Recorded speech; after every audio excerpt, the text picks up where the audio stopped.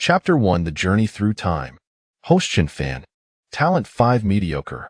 Lifespan 36. Martial arts Bull Demon Fist Noti initiated. Realm none. Shunfeng's Dathi attribute test displayed before him, a hint of Fex aspiration itched across his face. Omi heavens, how am I to survive Lakithis? A bitter pain coursed through Fan chart. Asada Metravler, hadn't habitat this world for over a month now. Initially, Hebeliev he was snared in a dream, yet after they had passed, he realized his dream bore an unsettling degree freely, and escape wasn't an option. Resigned, Shunfan had not choice but to accept this truth.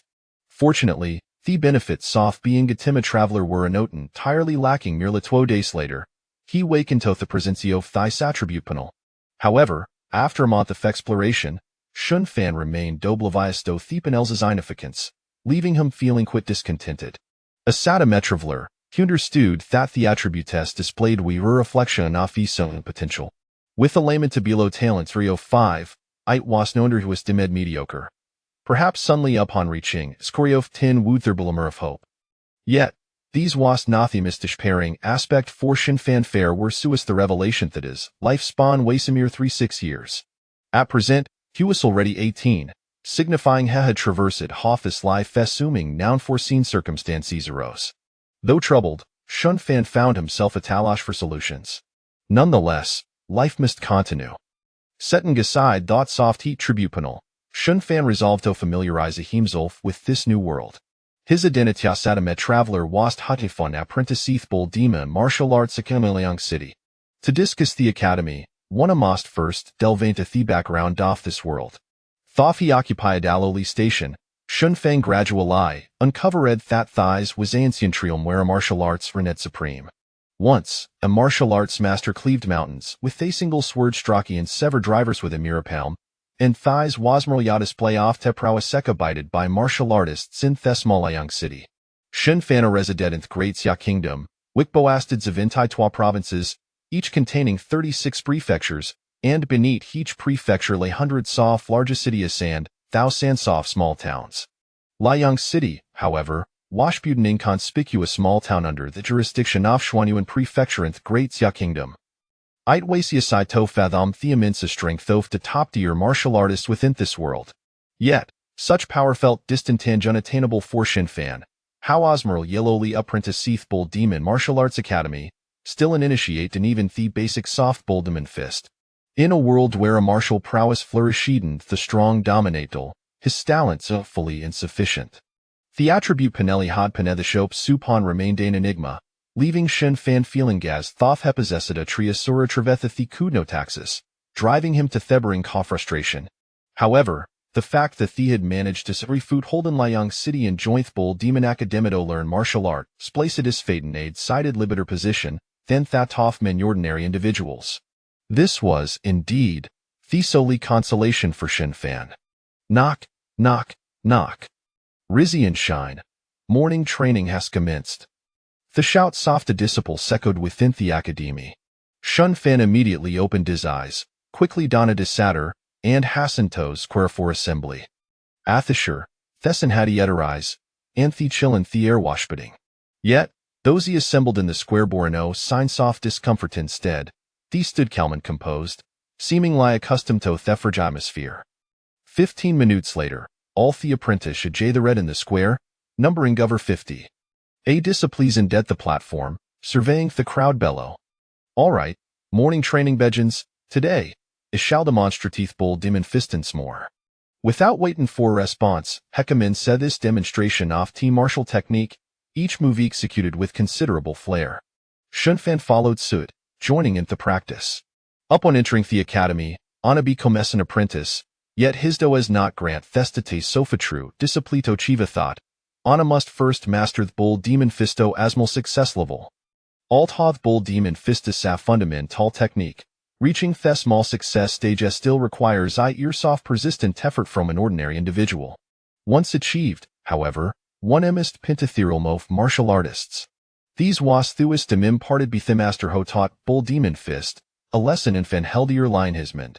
Despite having only crossed of a littly over month ago, it tapured the tis predecessor hadel really been diligent practicing Bull Demon Fist, And thus, Shun Fan felt the Virgio Fabre nigh through. A she executeth bull demon fist, a warmth surged through his body, and dis vitali ner guy flowed with unusual vigor. The discipliant the platform seemed tonatus Shun Fan's unusual energy. This ladap hirsto have benign the academy for over chefinally on the verjob mastering bull demon fist, with succulent, itisrather. Shaking hishid, the discipleterne the satintion to the apprentices. Shun Fan stalentways indeed beneath his notice. Yet, Shun Fan paid no heed to the opinion so foder she was entirely absorbed in the colorating, experiencio of martial practice, or other, their joy of an imminent brain eye through. Sensing the tease forts were about to bear fruit, Heffel Tajer Jov confidence a share repeateth the movement soft boldman fistement again. Finally, as Shun Fan continued his practice, his comprehension of bold demon fist deepened, and his execution became increasingly proficient. Upon completing Ganeth around doft bold demon fist, has suddenly felt peculiar force surging within him. Is this vital energy? Shun Fan rejoiced, realizing he had taken a significant step forward on the path to becoming a martial artist. In this realm, mortals cultivate martial arts to generate vital energy, which in turn strengthens the body vital energy thievery, foundation of martial arts here. Asha felt the gentle flow of vitali nerge nourishing iskin. Shun Fan experienced unprecedented sense of groundedness.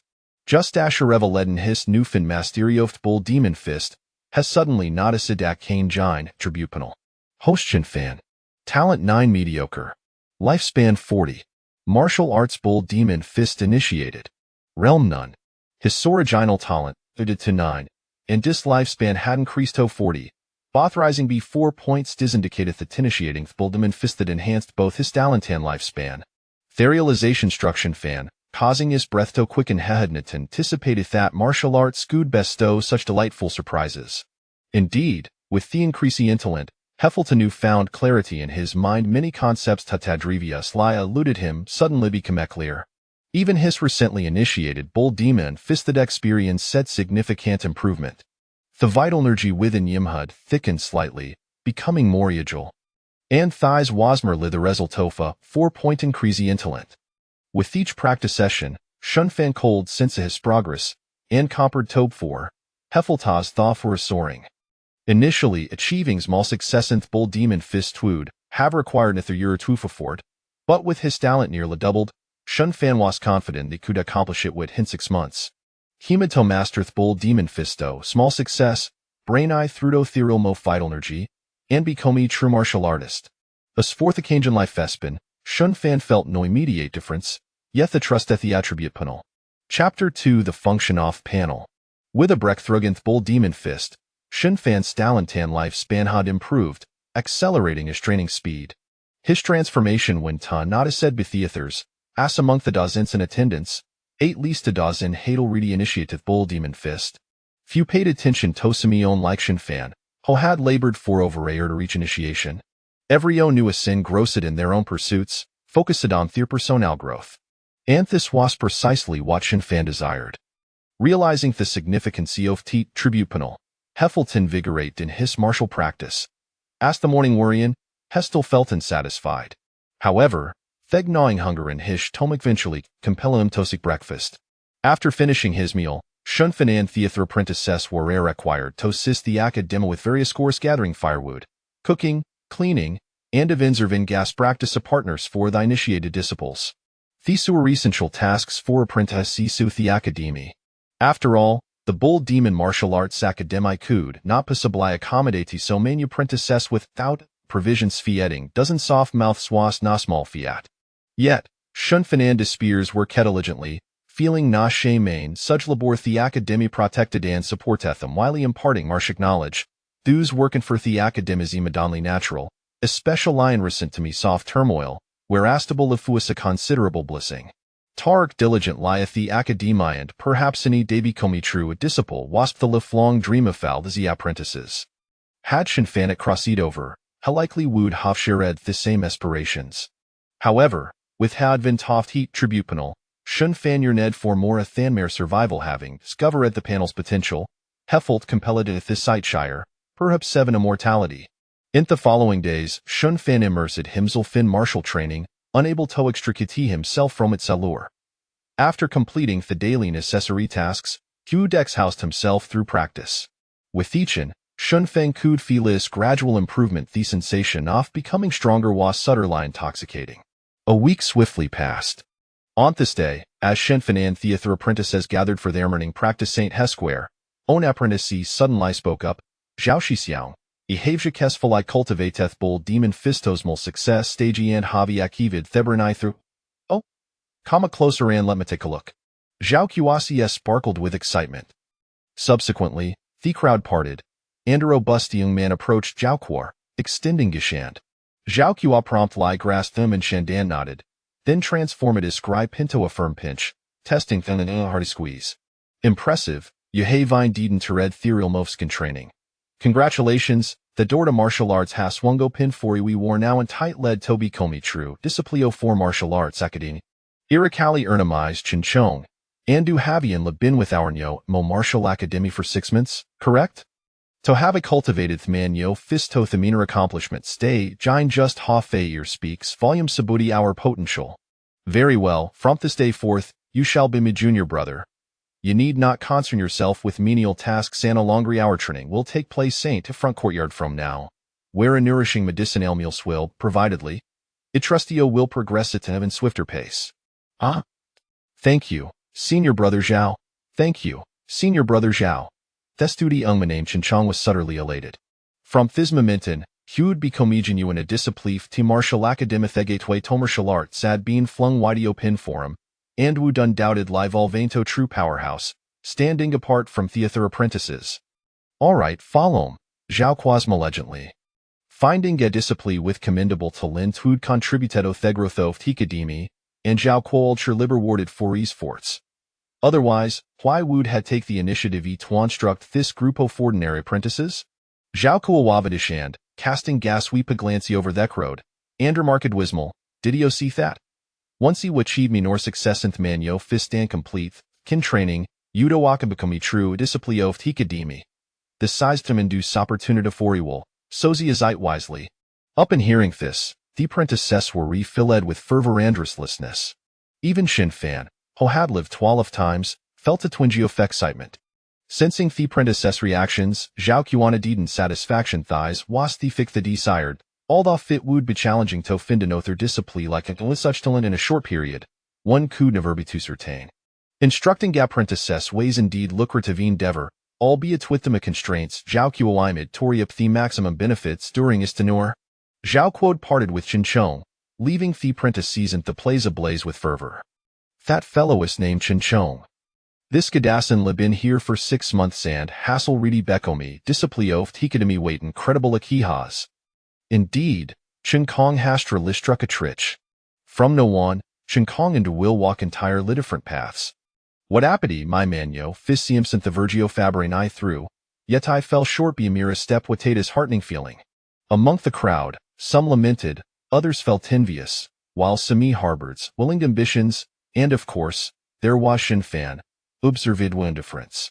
There was little to envy the opportunity is Sophather Sona forts were the most tangible, as the world turned, wep regressed the twas sufficient. To king a deep breath, Shun Fan immersed himself fonsamorint the practice of manyo fist. As Shin Fan trained, Heffel towards entry level for the manyo fist in his spanel beginning to flicker, indicating an increase in experience points. Shun Fan understood if his slongash persisted, fueled surly reapproards. The attribute panel not on displayed Shin Fan's, various metrics butyl so reflected de viri by tough progress he made. Greatly fueling his fighting spirit. Moreover, each significant advancement, such as a brain eye through in martial arts techniques, promised unimaginable enhancements. Talent and life spawn were in odiousul yog minted be ordinary me and sat. Least in infant's understanding, practitioner sath blood chi gray trelm could no text in their lifespans. Only by transcending blood chi gray trelm toby kamenate, could next their life by a century. The enhancement of phonus talent twice of inmer arduous, nearly impossible. Yet for Shin Fan, who possessed an attribute panel, these two aspects became significantly simpler as longashi improved his martial arts techniques, had could infinitely enhance both his lifespan and talent. Once his lifespan and talent were augmented, Shun Fan would master stronger technique a satin accelerated pace, continuing to improve and establishing a virtuosical. The further along he progressed, the pronounced this advantages would become persuasive. Thus, embarking on the path of martial arts, Shun Fan had the potential for longevity. While limitations would undoubtedly rise in he later stages, Shun Fan was already captivated by the else miraculous nature. Martial arts cultivation had become Shin Fan's greatest passion, as sit wash for theater apprentice as well. As time passed, Zhao Kuostanu rin teaching apprentices wasni arinjitsend, yet miraculously, in the days that followed, Tumari apprentices managed to cultivate Tethmanyo fist to minor accomplishment, their breaking through to become a true disciple soft Hikademi. Their emergence undoubtedly brought immense joy to Zhaokua, as their success would yield him even greater words. In the end, Zhao Ku oversaw the rise of 3 martial artists, who, without a doubt, became a Vioful apprentice present. Chapter 3. The new martial arts technique. With Zhao Ku's departure, new disciples from the Martial Arts Academy promptly filled the void left in the teaching position. Lu Zhan, an elite disciple of the Nyoamo Martial Arts Academy, had dedicated over a decade to his training and had reached the 3rd tier of the blood and chi realm, known as bone forging. The new instructor was none other than Lu Zhan. On yet another crisp morning, the disciples gathered early in the square, their gazes reverent as they looked up at the man in blue robes on the platform. Today, Lu Zhan donned a flowing blue robe, his countenance stern and unsmiling, projecting an aura of strictness. Standing atop the platform, Lu Zhan cast a sweeping glance over the assembly before stating coolly, "I am your new instructor, Lu Zhan. For the next year or so, I shall guide you in the ways of martial arts. Although you have mastered the introductory technique of our academy, the Man-Yo Fist, it is evident that your innate talent in this regard leaves much to be desired." His words ignited a wave of embarrassment among the disciples below. Some attempted to retort but found themselves at a loss for words.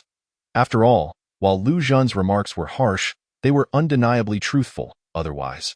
Many of them would have already ascended to the ranks of true disciples through the Man-Yo Fist. Lu Zhan's tone shifted as he continued, however, "Do not be disheartened. A lack of talent in the Man-Yo Fist does not preclude you from success. Our academy also offers a foundational technique known as Zhen Hijin. I believe you will find ample opportunity to join the ranks of our academy." Indeed, as soon as Lu Zhan's words fell, the disciples below stirred with excitement.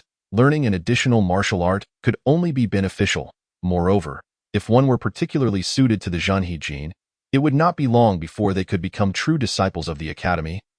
Rising above their peers, many began to daydream about their prospects, yet Lu Zhan's cold grunt cut through the chatter. That being said, do not underestimate the difficulty of Zhen Hijin. After all, achieving even a minor proficiency in it can propel one beyond the bone-forging stage and into the realm of true warriors. Lu Zhan's proclamation fell like a bucket of cold water over the eager crowd, awakening many to the harsh reality. Indeed, if they struggled to achieve even a minor proficiency in the Man-Yo Fist, what grounds did they have to expect to master Zhen Hijin any quicker? Nevertheless, Shun Fan remained undeterred. Instead, the light in his eyes grew ever brighter. A new martial art represented a new opportunity. Previously, his poor aptitude had resulted in over a year spent merely grasping the basics of the Man-Yo Fist. Now, however, he had fortified his foundation significantly. With his improved aptitude, he believed that if he could access Zhen Hijin, his attributes would surely yield delightful surprises. Hence, mastering this technique became paramount for him. The path of martial arts is fraught with challenges akin to scaling the heavens. The first realm, the blood and chi realm, has thwarted countless talented youths, Lu Zhan lamented. "Dare I ask, Brother Lu, what level have you attained?" A disciple inquired respectfully. Lu Zhan, not one to hide his achievements, proudly declared, "I, Lu, am but a humble practitioner of 10 years, having merely reached the bone-forging stage." Though feigning humility, a glimmer of pride was unmistakable in his demeanor. In the city of Liang, to attain the status of a bone-forging master at such a young age was indeed remarkable. After all, the academy's head, Nyo Nantian, was merely a practitioner of the internal organ stage. And the internal organ stage represented a formidable force even in a small city like Liang. The challenges of martial arts only intensified with each advancing stage. Yet Lu Zhan harbored confidence that he would ascend to the internal organ stage before his vitality waned. Joining the ranks of the illustrious, however, his self-deprecating remarks did not garner the intended effect. The disciples below, in their ignorance, pitied him, believing him to be lacking in skill, casting him glances of sympathy that drove Lu Zhan to the brink of frustration. Yet he maintained his composure and continued. The blood and qi realm is divided into 5 stages: skin training, muscle training, bone forging, blood consolidation, and finally, internal organs. Though there are but 5 stages, the disparities between them are as vast as the heavens and the earth. A skin training warrior is merely at the threshold of martial arts, with nascent blood and qi nourishing their skin. Their strength is but twice that of an ordinary person, with 200 to 300 pounds being commendable. Upon entering the muscle training stage, the transformation is profound. A peak muscle training warrior can muster a strength exceeding 1,000 pounds, possessing the might of an ox. Bone forging warriors, however, begin to touch the extraordinary. Their bodies like bronze and iron, impervious to blades, with a harmonious flow of strength that renders even numerous lower-tier warriors powerless against them. Your brother Lu stands firmly within this realm, Lu Zhan proclaimed with pride. Casting a sidelong glance at the disciples below, only to find their faces devoid of enthusiasm, which dampened his spirits considerably for the subsequent blood consolidation stage. It involves the refinement of blood into something extraordinary, leading to a dramatic surge in strength, allowing for external attacks with one's blood and qi, an unparalleled combat prowess. The internal organ stage, on the other hand, harmonizes blood and qi, nurturing the internal organs, thereby transforming the warrior into something beyond human, rendering mere thousands of ordinary soldiers insignificant in the presence of such a master. As he spoke of the internal organs stage, a flicker of desire shone in Lu Zhan's eyes. It was a dream coveted by countless martial artists. To reach the internal organs stage means achieving a perfect unity of inner and outer strength, resulting in an explosive increase in combat power and the ability to sustain one's peak for decades. Unlike the preceding stages, where failure to break through results in inevitable decline with age. Well then, that concludes today's introduction. Now, I shall demonstrate the intricacies of the Zhan He technique. Pay close attention. Noticing the lack of enthusiasm from the audience, Lu Zhan felt a twinge of disappointment. After completing his demonstration, he disregarded the audience's reactions and departed directly. It was only then that the disciples realized they may have inadvertently offended their new instructor. Shouldn't we have praised Brother Lu? One murmured.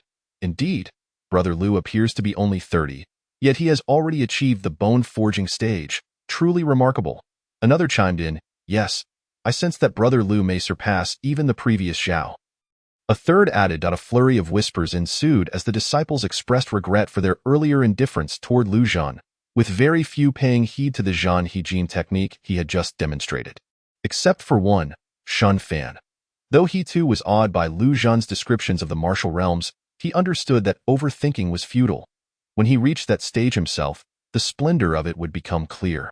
Thus, Shun Fan focused on the essence of Lu Zhan's demonstration, diligently committing the Zhan He technique to memory. Fortunately, Shun Fan was well prepared and, with his enhanced aptitude, memorized the routine of Zhan He after just one session. With further practice, he was certain he would swiftly grasp the technique. By the time morning practice concluded, Shun Fan was drenched in sweat, yet the sight of his attribute panel prompted a smile to spread across his face. Host, Shun Fan aptitude, 9, ordinary, lifespan, 40 martial arts, Manyo fist, entry, Zhan He not yet learned, realm.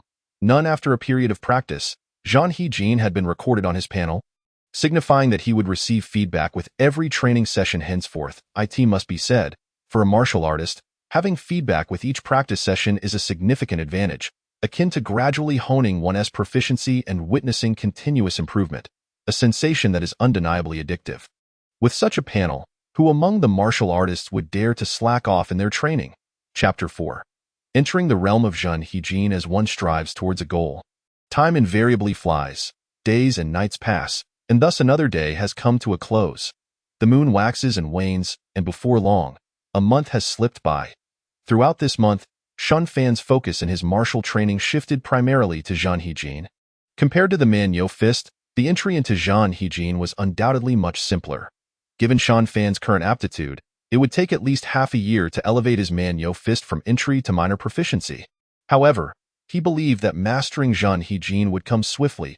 On this particular night, beneath a starry sky, the square lay deserted, save for Shun Fan, who tirelessly practiced Zhen Hijin. Over the past month, Shun Fan had reached a frenzied level of dedication. He devoted not only his days to training but also stole away 2 hours each evening from his dormitory to practice in a secluded corner of the square.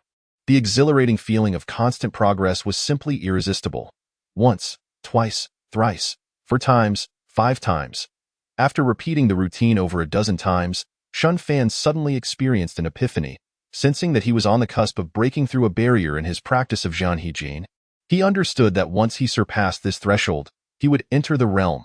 With this thought, Shun Fan's spirit surged anew, the essence of Zhen Hijin resonating within his mind as he deeply comprehended its core principles.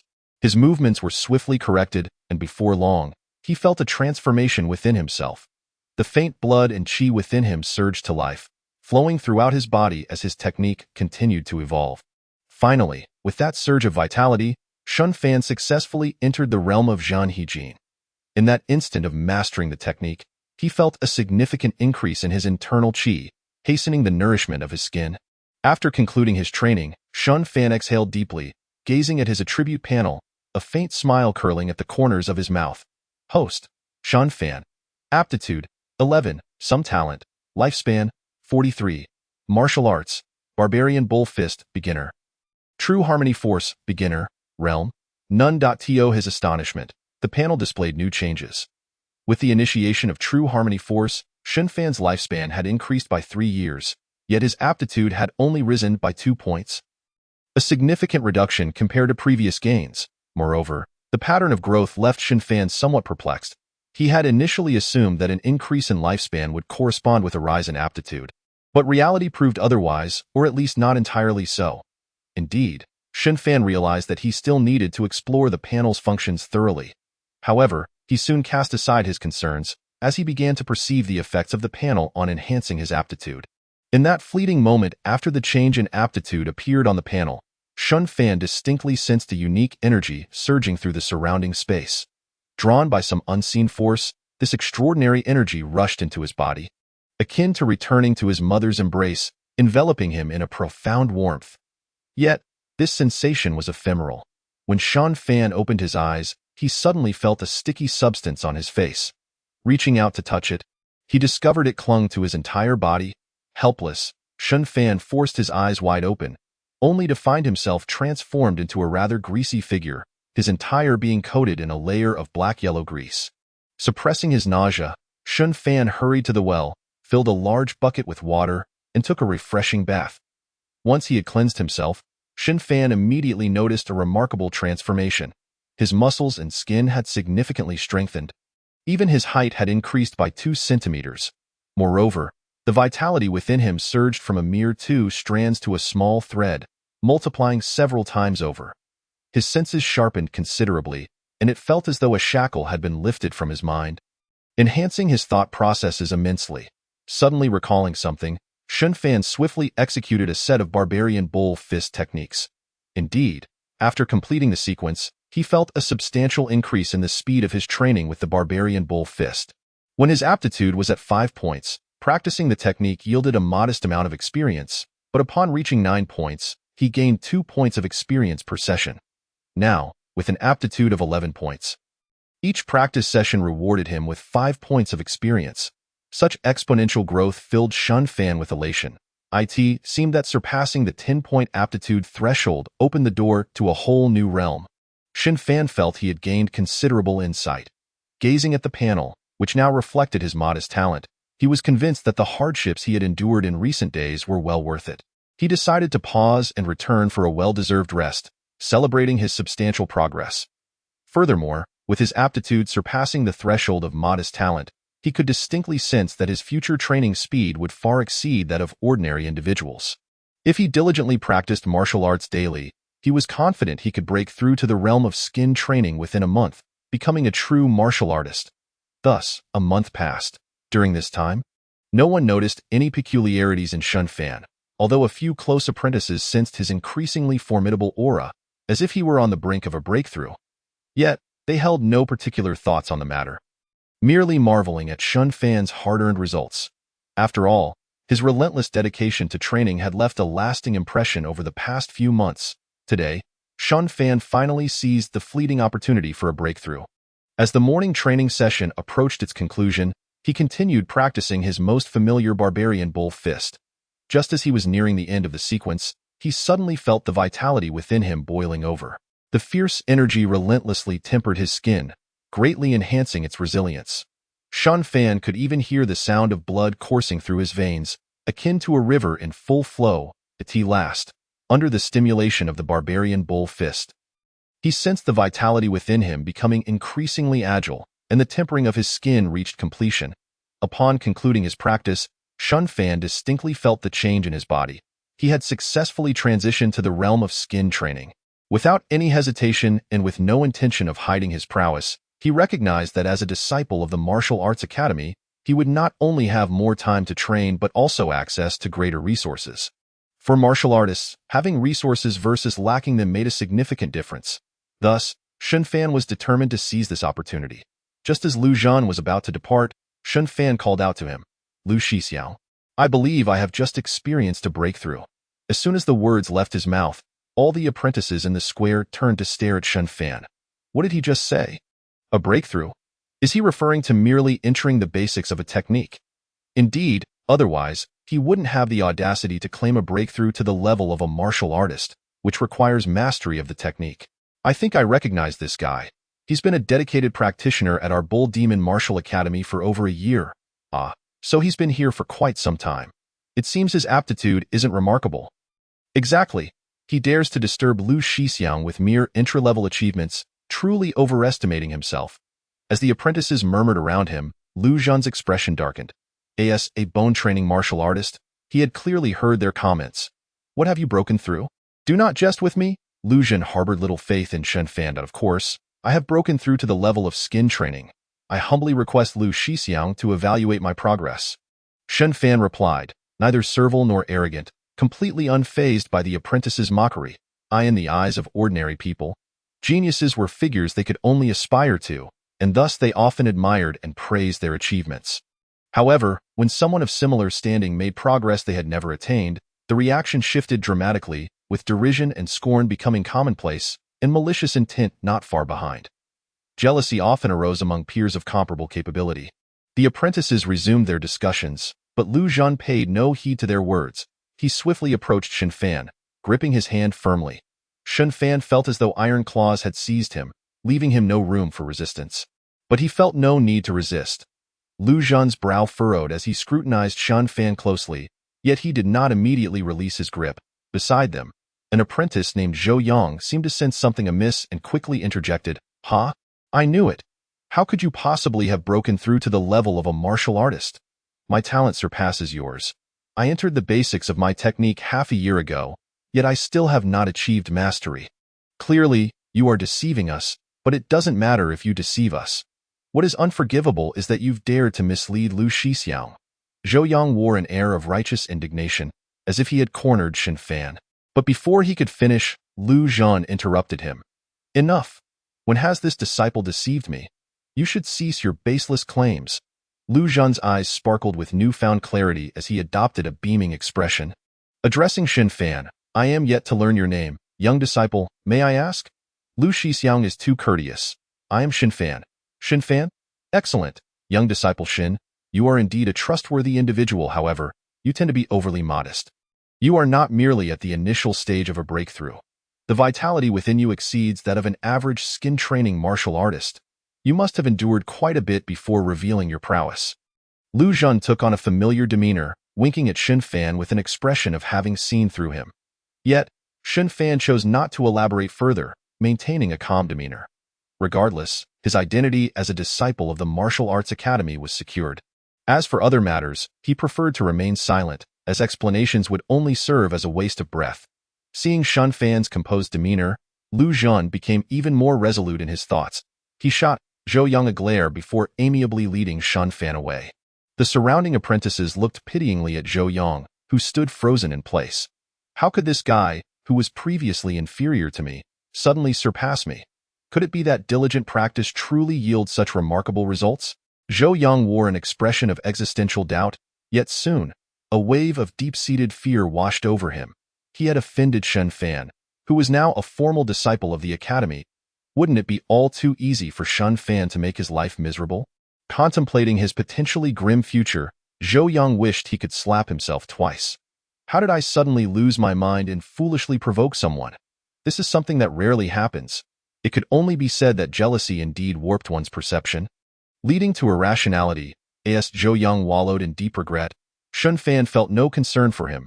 As for revenge, that was out of the question. Zhou Yang was merely an ordinary person he had surpassed. What reason did he have to harbor resentment? Was it necessary to eradicate someone simply for a minor grievance? There was no need. Better to invest that time in training and enhancing his own realm. After all, Shun Fan had set his sights on the lofty goal of immortality. Chapter 5. Treatment of Disciples. Lu Zhen pulled Shun Fan to the manager to register. Soon, after everything was completed, Shun Fan found a token in his hand, adorned with a vividly depicted image of a bull demon. Shin Shidi, this is your identity token. You must keep it safe. It will serve as your proof of being an official disciple of the martial arts school. All matters regarding medicinal meals and monetary allowances will rely on this token. Lu Zhen earnestly advised. He held a favorable view of Shun Fan, as the latter was a product of his tutelage, naturally bearing the mark of his lineage. Moreover, there were rewards from the martial arts school to consider. Rest assured, Lu Shixiang, I will be cautious, Shun Fan replied politely. With this identity token, you will be entitled to a nourishing medicinal meal every day, and you will also receive 2 taels of reward money each month. Of course, this is merely for newcomers like you who have just begun to practice the skin technique. As your abilities advance, the support from the martial arts school will increase accordingly. Medicinal meals are just the beginning. You may even have the opportunity to receive medicinal pills. You must understand that the efficacy of these pills far surpasses that of ordinary medicinal meals, and they are only a step away from becoming elixirs. Lu Zhen elaborated meticulously. These are essential aspects you must understand as an official disciple. Do not be overly ambitious. Martial arts ultimately depend on your own strength. Once you possess strength, everything you deserve will come to you. Conversely, if you forcibly obtain benefits that are beyond your reach, there will come a day when you cannot maintain them. At this point, Lu Zhen cast a deep glance at Shin Fan. Shin Fan nodded slightly. Ever since he learned that the world of martial arts was flourishing, he understood the necessity of persevering. After all, with the existence of an attribute panel, as long as he could endure, longevity would merely be a matter of time. Observing Shun Fan's obedient demeanor, Lu Zhen smiled with satisfaction. This little junior brother was indeed quite compliant. However, regarding his aptitude, there was still a slight gap. Having practiced the skin technique for over a year, it was likely that he would achieve at most the bone forging level before his vitality waned. Lu Zhen silently assessed Shin Fan, watching as the brilliance in his eyes gradually dimmed. All right, Shidi, I shall return now. Should you have any questions, feel free to seek me out. Lu Zhen waved his head and leisurely departed. Farewell, Shixiang. Shin Fan bowed respectfully from behind. When faced with someone more powerful, it is wise to exhibit humility.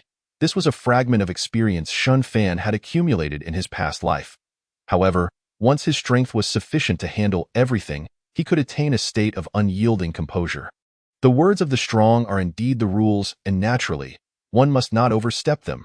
Gripping the token tightly, Shun Fan felt a semblance of reassurance. From this day forth, he could finally dedicate himself wholeheartedly to the martial arts. Previously, as an apprentice, the menial tasks had consumed far too much of his time and energy. On that very day, Shun Fan finally tasted the legendary medicinal meal. It was a bowl of brown medicinal liquid that exuded a strong bitterness. Upon first glance, Shun Fan's heart recoiled, yet recalling the benefits it would confer upon his martial arts, he steeled himself and gulped it down. After consuming the medicinal meal, a warmth enveloped his stomach, followed by a surge of heat coursing through his body. Shun Fan recognized that the medicinal meal was taking effect. Unwilling to waste any time, he immediately began practicing punches. Although he still had a considerable distance to cover before achieving mastery of the bull fist, he shifted his focus back to the true harmony force, as the cultivation of techniques at lower levels was comparatively easier to advance. Once he improved his technique, Shun Fan's aptitude and lifespan would also increase, thereby accelerating his training speed, making it simpler to reach higher realms. This formed a closed loop, a cycle that was most advantageous for Shun Fan. At that moment, having advanced the bull fist to a minor level. Shin Fan's attribute panel appeared as follows: Host. Shun Fan aptitude, 12, slightly talented, lifespan, 53 martial arts, bull fist, minor, true harmony force, beginner, realm. Skin training. The minor level of the bull fist had granted Shun Fan an additional 10 years of lifespan, and his aptitude had also increased slightly.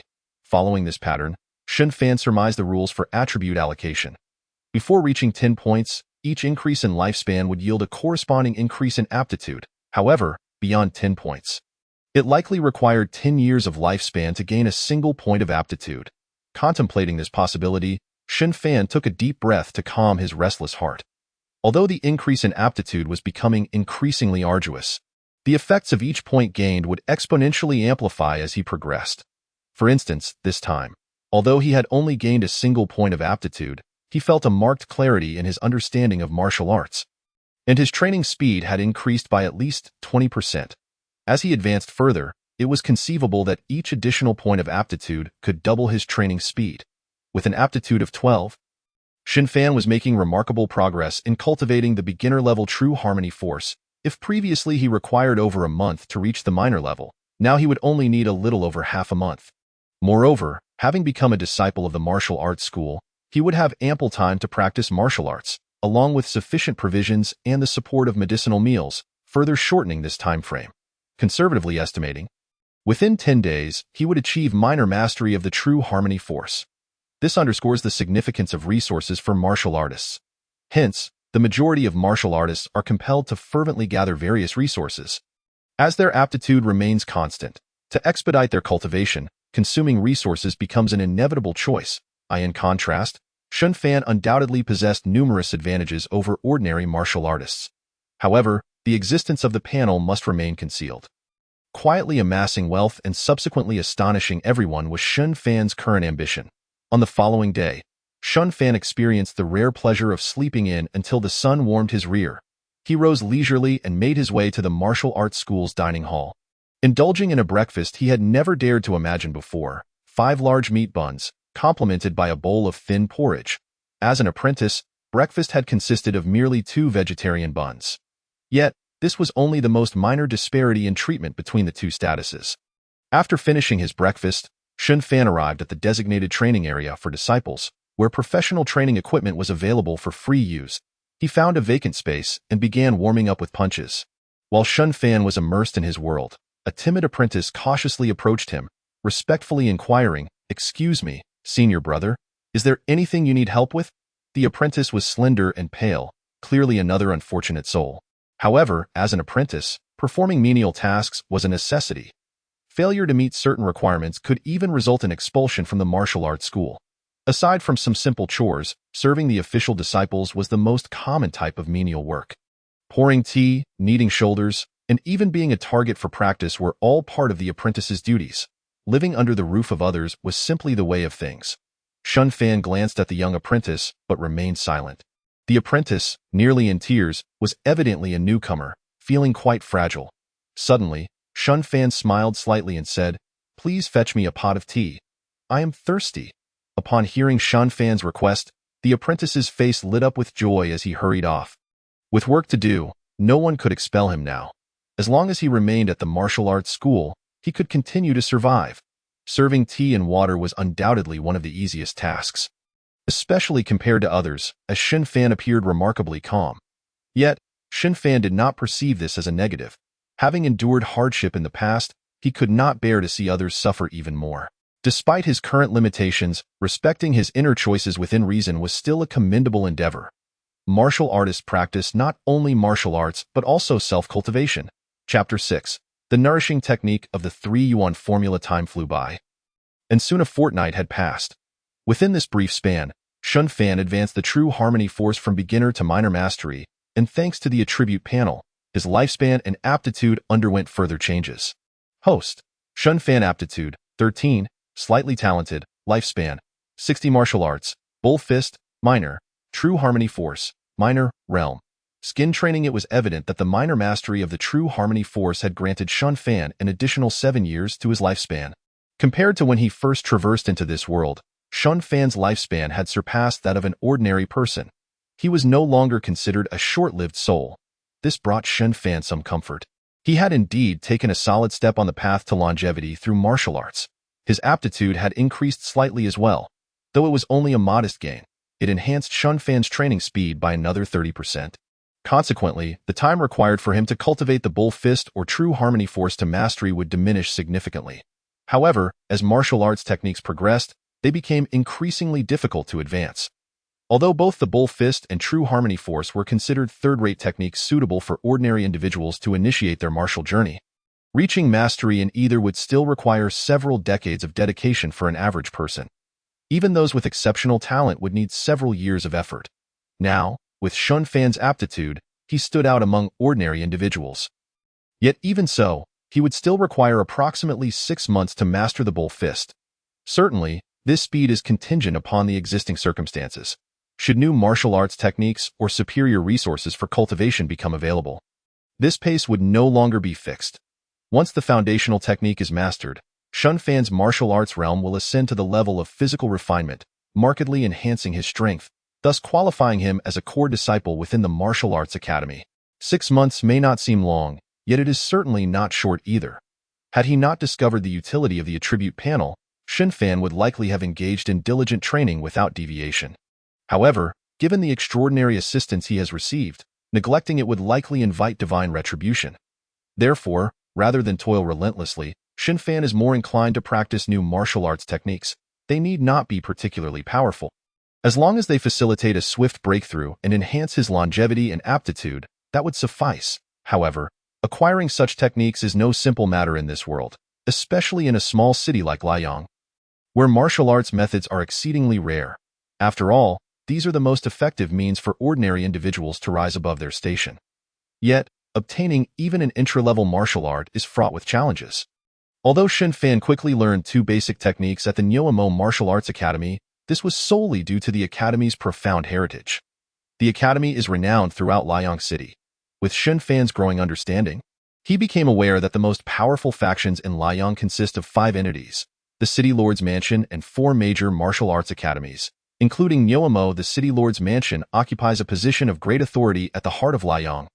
While the 4 academies are strategically located in each cardinal direction, each commanding its own territory. Within their domains, they wield absolute power. All businesses within these areas bear the influence of these 5 factions, which require annual tributes from the merchants in exchange for protection. Consequently, Liang City has developed a unique order. Regardless of its complexities and injustices, the hundreds of thousands of inhabitants live relatively peacefully. Thanks to the efforts of these 5 factions, which have grown increasingly powerful with the support of the common folk, the pathways for ordinary individuals to ascend through martial arts are tightly held by these influential figures. Even if remnants exist, they are unlikely to be easily exposed. Otherwise, one would surely face oppression and plunder. Thus, for Shun Fan to acquire new martial arts, the most effective approach would be to obtain them from the academy. But there is one prerequisite. He must possess wealth indeed. Disciples at the academy must spend considerable sums of money to learn more potent techniques. Basic entry-level martial arts typically cost around 10 taels of silver.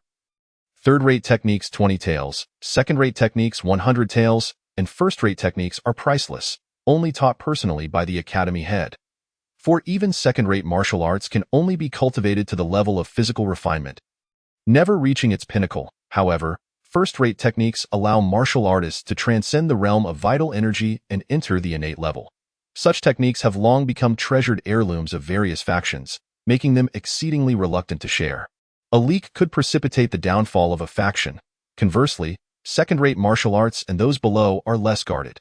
Even if someone were to learn them illicitly, they would not stand a chance against the leaders of factions practicing first-rate techniques, thus rendering the risk of exposure relatively negligible. It must be said that in this world, the intellectual property of martial arts techniques is exceptionally well protected, and the concept of knowledge as a paid commodity is deftly executed.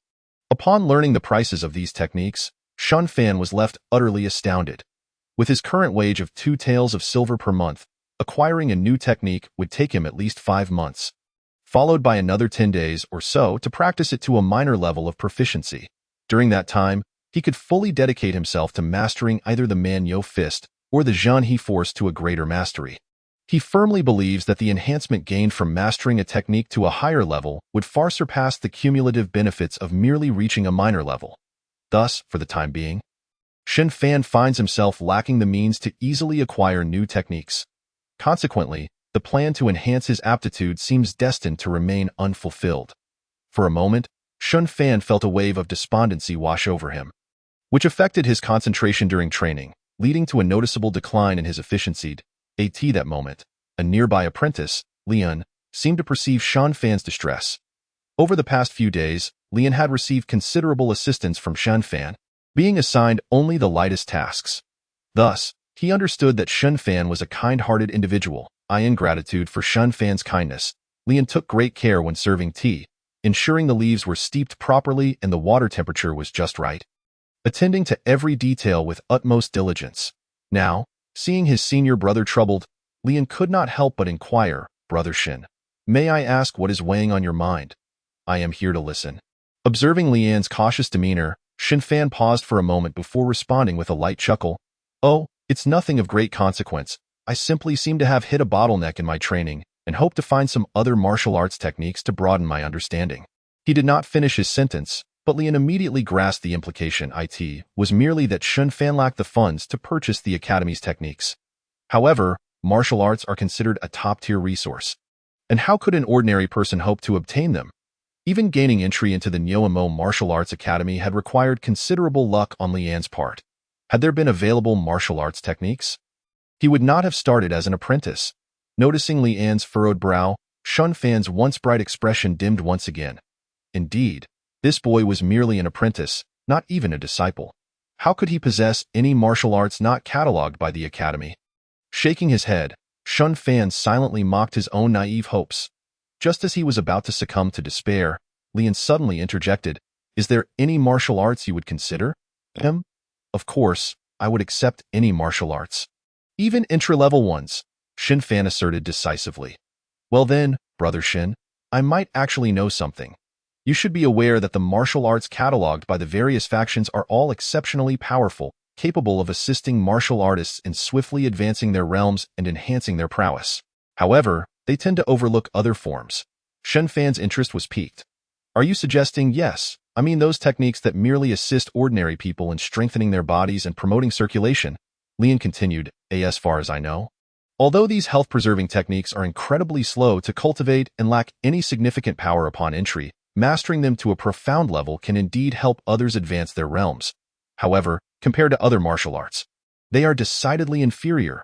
Relying on health-preserving techniques for breakthroughs will yield the lowest combat effectiveness within the same realm, and one could even be countered by those of a lower level. Thus, their slow training speed and weak breakthrough power render them unpopular, even despised by the majority. Brother Shen, I happen to know of a technique called the Sanyuan Ju, which is the most widely practiced health-preserving fist technique in Liang City. Would you be interested in learning it?" Leon timidly inquired, while Shen Fan felt a twinge of humiliation. After all, practitioners of health-preserving techniques have long been the subject of ridicule. Little did he know that Shen Fan was staring intently at him, saying, "Of course, I want to learn." Chapter 7. Contempt. Shen Fan's gaze sent a shiver down Leon's spine. It was reminiscent of a starving wolf spotting fresh meat, an expression that was quite unsettling. Ultimately, Shen Fan regained his composure and patted Leon on the shoulder, smiling broadly. "All right, junior brother, I shall rely on you now. Let your performance begin." Leon was momentarily perplexed by Shen Fan's words, but he soon understood the implied meaning. Thus, he began to demonstrate the Sanyuan Ju from memory, a technique even rural farmers could manage. Indeed, true to its nature as a health-preserving technique, it was characterized by a singular quality: slowness. Following Leon's deliberate motions, Shen Fan found himself caught in a slow-motion replay, only to realize he had made a mistake and needed to start anew.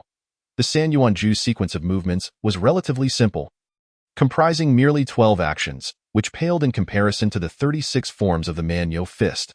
Nevertheless, it must be acknowledged that even as a health-preserving technique, it remained an entry-level martial art, capable of reaching the level of skin refinement at a minor stage and physical refinement at a major stage. However, this was merely theoretical. The reality was that in Liang City, no one had ever managed to enter the realm of martial arts through the Sanyuan Ju in over a century. Ordinary individuals practicing this technique require at least 10 years just to enter the foundational stage, and a minimum of 20 years to achieve a minor level of proficiency. This holds true only if they train diligently every day. Yet, the results obtained in such a time frame are the weakest form of skin refinement, rendering them only marginally superior to the average person. Such an investment of half a lifetime is truly of little practical value.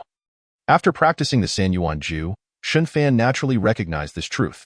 In comparison to the Manyo Fist, the Sanyuan Ju was indeed far slower to master. Given Shun Fan's current aptitude, it would take him at least a month to cultivate the Sanyuan Ju to a minor level. Do not underestimate the brevity of this time. It is due to Shun Fan's commendable aptitude and the foundational knowledge from the Manyo Fist and Jian He Force that he can progress so quickly. Otherwise, even with his talent, it would still require at least 2 months. Nevertheless, Shun Fan felt quite satisfied, and upon seeing the Sanyuan Ju recorded on his attribute panel, he nodded contentedly and smiled at Lian. Well then, I have learned it. I truly must thank you, junior brother. Shun Fan maintained a remarkably humble demeanor. Indeed, he had shown great favor towards Lian this time.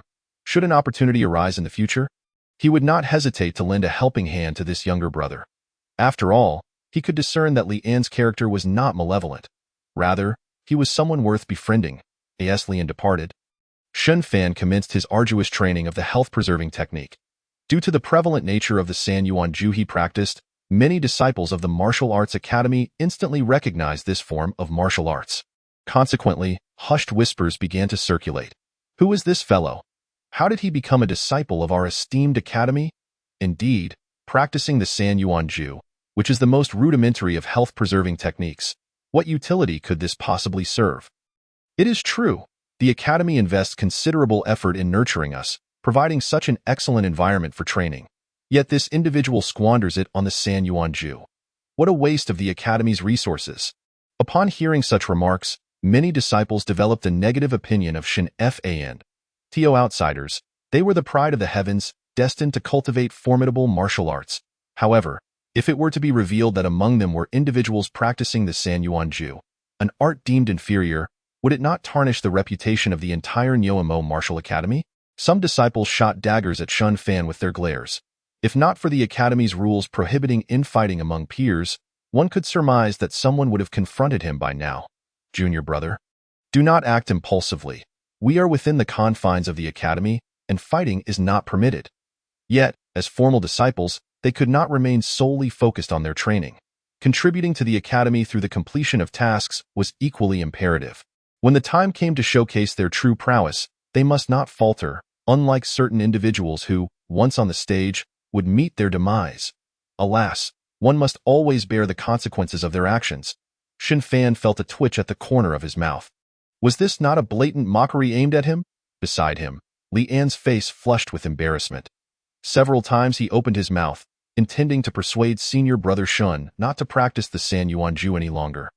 But upon observing Shun Fan's indifference to the opinions of others, he ultimately abandoned the idea. After the onlookers had finished their ridicule and noticed Shun Fan's unwavering demeanor, they quickly lost interest and dispersed. However, one individual remained, quietly observing Shun Fan as he diligently practiced. He shook his head, pondering. Isn't this fellow named Shun Fan? I never anticipated he would also become a formal disciple. What a pity he has chosen to practice such a health-preserving technique. Forsaking other superior martial arts? How foolish! This individual was none other than Chen Chong, who had ascended to formal disciple status in a mere 6 months. Despite his dissatisfaction with Shun Fan's choice, Chen Chong could not resist offering his counsel. Junior brother Shin, health-preserving techniques possess no future. Do not stray down the wrong path. With a sense of superiority, Chen Chong believed his own mastery surpassed that of Shun Fan, thus adopting a somewhat didactic tone. Yet, how could Shun Fan allow himself to be swayed by another? Initially intending to disregard Chen Chong, he suddenly found the voice somewhat familiar. Upon glancing up, he realized it belonged to the young prodigy. Chen Chong. Therefore, Shun Fan courteously replied, I am aware, senior brother Chen. There is no need for your concern. This response evidently indicated that he had not heeded Chen Chong's admonition, causing the latter to feel a surge of irritation. Since becoming a disciple, Chen Chong had made rapid advancements in martial arts, surpassing many of his senior brothers who had begun their training long before him. Within a year, he was confident he could reach the pinnacle of the body-refining stage and distinguish himself among the formal disciples. The brothers around him held him in high esteem, often accommodating him. Who would dare speak to him in such a manner? Yet today, Shun Fan had the audacity to respond with such an attitude. Truly, it was an affront. The more Chen Chong pondered, the angrier he became, but recalling the academy's regulations, he restrained himself, letting out a cold snort before departing. This display left Shun Fan bewildered, pondering whether this fellow had consumed something amiss. Have I offended him in some way? How could he harbor such strong discontent towards me? It is quite strange, Shun Fan muttered, but he dismissed it, for Chun Chong was merely a passerby in his life, and he had no desire to squander time on him. Had he known the source of Chen Chong's ire, he might have scoffed, likening it to applying a mask to the Pacific Ocean. How grandiose! If Shin Fan were aware that it would take Chen Chong an entire year to break through to the body refining stage, he would likely mock the young genius even more. For he was confident he could achieve mastery in his own martial techniques within half a year. Did this not imply that his own talent now surpassed that of the young prodigy Chun Chong by a considerable margin? Shin Fan did not dwell on such thoughts. He remained focused on practicing the San Yuan Ju. The opinions of others held no significance for him. Only the fruits of his own labor were genuine. Chapter 8. The marvelous applications of health-preserving techniques regardless of the shifting tides of the outside world. Shun Fan continued to pursue his own path, diligently honing the San Yuan Ju, an art scorned by many disciples of the academy. Although initially he felt a slight embarrassment under the scrutiny of the majority, over time, he grew accustomed to it, developing an unshakable resolve. As days swiftly passed, one evening, the setting sun painted the horizon a vivid crimson. With soft evening clouds resembling a curtain suspended in the sky in a secluded corner, Shun Fan faced the dawn, practicing the San Yuan Ju. His movements, though slow, exuded a unique essence. If one were to encapsulate it in a single term, it would be artistry. With each technique, a sense of effortless fluidity emerged, as if he embodied a master of martial arts, seamlessly blending with the surrounding environment. Health preservation nurtures not only the body but also the very essence of life. While the San Yuan Ju lacked formidable offensive techniques, its efficacy surpassed Shun Fan's expectations. The deeper he delved into its practice, the more he perceived the profound capabilities of this health-preserving art. In recent days, he had nearly achieved minor mastery of the San Yuan Ju, and the rapid progress was largely due to the surprises the entry-level technique afforded him, as a health-preserving method. The San Yuan Ju had remarkably extended Shun Fan's lifespan by 7 years upon reaching the entry level, almost equivalent to the enhancements gained from achieving minor mastery in arts like the Bull Demon Fist. Moreover, the increase in longevity further augmented Shun Fan's innate talent. Though not a complete addition, he could still sense the enhancement. Thus, Shun Fan dedicated himself to the San Yuan Ju as his primary practice. Until today, he suddenly felt as though he was on the brink of a minor breakthrough. Beneath the blood-red remnants of the setting sun, Shun Fan's thoughts became particularly tranquil, and his comprehension of the San Yuan Ju deepened, resulting in increasingly refined techniques. As he reached the pinnacle of his practice, a warm current surged from the soles of his feet, a manifestation of vital energy coursing throughout his body, invigorating his being. He had broken through. Shun Fan felt a rush of joy, yet his expression quickly shifted to one of uncertainty. He realized that this newfound vital energy contained a peculiar force, which, as it flowed, fortified his meridians. Certain damaged areas began to show signs of recovery. However, the miraculous energy, while healing the hidden injuries from his martial practice, also inflicted some discomfort. After all, these afflictions had accumulated over many years, and the surge of energy inevitably caused excruciating pain. Despite the pain, once it subsided, a profound sense of comfort enveloped him, leading Shun Fan to understand that this was indeed a positive transformation. Calming his mind, he activated the San Yuan Ju to hasten the flow of vital energy. After half an hour, Shun Fan suddenly halted, narrowing his eyes before forcefully expelling a mouthful of black blood. The splatter of dark blood was accompanied by a foul stench, a release of long-accumulated ailments now expelled from his body. The results were remarkable. After eliminating these afflictions, Shun Fan felt invigorated, his vision clearer and his body unshackled, becoming lighter and more agile. With the breakthrough in his techniques, Shun Fan sensed a slight enhancement in his innate talent, though the extent of improvement remained unclear. Furthermore, the application of his techniques became considerably more effortless. This signified that Shun Fan could unleash greater combat prowess. Host. Shun Fan innate talent, 15, moderate talent, lifespan, 80 Martial Arts, Bull Demon Fist, Minor Mastery, True Harmony Force, Minor Mastery, Sanyuan Ju, Minor Mastery, Realm, Pinnacle of Body Refining. Upon accessing his attributes panel, Shun Fan nodded in satisfaction. His innate talent had increased by 2 points, significantly accelerating his cultivation speed. While his lifespan had extended to a remarkable 80 years, nearly the limit for mortals, in all his time since crossing over, Shun Fan had yet to encounter anyone who had lived beyond 80 years. Even those high-level martial artists, such as those at the blood condensation or body refining stages, typically only boasted lifespans of around 60 to 70 years. They were hardly different from ordinary people. However, today, Shun Fan had at least surpassed them in terms of longevity. This was all thanks to the minor mastery of the Sanyuan Ju. He could not help but marvel at the effectiveness of health-preserving techniques. The intra-level practice had already added 7 years to his lifespan, while minor mastery had granted an additional 13 years. One should not underestimate these increments, for it was evident that the increase in lifespan would taper off significantly in the later stages. Nevertheless, the minor mastery of the Sanyuan Ju had still afforded Shun Fan such substantial gains, almost equivalent to the enhancements granted by achieving major mastery in other entry-level martial arts.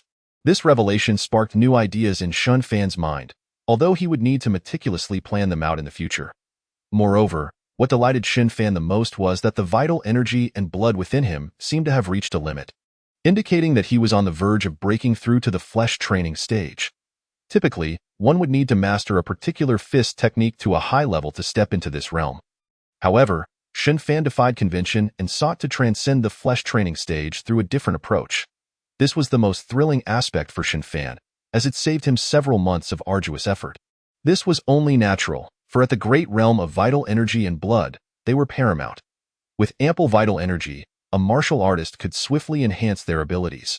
Having already cultivated 3 entry-level martial arts to a minor success, Shun Fan's own vital energy was sufficiently robust to break through to the next level, making this breakthrough entirely plausible. Furthermore, if he could elevate these 3 entry-level martial arts to a grand mastery, it might even allow him to surpass the limits of his techniques, propelling him into the bone-tempering stage. Yet, all of this remained speculative, albeit it filled Shun Fan with exhilaration, in the ensuing days. Having familiarized himself with his vital energy, he should be able to nourish his flesh with it, seamlessly entering the flesh training realm. A glimmer of brilliance flashed in Shun Fan's eyes as a smile danced at the corners of his mouth. Indeed, just 2 days later, he successfully broke through to the flesh training stage.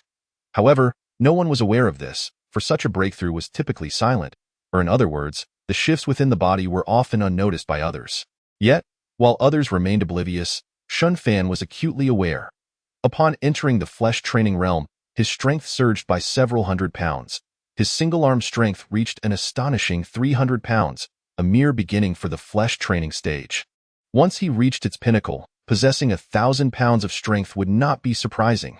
Clenching his fist, Shun Fan felt an explosive surge of power.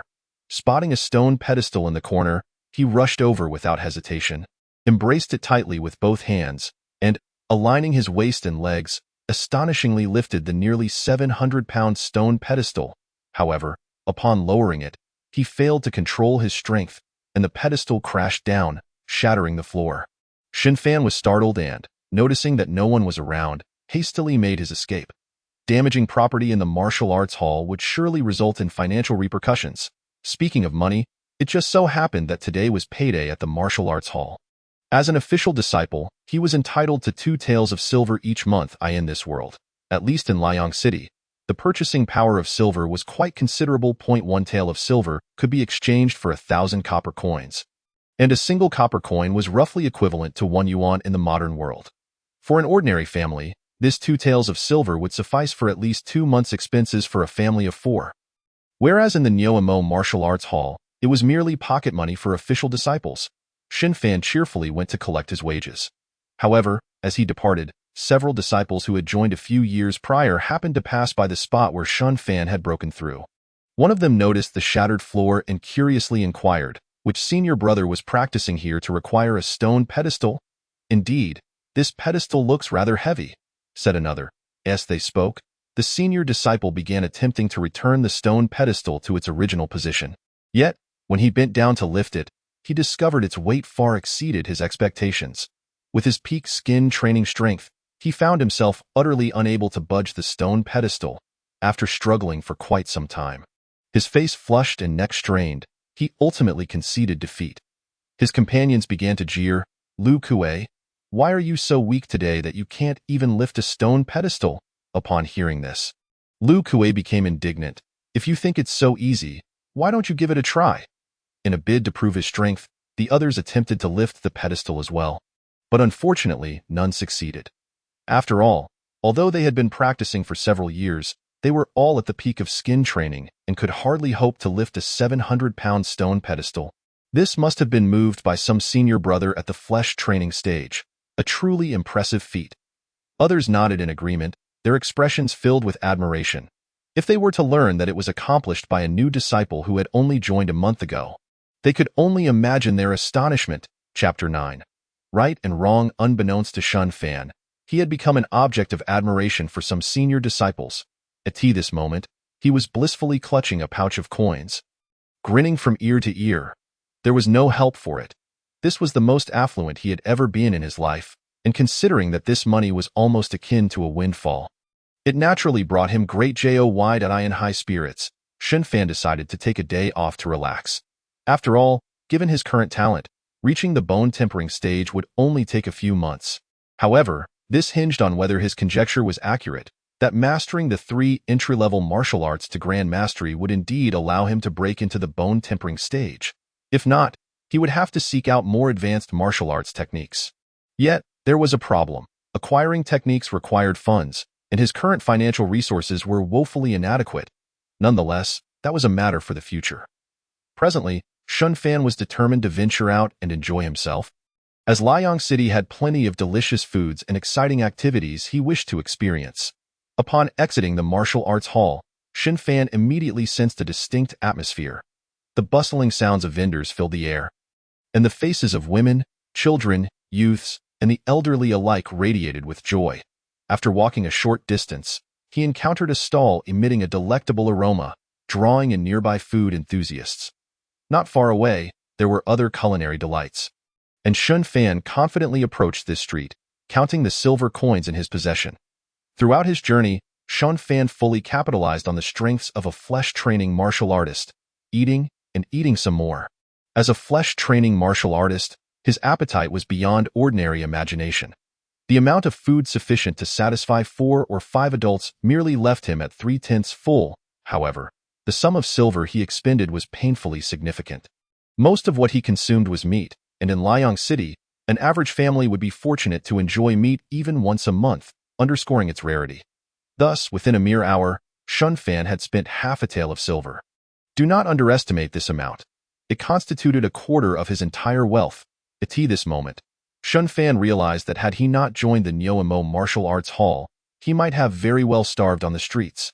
Becoming a martial artist, while granting him immense power, also necessitated substantial financial backing. Individuals like him, who only received allowances from the martial arts hall, would likely never be able to access higher-tier martial arts resources. Yet, Shun Fan was resigned to this fact. His current strength could only be described as average. While he was certainly stronger than an ordinary person, he was still far from the truly formidable martial artists. Thus, Shun Fan harbored no illicit thoughts, focusing instead on biding his time until he could emerge as a true powerhouse. After indulging in a plethora of culinary delights, Shun Fan resolved to stop while he was ahead. As his funds were indeed limited, with no further appetite, Shun Fan meandered through the streets. It must be said that Liang City truly deserved its reputation as the only city within a 500-mile radius. Boasting a population in the tens of thousands, the level of vibrancy was extraordinary. In addition to a dazzling array of food, various performances captivated the crowds: opera singers, storytellers, jugglers, and magicians. The diversity of entertainment was such that Shun Fan nearly forgot he resided in a world where martial arts reigned supreme. This also attested to the fact that the 5 major factions managed Liang City exceptionally well. The populace lived in peace and contentment. Although some injustices occurred, the overall situation was commendable. Achieving such success under challenging circumstances spoke volumes about the wisdom of the top martial artists in Liang City. This realization instilled a sense of pressure in Shun Fan. Martial artists were not mere brutes, and dealing with them was no simple task. Fortunately, Xin Fan understood that he need not become an adversary to the majority. He could simply focus on cultivating his own longevity martial arts. Once again, he felt grateful for his advantageous circumstances. Without them, he would surely face dire straits. Thus, Xin Fan continued to stroll leisurely, occasionally purchasing small trinkets. As their affordability meant, he never haggled over prices. However, this very behavior led to him attracting the attention of some unsavory individuals. As evening approached, Xin Fan decided to return to the martial arts hall for some rest. Strolling along the streets, watching the dwindling number of passers-by, he felt an overwhelming sense of contentment. Yet, as he ventured into a relatively secluded alley, an unsettling feeling washed over him. "Who goes there?" "Step forward." A booming voice caused Xin Fan's nerves to tighten. Indeed, as the footsteps drew nearer, two burly men emerged before and behind him, effectively blocking all his escape routes. "May I inquire what matters you have?" Xin Fan feigned calmness. However, the individuals opposite him remained silent, their gazes fixed hungrily on the pouch of coins at Xin Fan's waist, their intentions glaringly obvious. Letting out a sigh of relief, Xin Fan promptly tossed the pouch of coins to the man blocking his path. Clasping his fists together as he said, "This is a small token from me. I kindly ask you, esteemed brothers, to accept it."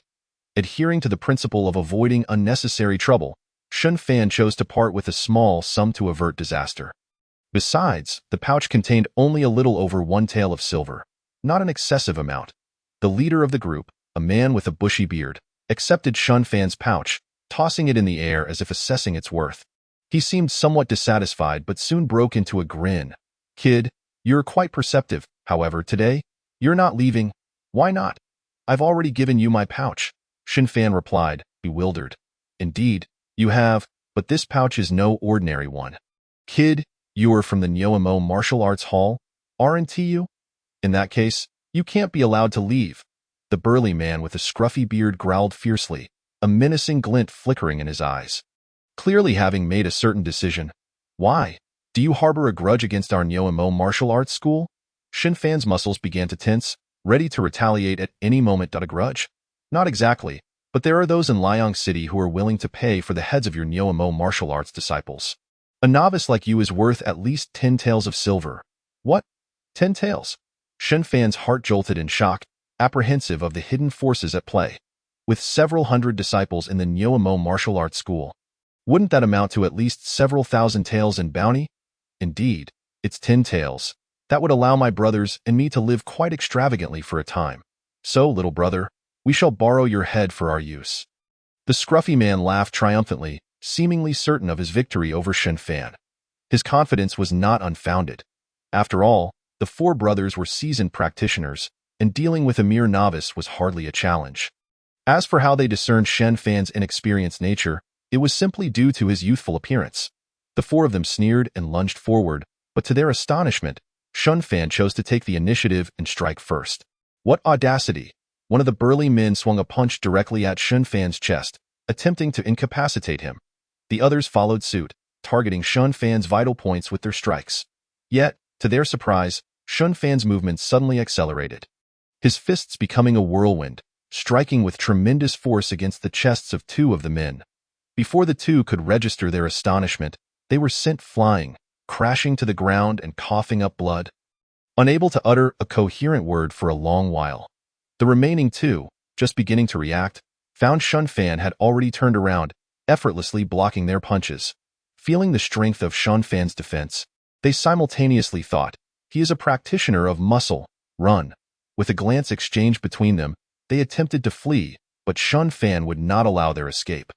Practitioners of muscle not only cultivated strength but also explosive power.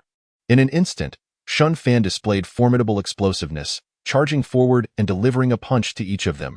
Before long, four figures lay on the ground, continuously spitting blood. Without hesitation, Xin Fan swiftly snapped their necks and quickly rummaged through their pockets for any valuables before departing.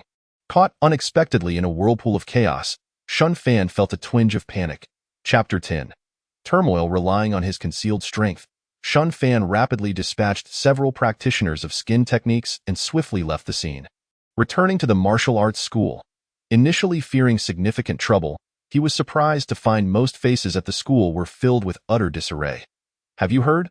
Master Li Kaiyang was ambushed and brutally murdered in the street today. What? How could that be? Master Li is a renowned practitioner of internal techniques in our school. How could he be killed? Humph, a martial artist can die just as easily as anyone else. What is so strange about that? Only other practitioners of internal techniques or those of even higher caliber could slay him, which means the enemy lurking in the shadows is formidable indeed. I also heard that not only Master Li Kaiyang but other members of the school, even some ordinary disciples, have been ambushed by numerous assailants. Indeed, my senior brother Zhao was killed right before my eyes. If I hadn't fled quickly, I would have met the same fate, a disciple at the skin level recounted. Still trembling with fear, however, he did not anticipate the strange looks cast upon him by those around him. Although abandoning comrades did not technically violate the school's rules, it was met with disdain, quickly turning this disciple into an object of scorn, prompting many to decide to teach this ungrateful fellow a lesson. Shun Fan quietly slipped away from the crowd, having gathered the information he sought, and his previously anxious heart finally settled. It seemed that the incident involving the deaths of those few men would not bring him trouble, as others in the school had also faced attacks, indicating that there were likely casualties, and he was merely a fortunate survivor who had escaped by chance. Yet caution remained paramount. Who knew when he might be struck down? It appeared he would need to be more prudent in the future. Shun Fan silently admonished himself. Indeed, after a day of turmoil, the Nyoamo martial arts school finally tallied the casualties. In this upheaval, dozens of ordinary disciples had perished, including prominent figures such as Master Li Kaiyang and Deputy Master Zhang Wu. With so many lives lost, the strength of the Nyoamo martial arts school had diminished by at least 1/10. Although it stood as one of the dominant forces in Liang City, practitioners of internal techniques were undoubtedly the high echelon. The entire school boasted fewer than 20 strong practitioners, who were the absolute guarantee of the school's longevity. Yet today, such pillars of strength had been lost in a single blow, and claiming it did not pain them would be a lie. Thus, to exact vengeance and instill fear in the nefarious forces lurking in the shadows, the elite of the Nyoamo martial arts school set out en masse under the leadership of Director Zhang Longyun, sweeping through Liang City and apprehending all suspicious martial artists. During this period, not a single word was uttered by the other dominant forces. In truth, this was because among those apprehended by the Nyoamo martial arts school, none belonged to other major powers. They were merely small-time practitioners from various lowly backgrounds, hardly worthy of note. It could be said that while Zhang Longyun was furious, he maintained a level of rationality. However, despite this grand display of force, the results were not as fruitful as hoped, for those they captured were merely small fry at the skin and muscle levels, and the true powerful enemy remained elusive. At the very least, the martial artist responsible for the deaths of Master Li and the deputy master had not been found. Upon returning to the school, a middle-aged man clad in luxurious garments and wearing a displeased expression sat in the main hall. Despite his opulent attire, it could not disguise his explosive muscles and astounding strength. This man was Zhang Longyun, the current head of the Nyoamo martial arts school, a peak practitioner of internal techniques. Undoubtedly one of the most powerful individuals in Liang City. Before him gathered the school's senior officials, each a strong practitioner of internal techniques, exuding an overwhelming aura of vitality. Yet at this moment, these individuals were far from cheerful, as they mourned their fallen comrades, unable to locate the perpetrator. As martial artists, they could hardly bear such humiliation.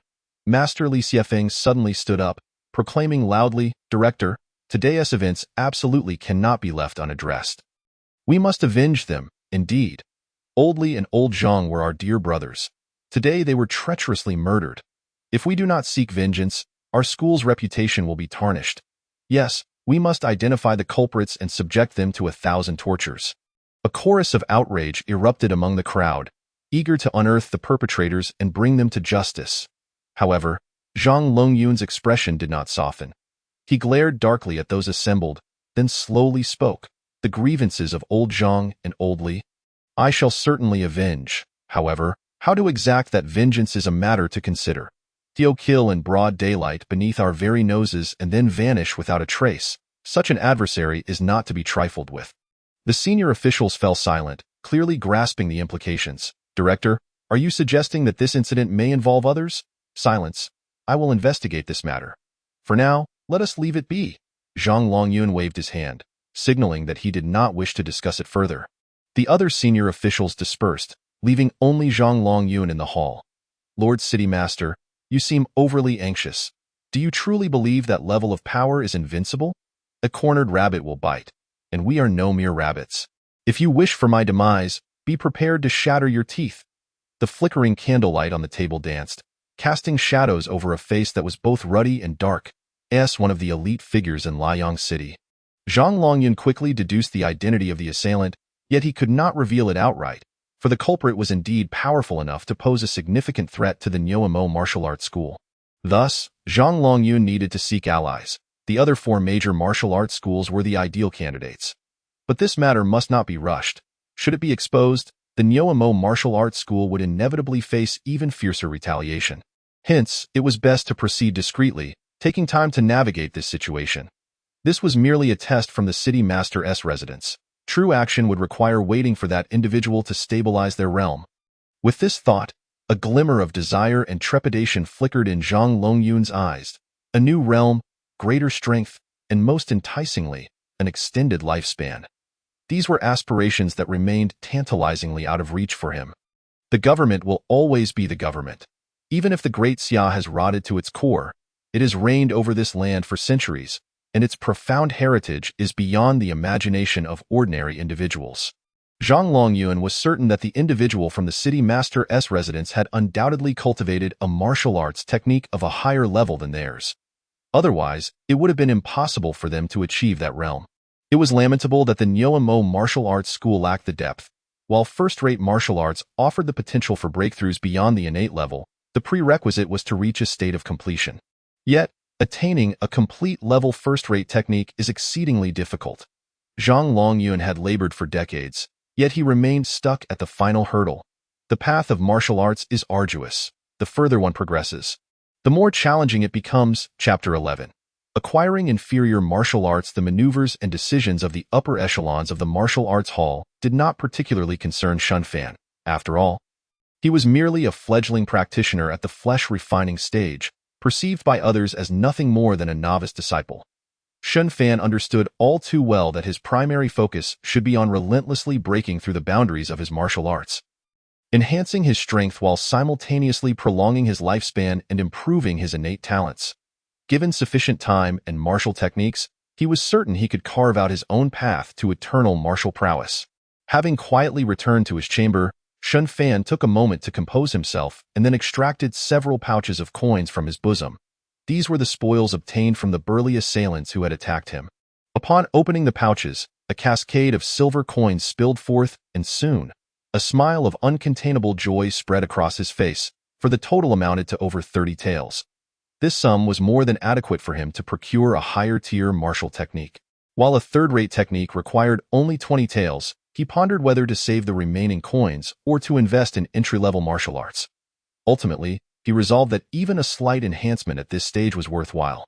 Saving money served little purpose compared to acquiring martial knowledge. With that determination, Shunfan swiftly cast aside his hesitations. In this world, power was paramount. Without it, one could hardly safeguard their own life. Had it not been for his flesh-refining prowess, he might very well have perished today, and no matter how impressive his attribute panel, it could not directly bolster his strength, nor could it resurrect him. Thus, to prepare for unforeseen circumstances, Shunfan vowed to cultivate with greater diligence. He had indeed been somewhat complacent during this period. Having made up his mind, Shunfan soon drifted into slumber. The following morning, instead of immediately purchasing martial arts, Shunfan opted to train first, focusing on the Bull Demon Fist, True Harmony technique, and the Three Elements formula. These were the disciplines he wished to advance. Despite possessing innate talents far beyond that of an average person, he knew that without arduous effort, breakthroughs were impossible. Ultimately, martial arts required one to forge their path step by step. It was only after exhausting himself that Shunfan ceased his practice. However, instead of resting, he made his way toward the scripture repository. The Bull Demon Martial Hall, renowned as the dominant power in Liang City, boasted a formidable foundation, having accumulated a vast array of martial techniques over the decades. From entry-level to second-rate techniques, numerous options were available for trade within the hall. As Shun Fan wandered between the shelves, he was completely captivated by the martial arts manuals displayed before him. Within this repository, there existed hundreds of martial techniques, over 200 entry-level martial arts, dozens of third-rate techniques, and 7 or 8 second-rate techniques.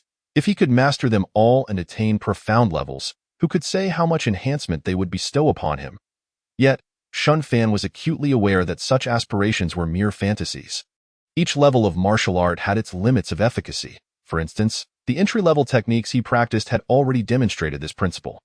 The more techniques of the same level he trained in, the less significant the enhancement. Eventually, it could reach a point of complete ineffectiveness. Therefore, to maximize the potential of his attribute panel, the most prudent course of action for Shun Fan was to continually acquire higher-level martial arts, ensuring that his progress would never stagnate. Presently, he sought to find a third-rate martial technique. Among the techniques, entry-level martial arts could lead to flesh refining upon achieving great mastery, while third-rate martial arts could attain bone tempering.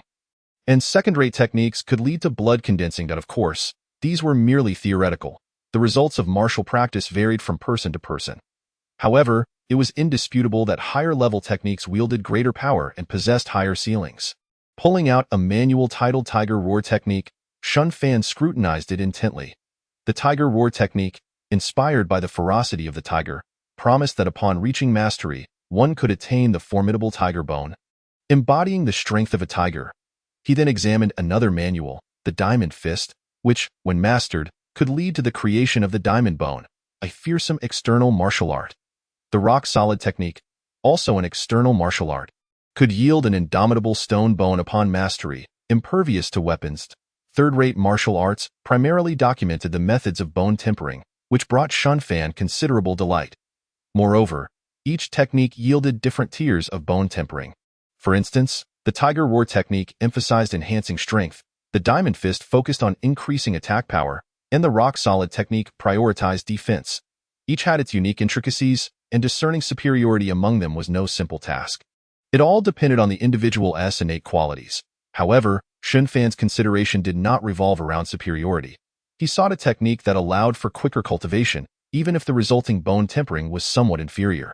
From the outset, he never intended to limit himself to a single third-rate martial art, by leveraging third-rate techniques to enhance his innate qualities and lifespan. He could subsequently amplify his cultivation speed, thus accelerating his progression to the next level. This cycle of continuous advancement led Shun Fan to contemplate practicing multiple forms of bone tempering, wondering if this would render his bone tempering unique.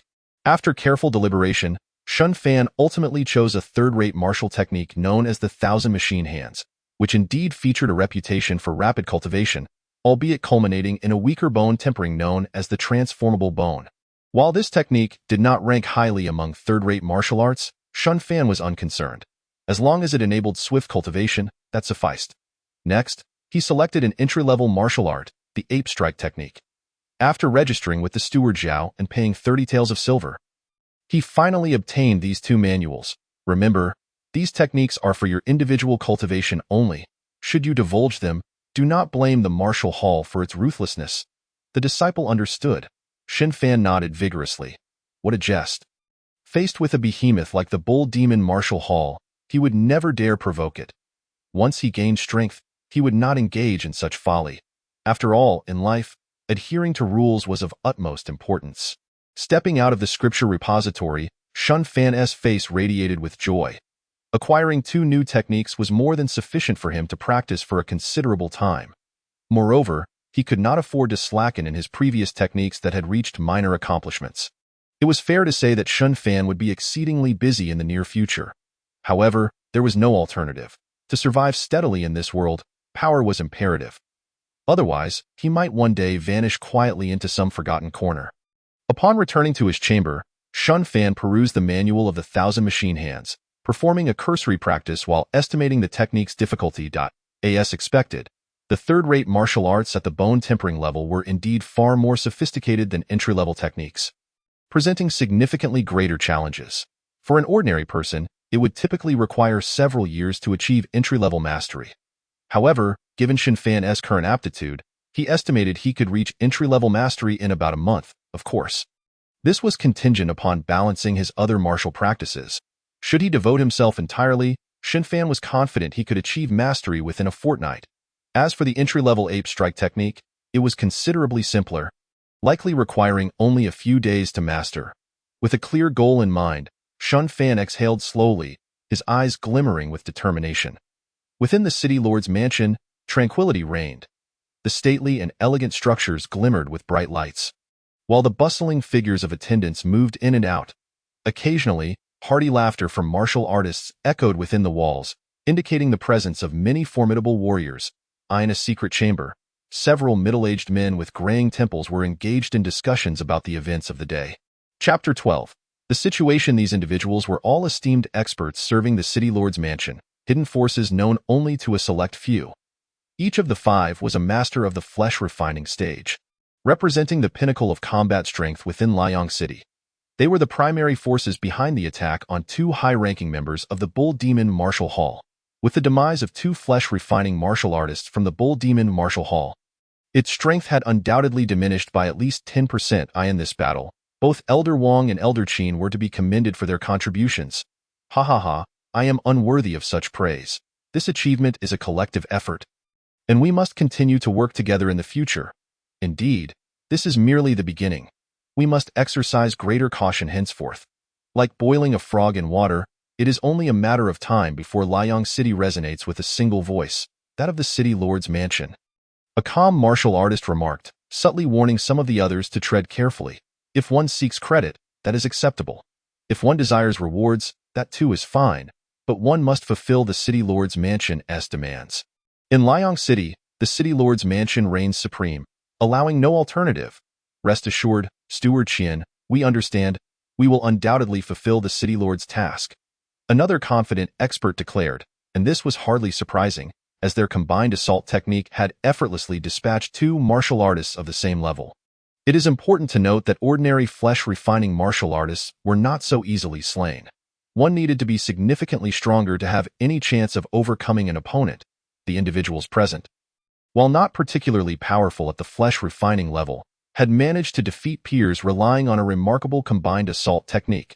In this world where martial arts reign supreme, many similar techniques exist, but none are as renowned as the military formation. A military formation is a supersized combined assault technique, capable of uniting thousands of martial artists to unleash powers far beyond ordinary imagination. The martial practitioners united under the banner of their military formation, capable of even challenging innate experts.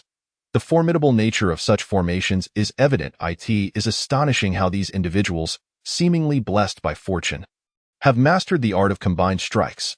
This is undoubtedly the reason why the lord of the city has expended considerable resources to recruit them. The representative of the city lord's mansion, Qian, the steward, is well versed in the intricacies of human relationships. Upon hearing the assurances from the group, his expression softened considerably. Rest assured, the city lord's mansion is not devoid of compassion, as long as you assist us in reclaiming our former power. Your reward shall be plentiful. At the very least, you may select from first-rate martial arts. Upon hearing this, the other individuals became visibly more agitated. First-rate martial arts are powerful techniques that could lead directly to innate mastery, far surpassing the second-rate arts they currently practiced. The allure of advancing to a higher realm was undeniably tempting, especially for these martial artists who had been constrained by their techniques for many years. Among the martial practitioners present, most were already over 50 years old. If they could acquire a first-rate technique, they might even glimpse a higher realm. Achieving a breakthrough to the innate level would guarantee them an extended lifespan of at least a century. Longevity, or even immortality, is the ultimate aspiration of countless martial artists. Even knowing that Qian was merely painting a grand picture, they could not resist the temptation. Do not worry. We shall undoubtedly serve the city lord until our last breath. Qian observed their earnest expressions, feigning deep emotion, while internally scoffing. Poor fools, do they truly believe that a mere combined strike technique can render them invincible at the level of training? Such delusions are laughable. When faced with a peak practitioner, they would merely be cannon fodder.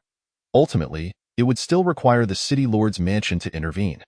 The lord has already ascended to that level, and once firmly established, all four major martial arts schools would be nothing more than insignificant entities.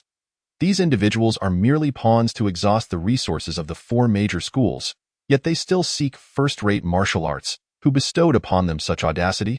Qian's thoughts remained concealed, as these individuals were completely engrossed in the magnificent vision he had painted for them.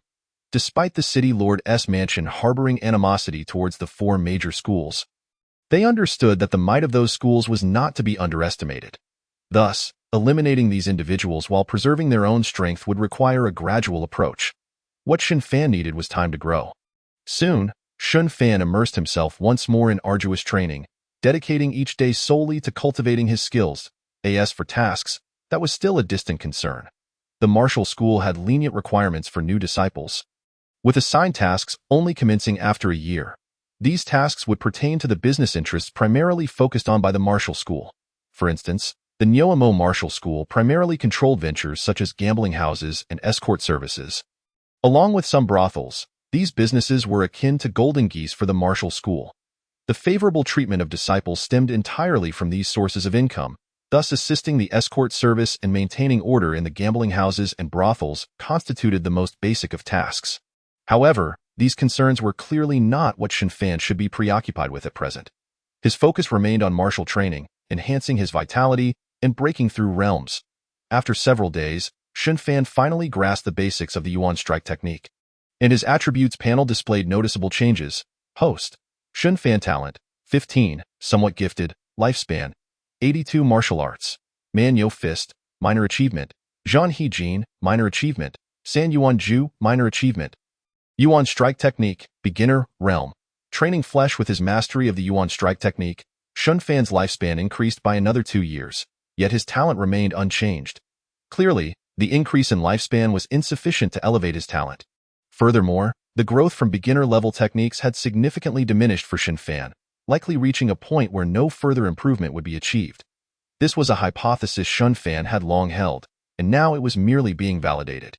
However, he was not surprised by this, for if unlimited accumulation were possible, his talent and lifespan could infinitely increase through beginner-level techniques. Such a notion would be utterly absurd. Yet, it appeared that the saturation point for beginner techniques had not yet been reached, and thus they still offered some enhancement. Therefore, with patience, Xun Fan continued to delve into the Yuan strike technique. After practicing the Yuan strike technique for 2 hours, Xun Fan shifted his focus back to the Man Yo Fist and other foundational techniques. As these arts had yet to reach full mastery and still possessed considerable room for improvement. According to Xun Fan's estimations, he would need approximately a month to elevate a minor achievement technique to major achievement, a timeline similar to that required for grasping the Qianji hand. Thus, in a month's time, barring any unforeseen circumstances, Xun Fan could expect a significant improvement in both talent and lifespan. However, in stark contrast to the tranquility within the martial school, the city of Liang was witnessing an increasing number of martial practitioners engaging in battles, the majority of which were covert assassinations, predominantly targeting individuals from the 4 major martial schools. Yet, these assaults did not occur simultaneously. Rather, there was a pattern where one martial school would suffer substantial losses after a period of time. Despite this, the greatest impact fell upon the common citizens of Liang City, for regardless of the martial artist skirmishes, they were the most vulnerable to collateral damage. Moreover, the power of martial artists was such that ordinary individuals could be gravely injured or even killed with the slightest contact. Additionally, once a bystander caught sight of an assassin, they risked being silenced. As time passed, the casualties among the martial artists remained unknown, but the toll on the citizens was all too evident. The medical clinics overflowed with civilians wounded in the crossfire, and many more injured citizens were unable to gain access to medical care. Chapter 13. Sudden task: the overcrowding of medical clinics led to a significant depletion of medicinal supplies, yet it was impossible to abandon these individuals in their time of need. With no alternatives, the clinics could only strive to provide treatment, but the consequence was that within a month, the medicinal supplies in all major clinics of the city were completely exhausted.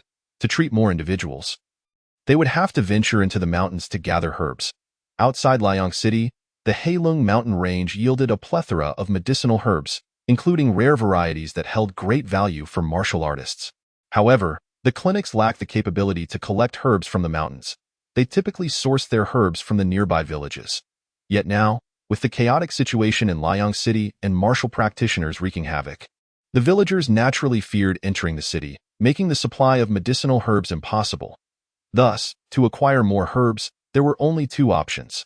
One was for the city lord's mansion to open its official stockpile, and the other was to commission martial artists to venture into the mountains for herb gathering. The first option was undoubtedly the simplest, but the personnel from the city lord's mansion would never consent, as opening the official stockpile would deplete the government's resources. Moreover, many of those in need of treatment were disciples from the four major martial schools, and they would certainly oppose this. Under the pretense of lacking superior orders, the government firmly rejected any request to access the official stockpile. With no other choice, the clinics were compelled to seek the aid of martial artists to venture outside the city in search of medicinal herbs. Ordinary citizens were generally not permitted to leave, unless they were villagers intimately familiar with the mountainous terrain. Otherwise, gathering a substantial amount of herbs would necessitate the assistance of formidable martial artists. After all, the Heilung mountain range concealed countless ferocious beasts, many of which could easily kill practitioners at the training flesh level. However, such predatory creatures typically did not inhabit the outskirts of the mountains. Those areas were generally home to lower-level beasts that could only be confronted by practitioners at the training skin and training flesh levels. Even so, this remained perilous for ordinary individuals. Martial artists classified these fierce beasts into tiers based on their strength. Low-level beasts corresponded to practitioners of the training skin and training flesh levels, while mid-level beasts were matched with those at the bone forging and blood condensation realms. High-level beasts corresponded to those at the training flesh level, while the even more formidable creatures were referred to as demon beasts, which corresponded to innate practitioners and above. It was rumored that a great demon resided within the Heilung mountain range, though its veracity was uncertain. After all, a creature deemed a great demon would undoubtedly be in existence beyond the innate level, a foe far beyond the capabilities of Liang City. Fortunately, the Heilung mountain range spanned a vast area, bordering multiple cities, of which Liang City was merely an inconspicuous small town. Within the Nyoamo martial school, Shen Fan was diligently honing his skills when he suddenly overheard nearby disciples engaged in conversation. "Hey, have you heard? Our martial school seems to have agreed to assist the clinics in gathering herbs outside the city. Indeed, over the past month, our school has suffered considerable losses among our brothers." Exactly. Without medicinal supplies, those brothers find it difficult to recover swiftly on their own. If their injuries are not treated properly, they might develop hidden ailments, jeopardizing their future in martial arts. Yes. I wonder who these sudden attackers are, audacious enough to ambush our martial school disciples. They must have the audacity of a bear. Precisely. Just the other day, I heard that Brother Bison was ambushed, yet he managed to overpower the assailants with his formidable strength. Oh, Brother Bison. Could he be one of the top 10 talents in Liang City? Indeed, he is Brother Bison. I heard he has already broken through to the blood condensation realm. If he advances further, he could become a training flesh expert. Goodness, how terrifying. I believe Brother Bison is only around 30 this year. Yet he has already reached the blood condensation level. Such talent is truly humbling.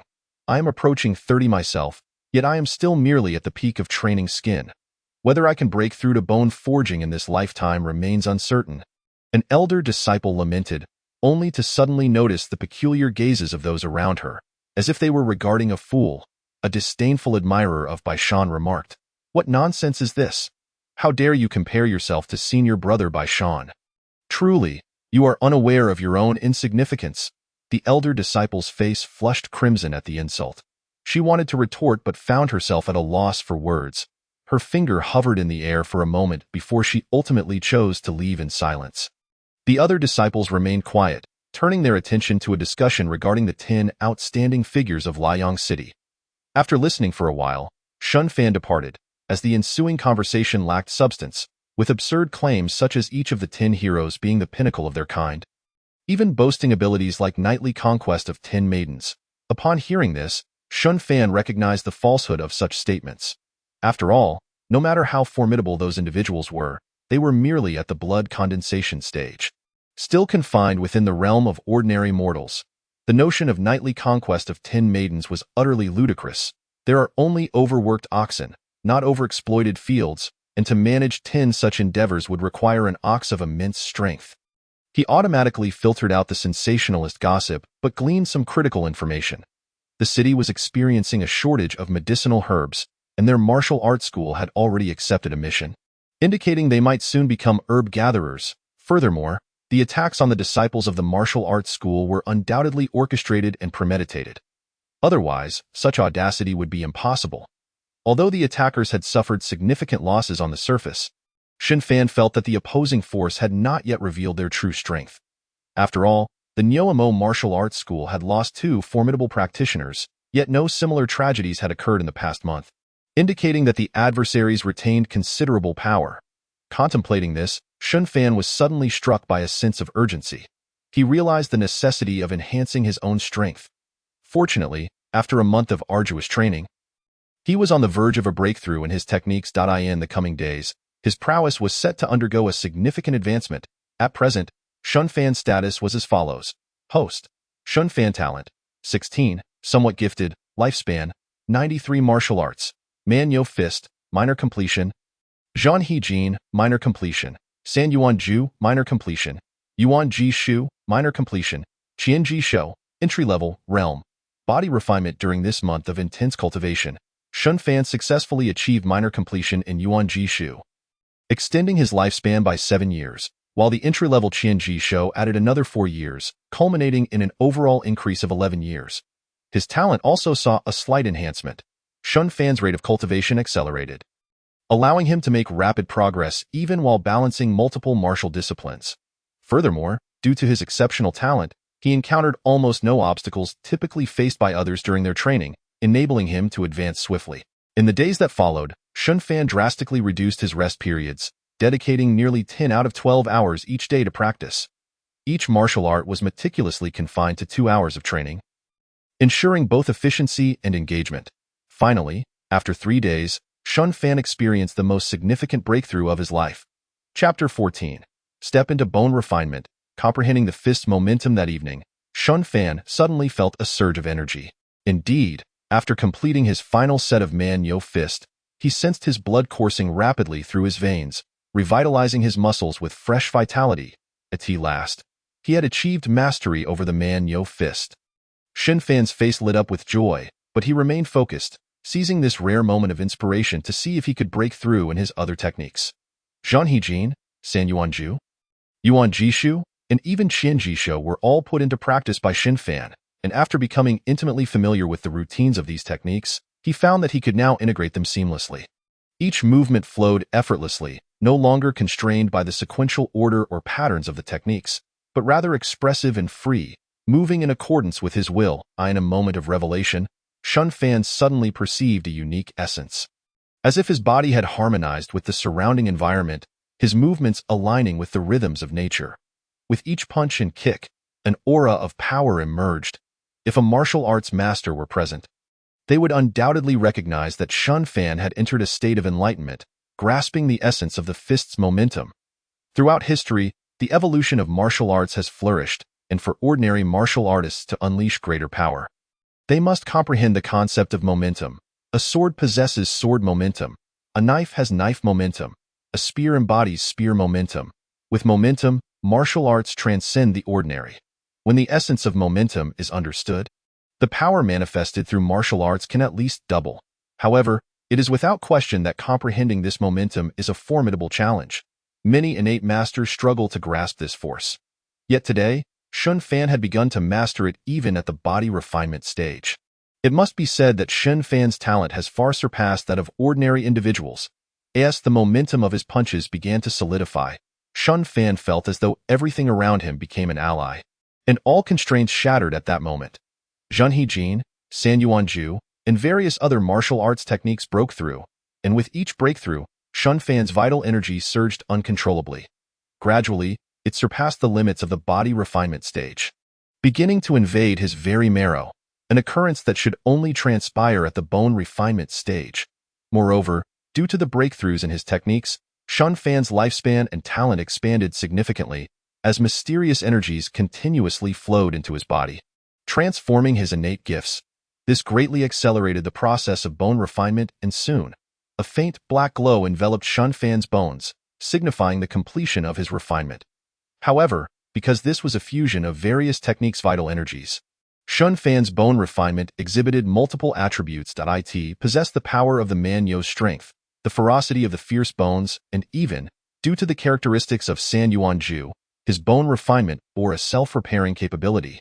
It can be said that Shun Fan's achievement in bone refinement is of no low grade, and as he progresses further in his other techniques towards mastery, the attributes of his bone refinement will undoubtedly multiply. Once everything stabilized, Shun Fan glanced at his attribute panel. Host. Shun Fan Talent. 21. Martial Arts Prodigy. Lifespan. 152 Martial Arts. Man-Yo Fist. Mastery. Zhan He Jin. Mastery. San Yuanju. Mastery. Yuan Ji Shu. Minor Completion.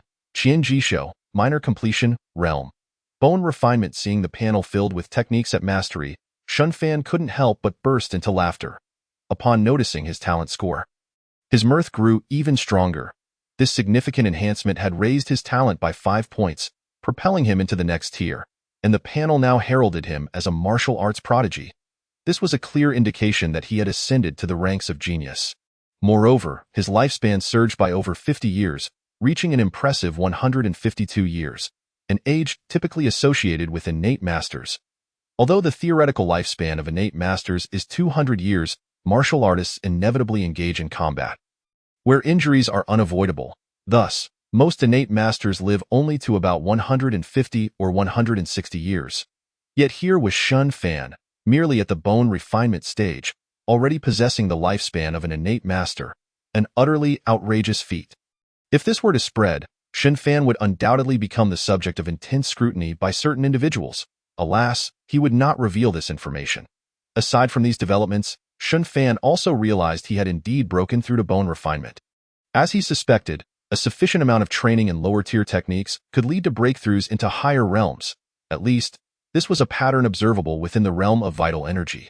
Though Shun Fan's Qian Ji Shou had not reached mastery, the vital energies generated by his other techniques were strong enough to facilitate his advancement to the next realm. Only upon entering bone refinement did Shun Fan truly grasp the essence of transcendent martial arts. Even though he had just completed the initial stages of bone refinement, Shun Fan could already feel the surge of strength coursing through his body. Not only had his power exceeded 1,000 pounds, but it also seemed he had acquired the characteristics of ironclad resilience. Thus, low-level martial artists would find it exceedingly difficult to harm him. Moreover, thanks to the properties of bone refinement, he sensed that his bones were gradually undergoing transformation, becoming increasingly robust. The seeds of transcendence were taking root, and with perseverance, there would surely come a time when they would break through the surface. In an instant, his strength saw a tremendous increase, leaving Shun Fan with an almost invincible sensation. Yet he recognized this as mere illusion. It was simply that the rapid enhancement had left him unable to fully master his newfound power. Realizing this, Shun Fan did not let his guard down. He began diligently familiarizing himself with his strength, and the best way to do so was, of course, through practice. This time, Shun Fan focused on refining his Qian Ji Shou, for it was the highest level technique he had mastered. Moreover, during his prior breakthroughs, he discovered that higher level martial arts yielded even greater and more potent vital energies, which explained their capacity to elevate martial artists to higher realms. The other techniques had already reached mastery. Achieving perfection in any one of them would not be a matter of mere days or months, but a daunting task. It was almost impossible to fully master a technique without grasping its true essence. Most of Shun Fan's training revolved around fist techniques, so he could only hope to attain mastery by comprehending the essence of the fist. However, the essence of the fist is a realm beyond mere momentum, and Shun Fan had only scratched the surface of understanding momentum. How could he possibly grasp the essence? Thus, Shun Fan was compelled to temporarily set aside his cultivation of several techniques and delve into the study of the 1,000 mechanisms. As Shun Fan's aptitude improved, he distinctly sensed a remarkable acceleration in his mastery of the 1,000 mechanisms, with his progress nearly multiplying 5 or 6 times compared to before. A month of diligent effort now equated to what previously took half a year. And he had already been regarded as a minor genius, far surpassing ordinary individuals. Consequently, Shun Fan's talent had now reached an astonishing level, where a single day's endeavor could rival that of an ordinary person's month of training, or even more. Furthermore, his exceptional aptitude brought him heightened comprehension, allowing him to grasp the profound truths contained within martial arts with greater ease. This meant that even at the same level, he could dominate others with his deeper insights into martial arts, unleashing their full potential. Was this what it meant to be a prodigy? It was truly exhilarating. Shun Fan was utterly immersed in the euphoria of rapid advancement. With such a training speed, he felt he could master the 1,000 mechanisms in less than a week. If he were to encounter techniques of a higher caliber, he could potentially achieve mastery within a month, thus stepping into the ranks of the elite in Liang City. Chapter 15. A Hidden Dragon in the Abyss. Just 2 days after Shen Fan entered the bone forging stage, the Martial Arts Academy assigned them a task to gather medicinal herbs from the outskirts of the Black Dragon Mountain Range. The silk-clad Zhang steward arrived at the training hall of the disciples. Very well, I shall refrain from unnecessary words. Based on your abilities, I will assign you corresponding collection quotas.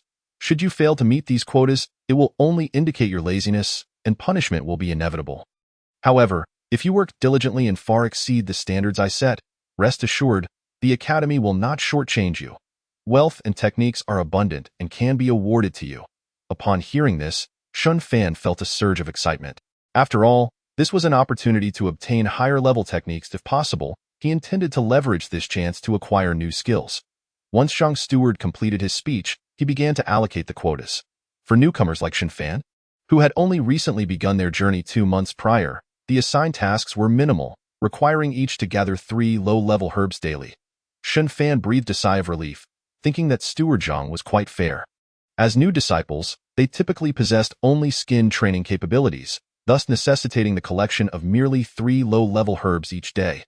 However, for the senior disciples, even those at the skin training level had to gather 5 herbs daily, while those at the muscle training level needed to collect 3 low-level herbs and 1 medium-level herb. The stronger disciples faced even heftier collection tasks. Generally, herbs under 30 years of age were classified as low-level, those aged 30 to 50 as medium-level, and those between 50 to 100 years as high-level, which would invariably attract wild beasts for protection, as these herbs were nearing the century mark. With the potential to evolve into spirit herbs are precious resources that are effective even against demon beasts, and innate martial artists covet them greatly. Shen Fan only needed to gather low-level herbs, so he faced little danger, and with his proficiency in bone forging, even collecting medium-level herbs posed no issue. However, other disciples did not possess his formidable strength, prompting many to form alliances for greater safety in completing their tasks. Join us. We have Brother Zhou, a bone forging expert leading our team. You only need to submit 1 low-level herb daily to join us. Seize the opportunity. Our small team has 3 muscle training brothers. Come join us. In an instant, the hall buzzed with the lively chatter akin to a bustling marketplace, leaving Shun Fan somewhat speechless. These newly formed groups typically boasted muscle or even bone forging level martial artists, attracting even more participants. However, joining such groups naturally required some form of payment. Shen Fan had no desire to be a fool. His strength was already among the highest present. If he joined, it was uncertain who would protect whom. Just as Shun Fan was about to leave, someone called out to him. Junior Brother Shin, would you like to join my team? Lu Zhan approached with a group of his comrades, warmly inquiring. Upon recognizing Lu Zhan, Shen Fan paused, momentarily at a loss for a suitable way to decline, as he too had been brought in by Lu Zhan, creating a bond of camaraderie. Noticing Shen Fan's hesitance, Lu Zhan assumed it stemmed from his perceived lack of strength, and thus cheerfully reassured, Junior Brother Shin, you needn't worry. Our team includes several skin training disciples. Feel free to join us. With no other option, Shen Fan was about to agree when a mocking voice chimed in. Oh, isn't this the disciple who diligently practices the 3 yuan technique? I wonder how your 3 yuan technique compares to our martial arts. Li Hai sneered, drawing the attention of all present. You see? We advised you against practicing that wellness technique from the start. Even Senior Brother Chinchong warned you.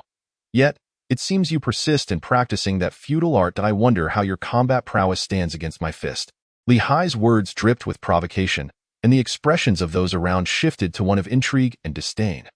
Practicing wellness techniques was looked down upon by all martial artists, in an instant.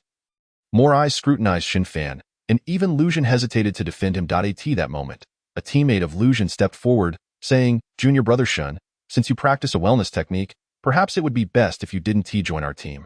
After all, we need to gather medium-level herbs and might encounter wild beasts. He left the rest unsaid, but everyone understood. They were dismissing Shun Fan, fearing he would hold them back. Lu Zhan shot a glare at the speaker but ultimately remained silent. Clearly, upon hearing that Shen Fan diligently practiced a wellness technique, he too regarded Shen Fan with some disdain. Li Hai reveled in Shen Fan's ostracism, feeling triumphant, as his actions served both to avenge senior brother Chen Chong and to use Shun Fan as a stepping stone to join a better team. The first step was to gain notoriety and draw attention to himself. It was evident that Li Hai had already achieved his initial goal. So, junior brother Shen, you might as well leave. Don't embarrass yourself here. I, Li Hai, am now at the peak of skin training, and joining Lu Brothers' team is certainly the right choice. With a smug grin, Li Hai revealed his intentions. Lu Zhan, observing Li Hai's demeanor, recognized that he indeed seemed stronger than Shun Fan. Lu Zhan couldn't help but nod inwardly, then subtly distanced himself from Shun Fan by a couple of steps. Shun Fan opened his mouth but ultimately said nothing. He hadn't intended to join anyone's team in the first place. So this outcome was quite acceptable. However, Li Hai's actions left a sour taste in his mouth. Shun Fan locked the fellow's appearance into his memory, vowing to teach this individual a lesson when the opportunity arose. Moreover, in the hall, disciples were not permitted to engage in violence. Shen Fan, feeling exasperated, turned to leave. One tried to retain him. After all, a newly initiated disciple practicing the 3 Yuan technique posed little threat, and there was nothing compelling to draw them to him. This was the consensus among all present. Yet, they remained unaware that Shen Fan had already attained bone-forging strength, and even Lu Zhan could not guarantee he would best Shen Fan. As for the likes of Li Hai, Shun Fan mused that if he were to strike this fellow, delivering a second blow would be an affront to his own dignity. Merely at the skin training level. How dare he provoke a bone-forging expert? Once Shun Fan departed, the hall buzzed with activity once more, save for one individual, who regarded Shun Fan's retreating figure with a contemplative expression. This person was Steward Zhang. As the steward of the academy, not only was he a master of blood condensation, but he also practiced a unique martial art that allowed him to sense the vitality of others. In his perception, Shun Fan's vitality substantially surpassed that of everyone present, even exceeding a third of his own. This was enough to indicate that the young man had already entered the bone-forging stage.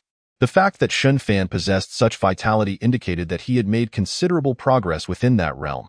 After all, he was an established blood condensation martial artist, boasting vitality 10 times that of an ordinary bone-forging practitioner. A hidden dragon in the abyss, indeed. Steward Zhang held Shen Fan in high regard, not only because of his surprising vitality but also due to the sense of threat he felt emanating from Shun Fan. The fact that a bone-forging martial artist could pose a threat to an experienced blood condensation warrior spoke volumes. Finally, as Shun Fan's figure vanished entirely, Steward Zhang withdrew his gaze, observing the disciples fervently forming alliances.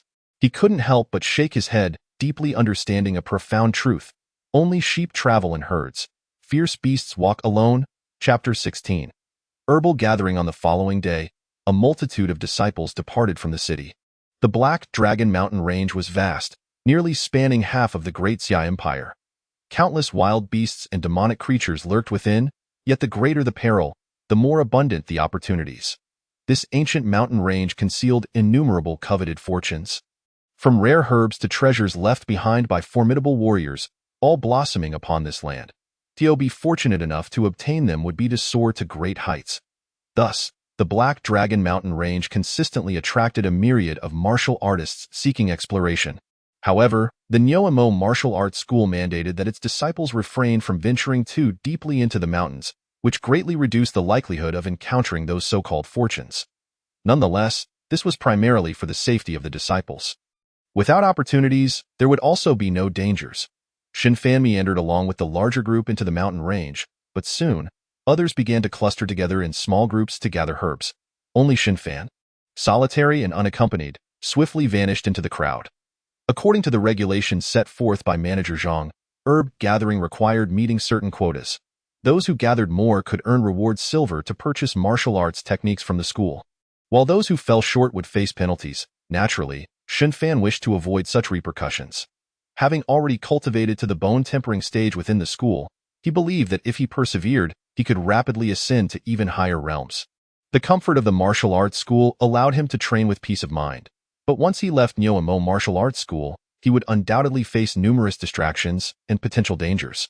The current state of the Great Xia was far from that of a prosperous and stable empire. The royal family had declined, and officials were corrupt. The once mighty dragon of Great Xia had entered its twilight years. Smoke of conflict rose across the land, with feudal lords embroiled in chaos. The demonic clans, hidden within the mountains, were also stirring, wreaking havoc upon countless people of the Great Xia. And this was merely an internal crisis. The greater external threats were the primary causes of the empire's turmoil. The northern tribes, the southern witch clans, and the western church all eyed Great Xia hungrily, eager to seize a piece of its flesh. Most of Great Xia's forces were devoted to countering these external foes. Liang City, where Shun Fan resided, was considered a central region of Great Xia. Although its area was not extensive, it was nonetheless a significant stronghold of the dynasty. While there were no wars, the rampant presence of demons and monsters posed a severe threat. Shun Fan, lacking formidable strength, dared not wander recklessly. Thus, remaining at Nyoamo Martial Arts School was indeed the wisest choice. His recent plan was to diligently gather herbs, earn rewards, and subsequently purchase superior martial arts techniques. However, today seemed to be an ill-fated day for him. After searching for over an hour, he had only managed to find 2 low-grade herbs. Still falling short of his quota. This would not do. It appeared he needed to venture deeper into the mountains, lest he fail to complete his task. Resolute, Shun Fan made his way further into the heart of the mountain range. Along the way, leveraging the heightened reflexes and perceptive abilities of a bone-tempering martial artist, he narrowly avoided several lurking beasts. Judging by their auras, these creatures were generally low-grade, at most mid-grade. Although they did not instill a sense of danger, Shun Fan had no intention of slaying them. Killing such beasts would yield no rewards and could easily attract the attention of stronger predators, proving to be a fruitless endeavor. That creature appeared to be a Cyclops wolf, sizable as a bison, and exuded a commendable strength, eliciting a hint of threat, likely a mid-grade beast. Stealthily observing the beast hidden among the grass, Shun Fan assessed the situation, concluding that it was not a foe he could contend with. However, he had heard tales that Cyclops wolves could evolve into demonic entities, transforming into 2-headed demon wolves with extraordinary combat prowess. Whether this was true or not remained uncertain. Muttering quietly to himself, Shun Fan did not linger for long and continued deeper into the mountains. After advancing roughly a mile, he sensed an increase in the presence of surrounding beasts, indicating he had ventured considerably into the Black Dragon mountain range. In this area, it was likely that no one else would come, as others lacked his audacity and skill. With no competitors, he surmised he could reap greater rewards. Just 1 more low-grade herb was needed to fulfill his quota. And thereafter, every additional herb collected would count as extra earnings. According to the standards set by the manager, a low-grade herb could fetch between 2 to 10 taels of silver, while a mid-grade herb could be valued at 10 to 100 taels. As for high-grade herbs, their worth transcended mere currency. High-grade herbs, nearing the level of spiritual medicines, were immensely beneficial for martial artists refining their inner energy. To be candid, Shun Fan yearned to find a high-grade herb to consume, as this would drastically shorten his time in cultivating his vitality. With increased vitality, he could also advance his martial arts techniques. This would indeed be a remarkable boon. However, such a prospect was virtually impossible, for high-grade herbs were scarcely found in these outer regions, often guarded by beasts nearing the demonic level. If he had sufficient strength, he would disregard the presence of any demon and charge straight in. Lost in visions of his martial prowess, Shun Fan momentarily felt content. Yet, he quickly regained his focus and resumed the search for herbs. Whether it was due to the mastery of the 3-yuan technique, Shun Fan felt his perception of certain matters had become significantly heightened.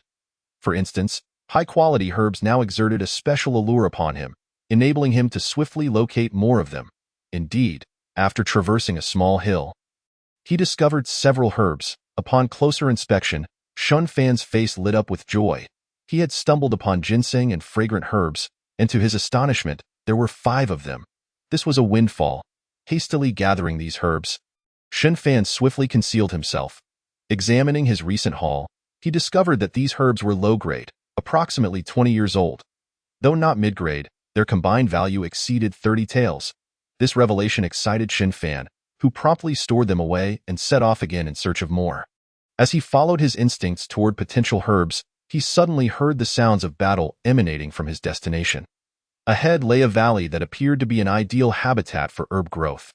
However, he wondered how anyone could have ventured this deep. Shun Fan quickly concealed his aura and stealthily approached. Hiding behind a massive boulder, he finally glimpsed the scene unfolding in the valley. Indeed, others had discovered this location, and it was clear that numerous herbs thrived within. A cursory glance revealed more than a dozen. Among them, a small tree bearing fruit resembling serpents caught Shun Fan's eye. What? Could that be serpent fruit? Observing the quantity, he noted there were 8. Each serpent fruit was equivalent to the lowest grade of mid-grade herbs, capable of replenishing a martial artist's vitality significantly. Each fruit was worth at least 20 taels. And if he could secure them all, just these serpent fruits alone would provide him with the means to purchase a second-tier martial technique. Realizing this, Shun Fan's breath quickened. Nevertheless, he quickly calmed himself and observed the struggle for these herbs between the individuals and beasts. Upon closer inspection, he recognized some familiar faces, Lu Zhen and Li Hai. What were they doing here? It turned out that it was Lu Zhen and his group who had discovered the herbs in this valley. Within this team, Lu Zhen had already reached the bone tempering stage, accompanied by 3 practitioners of muscle training and 3 practitioners of skin training, with Li Hai being one of the latter. From the configuration of this team, it was evident that they were among the strongest of the dispatched disciples. Even if they encountered mid-grade beasts, they would remain unperturbed, and with a stroke of luck, they might even emerge victorious. However, it was clear that Lu Zhen's group was not enjoying good fortune, for the valley was home to 2 silver-spotted snakes. Adult silver-spotted snakes were indeed mid-grade beasts. Though they were relatively weaker among their kind, they were certainly not adversaries that ordinary bone-tempering martial artists could contend with. Moreover, there were 2 of them. Lu Zhen could handle one, but the other would pose a challenge that the remaining members could not face. Despite their 6-person strength, the silver-spotted snake, with its formidable physique, boasted a toughness comparable to bone-tempering martial artists. The attacks from Li Hai and the others landed upon the snake's body yet failed to inflict any damage. Each strike from the silver-spotted snake threatened the lives of these lower-tier martial artists. Chapter 17. The challenge, although they relied on their unique human agility to evade the silver-spotted snake's attacks. They all understood the axiom that prolonged defense would inevitably lead to failure. As time passed, they were likely to pay a tremendous price. Realizing this, Lu Zhen could no longer afford to hesitate. He shouted, "You all must flee. I will hold off these 2 beasts, but what about the herbs? If we can secure those, our tasks will be complete, and we might even make a substantial profit." Li Hai's eyes gleamed with greed, clearly failing to grasp the gravity of their predicament. Having just fended off one of the silver-spotted snakes, Lu Zhen was left feeling frustrated and spat blood. Truly, there was nothing more daunting than a godlike opponent. What was to be feared was a pig-headed teammate.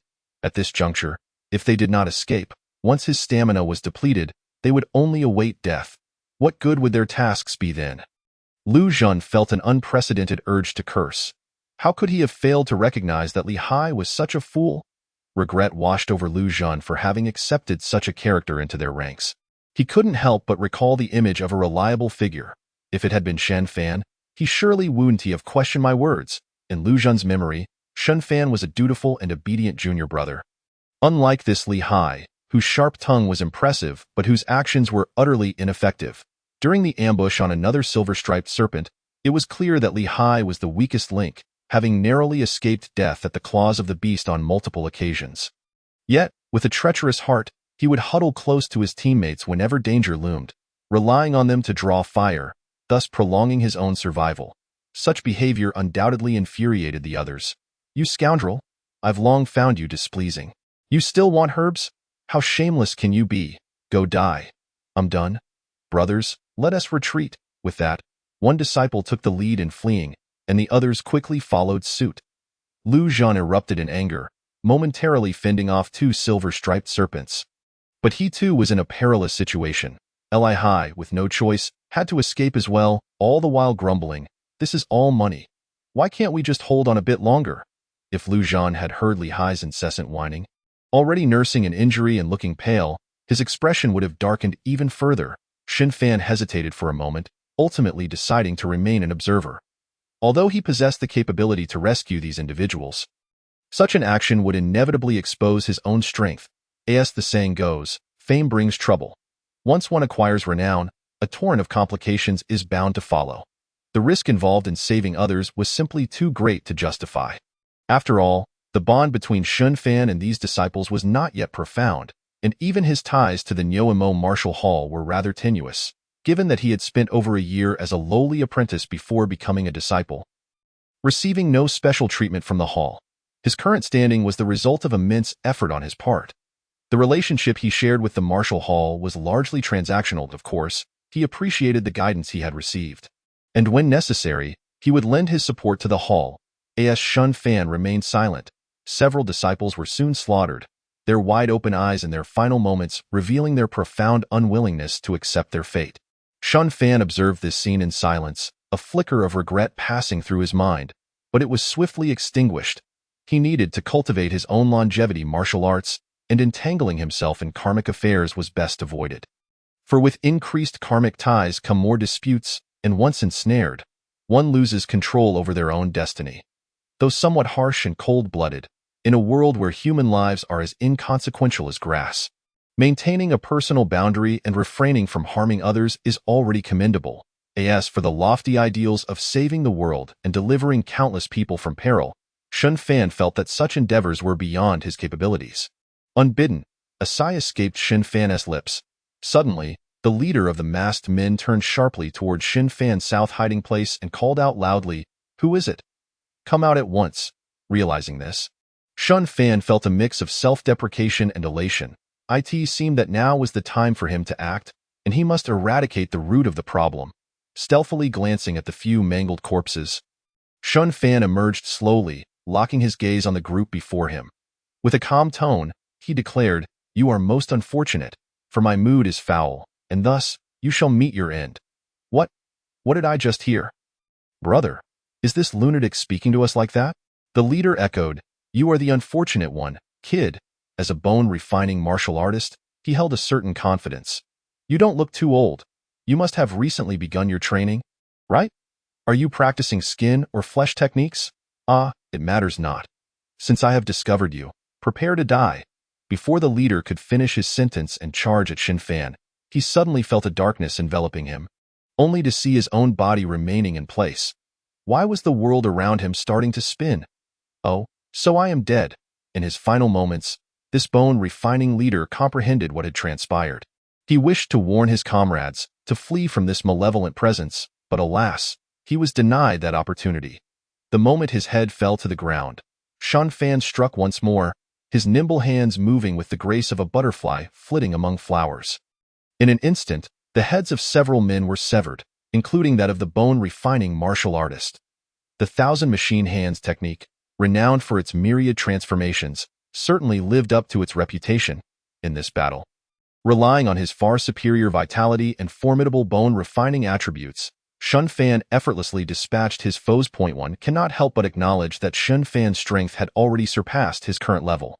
Moreover, he possessed the potential for even swifter growth, which was truly the most terrifying aspect. Chapter 19. The esteem of Manager Zhang as his turbulent vitality calmed, Shun Fan felt a great sense of relief. Gazing at the corpses of his fellow disciples not far away, he spoke softly. "To not save you was a lack of compassion on my part, but avenging you is a way to honor your memory."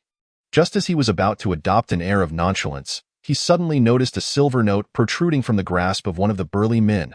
A glimmer of gold flashed in his eyes as he swiftly pocketed the note. What? 100 taels of silver! Upon examining the other bodies, Shun Fan felt as if he were gazing upon heaps of treasure. After a flurry of actions, he nearly stripped these men of their undergarments. And in the end, his spoils brought forth an uncontrollable laugh. "Ha ha ha, over 400 taels. I have never fought such a lucrative battle in my life. I'm truly rich now." A flock of birds took flight in the distance. But Shun Fan paid them no heed. After gathering the bodies, he finally stepped out of the confines of the Black Dragon Mountain Range. While he had the chance to interrogate these men about their attacks on the Martial Hall's disciples, he chose not to do so, for he knew that regardless of the intelligence he might glean, he would take no action. In that case, it was better to remain ignorant, for ignorance equates to a lack of worries. Exiting the Black Dragon Mountain Range, Shun Fan arrived at the temporary camp established by the Martial Hall and entered an unoccupied tent. Hanging a person inside sign, he began to focus on planning his future. With the recent acquisition of over 400 taels of silver, it seemed he would not need to sell his surplus medicinal herbs to the Martial Hall after all. Selling these herbs to the hall would certainly yield less profit than selling them to merchants. And many of the herbs were useful to him. If he could master alchemy, he might even be able to unlock their greater potential. With these thoughts, Shun Fan's excitement grew. Having made up his mind, he promptly went to submit the 3 low-level medicinal herbs required for his task, concealing the majority of his remaining haul. Manager Zhang, responsible for the registration, smiled upon seeing the young disciple before him. Xin Fan, you've been with us for 2 months, practicing skin techniques, and your task was to gather 3 low-level medicinal herbs. Well done. These herbs meet the standard. Congratulations, you have completed your task. You will not have any further assignments for the next week. Manager Zhang discreetly marked a check next to Xin Fan's name in the roster. Setting down his brush, he scrutinized this young man who had left a deep impression on him and advised. This task presents a wonderful opportunity for you. To not pursue it would be a grave pity. Thank you, manager, that I understand, but I believe the outside world is still too perilous. Gathering herbs is better left to my senior brothers. Though Shun Fan discerned the hidden meaning in the manager's words, he felt no attachment. While he recognized that continuing would yield significant rewards, the tragic fate of those fallen disciples led him to believe that the next herb-gathering expedition would inevitably be fraught with unforeseen dangers. Thus, when the vortex was about to take shape, the best course of action was not to disrupt it, but to evade it altogether. Fearing that the manager might doubt him, Xin Fan continued, "My senior brothers are far too powerful. I feel unworthy in comparison. Competing with them for medicinal herbs would indeed be a humiliation." As he spoke, he displayed a countenance beset by the tribulations of life. If Manager Zhang had not possessed the extraordinary ability to sense the terrifying vitality within Shun Fan, he might have genuinely believed the young man's words, forcing himself not to roll his eyes. Manager Zhang took a deep breath and replied, "Since your ambitions do not lie in this direction, then so be it. You may return." Shun Fan exhaled in relief. For some reason, he sensed that the expression on the manager's face was peculiar, as if he had discovered something. However, upon reflection, he deemed it impossible. His acting skills were exceptional. How could he possibly be exposed? Yet, Shun Fan was mistaken this time.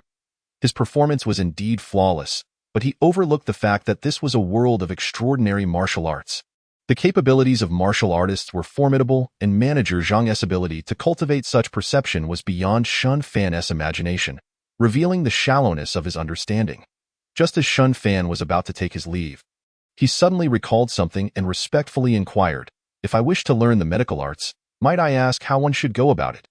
Upon hearing this, Manager Zhang looked up at Shun Fan, a hint of amusement flickering at the corners of his mouth. "The medical arts? That is not something just anyone can learn. A mere ordinary healer can get by with a few medical texts. But to become a master capable of treating formidable warriors requires very special conditions." "What conditions?" Xin Fan's interest was piqued, and he perked up immediately. "Do you know about the principles of health cultivation?" "Oh, right. You have practiced health cultivation techniques. Since you're already aware, I'll speak plainly. The principles of health cultivation are a prerequisite for entering the medical arts." Xin Fan's pupils constricted as he seemed to grasp the implication. No wonder, ever since he had perfected the San Yuan Ju, his perceptive abilities had increased so dramatically. As for his healing capabilities, he was still uncertain, but recalling the unique vitality he had cultivated earlier, he suddenly felt enlightened. "Thank you for your guidance, manager," Shun Fan exclaimed, filled with excitement as he bowed deeply. To his surprise, Manager Zhang waved his hand dismissively. "This is no secret. You could easily learn this from any seasoned individual. However, while the conditions are clear, truly entering the medical arts is no simple task. The principles of health cultivation are not something just anyone can diligently practice." As he spoke, he cast a deep glance at Xin Fan and casually added, "Our Nyomo Martial Hall once had a medical master, someone even the hall master greatly respected. Unfortunately, he passed away many years ago, and it is a pity that his legacy now gathers dust in the scripture repository." It seemed to be a mixture of exclamation and nostalgia. Shun Fan observed Zhang, the steward, in such a state and, being quite perceptive, withdrew discreetly. However, the steward's words were etched in Shun Fan's mind. "The sutra repository? You say? It appears I shall need to search diligently for it." A legacy that can be deemed a master of the healing arts must be at least of second-tier martial arts caliber. Wouldn't you agree? Xin Fan felt a surge of excitement, laden with numerous packages, and hurried back to the martial arts school that very night. Since the day Xin Fan departed, the Highlang mountain range had been besieged by a multitude of masked warriors, relentlessly attacking the disciples who gathered herbs. Eventually, the martial arts school was compelled to dispatch experts at the blood condensation and meridian refinement stages to eliminate the threat, but they were thwarted by formidable foes among the assailants. In the end, the school was left to retreat to the city, burdened with numerous injured and incapacitated disciples. However, that was a tale for another time. Early the next morning, Xin Fan arrived at the sutra repository. Gazing up at the grand and magnificent edifice while squeezing his coin pouch, feeling its unusual weight, his anxious heart was somewhat alleviated. With a purposeful stride, Xin Fan entered, adopting a confident demeanor. Chapter 20. Changchun Gong. Remember the rules. Entry-level martial arts cost 10 taels. Third-tier martial arts 20 taels, and second-tier martial arts 100 taels. Point 1 is permitted to practice solely for oneself. Dissemination is strictly forbidden. Steward Zhao mechanically recited while scrutinizing the ledger. Every individual entering this place would receive such a reminder. Understood, esteemed steward. Xin Fan nodded at Steward Zhao before proceeding inside. There was something peculiar about the steward's aura. He seemed weak yet instilled a profound sense of crisis within Xin Fan. Quite strange. Shaking his head, Xin Fan dismissed the thought. After all, there were numerous powerful martial artists within the school, and he need not fret over each individual. The internal structure of the martial arts school was rather simple. The headmaster, Zhang Longyun, was undoubtedly the foremost expert and held the highest authority. There were 2 vice-headmasters. One had perished recently, leaving the other, a seasoned meridian refinement practitioner named Sun Bing. Following them were the 8 martial masters and 8 esteemed benefactors. All at the meridian refinement level, yet clearly not at the pinnacle like headmaster Zhang Longyun. Beneath them were the 4 stewards, with whom Xin Fan could only interact with Steward Zhang and Steward Zhao. Steward Zhang primarily managed the disciples, while Steward Zhao was in charge of the sutra repository. The remaining 2 stewards oversaw critical projects within the school, being the most trusted individuals of the headmaster. Of course, while a steward's talent was vital, their martial prowess must also command respect. Each steward was at least a practitioner of the blood condensation stage. Whether they had achieved meridian refinement remained a mystery, as battles typically did not require the presence of stewards. Beneath the stewards were the disciples, the very foundation of the martial arts school. For the school to flourish in the future, it would inevitably need to select talents from among these disciples. Hence, this was why the school treated its formal disciples with such distinction. As for apprentices, they were hardly regarded as members of the school. Merely receiving its protection was already a considerable fortune. Though the hierarchy was straightforward, the treatment accorded to each level varied significantly. However, Xin Fan had no aspirations of climbing the ranks. His singular focus was to hone his martial arts in pursuit of longevity. Upon reaching the shelves, Xin Fan was utterly captivated by the myriad of martial arts manuals before him, a dazzling array accumulated over decades by the Nyo-Imo Martial Arts School. Suppressing his excitement, he resolved to attend to business first and locate the legacy of the esteemed healer preserved by the school. With unwavering patience, he diligently perused each manual, fearful of missing his target. Ultimately, the martial arts school was merely a martial arts institution, and its organization of these manuals lacked professionalism. The manuals frequently practiced by disciples were typically displayed prominently, yet the esteemed healer's legacy that Xin Fan sought was evidently not among them, making it challenging to find. Xin Fan surmised that it was likely a high-level health cultivation technique, at the very least of second-tier status. Otherwise, it would not have led to the attainment of the esteemed healer's title. The manuals flashed before Xin Fan's eyes. Jian Yin Gong, Luo Han Body, Feng Yu Ju. Each one tantalized him, yet he recognized that the time for selection was not yet ripe. As time meandered on, Xin Fan had nearly scoured the sutra repository, yet he still could not locate the elusive health cultivation technique. Just as he began to feel vexed, a voice of complaint suddenly piqued his attention. What on earth? Changchun Gong. How could there be a health cultivation technique here? Who would practice such a thing? With that, the disciple carelessly tossed the manual into a corner. However, Xin Fan immediately recognized that this could likely be his target. Once the disciple departed, he hurried over to the corner and retrieved the Changchun Gong. Upon meticulously studying a portion of it, Shun Fan deeply appreciated the profundity of the Changchun Gong. With the reference of the similarly themed San Yuanju, he could discern the remarkable intricacies of the Changchun Gong. The martial truths embedded within it dazzled even Shun Fan, a prodigy who had practiced various martial arts. Convinced that this was indeed his goal, he unhesitatingly tucked it away in his bosom and proceeded to select 2 additional martial arts manuals. One was a second-tier martial art, Jinghongju, and the other a third-tier martial art, Taibushan.as. For acquiring more martial arts, Shun Fan had no intention of doing so for the time being. He simply lacked the energy to practice them all. Having secured 3 manuals was already sufficient for him to train for a considerable period. Approaching Steward Zhao to register, Shun Fan placed the manuals before him. Suddenly, Steward Zhao exclaimed in surprise, "Changchun Gong. How could there be a health cultivation technique?" Yet, after his moment of astonishment, he dismissed it, having encountered countless martial arts manuals before. A mere health cultivation technique hardly warranted his attention. After completing the registration, Steward Zhao collected 140 taels from Shun Fan. The Jinghongju, being a second-tier martial art, was valued at 100 taels, while the Taibushan, a third-tier martial art, cost 20 taels. To Shun Fan's astonishment, the Changchun Gong, which far surpassed the third-tier martial arts, was also priced as such. This revelation filled Shun Fan with joy. He had initially anticipated a significant expenditure, but it appeared he had overestimated the situation. With alacrity, he paid the fee and swiftly departed with the manuals in hand. However, as Steward Zhao observed Shun Fan's retreating figure, he narrowed his eyes in contemplation. Who is this lad? Why do I have no recollection of him?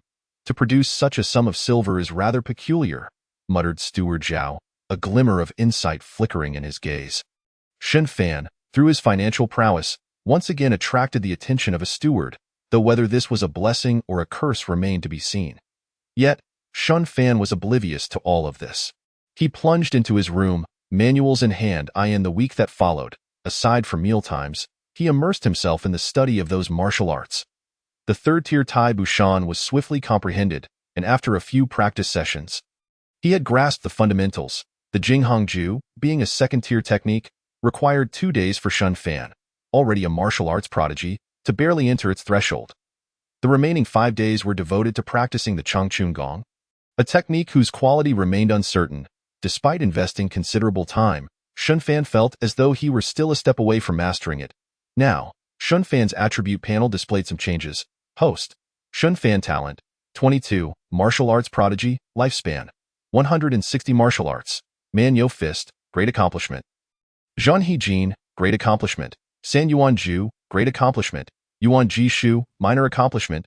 Qian Ji Shou, minor accomplishment. Taibu Shan, entry level. Jinghong Ju, entry level. Changchun Gong, not yet mastered, realm. Bone forging having entered the entry level of Taibu Shan and Jinghong Ju. Shun Fan had added 8 years to his lifespan, and his talent had increased once more. After surpassing the talent of a martial arts prodigy, he discovered that an increase in lifespan of 20 years was required to further enhance his talent. It seemed that as one's talent grew stronger, the corresponding increase in lifespan needed would also escalate. Though his realm remained bone forging, the entry-level Taibu Shan and Jinghong Ju had already generated vital energy, which nourished Shun Fan's bones anew, solidifying his bone forging realm even further. Typical martial artists would concentrate on honing a single martial art, ultimately using one type of vital energy to nourish their bones and complete the bone forging process. However, Shun Fan was different. His variety of vital energies was expanding, resulting in a bone forging realm that greatly differed from others. Undoubtedly, Shun Fan's current approach was correct, as these diverse types of vital energy would lay a more solid foundation for him, enhancing his combat prowess and facilitating breakthroughs to higher realms. The Taibu Shan required only a small portion of time each day for practice, and in about a week, he should achieve minor accomplishment.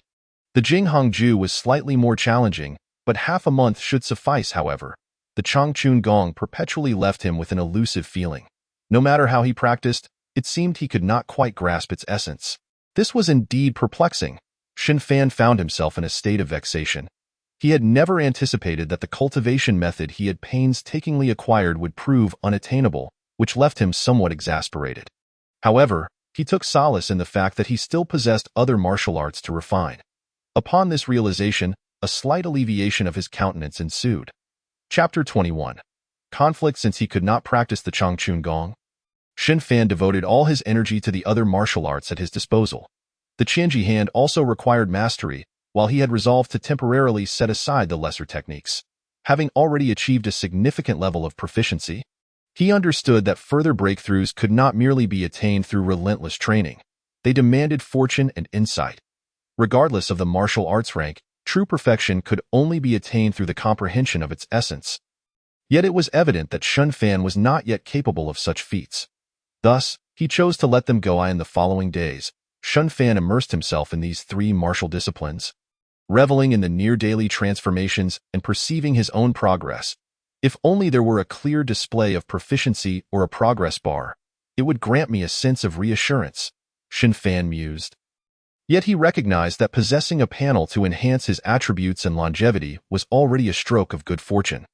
Yearning for the evolution of this panel to include proficiency metrics seemed rather avaricious. After all, even the favored child of destiny could not be so greedy. Regardless, Xin Fan remained fervently motivated to train, for in his heart, nothing was impossible. If there were limitations, they stemmed only from his own inadequacies. Thus, he resolved to train harder and grow stronger. While Xin Fan was engrossed in his martial practice, Zhang Guanshi and several hundred disciples returned to Liang City in a state of disarray. Within a chamber, Zhang Longyun sat regally in a grand chair, his expression icy, and the flames of anger in his eyes seemed almost tangible. How audacious! That old scoundrel dares to believe my Nyoamo Martial Academy is devoid of defenders. Inflicting harm upon so many of my disciples intends to sever my path forward. The recent attack on his disciples during their herb-gathering expedition had genuinely astonished Zhang Longyun. He had not anticipated the brazen audacity of those lurking in the shadows. Even more surprising was the revelation that the City Lord's estate had begun to show its true colors, for without the City Lord's directive, how could those hidden vermin have mustered such support? Third brother, what do the others say? Have they acquiesced to my proposal? Struggling to suppress his fury, Zhang Longyun barely retained a semblance of rationality. Zhang Guanshi stood by with furrowed brows, hesitating to speak. What? Have those scoundrels lost their spine? At such a critical juncture, they still refuse to unite. Are they truly willing to relinquish the foundation we have built over the years? Zhang Longyun gazed at Zhang Pu, his third brother, his internal rage boiling over. Eldest brother, that individual has confirmed his breakthrough. Even if we were to unite with the others, our combined strength would be insufficient to contend with him. You know well the might of a congenital warrior. Zhang Yunhu spoke with resignation, though he was loath to concede this truth. Yet the reality was undeniable. Once one entered the realm of congenital strength, they transcended the capabilities of mere mortals. Their father, the founder of the Nyoamo Martial Academy, had also been a congenital warrior. Thus they understood all too well that, in the presence of such power, no amount of training at lower levels was more than a futile endeavor. Yet, if they did not make an attempt, would they truly abandon the legacy of decades? Third brother, have you forgotten how our second brother met his demise? At the mention of their second brother, tears involuntarily welled in Zhang Yunhu's eyes. Very well, eldest brother, I shall refrain from further despondency. Our second brother perished for the sake of our academy, a cause he devoted his life to protect. We must not relinquish it. Indeed, this is the culmination of our family's decades of effort. How can we allow it to be taken from us without a fight? That old scoundrel thinks he can claim it. Let me see just how formidable his bite truly is. The two brothers exchanged determined glances and nodded solemnly. Zhang Yunhu departed the academy, his unique status making him the most suitable diplomat for the Nyoamo Martial Academy. To preserve their legacy, he needed to forge alliances with other prominent martial academies.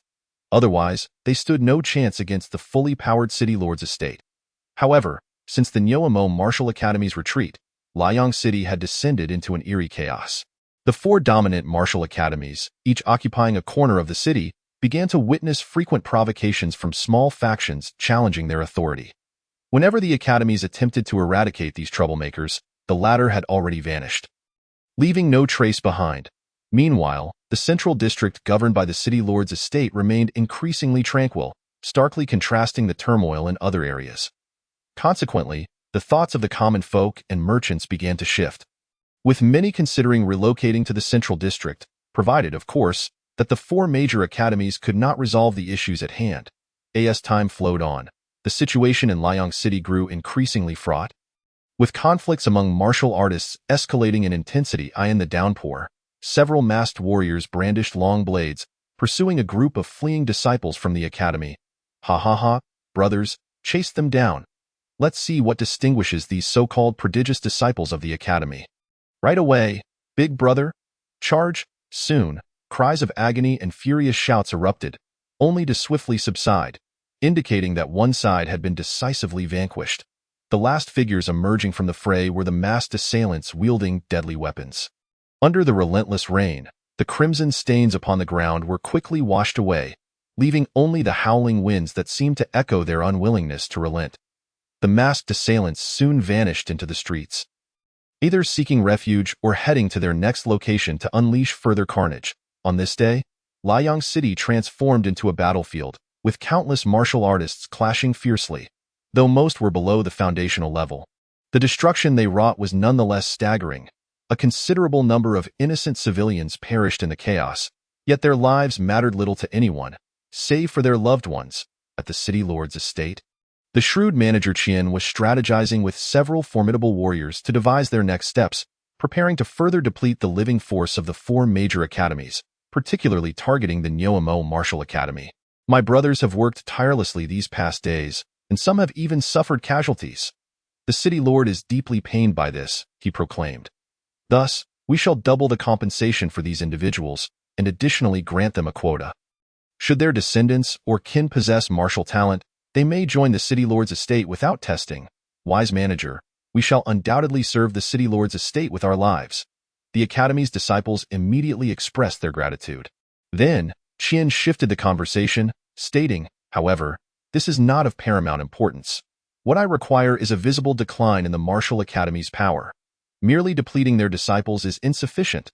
Therefore, esteemed patrons who enjoy the abundant resources of my city lord's estate, it is time for you to take action. Upon hearing this, some patrons hesitated, fully aware of the martial academy's formidable might. The heads of these academies were peak warriors beneath the congenital level, each capable of overpowering them with ease. Sensing their trepidation, Qian smiled amiably and reassured them, fear not. You need not target the high-ranking officials of these academies. Simply eliminate the elite talents among their disciples. After all, do we not boast 8 of the top 10 prodigies in Liang City, all of whom were nurtured by them? I believe these individuals present excellent targets. Upon hearing this, the patrons' eyes brightened, realizing that while they could not contend with the leaders, vanquishing the younger generation was indeed feasible. These fledglings were merely at the blood condensation stage, far beneath their capabilities. For each of the top 10 prodigies slain, a reward of 1,000 taels of silver and a manual of second-tier techniques shall be granted. The sweet promise from Qian ignited a fervor among the patrons. Rest assured, esteemed manager, I Zhaoan will return tomorrow with the heads of those prodigies, boasted a towering giant over 2 meters tall, thumping his chest. Others echoed their agreement. Observing this scene, Qian smiled with satisfaction, though a flicker of malevolence glinted in his eyes. Such naive fools, do they truly believe the rewards from my city lord's estate are easily obtained? To slay those progenies of the martial academies without shedding a single drop of blood is utterly impossible. Chapter 22. The storm. The machinations of the city lord's estate unfolded in the shadows. Known to all yet spoken of by none. All rivalries remained superficial, while deeper intrigues lurked beneath the surface, sensed by a select few, yet the vast majority remained oblivious. Just days later, Wuan, a core disciple of the Yangchun Martial Academy, was ambushed by unknown practitioners of the Foundation realm. Fortunately, the Academy's hidden masters thwarted the attack. Otherwise, the consequences would have been dire. Following this incident, the frequency of assaults on core disciples escalated alarmingly, instilling fear in their hearts and compelling them to avoid venturing outside. As for the other disciples, the situation was even more dire. Even elite disciples at the foundational level suffered significant casualties. As their assailants were typically at the blood condensation stage, often possessing foundational prowess. However, the martial arts school has suffered devastating losses, and the offerings from the Lord's mansion have not fared much better. Particularly during the assaults on core disciples, they were often ambushed by the hidden masters guarding the martial arts school. Already, two of the practitioners specializing in the Lianfu technique have met their demise, while over a dozen have sustained serious injuries, and the remaining ones bear minor wounds. It can be said that if this attrition continues, the offerings from the Lord's mansion are bound to perish eventually. As for that Wuan, who initially sought to claim several esteemed heads, he met his end on the very first day of action, achieving nothing more than instilling fear in that esteemed individual. Manager Qian, this cannot persist. The foundation of those martial arts schools is simply too profound. Our ambushes are proving ineffective. Indeed. The brute from the Binlei martial arts school possesses overwhelming strength. After receiving a blow from him, I estimate it will take me half a year to recover. As they began to complain, these individuals suddenly grew animated, each attempting to portray themselves as more pitiable than the last. Observing their disheveled appearances, Manager Qian sat in his chair, sipping tea without any intention of engaging with them. Yet, his ashen countenance betrayed the wrath simmering within him. Manager Qian was taken aback by the naivety and foolishness of these individuals. Despite their evident lack of strength, they still preferred to act independently, ultimately falling prey to their adversaries one by one. It is fair to say that reaching this point was entirely due to their lack of foresight. Enough! The operation to eliminate the martial arts school's talents will be halted for the time being. Once you all have recuperated, we shall devise a comprehensive plan. The other offerings wish to see some benefits. But before they could voice their thoughts, Manager Qian vanished from their sight. Outside a secret chamber, Manager Qian was cautiously reporting the results of recent endeavors. Upon concluding his report, he suddenly noticed that his back was damp with sweat. Just then, an elderly voice resonated. I am aware that in 3 months, I shall take matters into my own hands. During this period, you all have worked hard. There is no need for such desperation. I shall handle everything. Though the voice was aged, it carried an undeniable authority, characteristic of one who has long held a high position. Indeed, the speaker in the secret chamber was none other than the Lord of the Mansion. Huang Ling, the nominal leader of Liang City, and a legendary figure rumored to have transcended to the innate realm. However, Huang Ling's breakthrough was evidently not a conventional one. Otherwise, it would not have taken him such an extended period to stabilize his realm. In truth, Huang Ling, as the lord of a city, did not possess exceptional talent and was even somewhat inferior compared to the heads of various martial arts schools. Although he practiced a more advanced technique, an innate method, his inherent limitations meant he had yet to successfully break through even at the age of 60. Ultimately, he resorted to purchasing an innate pill from his superiors, forcefully shattering his bottleneck to enter the innate realm. The cost of this decision was that he would become one of the weakest innate warriors, with little chance for further advancement, his potential exhausted and lifespan curtailed. Yet, all of this was part of Huang Ling's grand scheme. If he could seize control of the entire Liang City, he would be rewarded by his superiors, making the acquisition of a cleansing pill a possibility. Rebirth was not without its broader prospects. Huang Ling was thus engaged in a high-stakes gamble. Should he succeed, he would take a significant leap forward. Should he fail, he would merely become an innate warrior with a lifespan akin to that of an ordinary person. As for being killed, he had never entertained such thoughts. Situated beneath the emperor's feet, who would dare to assassinate a court official?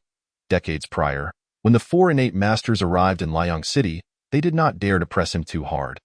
Precisely because of his status, upon receiving the Lord's orders, Manager Qian finally breathed a sigh of relief, canceling some covert operations. In a single night, Liang City seemed to revert to its former tranquility.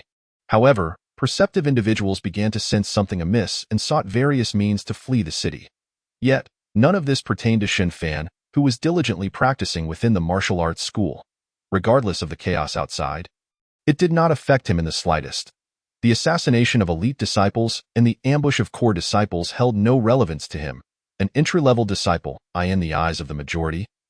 Xin Fan was merely an unambitious individual fond of practicing health-preserving techniques, a mere waste. On this day, Xin Fan, as usual, trained in a secluded corner, not with health-preserving techniques, but rather with a second-tier martial art known as Jinghongju. Even within the martial arts school, only a select few practiced this technique, either core disciples or managers and higher-ups. However, these individuals were unlikely to visit the training ground of entry-level disciples, thus no one could recognize the technique Xin Fan was practicing. Though they found it impressive, the junior apprentice, Lian, watched anxiously from the side. The moment Xin Fan exhibited any signs of fatigue, he would rush over to offer a massage. Such treatment made Xin Fan feel quite content. Completing a round of Jinghongju, Xin Fan exhaled a breath of white mist, feeling a slight increase in his internal vitality and a deeper refinement of his bones. Satisfied, Xin Fan nodded ally and hurriedly presented tea and a towel. "Senior brother, are you tired? Please take a rest." Observing the junior apprentice Lian, Xin Fan accepted the towel to wipe his sweat, took a hearty sip of tea, and then smiled. "Come, practice a round of Zenhijin, and let me see if you've made any progress." Xin Fan stood by, patiently awaiting his turn. Lu Zhen's tenure had yet to conclude, so he was still responsible for instructing the apprentices in their training. "Senior brother, I'm coming," casting a nervous glance at Xin Fan. Lian felt somewhat awkward. Although he understood Xin Fan was offering guidance, he still felt the pressure. In the end, Lian executed a round of the Zenhijin technique, while Xin Fan nodded approvingly from the side. To be honest, Xin Fan was astonished by Lian's talent. Lian had joined the martial arts school as an apprentice when Xin Fan first entered, and in the brief span of 2 months, this lad had managed to grasp the basics of Zenhijin. If all went well, with a few more months of practice, Lian would likely reach a minor level of proficiency, stepping into the realm of Lianpi, thus becoming Xin Fan's true junior brother. This talent was far beyond what Xin Fan had displayed upon his arrival, now rivaling that of the once promising Qin Chong. However, Xin Fan now felt he was no longer the same person he once was. The title of martial arts prodigy should rightfully belong to him, Xin Fan. Indeed, you've made a good start, but do not become complacent. Your skills still require enhancement. Watch closely. I shall demonstrate a round for you. With that, Xin Fan unleashed a flurry of vigorous punches. Although it was still the Zenhijin routine, Lian sensed an undeniable difference in Xin Fan's execution. Faster, fiercer, more imposing. That was Lian's genuine impression. Indeed, Xin Fan's slight display of power served to give Lian a glimpse of what was to come, which would greatly benefit his martial journey. After finishing the demonstration, Xin Fan landed his fist upon a stone. Retracting his fist, he casually pointed at the stone and proclaimed with pride, "When you can achieve this level, then you shall have attained mastery." Lian, puzzled, leaned closer for a better look. However, after a prolonged examination, he discerned nothing as he reached out to touch the stone. To his astonishment, the moment his fingers grazed it, the stone shattered into uniformly sized fragments. "Impressive. Senior brother, you?" Turning around, Lian discovered Xin Fan had vanished, leaving him feeling somewhat disappointed, yet soon invigorated. One day, I too shall possess such formidable strength. The fire of ambition flickered in the youth's eyes, igniting the potential for an extraordinary legend. Having played the role of a show-off, Xin Fan felt an invigorating sense of clarity. At that moment, he understood why protagonists in his past life relished the act of showing off. The sensation was indeed exquisite. Xin Fan could almost envision the astonished expression on Lian's face upon discovering the truth about the stone. Unconsciously, a smile crept onto Xin Fan's lips as he hummed a beloved tune from his previous life. Chapter 23. The prodigy Qin Chong as Xin Fan passed by the martial arts training ground frequently frequented by others. He suddenly noticed a crowd gathered there. "Brother Qin, you truly are the genius of our martial arts school, to have broken through Tulianro so swiftly. I imagine it won't be long before you reach Liangu."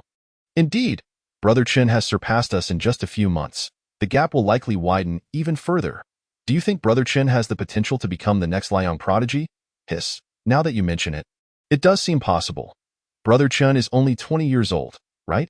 At this rate, he could very well achieve Ningxue before turning 30, and at that point, he would undoubtedly become a core disciple of our martial arts school." So they were discussing Qin Chong. The mere thought of him was rather surprising. Who would have thought that even he had managed to break through Tulianro?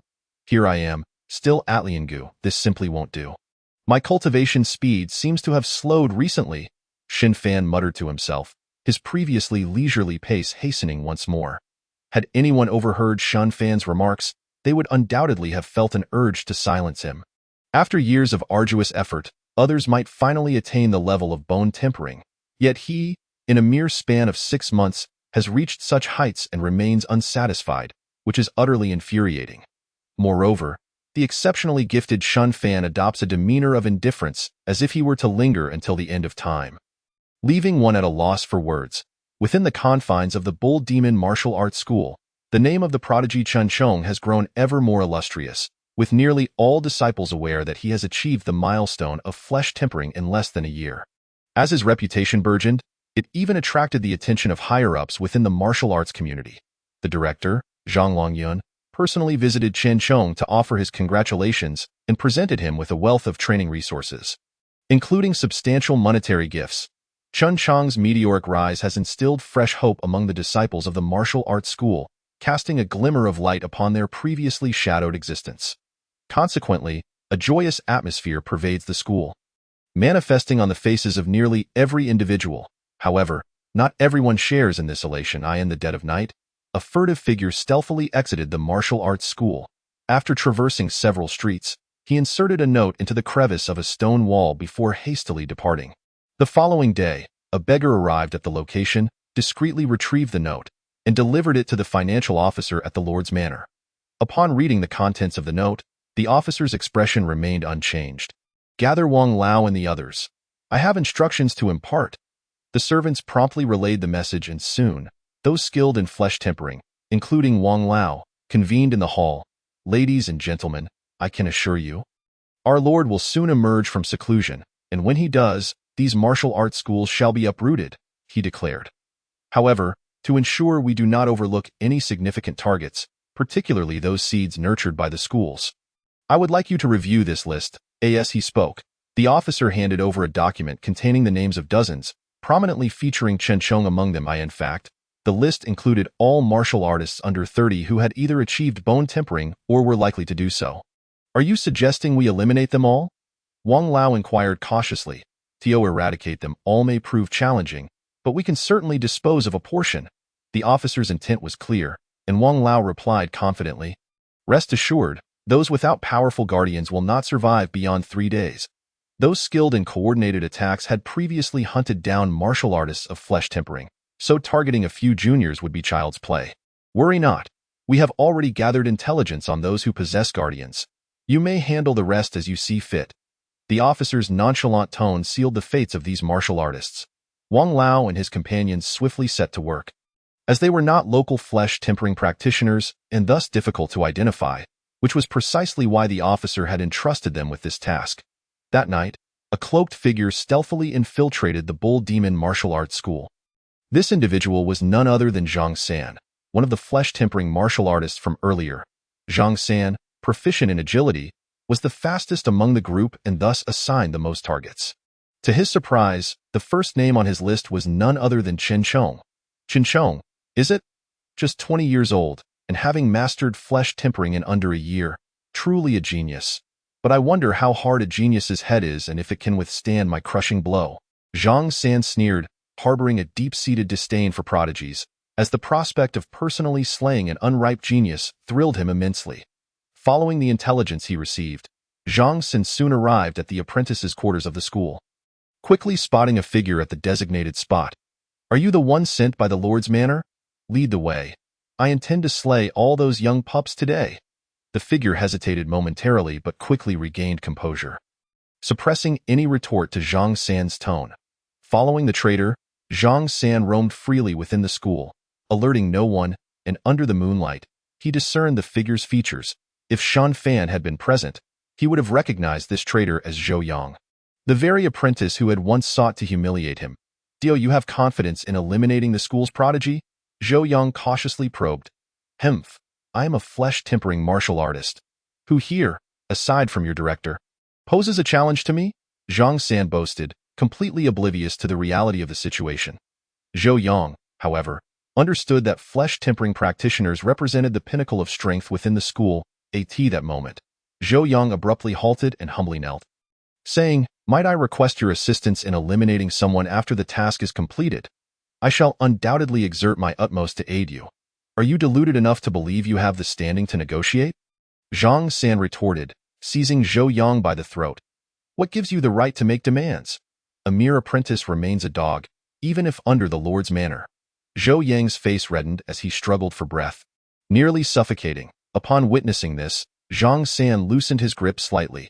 Seizing the opportunity to speak, Zhou Yang quickly apologized. "Forgive me, my lord. I was mistaken. I shall not make any demands and will ensure your mission is executed promptly." He hastily knelt, not daring to breathe loudly. Humph, consider yourself fortunate to recognize your place. Now, lead the way. Zhou Yang crawled ahead, abandoning any ulterior motives. Initially, he had hoped to enlist this powerful figure to eliminate Xin Fan, as his previous encounter with Xin Fan had haunted him with nightly nightmares of retribution and torment.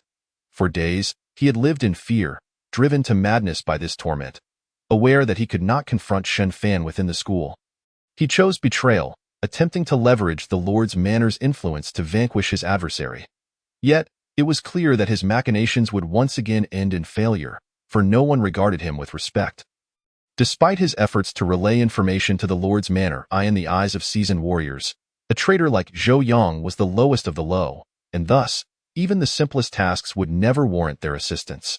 However, Zhou Yang remained oblivious to the fact that Xin Fan had never harbored resentment towards him and had no desire for vengeance. All his fears were merely figments of his imagination. Chapter 24. Urgency with Zhou Yang as the informant.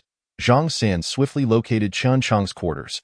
Observing the faint light emanating from a distant room, he turned to Zhou Yang and asked, "Are you certain?" "My lord, I am confident. I have been here long enough and frequently assist those individuals with menial tasks, making me well acquainted with the situation. Just a few days ago, I even tidied up Qin Chong's room." Zhou Yang boasted, oblivious to how his demeanor irked Zhang San even more. "Very well, wait here. I shall return shortly." Zhang San stealthily approached Qian Chang's room, leaving Zhou Yang alone. That moment, Xin Fan happened to pass by, his own quarters situated nearby. Noticing a suspicious figure, Xin Fan felt a twinge of curiosity. Who might this be, wandering about at such an hour? He mused, moving closer with stealthy steps, his training allowing him to tread silently. As he stood behind Zhou Yang, the latter remained unaware of his presence. Only when Xin Fan drew near did he recognize the figure's face. It's him. Xin Fan frowned, having recognized Zhou Yang, the very individual who had once wronged him. However, why was this apprentice here, lurking with ill intent? Just as Xin Fan was about to inquire, a sudden scream erupted from within the nearby room. "Success! The Lord's Manor's expert is indeed formidable," Zhou Yang muttered to himself, unwittingly alerting Xin Fan to his treachery. This traitor, Xin Fan's expression darkened, glancing toward the commotion from the house and then back at the exuberant Zhou Yang. Resolute, he clenched his fists, channeling all his strength into a decisive strike aimed at Zhou Yang's back. Caught up in his own euphoria, Zhou Yang felt a sharp pain in his chest before gradually losing consciousness. Xin Fan's tremendous blow had penetrated Zhou Yang's body, rendering him unable to survive. Withdrawing his bloodied hand, Xin Fan swiftly leaped away, leaving no trace behind. When Zhang San returned, he was met with the sight of Zhou Yang's lifeless body. Without a moment's hesitation, he bolted for the exit. Damn it, this fool has met his end. Have the bold demon martial arts practitioners uncovered my precinct indeed? What are we to do now? That villain has escaped, and it remains uncertain whether he will return. Even Chen Chong, with his formidable strength, was utterly powerless to resist. What shall we do, then? As these words were spoken, the surrounding disciples' pupils constricted, their faces reflecting an extraordinary array of emotions. Xin Fan, hidden among them, felt an acute sense of urgency arise within him. No. Relying on others is far less effective than relying on oneself. I must hasten my progress. Fortunately, several of my techniques have already reached a critical juncture, and a breakthrough should be imminent. With this thought, Xin Fan promptly left the gathering, returning to his room to train throughout the night. Gazing upon the panel where various techniques shimmered with a faint glow, Xin Fan knew he was on the verge of significant advancement. Perhaps it was the oppressive weight of impending peril that awakened his latent potential, for by dawn the following day, he sensed the opportunity for a breakthrough. First was the Chenji hand, a technique of the third tier that effortlessly transitioned to completion. From minor success to major success, Xin Fan felt his fingers grow extraordinarily nimble and powerful, a surge of potent vitality spreading from his fingertips throughout his entire being. As his vitality surged, it refined his very bones. Next came the other two techniques. The iron cloth shirt advanced from intra-level to minor success, while the stunning swan technique also reached minor success. The two distinct streams of vitality further refined his skeletal structure, their characteristics gradually assimilated by Xin Fan's bones. Once this refining process concluded, Xin Fan suddenly sensed a subtle change occurring within his skeleton. Regrettably, he could not peer inward.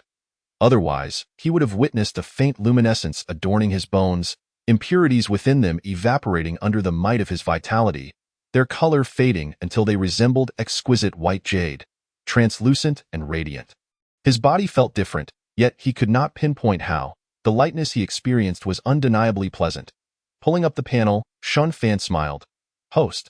Shun Fan talent. 23, martial arts prodigy, lifespan. 180 martial arts, Mamble Fist, major success.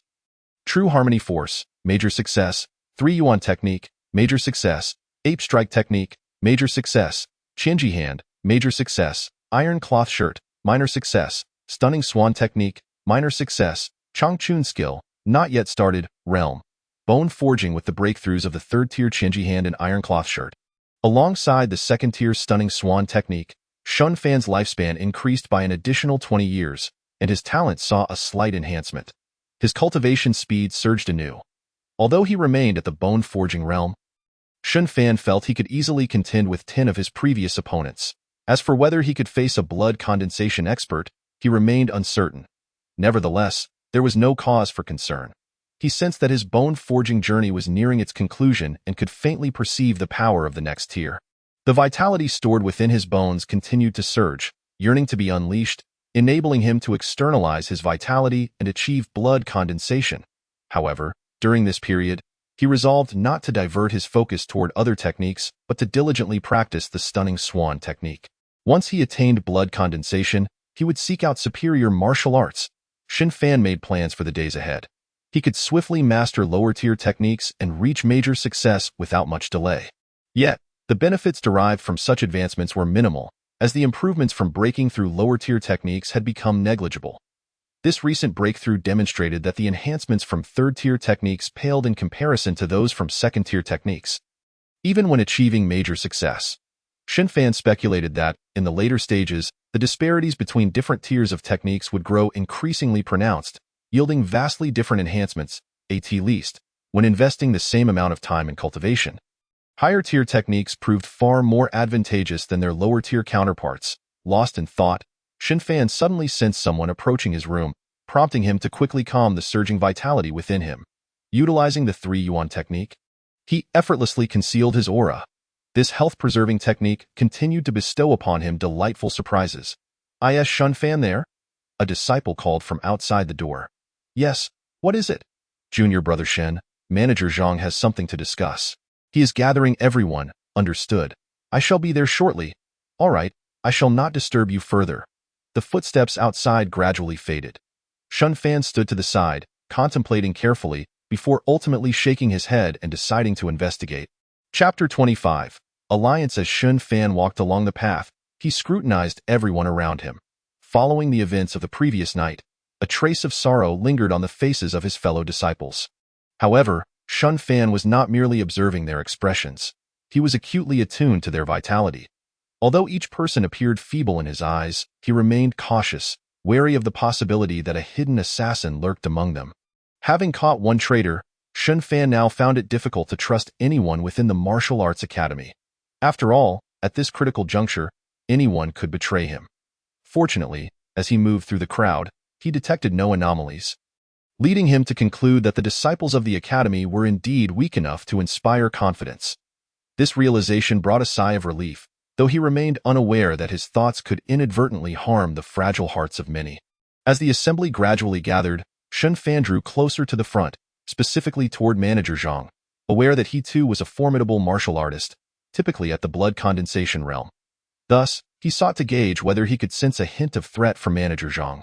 As the 3 Yuan technique operated at its peak, Shun Fan furrowed his brow, only to relax slowly. Yes, he had sensed it. In Manager Zhang, there was indeed a palpable threat, albeit one that seemed pitiably weak. It fell far short of instilling a sense of life-threatening danger, suggesting that Manager Zhang's prowess might not surpass his own. With this thought, Shun Fan gained a new understanding of his own strength. Could he stand shoulder to shoulder with a blood condensation expert? That would be commendable. However, he too was on the cusp of a breakthrough. Surely, he would soon become a formidable figure within the blood condensation realm. Shun Fan mused with a lack of confidence. Unbeknownst to him, Manager Zhang was actually at the pinnacle of the blood condensation realm, even holding the title of the foremost blood condensation expert in Liang City. After all, he was the younger brother of the Bull Demon Martial Arts Academy's director, possessing resources and techniques far exceeding those of many independent martial artists. In Liang City, Manager Zhang's strength was indeed formidable among blood condensation experts. The fact that such a person did not evoke a sense of crisis within Shun Fan indicated that his combat prowess had already entered the realm of bone forging, yet Shun Fan remained oblivious. Having practiced multiple martial arts, the complexity of the vitality within him allowed for a harmonious interplay, creating an exceptionally solid foundation. Even in those major cities, few could reach Shun Fan's level within the bone forging realm. The level of Jade Bone was nearly legendary. As the crowd assembled, Manager Zhang took to a higher vantage point, gazing at the familiar faces before him, momentarily overcome with emotion. Dear disciples, many of you have been training diligently at the Bull Demon Martial Arts Academy for years. I, Zhang Yunhu, consider you all acquaintances. Within the academy, we coexist in harmony, fostering camaraderie, supporting one another, and striving together to scale the heights of martial arts. These days have been our most cherished memories, a bond akin to that of brothers. Yet, of late, our academy's disciples have frequently fallen victim to mysterious assailants, with many suffering grievous harm at the hands of these scoundrels. A cause for deep sorrow. My fellow director and I have grappled with this issue for some time. Yet solutions elude us. Just last night, our newly emerged talent, Chen Chong, was assassinated by these rogues. Upon learning of this, the director was infuriated, mobilizing all available resources to track down the perpetrator. Rest assured, an answer shall soon be forthcoming. However, the director possesses foresight, understanding that even if the culprit is discovered, it may ultimately be futile, as the enemy undoubtedly operates as part of an organization. If we do not unite all our strengths and efforts, each of you present may become the next target. Upon hearing this, expressions of anxiety and fear filled the eyes of many, as they yearned for Manager Zhang to provide them with a satisfactory response. Indeed, Manager Zhang continued, thanks to the director's unrelenting efforts, the 4 major martial arts academies in Liang City have united, vowing to do everything in our power to eliminate the hidden adversaries. I hope you can rest assured. As long as the academy stands, you shall undoubtedly enjoy a peaceful existence. With these words, many disciples revealed hopeful smiles. Wonderful! With the 4 major academies united, those lurking rats will surely have nowhere to hide. Indeed, those rascals will be apprehended, and we will once again be able to train without worry. Many felt filled with anticipation for the future, yet Shun Fan gleaned a different message from Manager Zhang's words. Is it truly a foe that requires the collaboration of all 4 major academies to resist? Truly formidable. Shen Fan's gaze sharpened, his countenance taking on a notably grave demeanor as he gradually withdrew. Rather than squander time here, it would be far more prudent to practice the martial arts repeatedly, striving for an early breakthrough. With each additional measure of strength, the chances of surviving future crises would correspondingly increase. For reasons unknown, despite the seemingly improving circumstances, he was beset by an unsettling feeling, as if an imminent, grave danger loomed. Shun Fan understood that this was his martial instinct cautioning him. Meanwhile, the heads of the 4 major martial arts schools convened, deliberating on a united front against the city lord's manor. The onlookers were oblivious to the true situation. However, these esteemed figures were acutely aware. Yet, precisely because they understood, they recognized that this alliance was a desperate measure. Aside from the Nyoamo Martial Arts School, the remaining 3 were the Chunyang Martial Arts School, Kaishan Martial Arts School, and Ben Lei Martial Arts School. Each school leader was a practitioner of top-tier martial arts. Formidable figures within their realm asked the initiator of this alliance. Zhang Longyun was the first to speak. Esteemed colleagues, we have reached a perilous juncture. We can no longer afford the luxury of choice. If we do not unite, we shall face that old wretch one by one, destined to be defeated. While Zhang's words bear merit, I fear that even in unity, we may prove ineffective against a congenital expert. Spoke Chang Yuchen, the leader of Kaishan Martial Arts School, his confidence wavering. In truth, he harbored thoughts of submitting to the city lord's manor, yet the prevailing circumstances compelled him to temporarily join this martial alliance. Such a stance is a disgrace to our martial lineage. Though congenital masters are fearsome, I refuse to believe they are truly invincible. Every human has weaknesses and can be slain. What is there to fear? Declared Zhao Yingxiong, the brash leader of Bin Lei martial arts school. His somewhat reckless words sparked contemplation among the gathered crowd. Zhao's assertions resonated. I too refuse to believe that a single congenital master can truly alter the entire state of Liang. The leader of Chunyang martial arts school voiced his opinion as well. Soon, apart from Chang Yuchen, the remaining leaders were resolutely martial-minded, prompting Chang to suppress his reservations and join in the discussions on how to form the alliance and strategize for the future. Chapter 26. Retreat. With the alliance of the four major martial arts schools, the atmosphere in Liang City grew increasingly tense.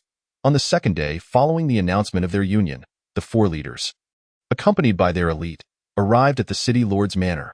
Observing the imposing assembly, Qian, the steward, sensed impending trouble and hurriedly retreated to the inner chamber to summon the city lord, who was in seclusion. Solidifying his realm in the conference hall, the leaders awaited, fully aware that if a satisfactory resolution was not reached that day, Liang City would be drenched in blood. Just as their impatience was mounting, a familiar figure unexpectedly appeared at the center of the hall. Gazing upon the frail yet upright figure, the leaders were taken aback. "Ha ha! Esteemed guests, your visit is truly too courteous," exclaimed the city lord. Huang Ling, with a jovial demeanor, as if welcoming old friends. Chang Yuchen from Kaishan Martial Arts School promptly rose, cupping his hands in salute.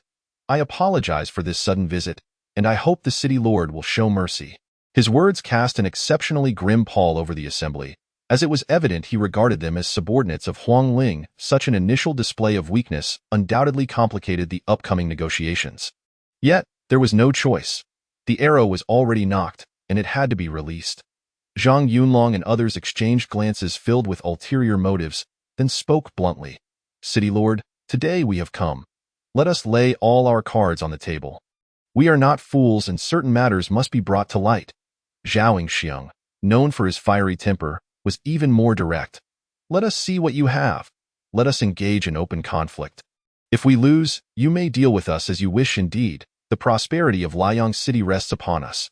If the city lord does not cherish that, we have nothing more to discuss." Zhang Longyun concurred. Only Chang Yuchen and his Kaishan martial arts school remained silent in a corner, appearing like timid turtles. In Chang Yuchen's view, maintaining a neutral stance might allow him to navigate both sides and find a glimmer of hope. However, he was oblivious to the disdain both the city lord's manor and the martial arts schools held for his behavior. If the opportunity arose, they would undoubtedly be the first to eliminate Kaishan martial arts school. "Very well, let us cut to the chase," Huang Ling remarked, sensing that it was time to lay his cards on the table.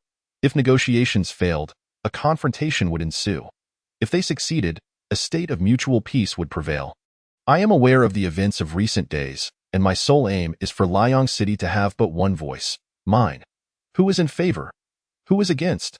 As the aura of congenital experts surged, Huang Ling surveyed the room, the overwhelming pressure causing many to feel as if they bore an immense weight upon their shoulders. Cold sweat trickled down their backs, and almost no one dared to meet Huang Ling's gaze. Zhang Longyun and the other leaders strained to muster their inner strength, fiercely resisting Huang Ling's oppressive presence. Zhang Longyun was the first to speak. "City Lord, your demands are excessively domineering. To claim the entirety of Liang City at a mere utterance is quite audacious. Indeed, while you may have attained the congenital realm, I have heard that even congenital experts can be overwhelmed by the combined might of blood practitioners. Thus, it seems that congenital masters are not truly invincible." Another leader chimed in. "Precisely. Together, we four major martial arts schools boast nearly 100 practitioners. We refuse to believe that the city lord can genuinely triumph over us." With Zhang Longyun leading the charge, others quickly broke free from Huang Ling's pressure. Observing the shift in dynamics, Huang Ling's expression darkened. Though reluctant to concede, he recognized the validity in their statements. Given his current strength, he could not defeat all the experts present. After all, he was merely the weakest among the congenital realm. Should his innate energy be exhausted, he would be no different from an ordinary blood practitioner. To force a confrontation could indeed result in mutual destruction. Pondering this, Huang Ling furrowed his brow, but his gaze suddenly brightened upon noticing the previously silent Chang Yuchen and his faction. He glanced at the agitated crowd and feigned a sense of helplessness, promising to relinquish his aspirations of monopolizing Liang City. However, Moving forward, the martial arts schools would be obligated to remit 30% of their income. This arrangement would fortify the city lord's manor while gradually weakening the martial arts schools, unless they could produce a congenital master of their own to potentially alter the current balance. Despite their reluctance, Zhang Longyun and the others acquiesced to this demand, recognizing that circumstances often dictated the course of action. They could not genuinely engage in a life-or-death struggle against the city lord's manor. Moreover, they still held hope, as each was a peak blood practitioner skilled in top-tier martial arts, with the potential for breakthroughs should favorable circumstances arise. For a martial artist, self-confidence and resilience are fundamental virtues. Following their reconciliation, orders swiftly returned to Liang City, as if the previous chaos among practitioners had been naught but an illusion. The major factions within the city resumed their normal operations. Yet gradually, whispers began to circulate that Kaishan Martial Arts School was growing increasingly close to the city lord's manor. However, that was a tale for another time, at least for now. Everything remained in its nascent state. A week after the tranquility was restored in Liang City, Shun Fan practiced the Jinghong Ju beneath a tree, diligently honing his skills. After a week of relentless training, during which he devoted himself solely to this technique, his progress surged. He had nearly grasped the threshold of minor mastery, and upon breaking through, he would become Liang City's youngest blood practitioner. It was imminent, either tomorrow or the day after. Once he achieved this breakthrough, he would finally possess the means to safeguard himself. Shun Fan exhaled deeply, a sense of relief washing over him. Although peace had returned to the city, he understood that such tranquility could not endure indefinitely. Wolves may coexist, but the predator and the prey can never find harmony. It is an inherent truth, immutable and unchangeable. Upon Zhang Longyun's return, he immediately entered a state of seclusion, seemingly harboring a fierce determination to achieve a breakthrough into the congenital realm without rest. The influence of the school leaders was palpable, as a fervor for training quickly spread throughout the martial arts schools. Yet, challenges soon arose. Bowing to the city lord's manor would require them to remit 30% of their income, which meant that internal expenditures at the schools would also need to be reduced by a third to maintain basic operations.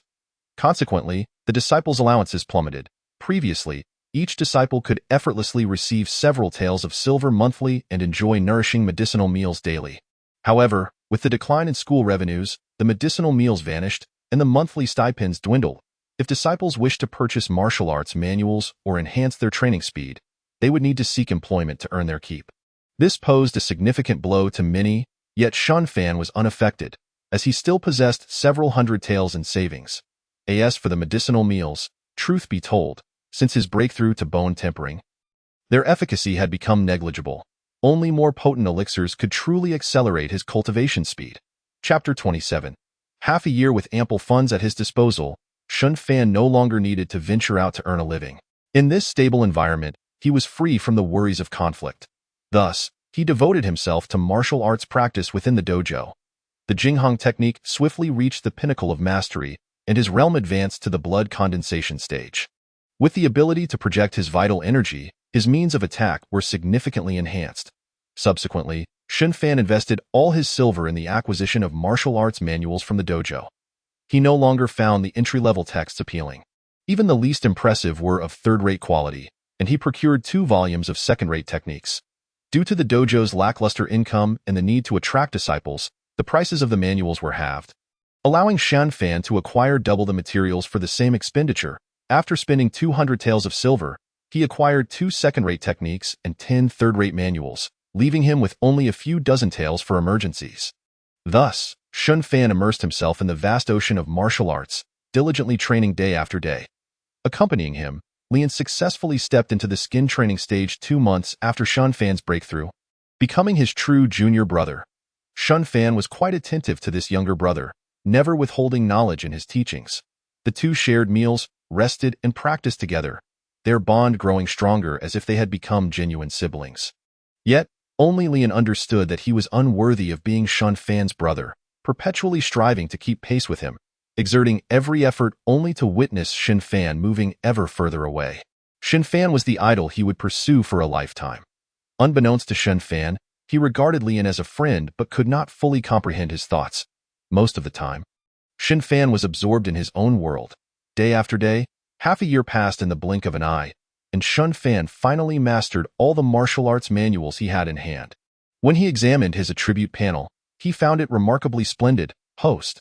Shun Fan qualification, 27, martial arts prodigy, lifespan, 260 martial arts. Man Bull Fist, mastered. True Harmony Technique, mastered. 3-Element Technique, mastered. Ape Strike Technique, mastered. Thousand Mechanisms Hand, mastered. Iron Cloth Shirt, minor mastery. Jinghong Technique, mastered. Great River Scripture, mastered. Sea Wave Fist, mastered. Changchun Skill, not yet initiated, realm. Skin training. This half-year of arduous training had finally elevated his realm to the pinnacle of the dojo. With his techniques mastered, he gained an additional 80 years of lifespan and 4 points of qualification. In the later stages, third-rate techniques no longer contributed to his lifespan or qualification, and even second-rate techniques offered minimal enhancement. This indicated that low-level techniques had become ineffective for him, serving only to diversify his methods and enrich his foundation. With a terrifying lifespan of 260 years, he had far surpassed the limits of innate martial artists. As for the lifespan of those at even higher realms, Shun Fan remained unaware. His qualification stood at 27 points.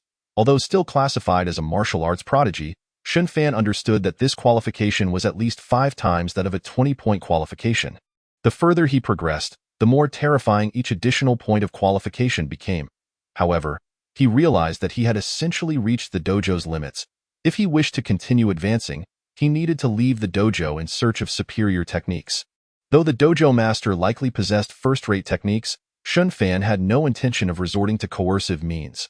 After all, the dojo had nurtured him and owed him a great debt. Standing beneath an ancient locust tree, Shun Fan quietly contemplated his future. In the distance, the great sun rose, casting warm morning light upon the earth and illuminating his face, stirring a sense of excitement within him. It was time to depart. With a sigh, Shun Fan made his decision. In truth, the situation within the dojo had worsened considerably over the past 6 months. The welfare of the disciples had dwindled, leading many to slip away unnoticed. Insufficient income resulted in discontent among the disciples, causing numerous departures that further weakened the dojo's strength. With inadequate martial prowess, the dojo's hold and business diminished, leading to a sharp decline in revenue. Thus, the dojo fell into this vicious cycle, gradually declining until it ultimately faded from Liang City. This, too, was likely anticipated by the Lord of Huangling City from the very beginning, while the dojo's power weakened. There was one exception, the Kaishan Dojo. Over the past 6 months, the Kaishan Dojo had forged increasingly close ties with the city lord's mansion, almost as if they were one entity. Members of both factions often referred to each other as brothers. To the discerning observer, it was evident that the Kaishan Dojo had likely already pledged allegiance to the city lord's mansion. Indeed, Chang Yuchen had secretly allied with Huangling long ago. The retention of the Kaishan Dojo's name primarily served to attract disciples from other dojos. Indeed, the benefits at the Kaishan Dojo had not only remained intact but had become increasingly enticing, naturally drawing more individuals to join. Observers from the other 3 major dojos were envious, contemplating that joining the Kaishan Dojo might be a prudent decision. Consequently, over the past 6 months, the number of disciples at the Kaishan Dojo had nearly doubled, forming a stark contrast to the desolation of the other dojos. As for any attempts at obstruction, they were futile, with the city lord's mansion backing them. Who would dare take action? Moreover, the leaders of the major dojos remained in seclusion, leaving others to silently witness this unfolding scene. These individuals could only hope that their dojo master would advance to the innate level, thus instantly restoring all that had been lost. Shun Fan quickly sought out Zhang Yunhu, the manager responsible for overseeing disciple affairs. Observing how much older Zhang had appeared in just half a year, Shun Fan couldn't help but sigh. After gathering his thoughts, he finally spoke. Manager Zhang, I wish to leave the dojo. I hope you will grant me this request. Zhang Yunhu glanced at Shun Fan, remaining silent. Over the past 6 months, he had heard too many similar sentiments and had sent off many outstanding juniors. Are you leaving as well? He sighed. Go then. Join the Kaishan Dojo. Their treatment is indeed quite good. Zhang Yunhu spoke with a hint of resignation. However, Shun Fan quickly clarified, Manager Zhang, you misunderstand. I do not intend to join them. I simply wish to venture out and explore this new world. Zhang Yunhu's weary form suddenly straightened as he raised his head to scrutinize Shun Fan. Sensing sincerity in his words, Do you understand what you are saying? If you leave Liang City, there will be no one to protect you. Do you know how chaotic the world outside is? Warlords are in constant conflict, bandits abound. Lives are truly as fragile as grass. I understand, but I believe I am still young and must venture forth, Shen Fan replied, his eyes resolute.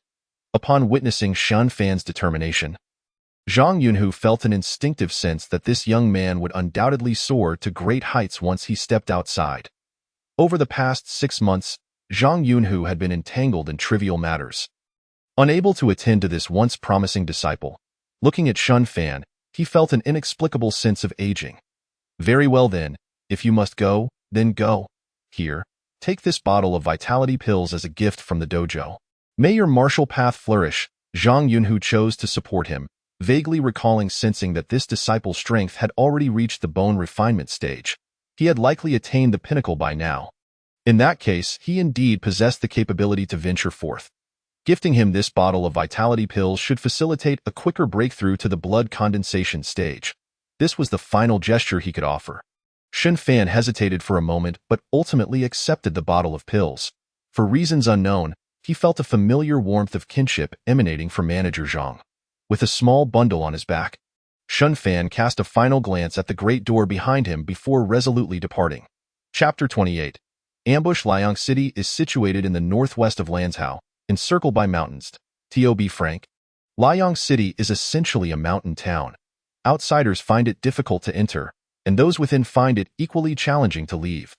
The Heilong mountain range resembles a colossal dragon coiling across the land, its sinuous body dividing all of Lanzhou, serving both as a barrier and an impediment.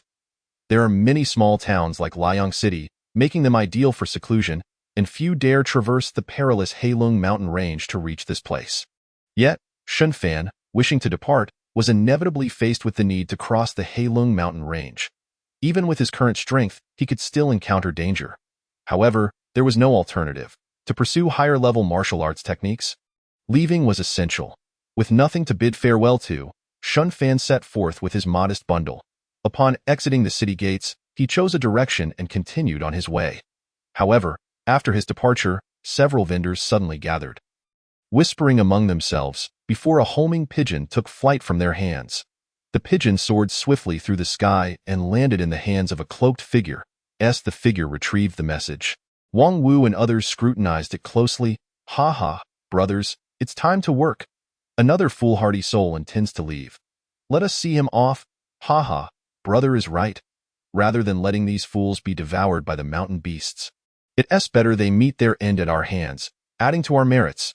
The gathering of dozens of black-clad men, brimming with murderous intent, laughed heartily. These individuals were forces secretly recruited by the city lord's mansion, and their singular task was to ensure that no martial artist escaped Liang City. After a hiatus of 6 months, the lord of Huangling City was finally poised to reveal his fangs. Third brother, take a few of our comrades and extend a proper welcome to this free-spirited little bird. All right, big brother, I'll head over to entertain him. Zhang San readily agreed. He had been waiting here for what felt like an eternity, his patience wearing thin. The arrival of a visitor, even if it were Wang Wu, was enough to pique his interest. Zhang San, accompanied by 5 cloaked men, made his way toward the direction where Shen Fan was heading, leaving the others behind to stand by. As a master in the realm of training the body, Zhang San's companions were at least of equal caliber, ensuring that any ordinary martial artist would stand no chance against them.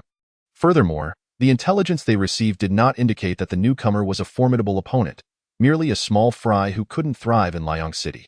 With that in mind, Zhang San felt no concern, leisurely positioning himself on the inevitable path Shen Fan would take. Before long, Zhang San spotted a tall and handsome young man rushing towards them, his speed indicative of considerable strength. Halt! Commanded one of the black-clad men. Shen Fan furrowed his brows but complied, his gaze sweeping over the group before a sense of foreboding took root within him. The sight of their weapons heightened his unease. May I inquire what you gentlemen wish to discuss? Shen Fan asked, suppressing his anxiety. Discuss? One of the black-clad men laughed heartily. Third brother, this lad is quite polite. Should I leave him intact to showcase our local courtesy? However, Zhang San merely shook his head, retorting, boy, you've encountered us today. Consider yourself unfortunate. Be cautious in your next life. With a subtle gesture, he signaled his comrades, who swiftly surrounded Shun Fan from various angles. "Prepare to meet your end."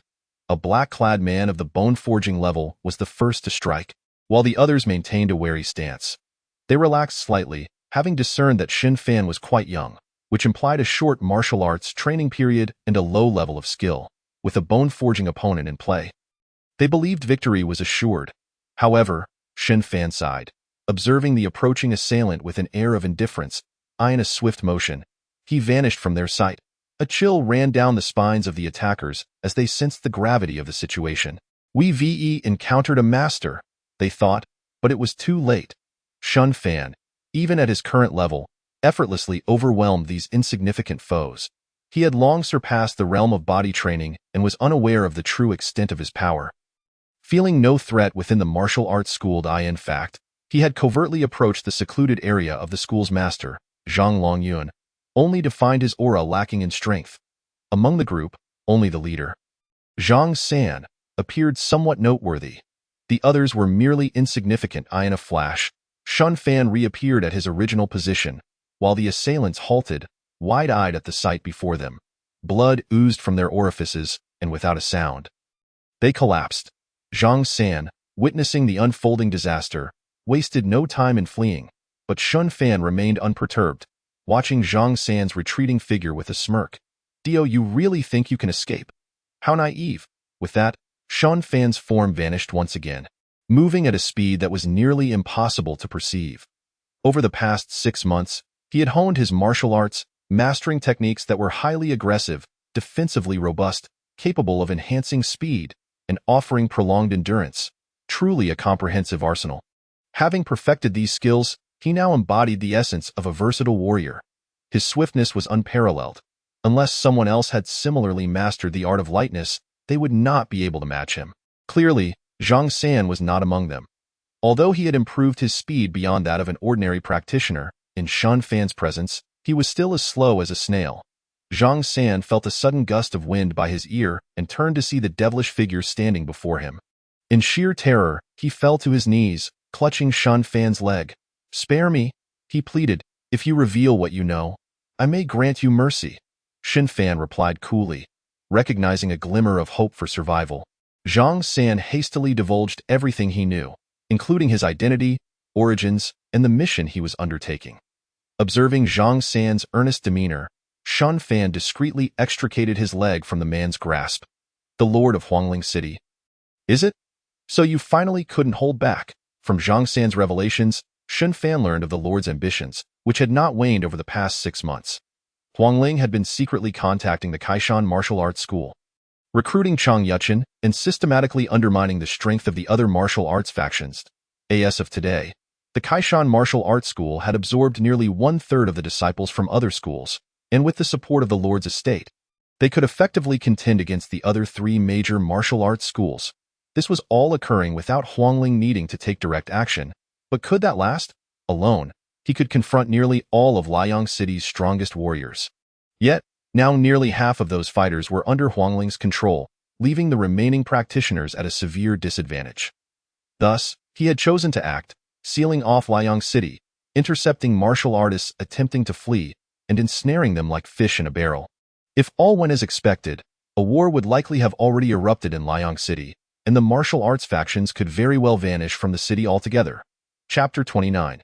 Choices. Upon hearing Zhang San's account, Shun Fan fell into a contemplative silence. Before him lay 2 paths. One was the easier route, where he could disregard the fate of the Nyoamo Martial Arts School and leave without a second thought. The very man who sought to kill him was now kneeling at his feet, granting him the freedom to depart as he pleased. Choosing this path would undoubtedly spare him considerable trouble. Yet, that was not in alignment with his heart's desire. The second path was one of loyalty, where he would return to Liang City and assist the Nyoamo Martial Arts School in their struggle, facing whatever fate awaited him with a clear conscience.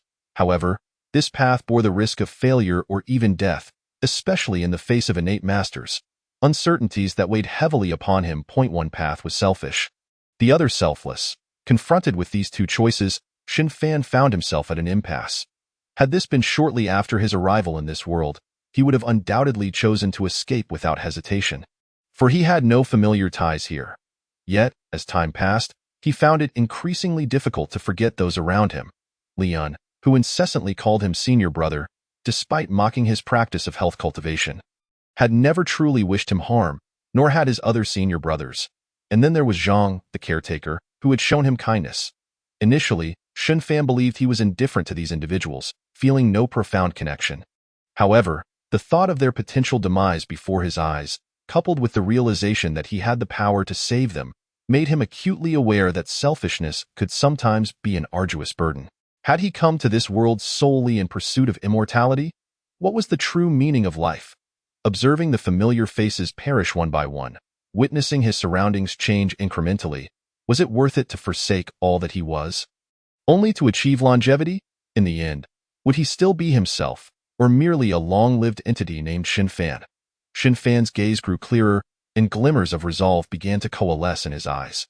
Holding the warm blood Qi Dan, he chuckled to himself. It seems I am unaccustomed to taking what belongs to others. I should return and settle my debts. At that moment, Shunfan comprehended his true desire. While he aspired to become an immortal, he yearned even more to live a life rich with emotions and connections, to truly exist as a being of flesh and blood. Begone. I do not renege on my word to spare you. But should we meet again, do not blame Shun for being heartless. Zhang San, upon hearing this, was overjoyed, scrambling away in a flurry, entirely disregarding the dignity of a master in the realm of body training. Turning on his heel, Shunfan set forth toward Liang City. Meanwhile, Zhang San, having narrowly escaped, muttered to himself as he ran, "Madman, fool. Returning now is tantamount to seeking death. Ha! Returning is for the best, if I perish. Today's events shall remain shrouded in secrecy. I, Zhang San, shall continue to stand tall as a master of body training." The more he pondered, the more pleased he became. Yet, recalling Shunfan's final words, he halted, choosing a direction and walking away without looking back. That direction was away from Liang City. Shunfan soon arrived at the city gates, only to find them firmly shut, causing his heart to plummet. Had he come too late? While he was lost in thought, a figure atop the city wall called out, "Who goes there? Depart at once. By the order of the lord of the city, this place is sealed off for 3 days. No one may enter or leave." Shunfan quickly called out, "I am a resident of Liang. May I enter?" "Yeah?" The city guards hesitated for a moment, but ultimately decided to open the door for Shunfan. After all, the order he had received was to not let anyone leave, but it did not specify that no one could enter.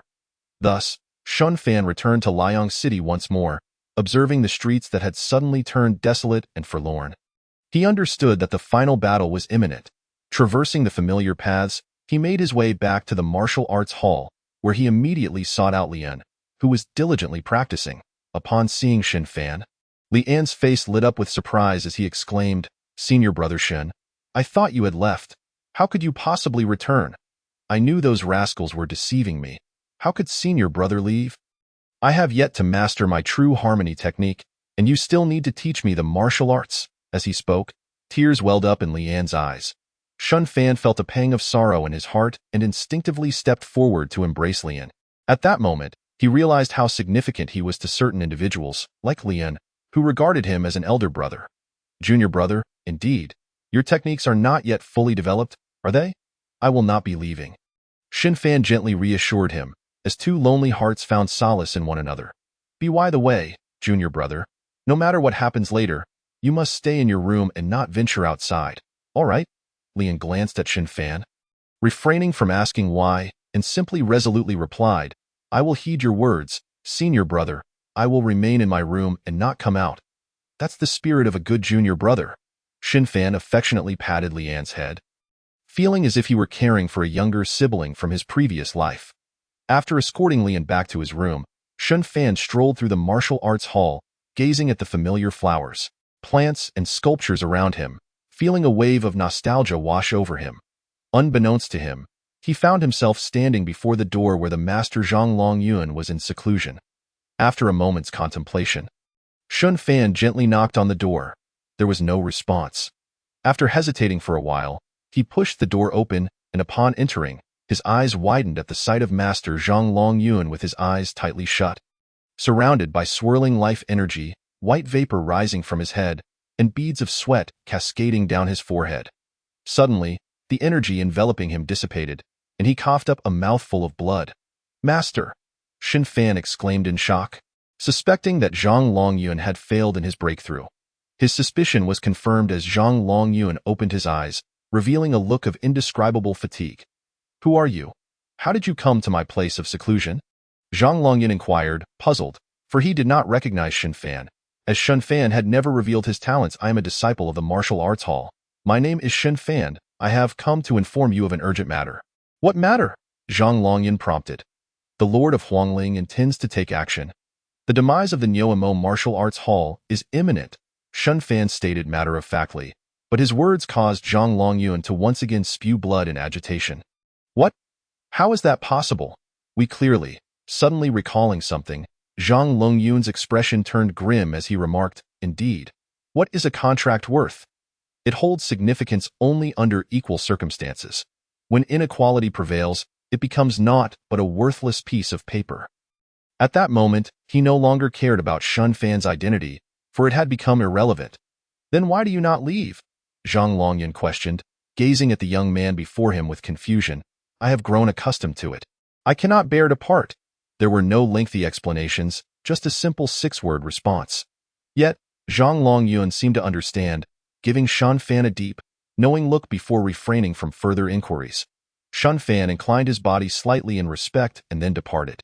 Zhang Longyun sat cross-legged, exerting all his strength to restore his condition, aware that no matter what transpired, the stronger he became, the greater his chances of seizing a sliver of survival.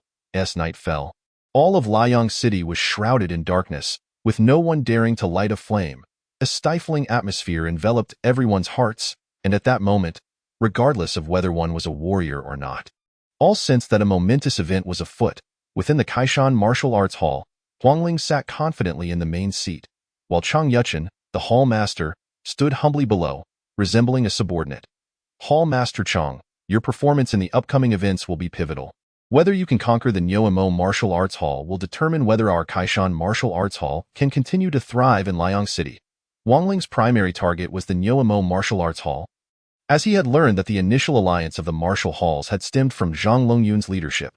"Rest assured, Lord City Master, our Kaishan Martial Arts Hall strength has far surpassed that of the Nyoemo Martial Arts Hall. I will certainly deliver Zhang Longyun's head to your estate." Chang Yuchen respectfully took his leave and immediately began mobilizing troops, rallying the entire Kaishan Martial Arts Hall. With over 20 practitioners at the Fulu stage, more than 40 at the Nishue stage, and over 1,000 disciples below the bone refinement stage, this was the current strength of the Kaishan Martial Arts Hall.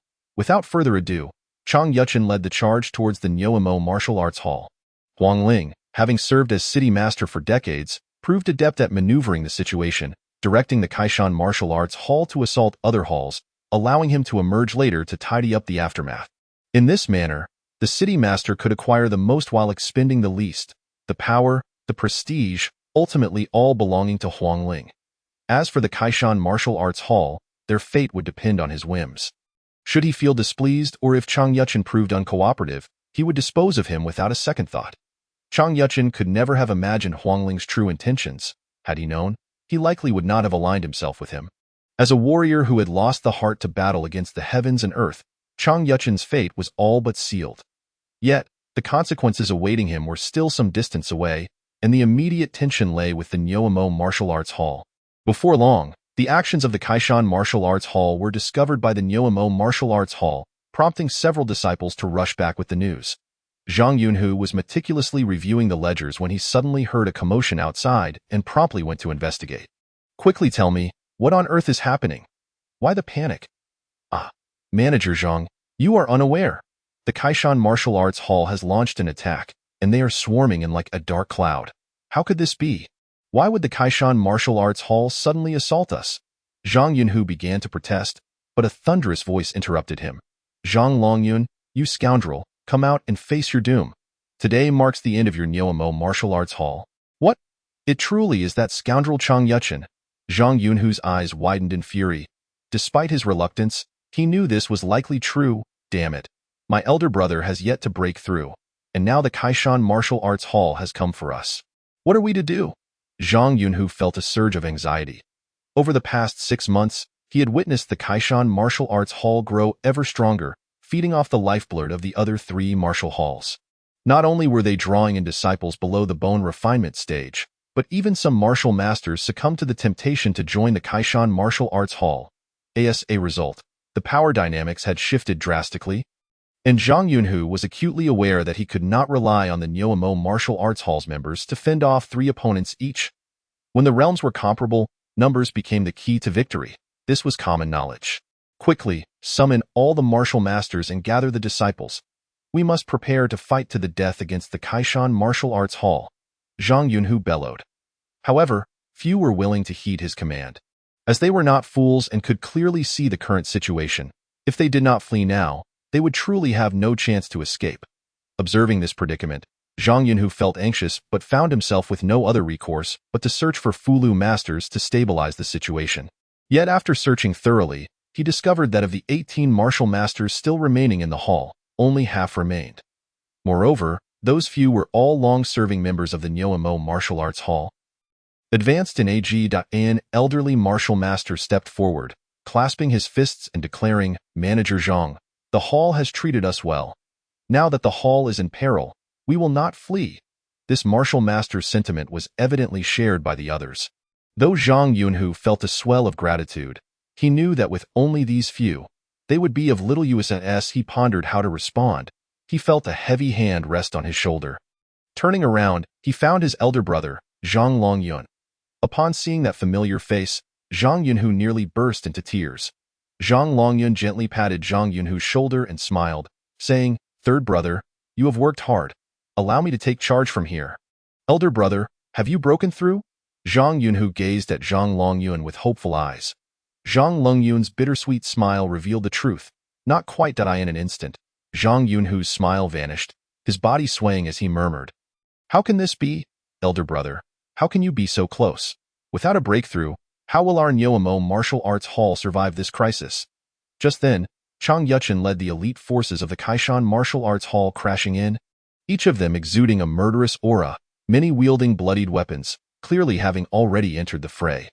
Zhang Longyun watched helplessly as Chang Yuchen struck down a disciple of the martial hall who blocked his path, his rage igniting. "You scoundrel, prepare to meet your end." With a single strike, immense power surged forth, shattering the resilient floor beneath. Observing this, the warriors on either side immediately plunged into fierce combat, consciously avoiding the two at the center. As Chang Yuchen and Zhang Longyun clashed, each blow resonated with extraordinary force, the air crackling with sound, compelling those nearby to distance themselves further. After several exchanges, Chang Yuchen erupted into laughter, exclaiming, "Zhang Longyun, I knew you had yet to break through. The innate barrier is not something a brute like you can overcome, but today marks your demise. Lords Wang, Li, and Zhao, come lend me your strength." 3 figures suddenly emerged, revealing themselves to be adept martial artists specializing in combined techniques. Recruited by the city lord's mansion. Originally, there had been 4, but Zhang San had mysteriously vanished, leaving 3. The combined might of these 3 could temporarily counter Zhang Longyun, and with Chang Yuchen, an equally matched opponent. Zhang Longyun found himself at a distinct disadvantage. As the battle ensued, the 4 quickly cornered Zhang Longyun, and with nowhere left to retreat, his defeat became inevitable. Zhang Yunhu stood anxiously aside, powerless to intervene, as he was merely a blood condensation realm warrior, far too weak to turn the tide. Suddenly, seizing the moment, Chang Yuchen prepared to deliver a devastating blow to the weary Zhang Longyun, only to be met by a sudden, indistinct shadowed eye. In a matter of moments, the warriors obstructing his path were sent flying. Just as Chang Yuchen was about to conclude the battle, an icy dread enveloped him, as if he had drawn the attention of an ancient beast. An internal warning clamored, urging him to flee or face death. Without hesitation, Chang Yuchen abandoned his attack, yet still felt a sharp pain in his back. Turning to look, he discovered that his innards had been ruptured. Overcome with fierce indignation, Chang Yuchen collapsed lifelessly, in a single strike. The peak of the blood refinement realm, Chang Yuchen, had met his end. The sudden turn of events left all present in stunned silence. Gazing at the youthful figure before them, dressed in azure, with a countenance so striking he seemed like a celestial being lost to the mortal realm. Chapter 31. The true genius, the once rambunctious battlefield fell eerily silent with the arrival of Shun Fan.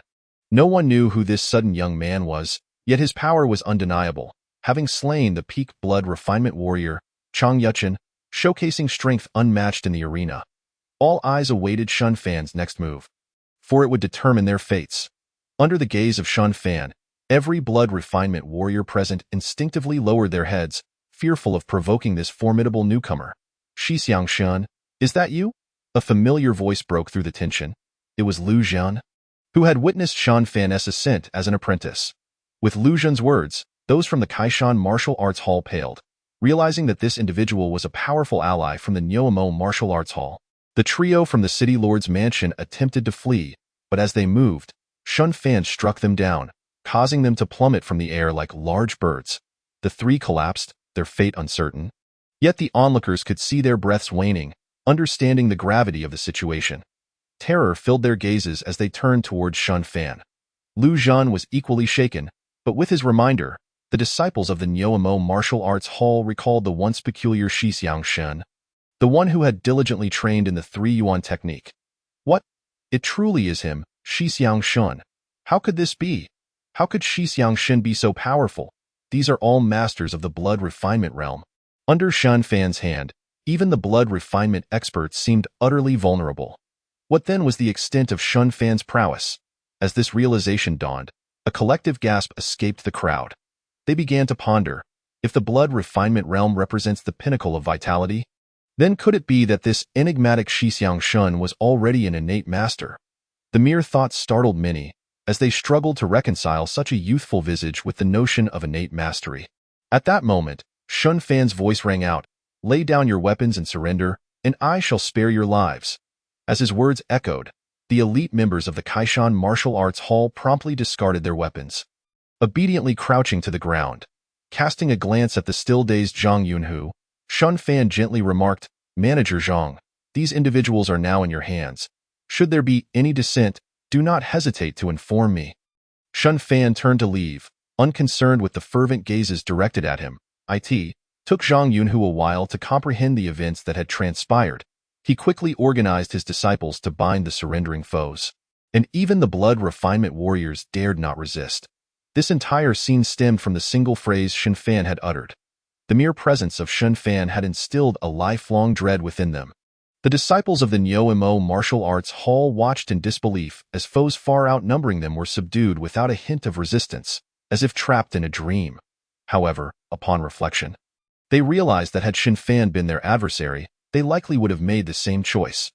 Lu Jian and others who knew Shun Fan stood rooted, watching their reclusive Xixiang walk further away, gradually fading from their sight. "Brother Lu, do you know this Xixiang Shun, or rather, Xixiang?" "I don't know. I know nothing." Lu Jian suddenly recalled how he had abandoned the chance to team up with Shun Fan while gathering herbs. Failing to speak up when Shun Fan was mocked, memories flooded back, and Lu Jian felt a wave of selfishness, foolishness, and regret wash over him. Yet, the surrounding clamor persisted. "Do you think this Xixiang Shun is stronger than the top 10 talents of Liang City?" The crowd stared incredulously at the speaker, as if he were a fool. "Isn't that obvious? What genius could contend against a blood refinement warrior? How could you even compare Xixiang Shun to them? Have you lost your mind?" "Exactly. I reckon even the Hall Master would struggle to withstand a few blows from Xixiang Shun." Despite the somewhat disrespectful implications towards their Hall Master, no one dared to refute this claim. Zhang Longyun stood amidst the chaos, reflecting on the fate of the masters who had met their end, a twinge of melancholy surfacing within him. "Shun Fan, are you truly a disciple of our Nyoamo Martial Arts Hall?" he mused, gazing up at the dim sky. Hearing his brother's doubt, Zhang Yunhu approached, calmly affirming, "Brother, I can assure you, Shun Fan is indeed our disciple, and he has been with us for less than a year." As someone responsible for management, Zhang Yunhu was intimately familiar with Shun Fan, even considering recommending him as a disciple to his elder brother if circumstances allowed. However, upon hearing Zhang Yunhu's words, Zhang Longyun found himself more skeptical than ever. In less than a year, he has reached such heights. Is he some sort of monster? Despite his doubts, Zhang Longyun chose not to voice them further. Regardless, the Nyoamo Martial Arts Hall had emerged victorious in this battle, retaining its vital forces, which was sufficient as for Shun Fan's identity It mattered little. As long as he could protect the hall, anyone would suffice. After escorting a multitude of warriors to a prison, most of the hall's disciples returned. The first thing they did upon returning was to seek out the astonishing Shun Fan, the one who had single-handedly turned the tide of battle. With the crowd's enthusiastic recounting, Shun Fan quickly ascended to the status of a deity in their eyes, leaving many in awe and filled with admiration. Even the two prominent figures of the Nyoamo Martial Arts Hall, Bison and Zhang Kuang, felt a twinge of jealousy, yearning for such renown. But their abilities fell short. They could only watch as the dashing young man in azure attire took his place on the pedestal of their admiration. Yet for Shun Fan, all of this was inconsequential. He chose to decline visits and overtures from those eager to curry favor. Sealing his door, he focused on regaining his composure, preparing for the impending battle. Although those turned away harbored some resentment. Lu Zhen stepped forward at this moment. Brothers and disciples, do not disturb Shixiang Shun. Do you not realize that this is not the time for celebration? Our true enemies have yet to be dealt with. The City Lord's mansion has innate masters in command. His words snapped many back to reality, reminding them of the recent aggressiveness of the City Lord's mansion. Now, with Shixiang Shun as the foremost expert of their hall, he would inevitably face the most formidable adversaries. Did they wish for Shixiang Shun to falter due to a lack of preparation? Lu Zhen spoke with palpable urgency, and those present lowered their heads in realization. Even those who had felt disgruntled woke up to the truth. Indeed, Shixiang Shun must be focusing on his state to prepare for the formidable enemy. To disturb him would only serve to aid the adversary. The disciples of Shun Fan, feeling an overwhelming sense of shame, promptly left the premises. Observing this, the remaining individuals also chose to depart, leaving behind an atmosphere of tranquility. Lu Zhen gazed at the faint glow within Shun Fan's abode and murmured, "Shin Shidi, this time, I shall not make an erroneous choice." Having uttered these words, Lu Zhen stationed himself 50 meters away from Shun Fan's room, resembling a sentinel, defiantly safeguarding this peaceful domain. Through his actions, Lu Zhen resolutely supported Shun Fan. Chapter 32. The strike. As the news spread, the tale of the complete annihilation of the elite from the Kaishan Martial Arts Academy swiftly circulated through Liang City, and it was not difficult to verify with a little inquiry. The Kaishan Martial Arts Academy had descended into chaos, with many of the remaining disciples hastily preparing their belongings, intent on fleeing. With their formidable masters nearly wiped out, who would remain behind to await the enemy's arrival? No one was foolish, especially after years of martial training. No one wished to gamble their lives on a fleeting surge of passion. "Senior brother Qin, are you also planning to leave?" "Of course. If I don't leave now, I may never have the chance again." "Xiaozhong, why is your bundle so enormous?" "Hee, senior brother Qin, you're being too honest. Since we're leaving, one must naturally bring back some local specialties. Otherwise, how could I face my family?" The guileless Xiaozhong grinned widely, prompting senior brother Qin to experience a moment of enlightenment. Indeed, after so many years at this academy, one must bring back some local specialties when returning home. Hastily, Qin turned back, suddenly discovering a new perspective. Inside the Kaishan Martial Arts Academy, scenes like this unfolded everywhere, as numerous disciples began to pillage the academy's treasures. With some even brawling over valuable items, as for any attempts to intervene, they were utterly futile. Even the few remaining high-ranking members were fleeing with substantial riches, let alone the ordinary disciples, in a single night. The once mighty Kaishan Martial Arts Academy crumbled to dust, and the following day, passers-by noticed that the academy's sign had vanished. It was unclear who among the disciples was so industrious as to abscond with a wooden plaque weighing dozens of pounds. Perhaps it was merely the gilded inscription that tempted them.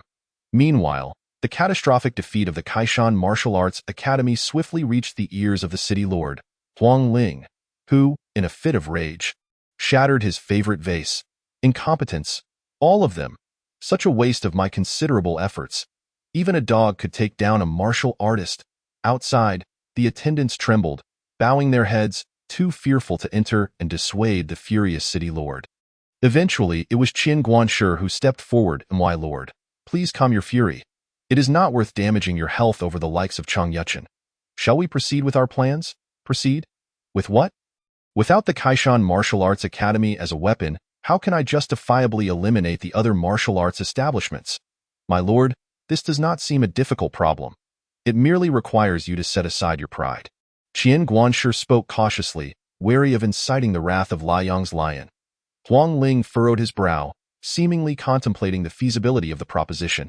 Indeed, if he were to humble himself, the current major martial arts academies would not stand a chance against him.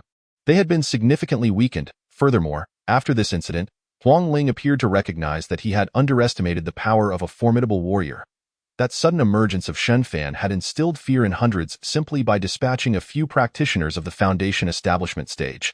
How could his own intervention fare any worse? With this thought, Huang Ling's eyes narrowed, a hint of intrigue gleaming within. He had never considered the possibility of failure. He was, after all, a genuine innate master, having already cultivated true energy within. For a practitioner of the Foundation establishment stage, it would be but a matter of a few moves to subdue them. Even if this fellow named Shen Fan were exceptionally strong, could he truly fight across a major realm? That was absurd. The prodigies from the imperial city would struggle to transcend their realms, let alone in a small place like Liang. While he acknowledged the existence of talent, Huang Ling was adamant that such prowess could not possibly manifest in such a remote corner. Resolute in his decision, Huang Ling began to make arrangements. Transmit my orders. Gather all the experts from my lord's estate and prepare to besiege the Chunyang Martial Arts Academy, the Binlei Martial Arts Academy, and the Nyoamo Martial Arts Academy. This city lord shall rid Liang of its aberrations and restore a clear sky to the great Xia. Upon hearing this, the crowd understood the city lord's intentions, exchanging glances before bowing in agreement. This time, Huang Ling did not intend to employ any schemes. He aimed to crush his adversaries with overwhelming force. He, Huang Ling, was the foremost master in Liang City, an innate expert. With the issuance of Huang Ling's commands, the city lord's estate swiftly mobilized, resembling a colossal beast unleashing its terrifying might. A considerable number of practitioners of the Foundation establishment stage were assembled, over 30, alongside hundreds of blood condensation stage warriors and more than 1,000 bone-tempering stage fighters. This force was evidently unmatched by previous contingents. This could only be described as effortlessly cultivating warriors with nearly half the city's resources. In just 6 months, the strength of the city lord's estate had doubled. Yet Huang Ling was not satisfied. He sought not just this half, but even more. As the martial artists assembled, numerous disciples gathered to discuss the unfolding events. Have you heard? It seems the city lord plans to attack the other major martial arts academies. Yes, I know, but I heard that the Kaishan Martial Arts Academy was destroyed yesterday. I wonder if it's true. I know. It's true. My cousin is training at the Kaishan Martial Arts Academy, and he confirmed it. What?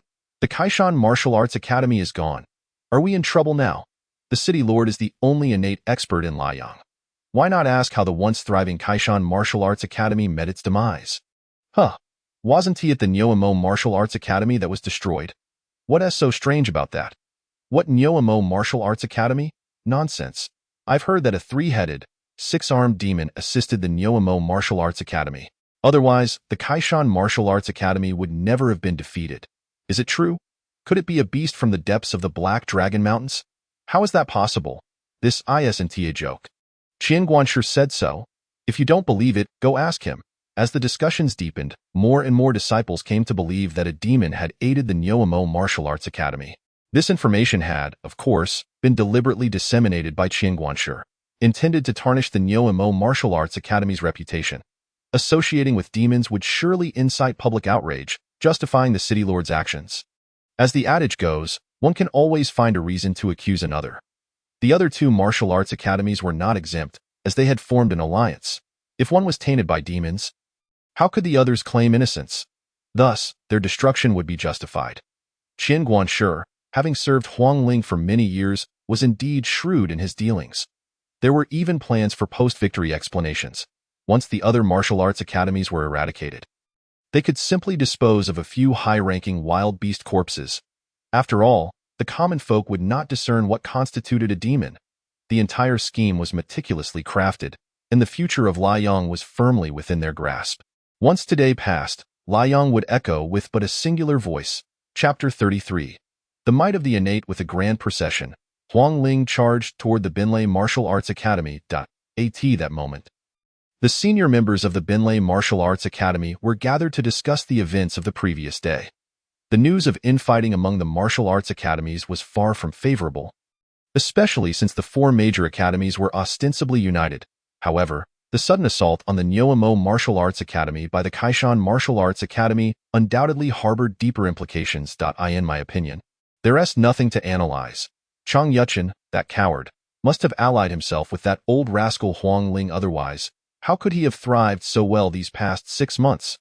The foundation of the Kaishan Martial Arts Academy pales in comparison to ours. Exactly.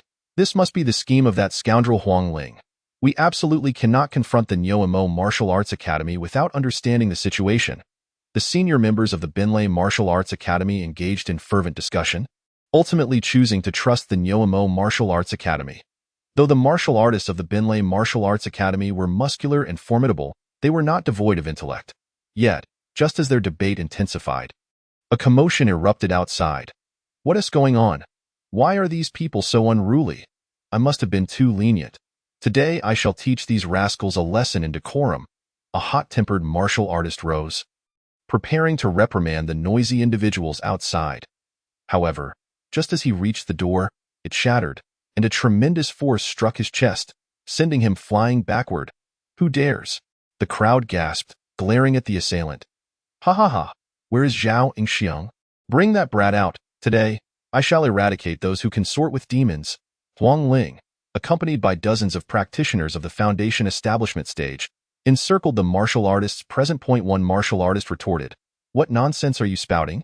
When did we, the Binlei Martial Arts Academy, collude with demons?"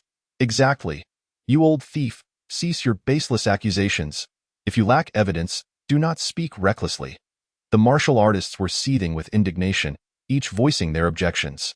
Yet, Huang Ling merely responded with a scornful smile, declaring, "If I say you have colluded, then indeed you have. Do you have any dissent now?" The first martial artist to speak up stepped forward, exclaiming, "Nonsense."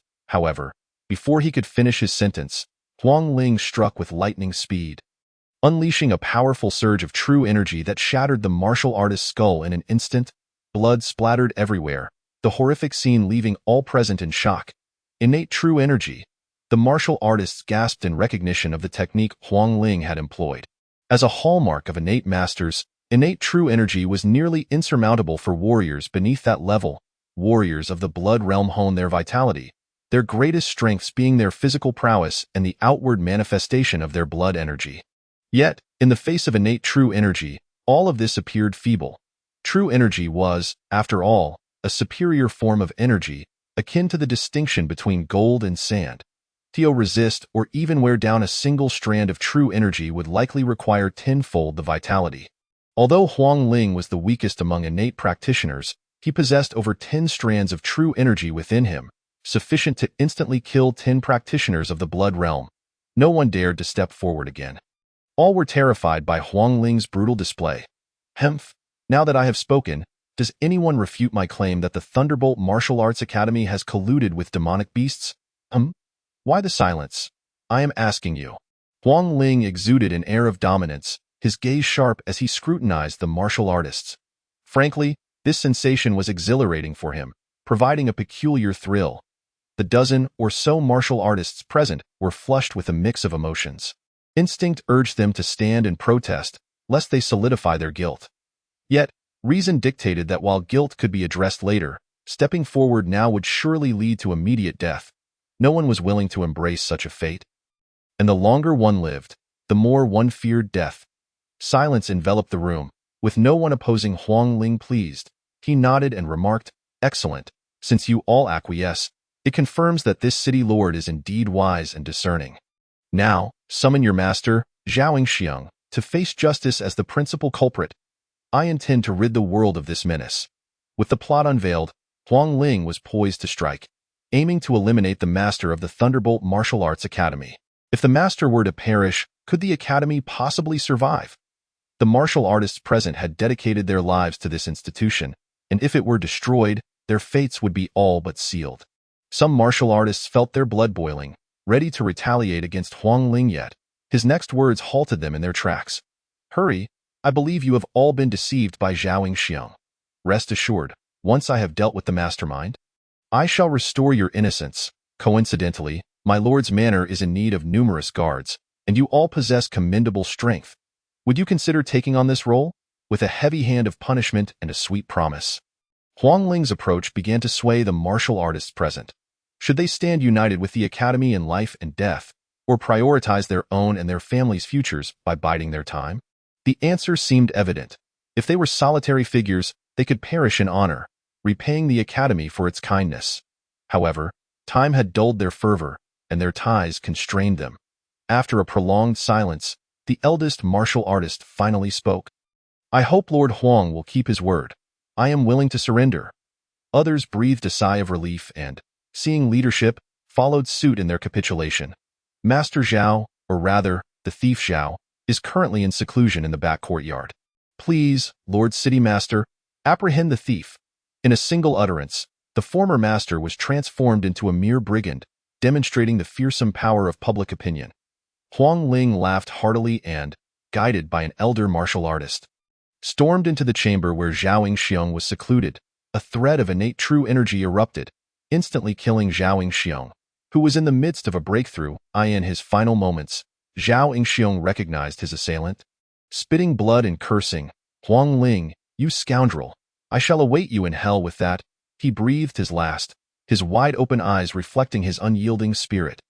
The elder martial artist turned away, tears streaming down his cheeks. Unable to witness the scene. Let us proceed to the next location. Huang Ling, satisfied, paid no heed to the elder's thoughts and strode away, neglecting even to utter a word to collect the body. Clearly, this was intentional, a test of loyalty for some. Having subjugated the Thunderbolt Martial Arts Academy, Huang Ling's confidence surged, and with more powerful subordinates, his momentum grew stronger. He replicated this success by eliminating the master of the Pure Young Martial Arts Academy and subsequently assimilating its practitioners. Consequently, Huang Ling's cadre of practitioners grew to over 60 in the Blood Realm, with countless others across different levels. Such a force was sufficient to eradicate any faction in Liang City. Huang Ling's next target was unmistakably the Bull Demon Martial Arts Academy. Chapter 34. The most powerful practitioner. The external tumult did little to disturb Shun Fan's composure as he sat alone in his chamber, quietly regulating his state. He understood that the final battle was imminent. Indeed, Huang Ling had merely spent half a day conquering the other two academies. The remaining time was ample to annihilate the Bull Demon Martial Arts Academy. Shun Fan chose not to engage in cultivation. Instead, he sat cross-legged on his wooden bed, fine-tuning his blood energy. The room was devoid of other sounds, save for the rush of his circulating vitality. Should other practitioners enter this room, they would faintly hear the tumultuous flow of Shun Fan's blood energy, akin to a torrential river cleansing the impurities within his body. Having practiced numerous techniques, Shun Fan's vitality had reached an unimaginable level. If one were to compare, the vitality of an ordinary practitioner in the blood realm would only be a fraction of his. This robust vitality not only significantly enhanced Shun Fan's combat prowess, but also considerably fortified his physical form. Once he broke through to the innate level, he would be able to accommodate a far greater volume of true energy. Such is the benefit of a solid foundation. With each breakthrough, the enhancements gained were beyond the comprehension of others, marking the disparity between geniuses and the ordinary. As Shun Fan meditated, Huang Ling, accompanied by his elite subordinates, swiftly arrived at the Bull Demon Martial Arts Academy, shattering its sign without a second thought, inciting gasps from the onlookers. Who dares to act so boldly? Do they seek eternal enmity with the Bull Demon Martial Arts Academy? As they approached, Zhang Longyun, flanked by a dozen martial artists, stormed out, brimming with righteous indignation. He was about to unleash a tirade when he recognized the intruders and abruptly halted. Lord City Master, may I inquire why you have shattered the sign of my Bull Demon Martial Arts Academy? Straining to contain his anger, Zhang Longyun glared fiercely. Why? Simply put, the Bull Demon Martial Arts Academy has outlived its purpose, so what need is there for this sign? Huang Ling retorted audaciously. Having conducted 2 trials, he now fully understood the disparity between innate masters and practitioners of the blood realm. Thus, even the peak practitioner Zhang Longyun was of no concern to him. Zhang Longyun was rendered speechless with rage. But he recognized that for a martial artist, the best counterattack lay in defeating the FOEI in that case. I shall experience Lord Huang's prowess firsthand. Zhang Longyun assumed a combat stance, ready to challenge the innate Huang Ling. Yet, Huang Ling merely cast a disinterested glance before averting his gaze. Zhang, do not overestimate your worth. I shall be honest with you. Zhao Yingxiong didn't survive a single exchange under my hand. You are simply not worthy. Zhang Longyun was taken aback, thinking, how could this be? Zhao Yingxiong was a formidable force at the peak of the Blood Realm. He couldn't possibly have fallen so easily. Yet the truth remained that Zhao Yingxiong had been caught off guard and dispatched with a single strike. Were it a fair confrontation, with Zhao prepared, Huang Ling would never have triumphed so effortlessly. Nevertheless, Huang Ling's words had an effect. They instilled fear in those present. If he could capture or eliminate Zhang Longyun, the Bull Demon Martial Arts Academy would undoubtedly fall into his hands. Huang Ling, exuding an air of aloof mastery, surveyed the gathered crowd, his formidable presence causing Zhang Longyun to hesitate. Many of his disciples quaked in fear, their legs trembling. Had it not been for the support of their comrades, they might have collapsed to the ground. As the tension escalated, a deep voice resonated. If that is the case, allow me, Shun, to test Lord Huang's strength. Huang Ling narrowed his eyes, scrutinizing the approaching youth clad in green. His thoughts a whirlwind of uncertainty. Who are you, to speak thus to our city lord? Do you court death? Huang Ling had yet to speak when one of his sycophants could no longer contain himself. As a surrendered martial artist, Changshan had discerned the shifting dynamics in Liang City. The future undoubtedly belonged to the city lord's domain. If he wished to ascend further, he must firmly attach himself to Huang Ling's side. Shun Fan glanced at Changshan but remained silent, instead raising a hand to form an attacking posture, his blood energy surging within. Such a little rascal, utterly unaware of his own mortality. Allow me to impart to you the true essence of reverence. As a practitioner of internal martial arts, Changshan, observing Shun Fan's youth, naturally sought to seize the opportunity to draw attention in Huang Ling. Yet, scarcely had he taken a few steps forward when he felt a blur before him. The young lad had vanished without a trace. Are you learning from a snail? How dreadfully slow. A chilling voice echoed, and Changshan barely had time to react before he felt as though a massive iron hammer had struck him at his waist. In truth, it was merely a casual punch from Shun Fan. Changshan was sent flying, his body crashing through several houses, his fate uncertain. Shun Fan shook his hand, murmuring to himself, such a fellow dares to call himself a practitioner of internal martial arts? What a disappointment! His gaze shifted to the figures behind Huang Ling, and he stated coolly, I challenge your city lord. Does anyone dissent? Over 60 practitioners of internal martial arts behind Huang Ling recoiled in fear. Akin to newlywed brides, retreating repeatedly with eyes darting anxiously, their necks retracting like quails, Huang Ling, witnessing the shameful display of his subordinates, nearly spat blood in rage. However, upon turning his gaze to Shun Fan, his expression grew solemn. The momentary action displayed by Shun Fan had eluded even his keen eye, yet he could never admit such a thing, lest he lose the momentum on his side. Nevertheless, he fully acknowledged Shun Fan's prowess. Young man, you must be Shun Fan, indeed a prodigy. Your talent is the strongest I have ever encountered in my lifetime, and your capabilities are undoubtedly the mightiest among our practitioners in Liang. The crowd exchanged glances, utterly bewildered by the sudden shift in the old man's demeanor, who had moments ago exuded a fierce aura of threat. Many regarded him with disdain, yet Huang Ling remained unfazed. He feigned generosity, declaring, Young man, come to my city lord's mansion. As the lord of this city, I offer you the position of deputy lord, a rank above all others in Liang. Furthermore, given your exceptional gifts, without the right martial techniques, you would likely squander countless years striving to reach the innate stage. However, my city lord's mansion possesses the techniques you seek. Join us, and I shall impart them to you. Upon hearing Huang Ling's proposition, the crowd's eyes widened in disbelief at the lavish terms being offered. Had it been anyone else present, they would have undoubtedly accepted without hesitation. Yet Shun Fan's expression remained unchanged as he regarded Huang Ling. Uttering once more, City Lord Huang, I implore you for guidance. In that moment, the onlookers gazed at Huang Ling, whose face was contorted in confusion. Chapter 35, Battle of the Innate. To be frank, Huang Ling's offer was indeed enticing. Had Liang maintained peace, and had Huang Ling not sought to target the Nyoamo Martial Hall, Shun Fan might have considered acquiescing. However, there were no what-ifs. Huang Ling would never relinquish his dominion over Liang. and the practitioners of Nyoemo Martial Hall would inevitably become his targets for suppression. Even other martial halls would not escape the fate of obliteration. This was a game of power, where the victor dictates all, and the vanquished meet a grim end. Thus, for the sake of the Nyoemo Martial Hall, which he held dear, Shun Fan could not ally himself with Huang Ling. While the allure of Huang Ling's tempting offer stirred him, Shun Fan believed there existed another means to obtain everything he desired. Defeating him, eliminating him, ultimately, everything would belong to him. Faced with Shun Fan's obstinacy, Huang Ling finally erupted with fury. "You little brat, truly ungrateful for my generosity.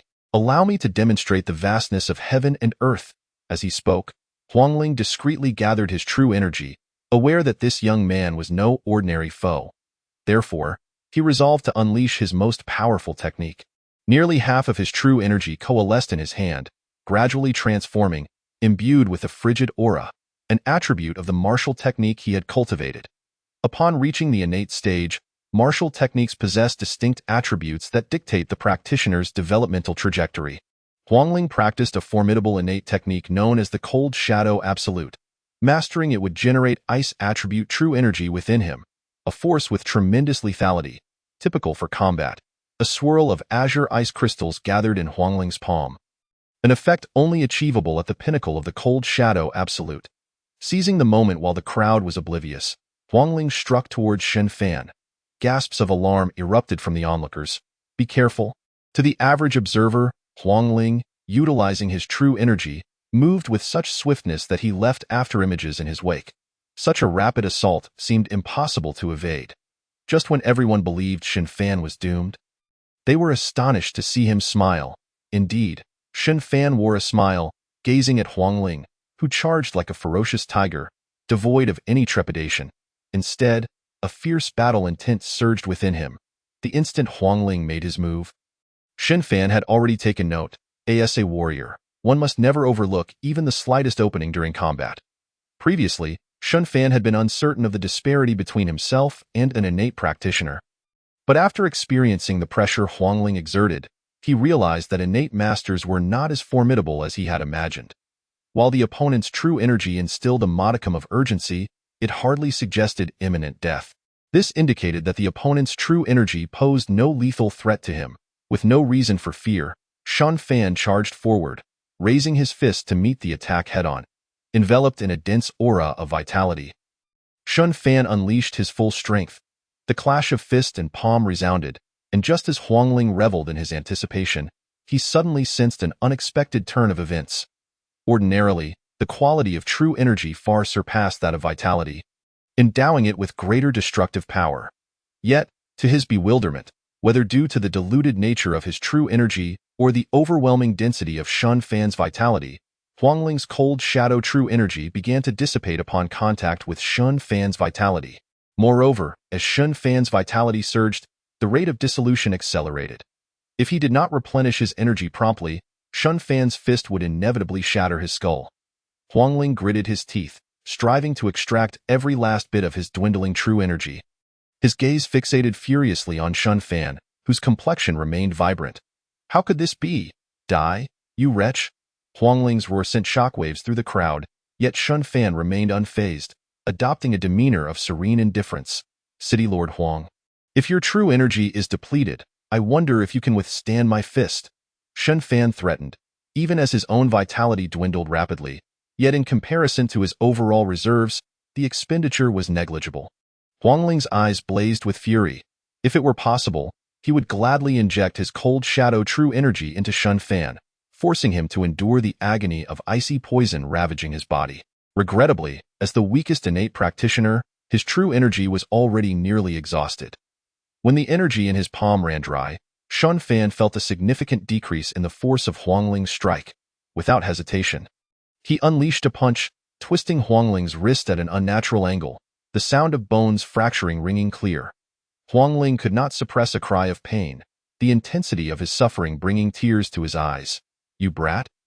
I will have you dead." Yet Shun Fan would not show him mercy. Bereft of true energy, Huang Ling was merely a pinnacle practitioner of internal martial arts, a level that posed no threat to Shun Fan whatsoever. With a ghostly agility, Shun Fan darted forward once more, and when he halted, Huangling found himself once again brought low. Shun Fan placed a foot upon Huangling's head, his gaze devoid of emotion.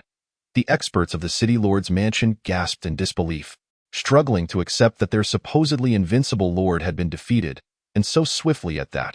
Feeling akin to a beaten dog beneath another's foot, Huangling experienced an unparalleled sense of humiliation, blood mingling with tears as it streamed down his face. Nevertheless, he had not yet surrendered to despair. Although Huangling had been vanquished, he still believed in the possibility of resurgence. For decades prior, he had faced defeat yet lived to tell the tale. It was simply because he was a city lord sanctioned by the great Xia dynasty. You have won this time, young man, but I shall not concede. One day, I will reclaim my victory, Huangling proclaimed earnestly, emboldened by some inner conviction. Why do you hold such an assumption? Are you not afraid I shall take your life? Shouldn't you be on your knees begging for mercy? Shun Fan inquired, perplexed. Kill me? Ha ha ha. Young lad, you are truly a Na'vi fledgling. Do you not understand why no one has dared to challenge me throughout these years? Huangling retorted, exuding confidence. It is because I am a registered official of the great Xia. Do you dare to slay me? Are you not afraid of being hunted down by the imperial court? Huangling adopted a posture of certainty in his advantage. Meanwhile, Zhang Longyan hastened to Shun Fan's side, advising, Shun Fan, let him go. After all, he is the city lord of Liang. Killing him would lead to significant trouble for you. In the early days when his father and several elders founded the martial hall, they too had refrained from acting against this man, wary of his official status. Ha ha ha, did you hear that? You insignificant little wretch? Release me at once, or I shall petition the court to dispatch someone to annihilate your entire lineage. Huangling, bloodied and battered, remained undeterred, his spirits soaring. Yet, Shun Fan inexplicably declared, the great Xia is doomed. Then, before the astonished gaze of all present, he crushed Huangling's skull beneath his foot. Even in his dying moments, Huangling could not fathom why this man seemed indifferent to his status. Did he truly fear no repercussions from the court? Zhang Longyun stared in disbelief at Shun Fan, at a loss for words. The others regarded him with the eyes of a deity of death. Save for Qin Guanshi, who leapt forth like a rabid dog, shouting, Ha ha ha, you are finished. You have slain the master. You are doomed. The court will surely send someone to kill you. Ha ha ha. Silence! Shun Fan waved his hand impatiently, and with a powerful force, he snapped Qin Guanshi's neck, a mere practitioner of the martial arts falling like a mosquito. The onlookers trembled in fear, not daring to breathe. Zhang Longyun wiped the blood from his face, glanced at Shun Fan, and spoke. You should leave quickly. Leave? Why should I? Shun Fan responded, puzzled. Casting a glance at the corpse on the ground, he chuckled softly. I fail to understand your thoughts. Is it merely because of his status that you regard him with such trepidation? Let me tell you, this man was but a city lord.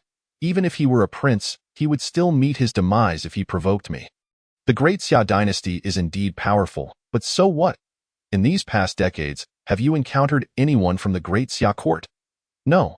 Since decades ago, it has been this way. The great Xia has been preoccupied with its own troubles. How could they possibly send experts for the sake of a mere city lord? Master Guan, do you not see that the warlords rise and claim dominion outside? If the great Xia court still held any authority, how could those factions behave so audaciously? Thus, do not concern yourselves with me. The great Xia has grown weary and cannot stir itself. In the future world, we shall rely on the strength of our fists to speak. As Shun Fan articulated these unconventional thoughts, the onlookers were left stunned, but upon reflection, they began to see the truth in his words. Consequently, alongside their fear, their gazes towards Shun Fan also bore a hint of admiration. Chapter 36. The innate martial art, cold shadow absolute. Although Shun Fan's words swayed many, he himself harbored doubts. However, one thing was certain. He had to eliminate Huangling, for their feud had reached a point of no return. Since Huangling dared to reveal his claws even after defeat, he could not be spared. The best approach to cultivating martial arts is to eliminate all sources of danger. After Huangling's demise, the dozens of martial practitioners he had brought forth ceased their resistance. What could they possibly resist? In the presence of Shun Fan, even innate experts had been slain.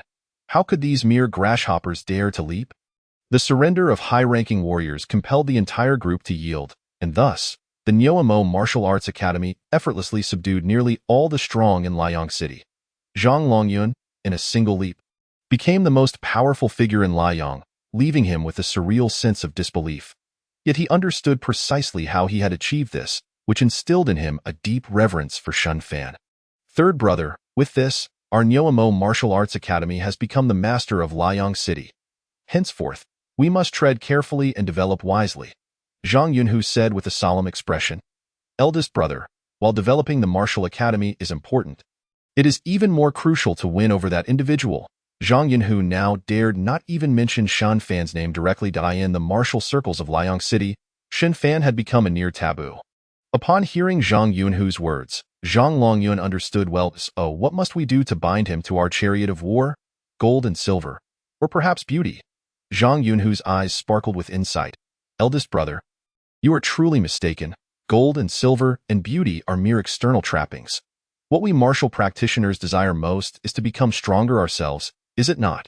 Are you suggesting we offer treasures or martial arts techniques? Zhang Longyun pondered, uncertain, for he was not particularly adept in matters of human interaction. Yes, offer treasures, offer martial arts techniques. Although, given his strength, he undoubtedly possesses his own lineage. Presenting our most valuable offerings will better express our sincerity, Zhang Yunhu asserted with conviction.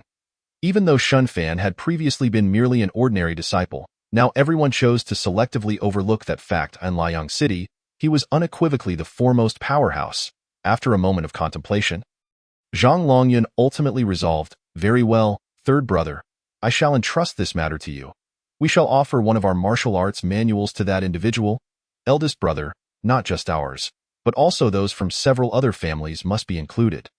Indeed, third brother, you are astute. Soon, under the leadership of Zhang Longyun and Zhang Yunhu, the martial arts tomes from the 4 major academies were delivered to the city lord's mansion, as Shun Fan had chosen to reside there. Compared to his previous lodgings, the city lord's mansion felt far more comfortable, with dedicated training facilities and other opulent structures that aligned perfectly with Shun Fan's aesthetic. Furthermore, his current status was not suited for mingling with ordinary disciples. The first thing Shun Fan did upon arriving at the city lord's mansion was to seek out the martial arts techniques collected by Huang Ling. Among those treasures, the one he valued most was undoubtedly the innate martial art, Cold Shadow Absolute. Other techniques were temporarily set aside. As Shun Fan gradually comprehended the innate martial art, he began to grasp the true nature of the innate realm. If the primary aim of warriors at the blood chi realm was to enhance their vitality and temper their bodies, the innate stage was an entirely different matter. It involved unblocking the meridians within the body, channeling spiritual energy to refine the body, thereby forming true chi within. This was the process of attaining the innate stage. However, the specifics were to be achieved through martial techniques in the innate realm. Warriors no longer competed based on vitality, but rather on the quantity and quality of their innate true chi. Generally speaking, the more blood chi a warrior possessed at the time of breaking through to the innate stage, the stronger their physique would be, allowing them to accommodate more innate true chi. The 9 layers of the innate stage consist of the first 3 layers, which are primarily focused on accumulating innate true chi. Depending on individual physique, the amount of true chi the body can hold varies. Some may only contain a few strands, while others may hold hundreds or even thousands. Once the true chi within the body reaches its limit, it must be compressed to form liquid true chi, which is the process of enhancing true chi quality. In this phase, it corresponds to the 4th to 6th layers of the innate realm. When all the true chi within the body has condensed into liquid form, the next step is to gradually open the dantian within the body. During the process of opening the dantian, the liquid true chi will become activated, potentially leading to the formation of true essence. Once true essence is condensed, it signifies a breakthrough to the next realm, the essence condensation realm. Shun Fan did not delve into the essence condensation realm or higher levels, as the City Lord's archives did not record such knowledge. Innate experts are already considered formidable figures, at least in this region of Lanzhou. As for the higher essence condensation realm, only truly great powers would possess such individuals. Thus, Shun Fan was not in a hurry to understand higher realms. He needed to break through to the innate stage as soon as possible. With the Cold Shadow Absolute in hand, he believed he would soon achieve that breakthrough. The next day, Zhang Longyun and Zhang Yunhu arrived at the City Lord's mansion, laden with an abundance of martial arts tomes. After expressing their intentions, they were granted entry. Upon their meeting, Zhang Longyun adopted a very humble demeanor. "Senior Shun, I sincerely apologize for the intrusion today. However, upon hearing of your passion for martial arts, I took the liberty of bringing all the martial arts tomes I could gather from Liang City." Initially, Xinfan found Zhang Longyun's address unsettling, but he quickly reconciled with it. In this world, if the strong were too lacking in decorum, it would be difficult for the weak to feel secure. "Thank you for your efforts. Rest assured, I shall not interfere with the affairs of Liang City. You may proceed as you see fit." Xinfan gazed eagerly at the vast array of tomes they had brought, a sense of impatience already brewing within him. The others present naturally discerned Xinfan's sentiments, and after exchanging a few more pleasantries, they gradually took their leave, with only Zhang Yunhu casting a complex glance back at him. Xinfan said nothing. He had his own plans, and when the time came, he would resolve everything. With a plethora of martial arts manuals now at his disposal, Xinfan found himself ensnared in a whirlwind of activity. Although his innate talent had far surpassed that of the average person, mastering all these techniques in a short span proved to be a formidable challenge. However, it mattered little. His lifespan now greatly exceeded that of ordinary innate warriors, so dedicating some time to this endeavor was of no concern. He practiced relentlessly, whether it be first-rate martial arts or second-rate ones. All were essential to Shen Fa and As for those below the second tier. They no longer offered him any breakthroughs in attribute points, thus becoming mere references in his studies. In the realm of martial arts, one must embrace the strengths of various schools to advance further. While Xinfan immersed himself in his training, Liang City gradually regained its stability, re-establishing order. Now, only one dominant force remained in the city: the Nyomo Martial Arts Hall.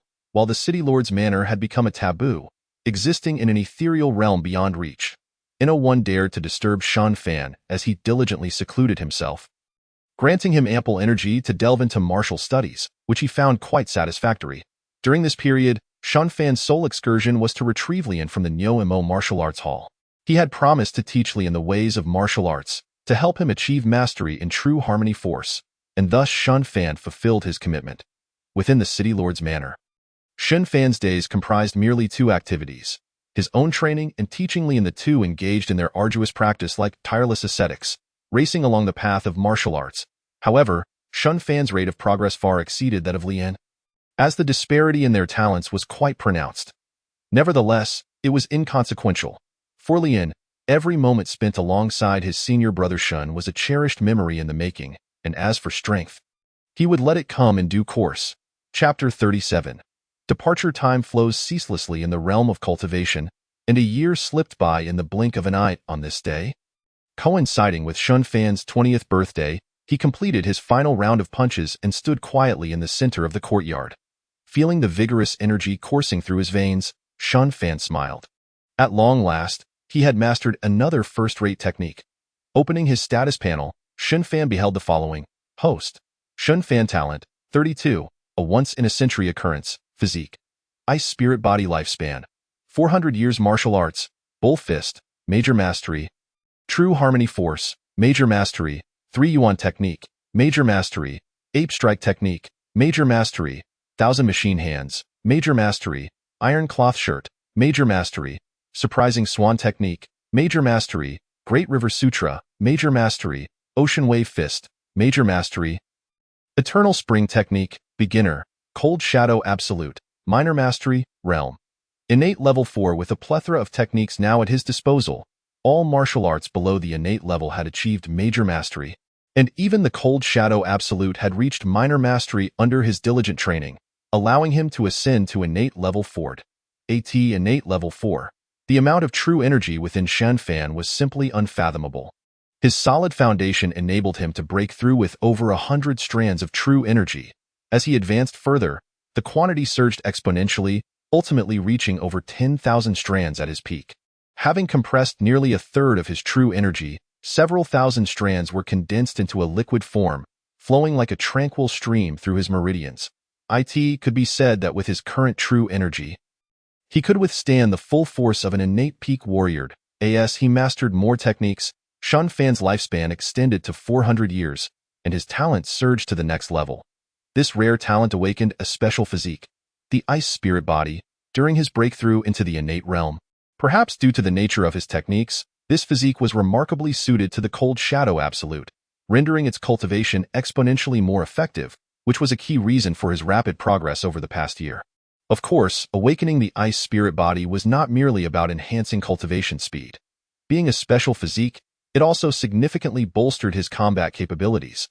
The ice attribute true energy Shun Fan cultivated far surpassed that of ordinary individuals, making it nearly impossible for even the creator of the cold shadow absolute to unleash such formidable power. With a single strike, Shun Fan could produce freezing effects that transcended the typical scope of innate martial arts, even hinting at the essence of the condensing Yuan realm. Moreover, the Eternal Spring technique, which had long perplexed Shun Fan, finally yielded to him, revealing that the prerequisite for its cultivation was indeed the innate realm. The initial effectiveness of the Eternal Spring technique was quite remarkable, as it had birthed Eternal Spring true energy within him, a form of energy not solely intended for combat, but rather offering exceptional auxiliary benefits. With the Eternal Spring true energy, Shun Fan's recovery rate surged, allowing many injuries to heal almost instantaneously, thus greatly enhancing his survival capability. However, after reaching the beginner stage, the improvement speed of the Eternal Spring technique slowed considerably, lagging far behind the Cold Shadow Absolute. Shun Fan, eager to advance his realm, chose to focus primarily on the latter. Nevertheless, it must be acknowledged that the Eternal Spring technique was undoubtedly a high-tier cultivation method. After mastering all the first- and second-rate martial arts in Liang City, Shun Fan had become completely immune to these lower-tier techniques. Henceforth, only martial arts of innate level or above would provide him with any significant advancement. Thus, if he wished to continue his progress, Shun Fan ultimately needed to leave this small city. Today, perhaps, was a fortuitous day for such a departure. "Senior brother, why are you standing there motionless?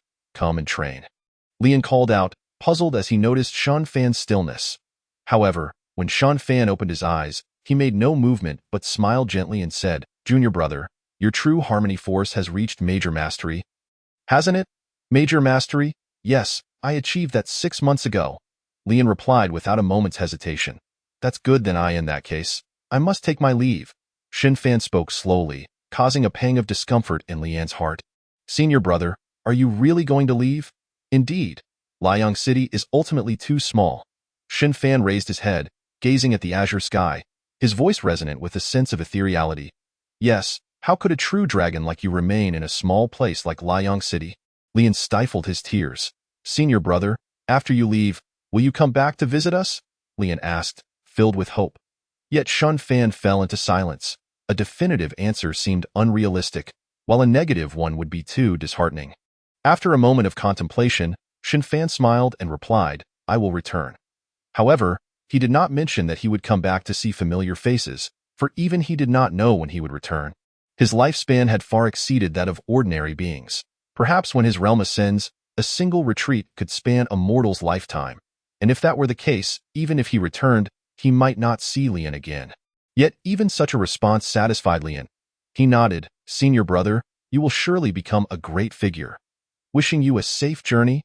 To Shun Fan, Lian bestowed his most sincere blessings. Shun Fan departed. And before leaving, he entrusted Lian with a premier martial arts manual, while returning the other techniques from the city lord's residence back to Zhonglongyun. Furthermore, he left behind the Haning Ju as a means to repay the martial arts academy for its teachings. That night, Lu Zhen returned home and unexpectedly discovered a premier martial arts manual by his bedside. As he pondered this, a thought suddenly struck him.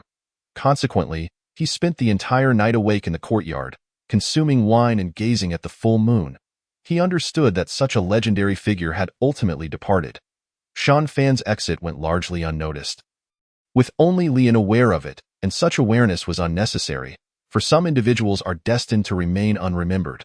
Their mark endures, etched within the fabric of the universe. Legends are eternally immortal, with a simple bundle on his back. Shun Fan soared low like a great bird, his speed sufficient to traverse 1,000 miles in a day. However, the Black Dragon Mountain range was immensely vast. To cross it would take Shun Fan at least half a month. While this task might seem daunting for an ordinary martial artist, posing significant risks, for someone of Shun Fan's innate fourth layer, it was relatively manageable. Furthermore, he did not need to traverse the core area. A slight detour along the periphery would allow him to evade many dangers. Thus, with patience and caution, Shun Fan finally broke free after more than half a month. He emerged looking rather disheveled. Despite his meticulous precautions, he had not anticipated an unexpected turn of events. After traveling for 7 or 8 days, as he approached the mountain's core, he encountered peril despite taking a detour. Powerful beasts sensed his presence, leading to a grueling chase. The beasts lurking deep within the mountains exceeded Shun Fan's imagination. Having extensively studied numerous texts, Shun Fan was aware that demon beasts were categorized into several tiers. The most common were the newly transformed lower demons, while those at the innate level were referred to as minor demons. The level above them, the condensing essence realm, produced demon generals, and there were greater demons, demon kings, and the legendary demon emperors. From the stage of minor demons, these creatures began to awaken intelligence, and by the demon general tier, their wisdom was comparable to that of ordinary humans. The pursuers were several demon generals, a 3-headed bird, a wind-chasing wolf, and a hellhound. Naturally, Shun Fan, at the innate stage, was no match for them and could only flee. Fortunately, he had trained in multiple light-footed techniques and explosive martial arts, allowing him to outpace these demon generals. He ultimately escaped with his life, yet he etched the faces of those beasts into his memory, vowing that when he grew stronger, he would return to settle the score. Shun Fan was not one to be magnanimous. Chapter 38. The Black Wind Bandit. Only after he had exited the Black Dragon Mountain range did Shun Fan realize the magnitude of his achievement. Even as an innate master, he had nearly met his demise. Had it been anyone else, it was likely that 99 out of 100 would have perished within.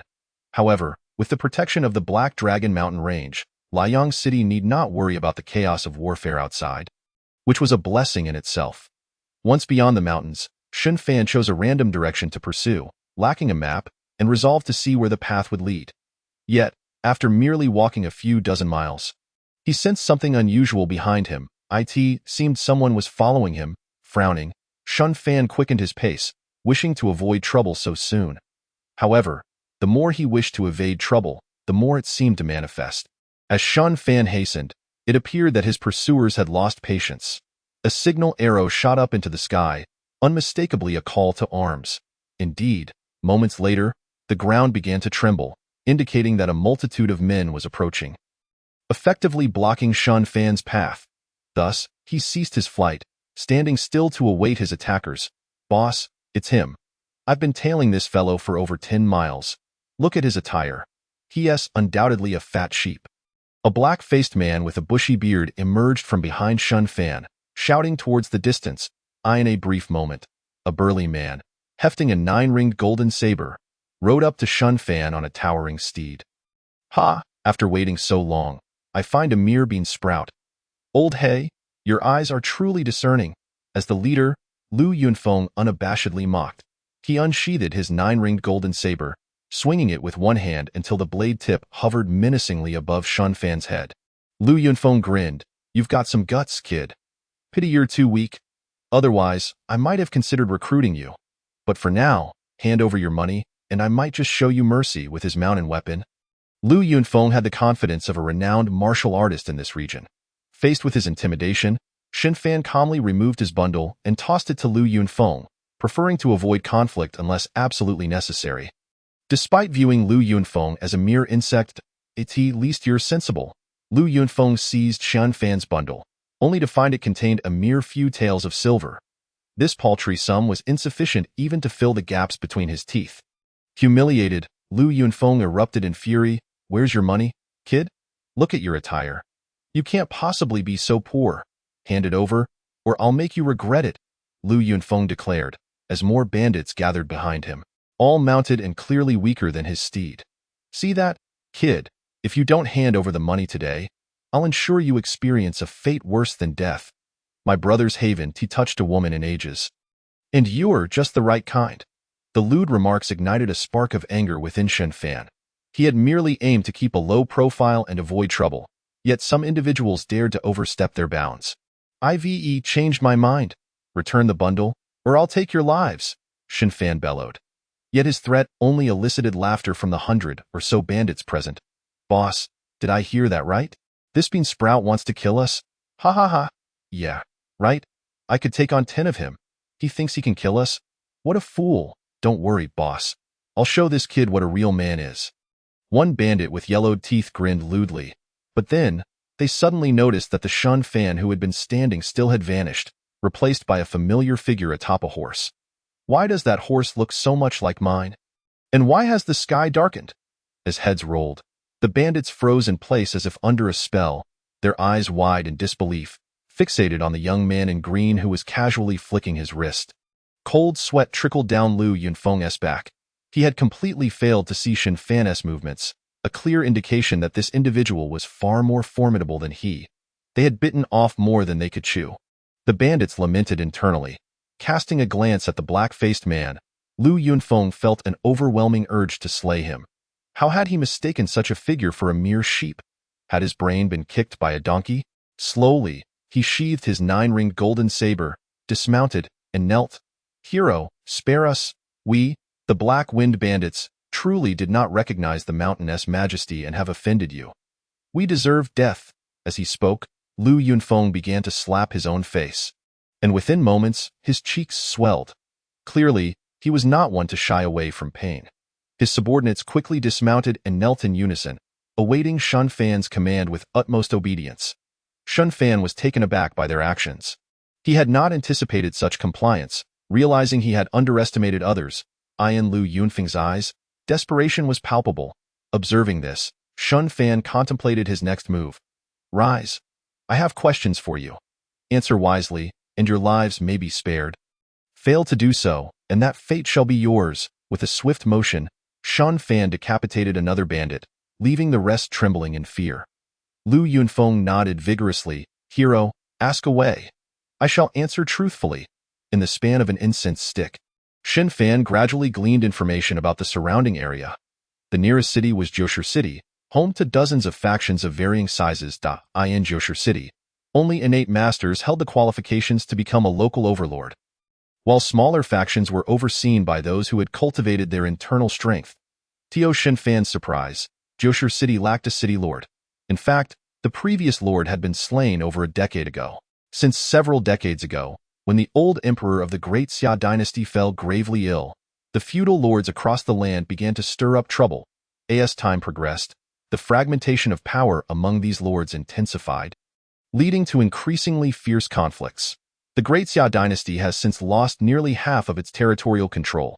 Lanzhou has already fallen under the dominion of the king of Lanling, who, in addition, governs Yongzhou. Being the ruler of 2 out of the 72 states of the Great Xia, the king of Lanling can indeed be regarded as a formidable lord. However, the neighboring province of Qingzhou is the territory of the king of Tiger Shark. Given that Lanzhou was recently seized by the king of Lanling, its foundations remain precarious. Seizing this opportunity, the king of Tiger Shark sought to profit, yet the king of Lanling would never allow anyone to encroach upon the territory he had painstakingly acquired. Thus, a war erupted between the king of Lanling and the king of Tiger Shark, a conflict that has persisted for 7 or 8 years. Throughout this protracted struggle, Lanzhou has been nearly devastated, with the populace suffering immensely amidst a landscape strewn with corpses. The situation in Joshur City, located in the rear of Lanzhou and not directly involved in the conflict, is somewhat better. Absent the fair governance of a powerful authority, many have been driven to desperation, turning to banditry, giving rise to the notorious Black Wind Bandits. Lu Yunfeng, once a martial artist in Joshur City serving a local family, found his stable livelihood vanish with the family's decline. Gradually, he descended into his current plight as a bandit, a choice born of necessity. In his eyes, however, the rulers of Joshur City are the true devils, mercilessly exploiting countless ordinary martial artists, relegating them to mere laborers or cannon fodder to be offered to the king of Lanling. Chapter 39. Decision. Upon hearing Lu Yunfeng's words, Shun Fan found himself in a dilemma. His initial departure from seclusion had been to seek out advanced martial arts techniques and to ascend the path of martial prowess. Yet in these chaotic times, environments conducive to peaceful training are scarce. Joshur City is certainly not one of them. If he were to venture there recklessly, he might easily clash with the local powers. Moreover, Joshur City is home to innate masters, which diminishes Shun Fan's confidence in any potential victory. Furthermore, being on another's territory means they could employ underhanded tactics, Even the mightiest dragon cannot suppress a local snake. Xin Fan resolved to bide his time for now. After considerable contemplation, he decided to remain and exert control over this faction, hiding for a while in the lair of the Black Wind Bandits until he could break through to a higher realm. Additionally, by subduing this band of thieves, he could command them to seek out martial arts techniques for him. As Lu Yunfeng mentioned, the martial arts scene in Jiushi City is far more prosperous than that of Liang City. Otherwise, it would not be home to so many innate martial artists. Very well, then. I shall spare you this time, Xin Fan proclaimed, adopting a benevolent demeanor. Lu Yunfeng and the others immediately bowed in gratitude. Yet Xin Fan's next statement plunged them from heaven to hell. However, I have decided to stay with you Black Wind Bandits. From now on, you shall be my subordinates, and I will protect you. Xin Fan flashed a benevolent smile, oblivious to the chill that swept through the gathered Black Wind Bandits. Hero, we Black Wind Bandits truly have little to offer. Won't your presence here be too burdensome for yourself? Jiushi City is the place for a person of your stature to showcase your prowess, Lu Yunfeng implored earnestly. Nevertheless, Xin Fan remained silent, fixating on him with an unwavering gaze, leading Lu Yunfeng to relent. Hero, we welcome you to our Black Wind Bandits. With your presence, I doubt anyone would dare to provoke us, Lu Yunfeng exclaimed. Indeed, under my protection, the Black Wind Bandits shall rise to become the overlords of this region. And you shall all enjoy a life of revelry and feasting. Under Xin Fan's coercive persuasion, the Black Wind Bandits reluctantly accepted this new reality. Accompanying the Black Wind Bandits, Xin Fan arrived at a secluded mountain gorge, the stronghold of the Black Wind Bandits. It must be said, this location is remarkably concealed. Without prior knowledge, one would be unlikely to discover it. Choosing the finest dwelling, Xin Fan settled in, his self-assured demeanor eliciting a mix of amusement and exasperation from Lu Yunfeng. My lord, is there anything else you require?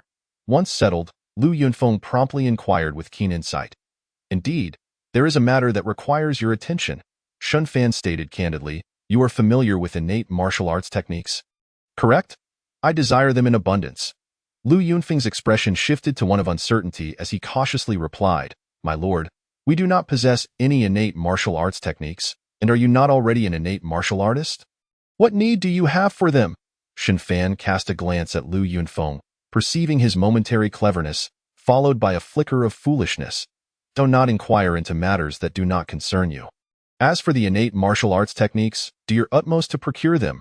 Xin Fan's tone turned icy. Yet Lu Yunfeng found himself at a loss. Even in Jiushi City, innate martial arts techniques are exceedingly rare. Available only to the city's major powers. To obtain such techniques, one would inevitably have to engage with those parasitic forces. Sensing Lu Yunfeng's predicament, Xin Fan gently reassured him, it matters not if some individuals are offended. I will intervene when the time comes, do you understand?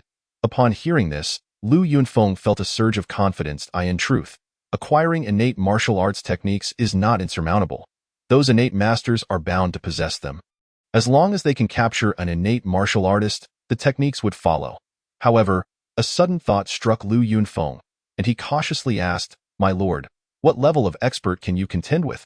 Xin Fan stood with his hands clasped behind his back, exuding an air of dominance. Any below the condensation of yuan can be subdued. Lu Yunfeng's pupils constricted, and his once straight spine involuntarily bent. Without uttering another word, Lu Yunfeng respectfully withdrew, his heart swelling with joy. With Xin Fan's endorsement, he felt empowered to undertake actions he previously dared not consider. Bring forth the Black Dog, and summon a few brothers familiar with Jiushi City. I need the young master of the Black Tiger Gate to be brought to me. The first target that sprang to Lu Yunfeng's mind was the Black Tiger Gate, which had once obliterated his family. Yin Min, you wretched dog, you killed my son, and now it is your turn. A glint of malice flashed in Lu Yunfeng's eyes as he smirked slightly. The Black Wind Bandits are primarily comprised of lower-tier martial artists from Jiushi City, who, unable to endure the oppression from the upper echelons, have resorted to becoming bandits. The Black Dog was once a bodyguard for a transport company, but when the company offended an innate master, it was razed to the ground overnight. He survived purely by chance, being away on a mission at the time. Later, he encountered Lu Yunfeng and gradually became his confidant. Accompanied by several brothers, the Black Dog effortlessly infiltrated Jiushi City. They arrived at the territory of the Black Tiger Gate to assess the situation. The Black Tiger Gate is one of the many major powers in Jiushi City, home to two innate masters, the gatekeeper Yin Min and the Grand Elder Zhang Feng. The target of the Black Dog's abduction is Yin Min's son. Yin Xiaofeng.it is said that a tiger's offspring cannot be a dog, yet the son of the innate master Yin Min, despite being in his 20s, remains merely a martial artist in the flesh training stage. Logically, given his family background, he should have reached the condensation of blood stage even with resource allocation, highlighting just how ineffectual Yin Xiaofeng is. However, as Yin Min's only son, he cannot simply abandon him, no matter how incompetent he may be. The group lingered in a nearby tea house, scrutinizing everyone who entered and exited. "Dog brother, are we really going to kidnap Yin Xiaofeng?" one of the underlings inquired. "Of course, the boss has spoken. If we don't kidnap him, who else would we? But his father is an innate master.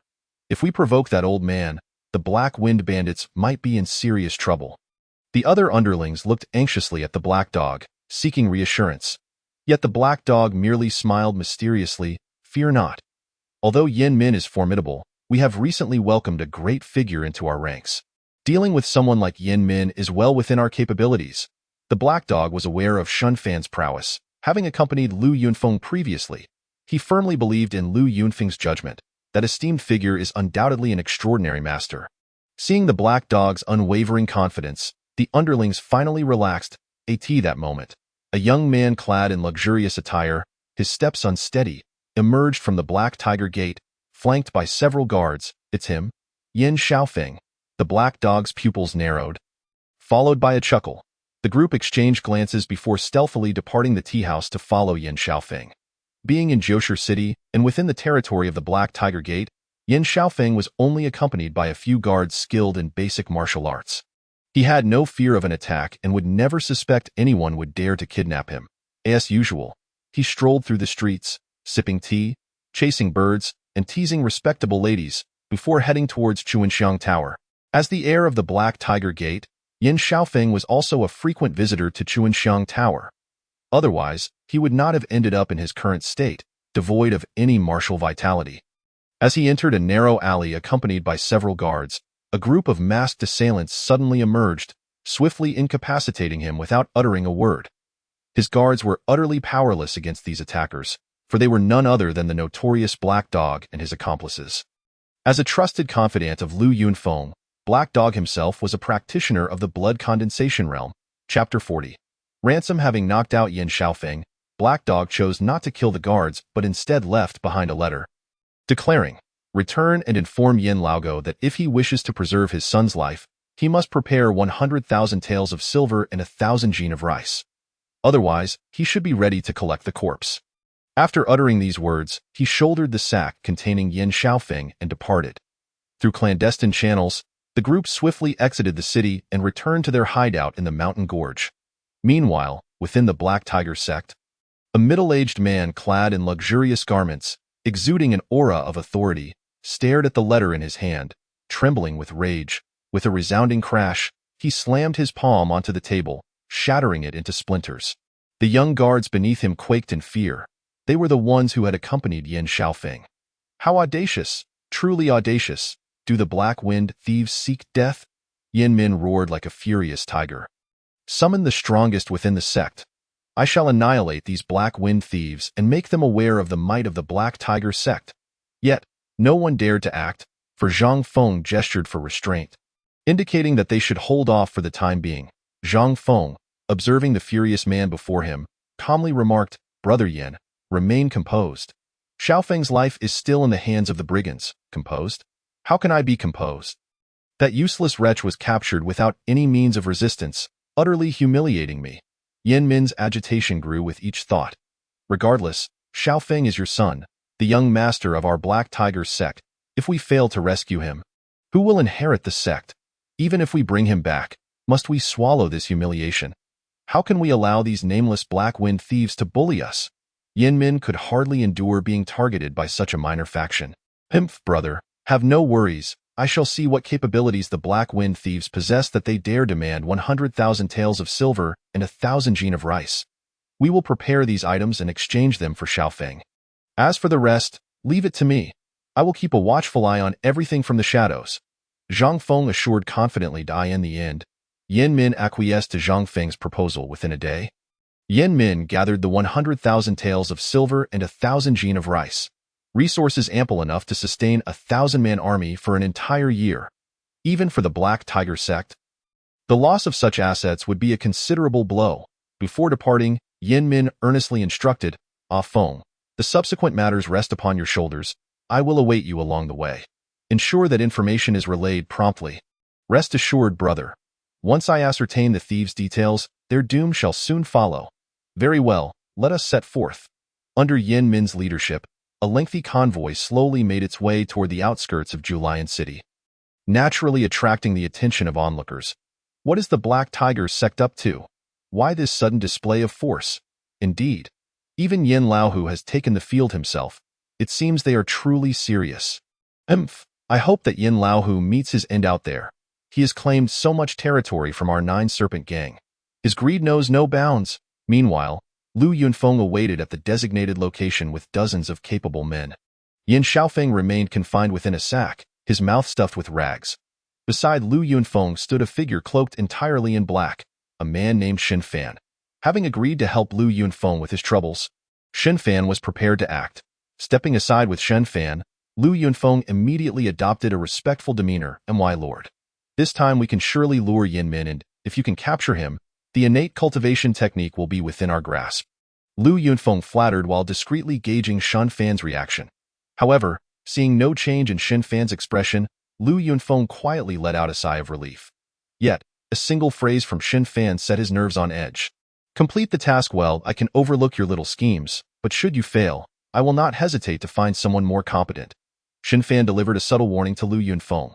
"Yes, my lord, I will certainly fulfill your task diligently." Lu Yunfeng responded, drenched in sweat, acutely aware that Xin Fan had noticed his ulterior motives.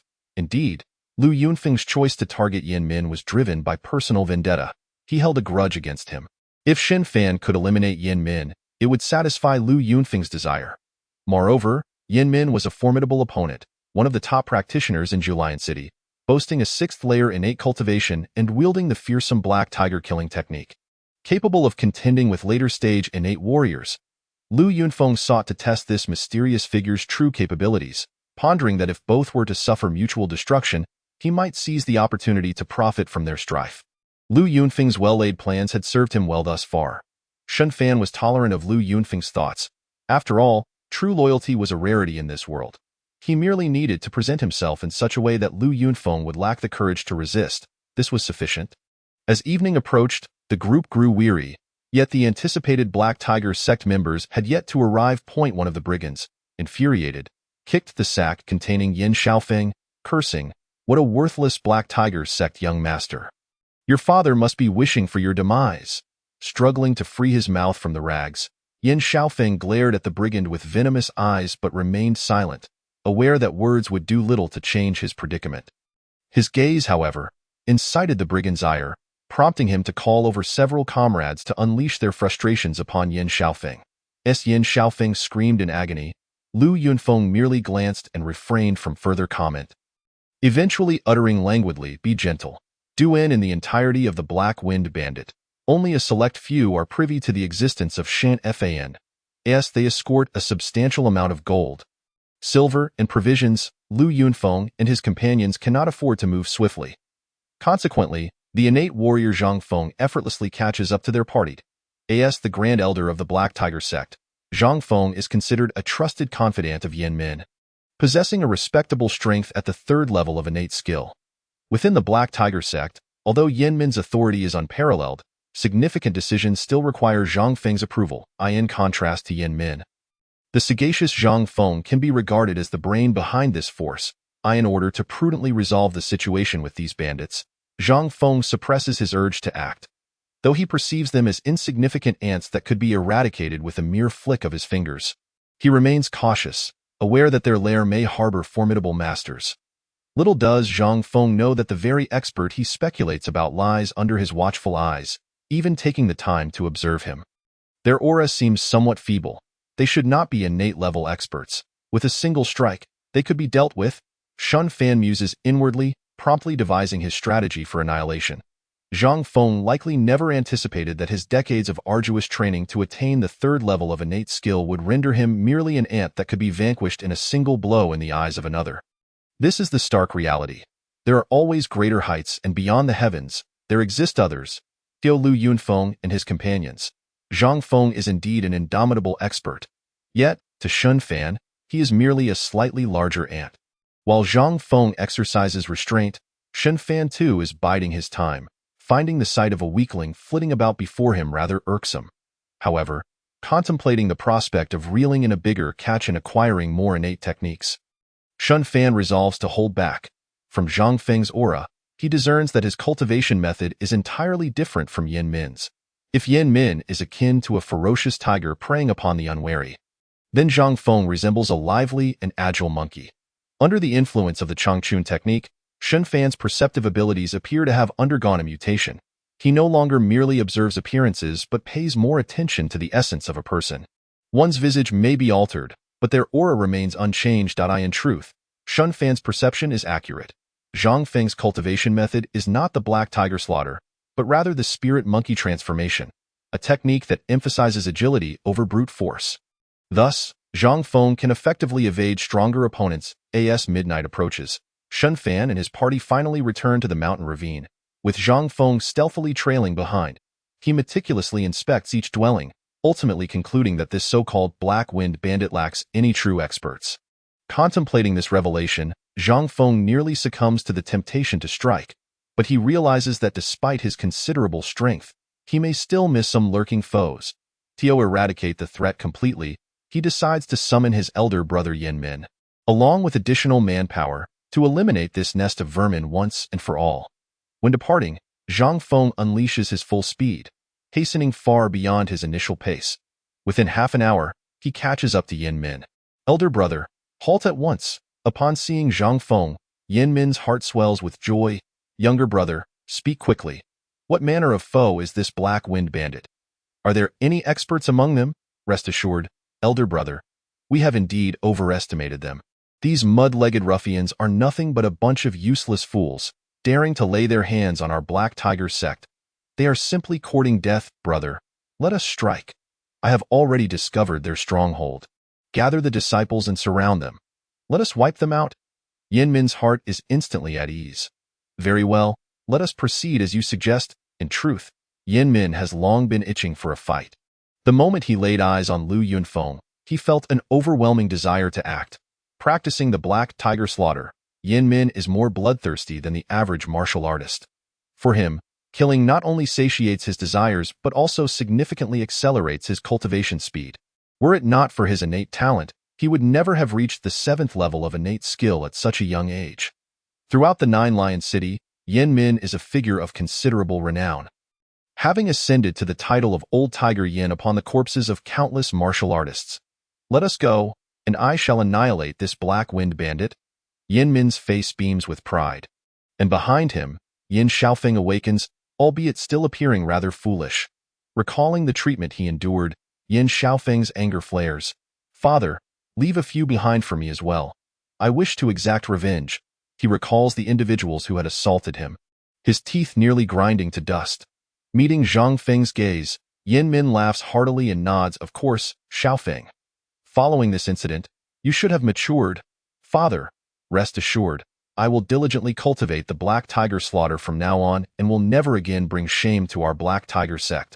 Yin Xiaofeng vows earnestly, eliciting a sense of satisfaction from the over a century-old Yin Min. Black Wind bandit, it is thanks to you that my Xiaofeng has found his way back. I must express my gratitude. Yet, Yin Min muses inwardly, let you serve as a catalyst for Xiaofeng's maturation. Dying at his hands shall be your final honor. He remains unconcerned about any unforeseen circumstances arising from this endeavor. Meanwhile, Shun Fan patiently awaits, as Lu Yunfeng brings several capable hands to stealthily observe the stronghold's entrance, ready to respond to any developments. Indeed, within less than an hour, the ground begins to tremble, signaling the arrival of a formidable force.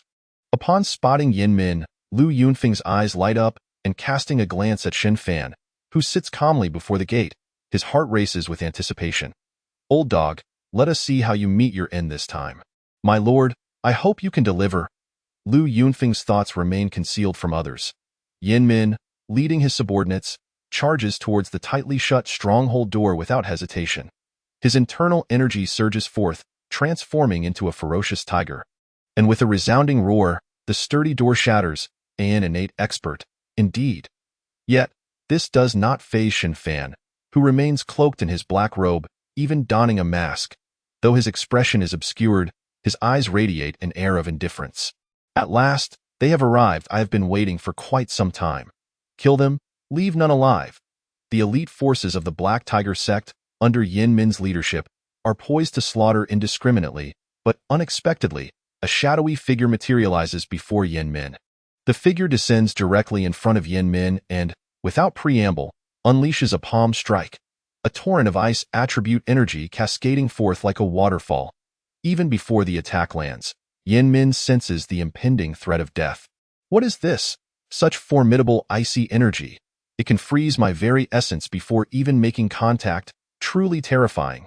Yet, Yin Min has no opportunity to plead for mercy, as he attempts to muster his internal energy in a futile act of defiance. Xin Fan's chilling shadow overwhelms him, rendering his resistance utterly feeble. In the blink of an eye, Yin Min is sent hurtling backward, his limbs transformed into ice sculptures, and upon hitting the ground, he shatters into countless fragments. Yin Min fell by a single strike from Xin Fan. Chapter 42. The technique in hand, Yin Min's rapid defeat catches everyone present off guard, as the disciples of the Black Tiger sect recoil in unison, trembling before the figure that stands tall yet unassuming. How can this be? The sect leader cannot fall so easily. No, this cannot be. It is merely an illusion. The sect leader would never be defeated. Run! This is a demon. Those with fragile psyches teeter on the brink of collapse, paralyzed by the sight of Yin Min's shattered limbs. Though Yin Min is not yet dead, his dismal state serves to instill fear in all. Zhang Feng, a distinguished innate warrior, is now gripped by a chill, his teeth chattering as he musters all his strength to cry out, "Beast, return my brother's life." Xin Fan, devoid of expression, directs a gaze toward him, his ghostly figure shifting once more. Zhang Feng's heart races, and he attempts to act, but it is already too late. A sharp pain pierces his chest, and a mouthful of blood erupts from him, sending his body crashing through a solid stone wall. As the dust settles, Zhang Feng realizes he has been utterly incapacitated, and this is only due to Xin Fan's restraint. Otherwise, a single strike would have claimed his life. From his concealed vantage point, Lu Yunfeng swallows hard. He has never encountered such a terrifying individual. In that moment, he comprehends the true meaning behind the phrase, "All beneath the innate can be slain." This, brother, it is not merely that all beneath the innate can be vanquished. Even ordinary solidifying true realm warriors likely do not possess such terrifying strength. Lu Yunfeng secretly labels Xin Fan as one not to be trifled with. What follows is an overwhelming slaughter. Before these disciples of mere blood realm strength, Xin Fan has become an invincible force, compelling them to flee in a frenzy. Yet, Xin Fan has no intention of permitting their escape. He clears his throat softly. Understanding the signal, Lu Yunfeng emits a sharp whistle, and a multitude of Black-Wind Bandit members swiftly encircle the incoming elite disciples. Xin Fan proceeds to eliminate a few of the Blood Realm disciples, leaving the remainder for Lu Yunfeng, knowing that he will handle the ensuing matters adeptly. Indeed, as Xin Fan departed, a cacophony of anguished cries erupted, staining the waters of the mountain stream a deep crimson throughout that night. Upon his return, Xin Fan first indulged in a restful slumber, then sought out Lu Yunfeng. "How did it go?" Xin Fan inquired. Lu Yunfeng, understanding the unspoken command, promptly presented 2 tomes, revealing the cultivation techniques practiced by Yin Min and Zhang Feng. "Rest assured, my lord, these 2 manuals are undoubtedly authentic, and no second copies exist," he reported, his head bowed. "The only regret is that those 2 wretches could not withstand the pressure and have perished." Xin Fan glanced at the still-drying script of the manuals and nodded appreciatively. "You have done well this time. Focus on solidifying your foundation. I perceive you possess innate talent." He painted a bright future for Lu Yunfeng. Upon hearing this, Lu Yunfeng was instantly filled with excitement and fell to his knees. "My lord, I will diligently train in martial arts during this period, striving to establish a robust foundation. Do not rush." Take your time. We have ample opportunity, Xinfan implied, and indeed, the wealth they had acquired was sufficient to sustain the Black Wind Band for several years. Their current task was to cultivate their martial prowess and enhance their strength. Understanding Xinfan's intent, Lu Yunfeng pledged to ensure that everyone trained earnestly over the coming months, aiming for all to reach at least the foundation establishment stage. After that, Xinfan had no further instructions, taking the two manuals with him as he departed. Xinfan resided in a secluded location, a choice he made for the sake of tranquility necessary for martial cultivation. In the following 3 months, he immersed himself in rigorous training, while the Black Wind Band ignited a fervor for practice.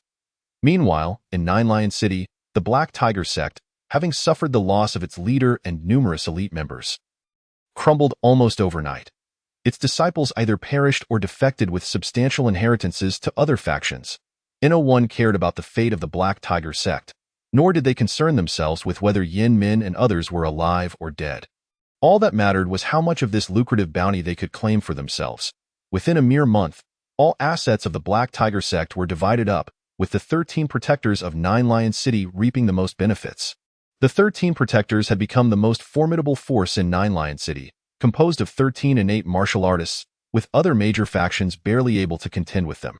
Had Yin Min still been alive, the 13 protectors would not have been so audacious. However, given the evident misfortune that had befallen them, they could not be blamed. In fact, after acquiring the spoils of the Black Tiger sect, the 13 protectors' influence grew even more, subtly indicating a trend towards dominating the martial realm of Nine Lion City.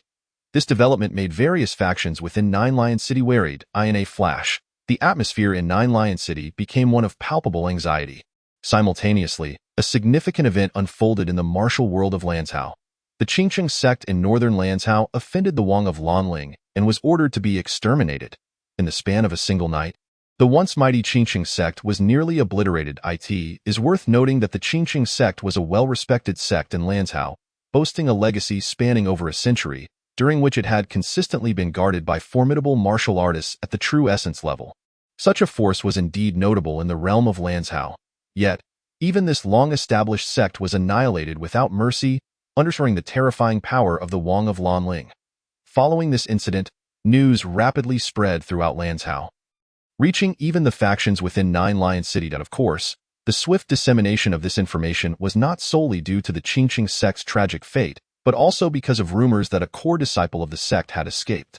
Moreover, this disciple reportedly possessed the sect's core inheritance. This revelation ignited excitement within the martial community of Lanzhou. A legacy at the true essence level was exceedingly rare in all of Lanzhou, sought after by any martial artist not part of a superpower. Thus, a sweeping hunt began throughout Lanzhou. In truth, the rumors circulating in Lanzhou were not unfounded.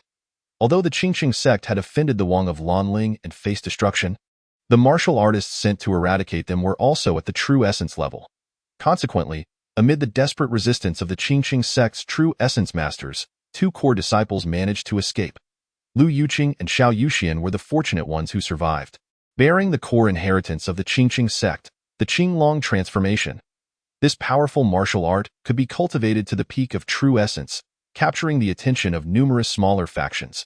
However, due to their cautious approach and the sect's prior preparations, the 2 miraculously fled from northern Lanzhou to southern Lanzhou, heading toward Nine Lion City. It seemed as though everything was meticulously planned.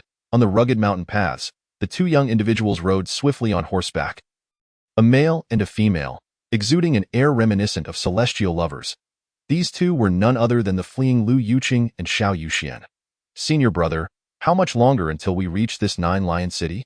Xiao Yuxian, graceful and slender, could not help but voice her complaints. Having traversed nearly the entirety of Lanzhou over the past 10 days without proper rest, Xiao Yuxian, as the daughter of the Qingqing sect, was unaccustomed to such hardships, leading her to grumble incessantly. Fortunately, Lu Yuqing, with his mature and composed demeanor, always found ways to comfort Xiao Yuxian. Do not fret, junior sister. We shall arrive shortly. Once we find Elder Xueshan, we will be safe. If you truly feel fatigued, we can rest at the inn ahead, Lu Yuqing suggested cautiously, fearing to provoke the temperamental nature of his pampered junior sister. Xiao Yuxian glanced at the modest inn. Feeling somewhat reluctant, yet acknowledging her predicament, she reluctantly acquiesced. Very well, senior brother. Let us rest at the inn ahead. I could use a bath. Lu Yuqing, dusty from travel, could only manage a wry smile in response. Offering no objections. Chapter 43. Exposure. The two soon found an inn, and upon entering, they were immediately enveloped by a lively atmosphere. Lu Yuqing nodded in satisfaction, but Xiao Yuxian, standing beside him, clearly appeared displeased. Her brow furrowed and lips pouted. As the daughter of the Qingqing sect, Xiao Yuxian was accustomed to elegant venues and encounters with refined individuals. However, these past days had felt like a descent from paradise to hell. As she now faced a horde of raucous and vulgar martial artists, igniting her ire. Senior brother, should we not leave? For a moment, Lu Yuqing was taken aback, responding foolishly, why should we leave? Is it not quite pleasant here? Xiao Yuxian's expression darkened immediately. Are you opposing me, senior brother? Do you think my sentiments are misplaced? Lu Yuqing found himself in a predicament, realizing that even as an innate martial artist, he struggled to contend with Xiao Yuxian's temperament. Thus, he could only plead, junior sister, do not be angry. I was wronged. We shall leave. Right away, a seasoned sycophant, Lu Yuqing was. Seeing Lu Yuqing's demeanor, Xiao Yuxian's temper somewhat subsided, for had he dared to retort, he would have faced her unrelenting wrath. As Xiao Yuxian prepared to exit with Lu Yuqing, a group of men clad in martial attire approached the entrance. Should any martial artist from Nine Lion City be present, they would recognize these individuals as members of the 13 Protectors. Leading them was Ding Jian, one of the 13 Protectors, a formidable innate martial artist of the 5th tier. Lu Yuqing's pupils constricted, sensing the terrifying aura emanating from Ding Jian, as a mere 2nd-tier innate martial artist. He was no match for the 5th-tier Ding Jian. Thus, Lu Yuqing lowered his head, striving to diminish his presence. As the two passed by, Ding Jian abruptly halted, exclaiming, what a delightful fragrance. Turning around, he caught sight of the enchanting Xiao Yuxian, and his eyes lit up with delight. Ha! I never expected to find such a beauty in this wretched place. Truly, heaven has favored me. Stop right there, little beauty. Do not rush to leave. Entertain me, Ding Jian shouted arrogantly. In Nine Lion City, the 13 Protectors were synonymous with supreme power, and Ding Jian had long been accustomed to such arrogance. Upon hearing Ding Jian's words, Xiao Yuxian's fury ignited. Are you addressing me? Lu Yuqing's face paled, realizing the dire turn of events he had most wished to avoid. Yet he found himself powerless to intervene. Who else would I be calling? Hurry over and join me for a feast and drink. Ding Jian replied, his tone one of entitlement. Xiao Yuxian's chest heaved with rage as she drew her sword, ready to strike Ding Jian down. Shameless scoundrel, perish. With a formidable aura and fierce intent, Xiao Yuxian was indeed impressive. However, her own lack of strength, having only reached the body refinement stage at nearly 30 years old, rendered her incapable of harming Ding Jian, who was at the 5th tier. Ding Jian effortlessly pinched Xiao Yuxian's sword between 2 fingers, displaying no hint of displeasure. Not bad, not bad. Quite the temper, fiery enough for my liking. As he spoke, he swiftly drew Xiao Yuxian into his embrace. Startled, her face paled, yet she found herself powerless to resist. Meanwhile, her senior brother, Lu Yuqing, let out a sigh and stepped forward to block Ding Jian.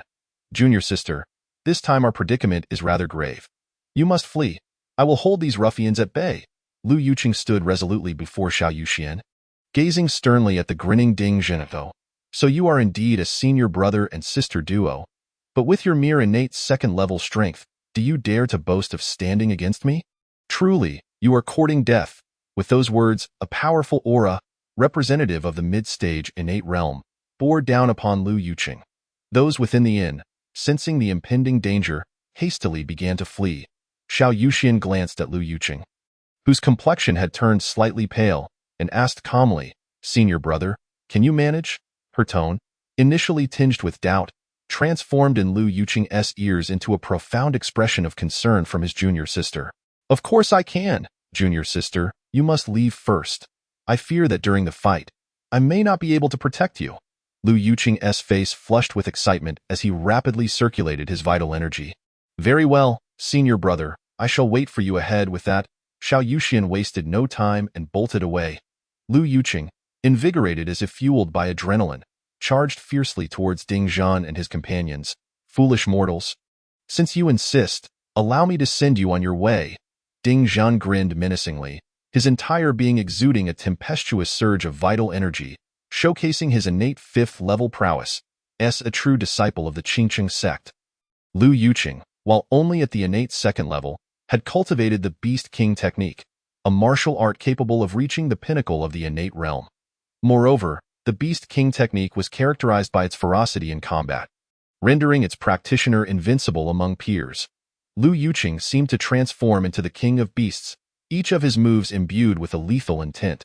Drawing upon the power of the Beast King technique, Lu Yuqing managed to momentarily contend with Ding Zhan, proving the efficacy of this martial art. Well done, lad. Quite impressive. It seems I have stumbled upon a significant catch. This technique must be the legacy of the Qingqing sect.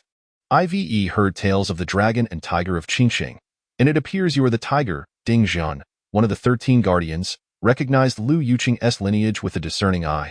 As Ding Zhan adjusted his strategy, Lu Yuqing found himself in an awkward position. His lower realm meant that both the quantity and quality of his vital energy paled in comparison to Ding Zhan's. Engaging in a prolonged battle would undoubtedly lead to his defeat. Thus, Lu Yuqing contemplated a final desperate maneuver. You scoundrel, prepare to meet your end. Lu Yuqing feigned an all-out assault while discreetly planning his escape. Seizing the moment when Ding Zhan retreated, Lu Yuqing swiftly changed tactics, employing a lightness technique to leap away in a series of agile bounds. Ding Zhan, realizing too late, hurriedly pursued him, but Lu Yuqing's lightness skill, honed as a true disciple of the Qingqing sect, allowed him to effortlessly outpace Ding Zhan in less than the time it takes to brew a cup of tea. Lu Yuqing had completely evaded capture. However, the news of Lu Yuqing and Xiao Yuxian swiftly reached Joshi City, prompting numerous powerful factions to dispatch considerable manpower to hunt the two. In an instant, Lu Yuqing and Xiao Yuxian became like rats scurrying across the street. And reluctantly, they found refuge outside the city, within a secluded wooden cabin in the territory of the Black Wind Bandit.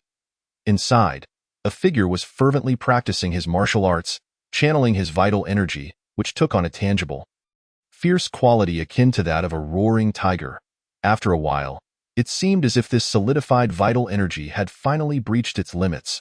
What had once felt clumsy became remarkably fluid, coalescing into a diminutive yet fierce tiger whose faint growls could be heard echoing through the air. Exhaling a breath of stale air, Shan Fan finally opened his eyes, a smile gracing his face. At last, I have broken through. The black tiger killing technique proves to be quite exceptional, significantly surpassing the cold shadow technique. Just moments prior, Shan Fan had perfected the black tiger killing technique to great success, elevating himself to the innate 8th level. With a bit more refinement, he would soon ascend to the innate 9th level. At this moment, he opened his attribute panel, revealing a glimmer of joy on his face. Host, Shan Fan talent, 34, rarely seen in a century, physique. Ice spirit body lifespan, 480 martial arts. Black tiger killing technique, great success. Spirit ape transformation, great success. Cold shadow technique, great success. Savage bull fist, great success. True harmony technique, great success. 3-element formula, great success. Ape strike technique, great success. Thousand machine hand, great success. Iron cloth shirt, great success. Stunning swan technique, great success. Great river scripture, great success. Ocean wave fist, great success. Changchun technique, beginner, realm. Innate 8th layer chapter 44. The foolish woman gazing upon the panel filled with completed techniques. Even Shan Fan's typically steady demeanor could not suppress a hint of pride. With 3 innate techniques reaching great success, a little more honing would render him at the peak of his capabilities. Unless he discovered new martial arts, particularly those of a higher tier, the innate techniques had begun to serve him less significantly.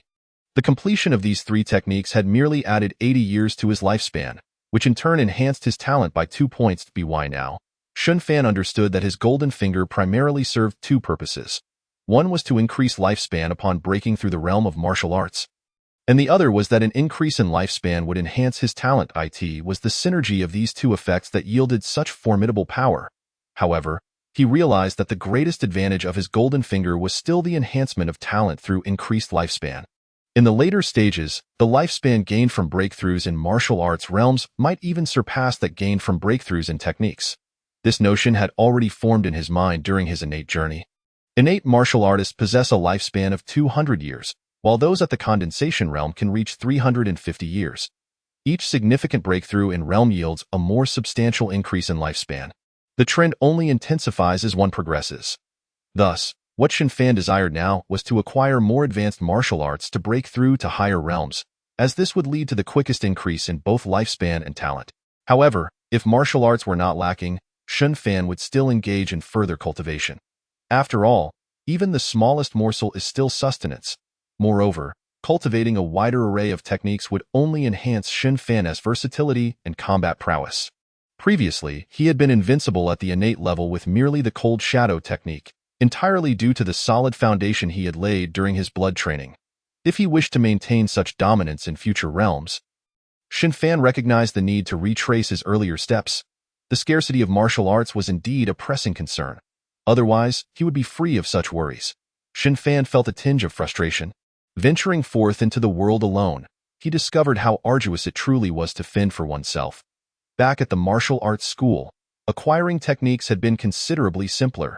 Now, as a solitary figure, he found himself somewhat hesitant in all his endeavors. Gradually, Xin Fan began to entertain the notion of joining a major faction to leverage their resources for his own advancement. However, he remained uncertain about which faction would be most advantageous to him. In this tumultuous world, the most powerful were the various feudal lords, who held the majority of resources and the finest techniques, enabling them to cultivate the most exceptional talents and gain an upper hand in future contests. Thus, Xin Fan's optimal choice would be to align himself with the royal house. Currently situated in Lanzhou, his best option would be to seek the favor of the king of Lanling. Yet, Xin Fan recalled that aligning with the king of Lanling would necessitate certain conditions, requiring at least an introduction. Alas, he lacked connections in this regard, so he could only suppress his ambitions and continue searching for alternative paths. Emerging from his prolonged seclusion in the wooden cabin, Xin Fan traversed every corner of the Black Wind Bandit territory. Only a few recognized him and offered respectful greetings, while the majority, particularly the lower-ranking bandits, remained oblivious to his identity. This was by design. Xin Fan understood that he would eventually leave, and the Black Wind Bandits were merely a tool for him. When this tool could no longer keep pace with him, it would be time to discard it. As such, the fewer who recognized him, the less he would be tethered by attachments upon his departure. The Black Wind Bandit camp had been established for some time. With many having settled down, it resembled more of a secluded village than a mere bandit hideout, filled with the essence of life. Women washed and cooked, men practiced martial arts, and children chased and played. Xin Fan strolled leisurely, savoring this moment of tranquility. However, it wasn't long before he noticed a sudden commotion at the entrance of the camp, with figures rushing past, brandishing weapons. What is happening? Is someone attacking the Black Wind Bandits? Xin Fan wondered, following the crowd. That moment, encircled by the Black Wind Bandits, were none other than the fortunate survivors, Lu Yuqing and Xiao Yuxian. It turned out that after successfully escaping, Lu Yuqing quickly sought out Xiao Yuxian, and in their bid to evade the pursuit from Zhoushu City, they had fled into the mountains. Coincidentally, the duo stumbled upon the hiding place of the Black Wind Bandits, and after several days of observation, Lu Yuqing had already discerned that these bandits were all martial artists below the innate level. In an effort to improve the circumstances of Xiao Yuxian, Lu Yuqing chose to take decisive action, leading Xiao Yuxian directly into the fray. Their shared intention was to eliminate a portion of their adversaries as a means of instilling fear, thus gaining control over the stronghold and awaiting the arrival of the elder from the snowy mountains. A distinguished elder of the Qingqing sect. You insignificant insects, why don't you summon your leader? Do you truly wish for me to eradicate you all? Lu Yuqing proclaimed with an imposing presence. Unleashing his innate power, beside him, Xiao Yuxian displayed visible impatience. Senior brother, let us simply charge in. This is far too tedious. After all, these individuals are merely weaklings you can dispatch with ease, having hidden in the mountains for several days. Xiao Yuxian was desperate for a bath and a sumptuous meal. Senior brother, just take action and eliminate the men, leaving a few women for us to command. She coldly articulated her ruthless proposal. Lu Yuqing hesitated. This was not his original intention. Yet, witnessing his junior sister's increasingly frigid demeanor, along with the surrounding bandits refusing to surrender, he resolved to act, since you refused to comply with my demands. Then perish with that. Lu Yuqing unleashed his true energy without reservation, each of his movements imbued with tremendous force, effortlessly shattering gold and stone alike. The opponents, mere practitioners of the Qi blood realm, stood no chance against him. Within mere moments, numerous foes lay injured at his feet, their groans filling the air. Without skilled intervention, the energy from the Beast King technique would linger within their bodies, tormenting them until death ensued. Observing this scene, Shun Fan furrowed his brow, preparing to intervene when a powerful aura halted his advance. "Who dares to harm my brother?" Like a descending tiger, Lu Yunfeng leaped gracefully, landing firmly before Lu Yuqing. Upon seeing Lu Yuqing's bloodied hand, Lu Yunfeng's expression darkened, fury radiating from him. "Who are you to so brazenly injure my brother without cause?" Just as Lu Yuqing opened his mouth to respond, Xiao Yuxian interjected, "You must be the leader here. You've come at an opportune moment. Surrender now, and my senior brother may grant you a swift end. Otherwise, heh heh heh." Her domineering words disregarded the formidable presence of all present. Even as Lu Yunfeng exhibit in addition, there is Lu Yuqing's Beast King technique, a formidable innate martial art that can significantly enhance Shun Fan's foundation. At this moment, he could once again enter a period of seclusion, which filled him with immense joy. Holding several ancient texts, Shun Fan once more entered a state of meditation. Meanwhile, Lu Yuqing and Xiao Yuxian were imprisoned in a dungeon by Lu Yunfeng. With Lu Yuqing, a master of innate prowess, present, the severely injured Xiao Yuxian was unlikely to perish just yet. Moreover, without Shun Fan's instructions, Lu Yunfeng would not recklessly deal with the two. He merely confined them, awaiting Shun Fan's next command. "Brother, aren't we going to eliminate these two nuisances? Keeping them around is bound to cause trouble." Black Dog, a trusted aide of Lu Yunfeng, voiced his concerns. However, Lu Yunfeng merely cast him a fleeting glance and replied with a smile. "Ah, Black Dog, this is precisely why you fall short of me. The decision to kill or spare is not ours to make. It depends on the whims of our superior. Our task is simply to obey." Having witnessed the might of our superior today, what are your thoughts? Lu Yunfeng's gaze grew contemplative. Even the mere mention of Shun Fan evoked an overwhelming pressure within him. Incredible, utterly incredible. I have never encountered such a formidable individual. That esteemed figure is akin to a deity descending to earth, Black Dog exclaimed without a moment's hesitation. Though his words were somewhat crude, Lu Yunfeng nodded in agreement, deeply approving. Indeed, to have such a powerful ally is our fortune. Clinging to the thigh of a great figure might well determine our rise in this lifetime, Lu Yunfeng reflected, having come to understand that Shun Fan was a martial enthusiast, as long as they fulfilled his requirements for training. There was no need for concern regarding other matters. Moreover, following such an extraordinary person would undoubtedly yield remarkable benefits. You may wonder how I, Lu Yunfeng, achieved my breakthrough. It was solely thanks to Shun Fan's insights after he cultivated the Black Tiger killing technique. Otherwise, I could never have advanced so swiftly. Black Dog, I regard you as a brother, and I shall not hide the truth from you. From now on, whatever our superior commands, we must execute flawlessly. Only then can we seize our opportunity. Here, take this Black Tiger killing technique and cultivate diligently. Strive to become our superior's right-hand man. Lu Yunfeng unhesitatingly produced the text containing Shun Fan's insights, thereby garnering the loyalty of yet another subordinate. Black Dog left in a state of exhilaration. On this day, his most loyal allegiance shifted from Lu Yunfeng to Shun Fan. Indeed, knowing how to cling to the powerful is no small skill. "Brother, thank you for imparting so much wisdom, but I too wish to sit in your position," he mused, grasping the ancient text with a faint smile in the shadows. Chapter 46. The Snow Mountain Elder Within a Wooden Cabin. Shun Fan calmly perused the Azure Dragon transformation, an advanced martial art, appearing as though he was not yet satiated. This Azure Dragon transformation was indeed superior to innate techniques, as it delved into profound martial principles and demonstrated exceptional mastery over one's own power.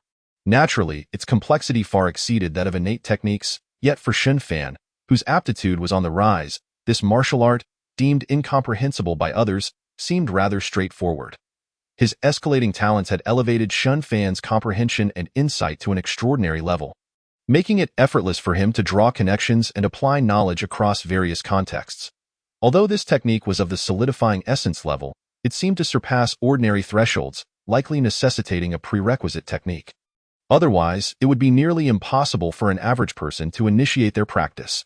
With his exceptional aptitude, Shun Fan quickly identified the shortcomings of the Azure Dragon transformation.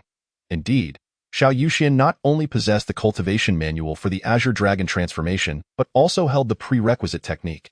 The foundational martial art known as the Fish Dragon transformation, as long as she mastered the Fish Dragon transformation, entering into the Azure Dragon transformation would be a breeze, subsequently establishing her as at least an innate master. In her estimation, no one could successfully enter the Azure Dragon transformation without first mastering the Fish Dragon transformation. Thus, after enduring considerable torment, she readily relinquished this solidifying essence martial art.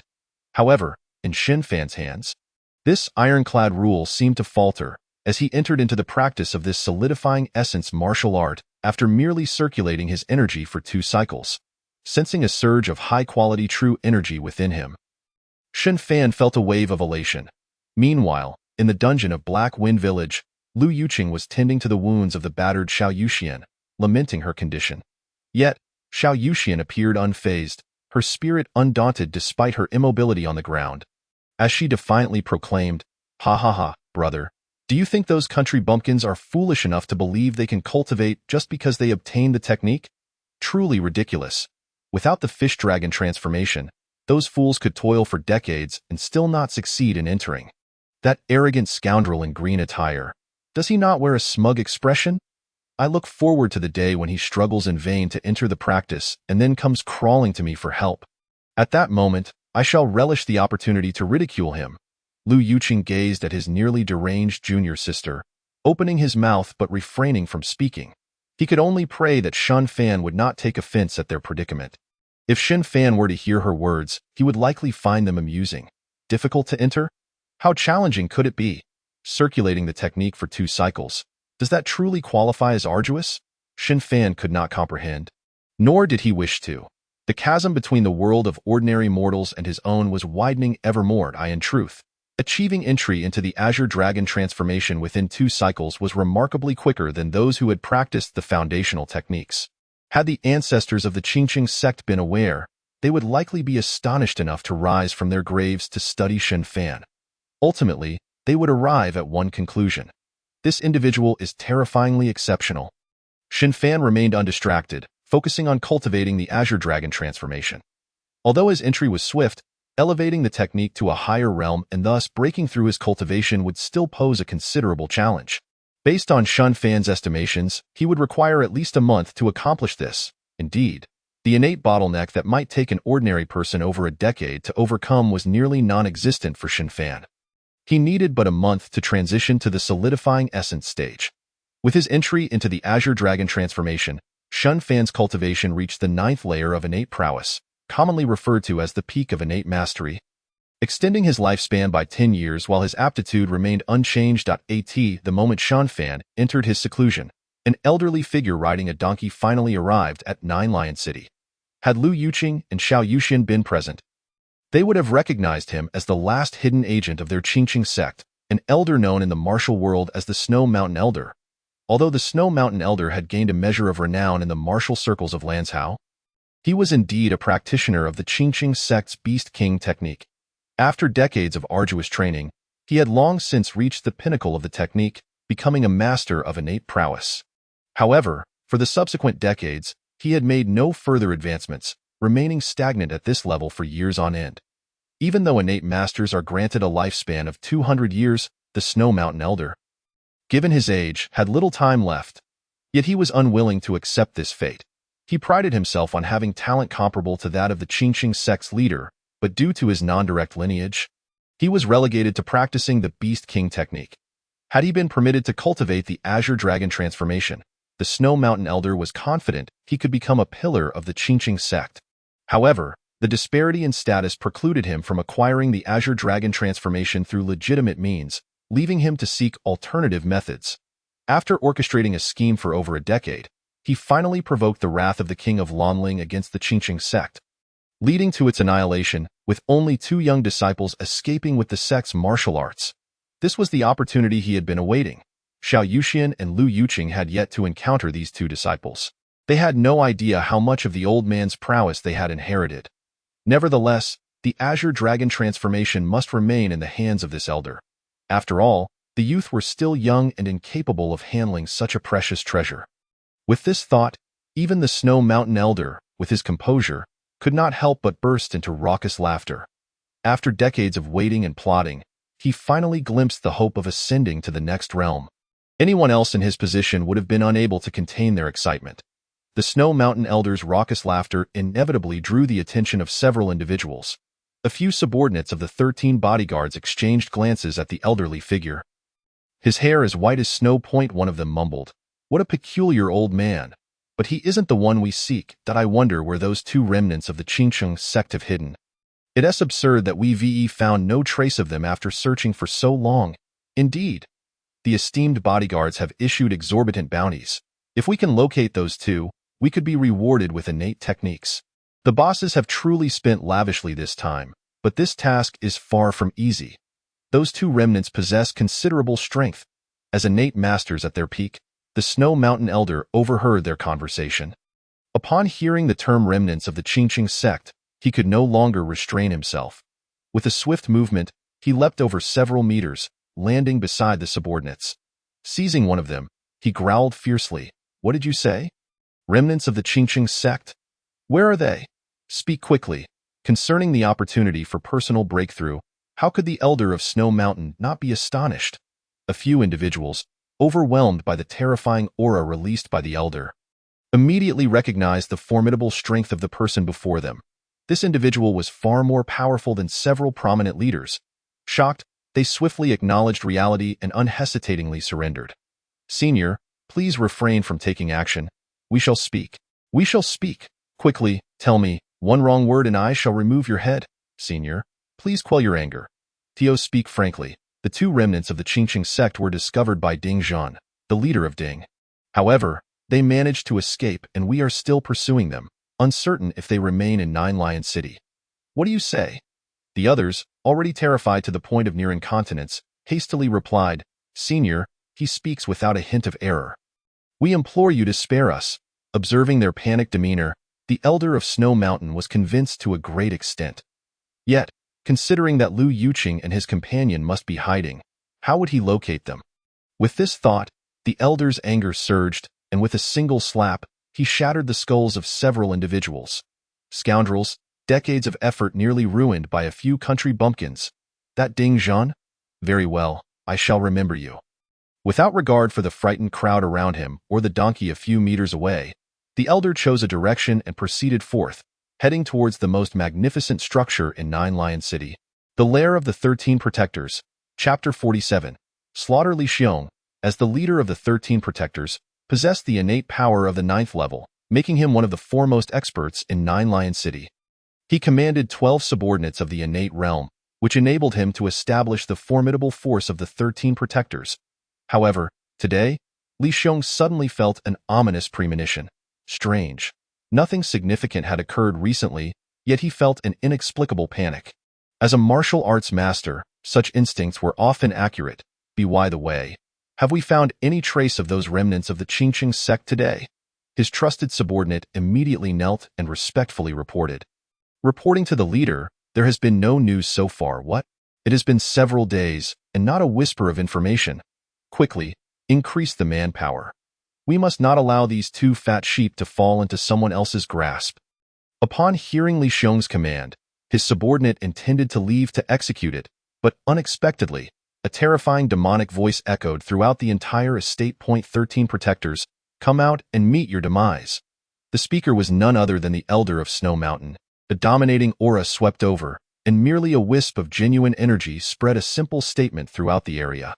Some individuals, due to their lack of strength, bled from their 7 orifices and died upon hearing that phrase imbued with genuine energy. The terrifying power instilled fear in countless martial artists. Who goes there? Li Xiong had no choice but to step out to confront the threat. Although the adversary's aura was overwhelming, as a master of the 9th level, he felt he deserved some respect. May I inquire why you have harmed my disciples? Harmed your disciples? That's merely the beginning. I intend to slaughter all of you. Only then will my heart's resentment be relieved. The Elder of Snow Mountain, filled with pent-up fury, wasted no time and immediately attacked. The violent genuine energy surged like the ocean, crashing towards Li Xiong. Ha! You have some audacity, since you are so unreasonable. Let us see whose strength prevails. Li Xiong, unwilling to back down, raised his hand, condensing his own robust genuine energy to counter the elder's formidable assault. As the foremost expert in Nine Lion City, Li Xiong was no pushover. Yet, the elder of Snow Mountain, having immersed himself in the 9th level for decades, had already reached the pinnacle of the innate realm. Though still at the 9th level, he could confidently assert that he was not inferior to any innate expert. Kill, behold my technique, Black Tiger's ruthlessness. A black tiger, formed from condensed genuine energy, lunged forth, its tremendous power shattering the surrounding hard floor. Some disciples, caught in the residual force, met a gruesome end. Li Xiong's eyelids twitched as he realized he could not withstand this attack, which had transcended the innate level, reaching a new realm. This old man is simply unbeatable. Resolute in his decision, Li Xiong turned to flee, leaving behind a crowd of stunned subordinates. Thinking of escaping? Did you consult me first? Come back. Great River, Swallow. Utilizing his overwhelming genuine energy, the Elder of Snow Mountain forcibly conjured a massive vortex. The powerful winds compelling the fleeing Li Xiong to retreat. As the Elder's actions unfolded, several disciples were drawn into the vortex. Then, a horrific scene transpired as one disciple was torn apart, dissolving into blood mist that vanished into the ether. Li Xiong's scalp prickled in terror, fearing he would share the same fate. In desperation, he cried out, "Senior, there must be a misunderstanding. I did not know where I offended you. I hope you can spare my life." However, the Elder of Snow Mountain was utterly indifferent. His goal was to eliminate this man and seize control of the faction, aiding him in locating the hidden Lu Yuqing and Xiao Yuxian. "There is no misunderstanding. I intend to kill you. Submit to your fate." As more individuals were drawn in and shredded, Li Xiong's eyes widened in horror, yet he found himself utterly powerless to resist. The innate 9th level cultivation of Li Xiong only allowed him to endure slightly longer than others. Realizing this, despair washed over him. "I hate it. Why have I not yet obtained the ultimate technique of the Qingqing sect? If I had acquired it sooner, perhaps I would possess the strength to retaliate now. And this old demon, from where did he spring, and why must he kill me? I cannot accept this." Ultimately, Li Xiong was crushed by the Elder of Snow Mountain's technique. Leaving behind a body torn asunder, filled with unfulfilled regrets, upon witnessing this, the Elder slowly withdrew his genuine energy, and at that moment, there was not a single living creature within 100 meters. The ground lay in ruins, the once magnificent structure reduced to debris. The devastation wrought by a peak innate warrior surpassed the imagination of mere mortals. This battle did not go unnoticed by several factions within the city. However, upon witnessing the terrifying old demon, these powerful factions chose to turn a blind eye to the tragic fate of the 13 protectors. Some even secretly applauded, for with one less faction, there was one more piece of the pie. In their eyes, nothing was more important than profit. After annihilating everyone, the Elder of Snow Mountain did not depart. He remained in place, awaiting the return of the other protectors. Soon, other protectors returned, and after some amicable discussions, the Elder successfully gained control over the remaining 9 protectors. Due to 2 protectors yearning for Li Xiong too deeply, the Elder kindly sent them to meet him. Once the Elder had seized control of this faction, he immediately began searching for Lu Yuqing and his companion. Yet, he was unaware that the 2 were currently imprisoned in a dungeon at a mountain stronghold outside Nine Lion City, their lives no longer within his grasp. It could be said that having been captured by Blackwind Stronghold, it was nearly impossible for anyone to locate them. After all, Blackwind Stronghold had amassed a considerable fortune and supplies, sufficient for months of seclusion. The Elder's efforts were destined to be in vain, and a month later, reality would confirm this. Observing that his subordinates still had not delivered the news he sought, the Elder's expression turned icy. Finally, he could no longer contain himself and killed nearly 1/3 of those sent to search, gradually calming his rage. "Useless. All of you are useless. You cannot even find 2 living souls. What purpose do you serve? Get out. All of you, get out." After a month, the Elder understood that finding these 2 inheritors was an impossible task. He seriously suspected they had already left the vicinity of Nine Lion City. Yet, there was nothing to be done. His plans had ultimately crumbled. and without obtaining the final inheritance, his dream of breakthrough would also come to an end. Curse it! Is it truly fate that seeks my demise? I cannot accept this, the elder of Snow Mountain howled at the sky, feeling as though destiny was mocking him. After years of hard work, he found himself with nothing to show for it, a profoundly despairing realization. For the sake of martial techniques, he had resorted to framing and destroying his own sect, yet now, he remained empty-handed. Did my actions back then hold any significance? With this thought, a flicker of regret stirred within the elder. However, it was quickly cast aside. No, I am not at fault. It is the Qingqing sect that has wronged me. Everything I did was justified. Ha ha ha, destroyed by the king of Lanling. This is the fate that the Qingqing sect deserves. Suddenly, a thought struck the elder, and he felt invigorated. Ha ha ha, how foolish I have been. Since I have lost my sect, why cling to that wretched internal martial arts? Why not join the ranks of the king of Lanling? With the resources of the royal estate, assisting me in breaking through to the next level would be effortless. Breaking free from the confines of his previous mindset, the elder felt a refreshing clarity wash over him. He envisioned himself, brimming with vigor, as he broke through the barriers of reality. Chapter 48. Allegiance. With a newfound perspective, the elder of Snow Mountain began to contemplate how he might join the ranks of the king of Lanling. The king of Lanling was currently engaged in battle with the Tiger Shark King, Su Yuandong, commanding his forces at the border, though gain his favor seemed a daunting task for one man alone. However, if he could lead a substantial number of martial artists to pledge allegiance, he would undoubtedly garner attention, for in warfare, one either needed top-tier experts or a multitude of cannon fodder. Upon comprehending this notion, the elder of the Snow Mountain's gaze took on a somewhat playful quality. He realized that the subordinates he had gathered seemed to serve another purpose. However, the number of martial artists he currently commanded was insufficient. Thus he resolved to subjugate the other major powers within the Nine-Lion City. With this thought in mind, the elder of the Snow Mountain hesitated no longer. He personally took action, eliminating all the leaders of the major factions in Nine-Lion City, thereby seizing nearly the entirety of the city. The number of martial artists under his command finally exceeded 10,000. With a formidable force at his disposal, the subsequent matters became straightforward. Under the elder's coercion and allure, the remaining innate martial artists willingly pledged their allegiance to him, compelling their subordinates to obey the elder's commands and form an army to support the king of Elengel in no time.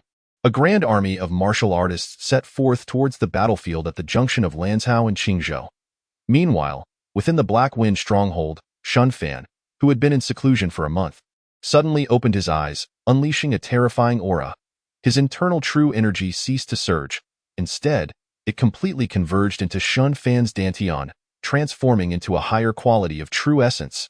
In comparison to true energy, true essence was overwhelmingly superior in every aspect. In terms of quality, true essence was akin to solid gold, whereas true energy resembled cotton. The collision of the two would inevitably result in the latter disintegrating upon contact. Utilizing true essence would significantly enhance the power of martial arts, with combat strength at least tenfold that of an innate martial artist. Upon opening his attribute panel, Shunfan felt a surge of excitement. Host. Shunfan talent, 38, rare in a century, physique. Ice Spirit Body lifespan, 620 martial arts. Azure Dragon transformation, minor achievement. Beast King technique, major achievement. Black Tiger Fury, major achievement. Spiritual Ape transformation, major achievement. Cold Shadow absolute, major achievement. Savage Bull Fist, major achievement. True Harmony Force, major achievement. 3 Yuan formula, major achievement. Ape Strike technique, major achievement. Thousand Mechanisms hand, major achievement. Iron Cloth shirt, major achievement. Stunning Swan technique, major achievement. Great River True Scripture, major achievement. Sea Tide Fist, major achievement. Eternal Spring technique, beginner, realm. First layer of true condensation following the minor achievement in Azure Dragon transformation. His realm seamlessly progressed to true condensation, and his lifespan surged by over 100 years, with his talent increasing by 4 points. Shunfan felt increasingly closer to the next tier of talent. Having cultivated 4 innate martial arts, the Cold Shadow Absolute, Spiritual Ape Transformation, Black Tiger Fury, and Beast King technique, his accumulation at the innate level was profoundly deep. Although he had just broken through to the true condensation realm, He was confident in his ability to contend with martial artists in the mid to late stages of true condensation. At this level, the true energy within a martial artist's body had transformed into true essence, which was the most potent form of energy that the human body could synthesize. This realm had reached the limits of mortal capabilities. Beyond it lay the transcendent level. As he stepped into true condensation, Shun Fan gradually understood that the next martial arts realm was called the Samadhi realm, a crucial stage for martial artists and the foundation for transcending the mundane in the true condensation realm. Martial artists continuously accumulate true essence. Once their dantian is filled, they can ignite the Samadhi true fire using their spiritual awareness, drawing upon the power of heaven and earth. Of course, this Samadhi true fire is not the legendary celestial fire but a mysterious flame that arises from within the human body. Once ignited, it can unlock the hidden potential within, making this realm the key to a martial artist's transcendence. True condensation serves merely as a foundation for the Samadhi realm. However, true condensation is ultimately the limit of humanity. Martial artists at this level are considered minor experts even in Lanzhou. The renowned Qingqing sect, famous in the martial world, has its strongest force at merely the true condensation realm. This indicates that Shen Fan's current strength should not be underestimated. With a profound accumulation, having just entered true condensation, the true essence he had gathered was several times that of an ordinary martial artist, and his dantian was dozens of times larger than that of his peers. Thus, with each elevation in realm, Shen Fan reaped even greater benefits. This was his advantage in ascending to higher tiers. Moreover, with the aid of the Golden Finger, his future advancements would not slow down. On the contrary, they would accelerate. Although his talent had only increased by 4 points this time, his cultivation speed had nearly doubled. This meant that he would require less time to break through again. In Shen Fan's perception, while in the true condensation realm, he would need about a week to advance each layer. Approximately 2 months later, he would accumulate enough true essence to fill his dantian. Such a speed, if revealed, would surely be met with disbelief, yet it was indeed the reality. Furthermore, upon reaching the true condensation realm, Shun Fan began to sense that his ice spirit body seemed to possess additional capabilities. He felt that he was able to draw more energy from the external environment while cultivating, significantly accelerating his refinement of true essence. Other martial artists in the true condensation realm would find rapid cultivation impossible without the aid of rare materials. Yet Shun Fan, due to his spiritual body, did not require such external supplements. However, if they were available, it would be even better. Shun Fan sensed that he had only tapped into a fraction of his ice spirit body's potential.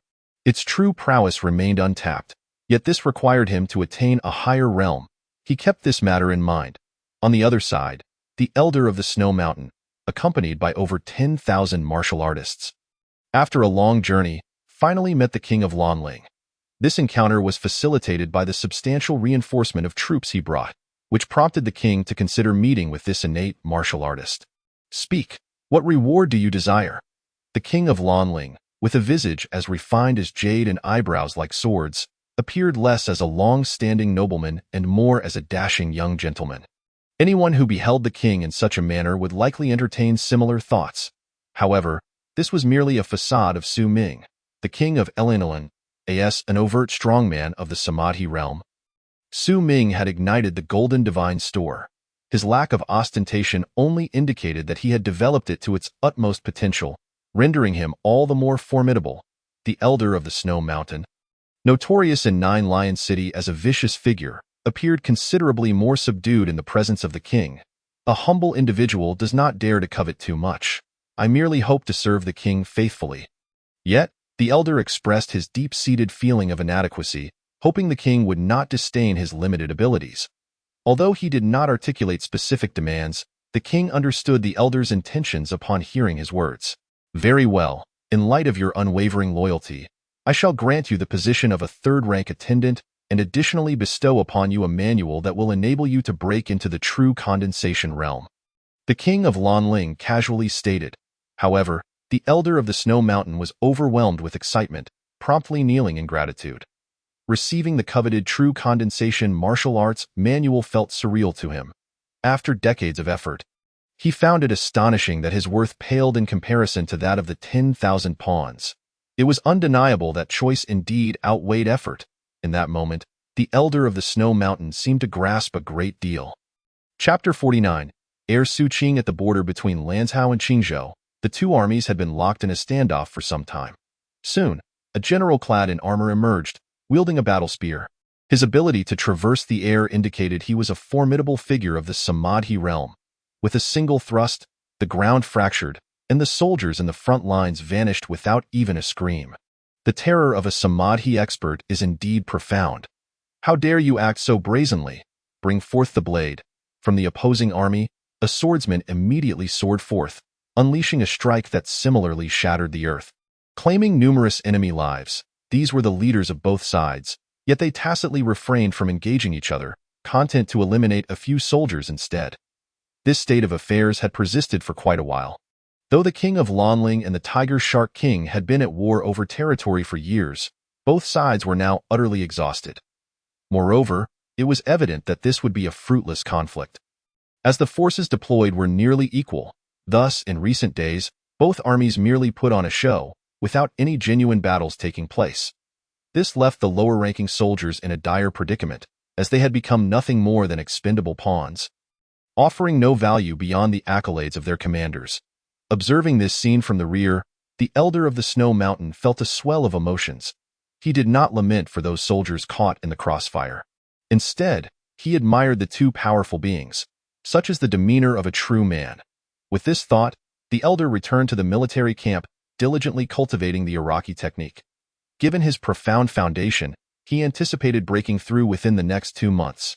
While the thoughts of those in high positions regarding the war were inscrutable, the king of Lanling suddenly took action, not for the purpose of war, but to celebrate a birthday. Indeed, it was once again the king's birthday.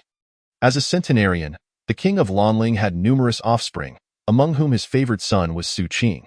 The king's affection for Suqing stemmed not only from his exceptional cultivation talent, having reached the innate level by his 30s, but also from Suqing's knack for endearing himself to the king. With each significant event, he would present gifts that delighted the king. Thus, this birthday would be no exception. Furthermore, the heir Suqing had set his sights on a grand prize, the great demon essence. In this world, the demon clan boasted a plethora of strong beings. Beasts that transformed into demons were classified as minor demons, correlating to the innate realm of martial artists. Following were the demon generals, corresponding to the true condensation realm, while the great demons aligned with the Samadhi realm. Thus, the emergence of a great demon marks a pivotal period for the demon race, during which they shall ignite the latent bloodline power within, propelling themselves to unprecedented heights. Consequently, the bloodline crystallization, known as the demon core, begins to form within the great demon. This demon core is exceedingly precious, even for the formidable practitioners of the Samadhi realm among the human race, as it can significantly reduce decades of arduous cultivation. Such a treasure, if bestowed upon the hands of the Prince of Lanling, would undoubtedly earn him generous rewards.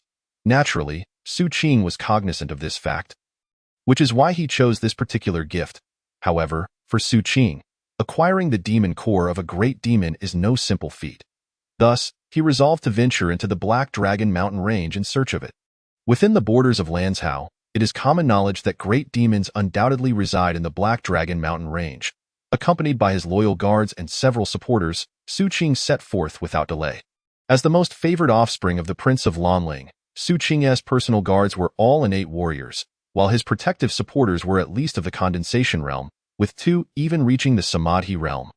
With such a formidable assembly, as long as they exercised caution, the likelihood of obtaining a genuine great demon core was quite promising. Old Huang, Old Li, I am entrusting this task to both of you. A young man, strikingly similar to the Prince of Lanling, respectfully declared. He was none other than the heir, Suqing. The 2 esteemed supporters across from him readily acquiesced, as retainers of the royal household. Selecting a suitable backing is paramount. Otherwise, one may ultimately meet an untimely demise amidst peculiar tasks. Old Huang and Old Li, both Samadhi realm warriors, had set their sights on the most favored Suqing. As they predicted, he would likely inherit the title of Prince of Lanling, which would elevate their own status alongside his ascendancy. Very well, then, I shall rely on you too. With that, Suqing mounted his steed, followed closely by the others. As for the 2 Samadhi realm supporters, they too chose to ride, For although Samadhi warriors could traverse the skies, such exertion would deplete their essence too swiftly in the event of an unforeseen incident. They could find themselves at a disadvantage.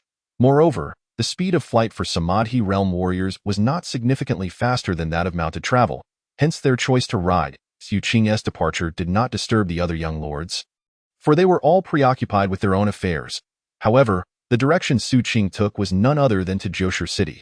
As the closest city to the Black Dragon Mountain range within Lanzhou, any warrior wishing to delve deeper into the mountains would first stop at Joshur City to gather supplies. Yet, Joshur City had withered significantly after the tumultuous exploits of the old man from the snowy mountains. A plethora of high-ranking warriors had been conscripted to the front line. Now, among the remaining warriors in the city, those at the refinement realm could dominate their surroundings. Yet, with the influx of external warriors, Joshur City would gradually regain its martial vitality. After all, being backed by the Black Dragon Mountain range, it was a city brimming with opportunities. The heir Su Qing leisurely journeyed forth, with 3 months remaining until the Prince of Lanling's birthday. Ample time for several round trips.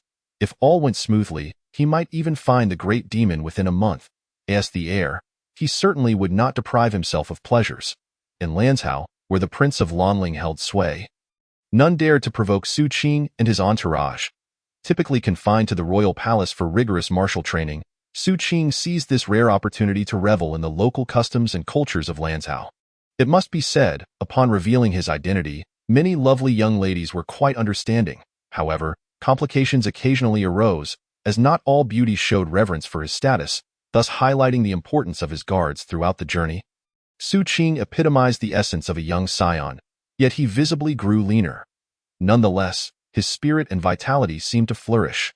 His guards, concerned for the heir's well-being, were met with reprimands from Su Qing, leading them to relinquish their worries. Su Qing's greatest passion lay in the company of beautiful women, a trait inherited from the Prince of Lanling himself. In the brief span of over a century, the prince had taken over 1,000 consorts, averaging 10 each year, a feat made possible by his profound cultivation.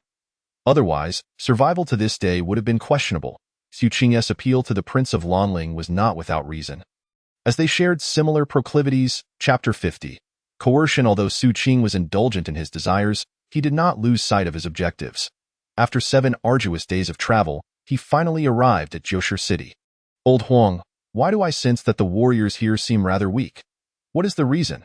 Su Qing entered Joshur City discreetly, intending to assess the situation first. There is a reason for this.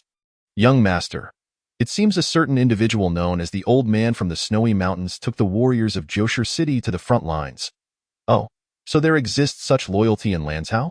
That fellow merely sought to exchange those thousands of warriors for his own advancement and sustenance, trading them for a mere technique of the condensation realm.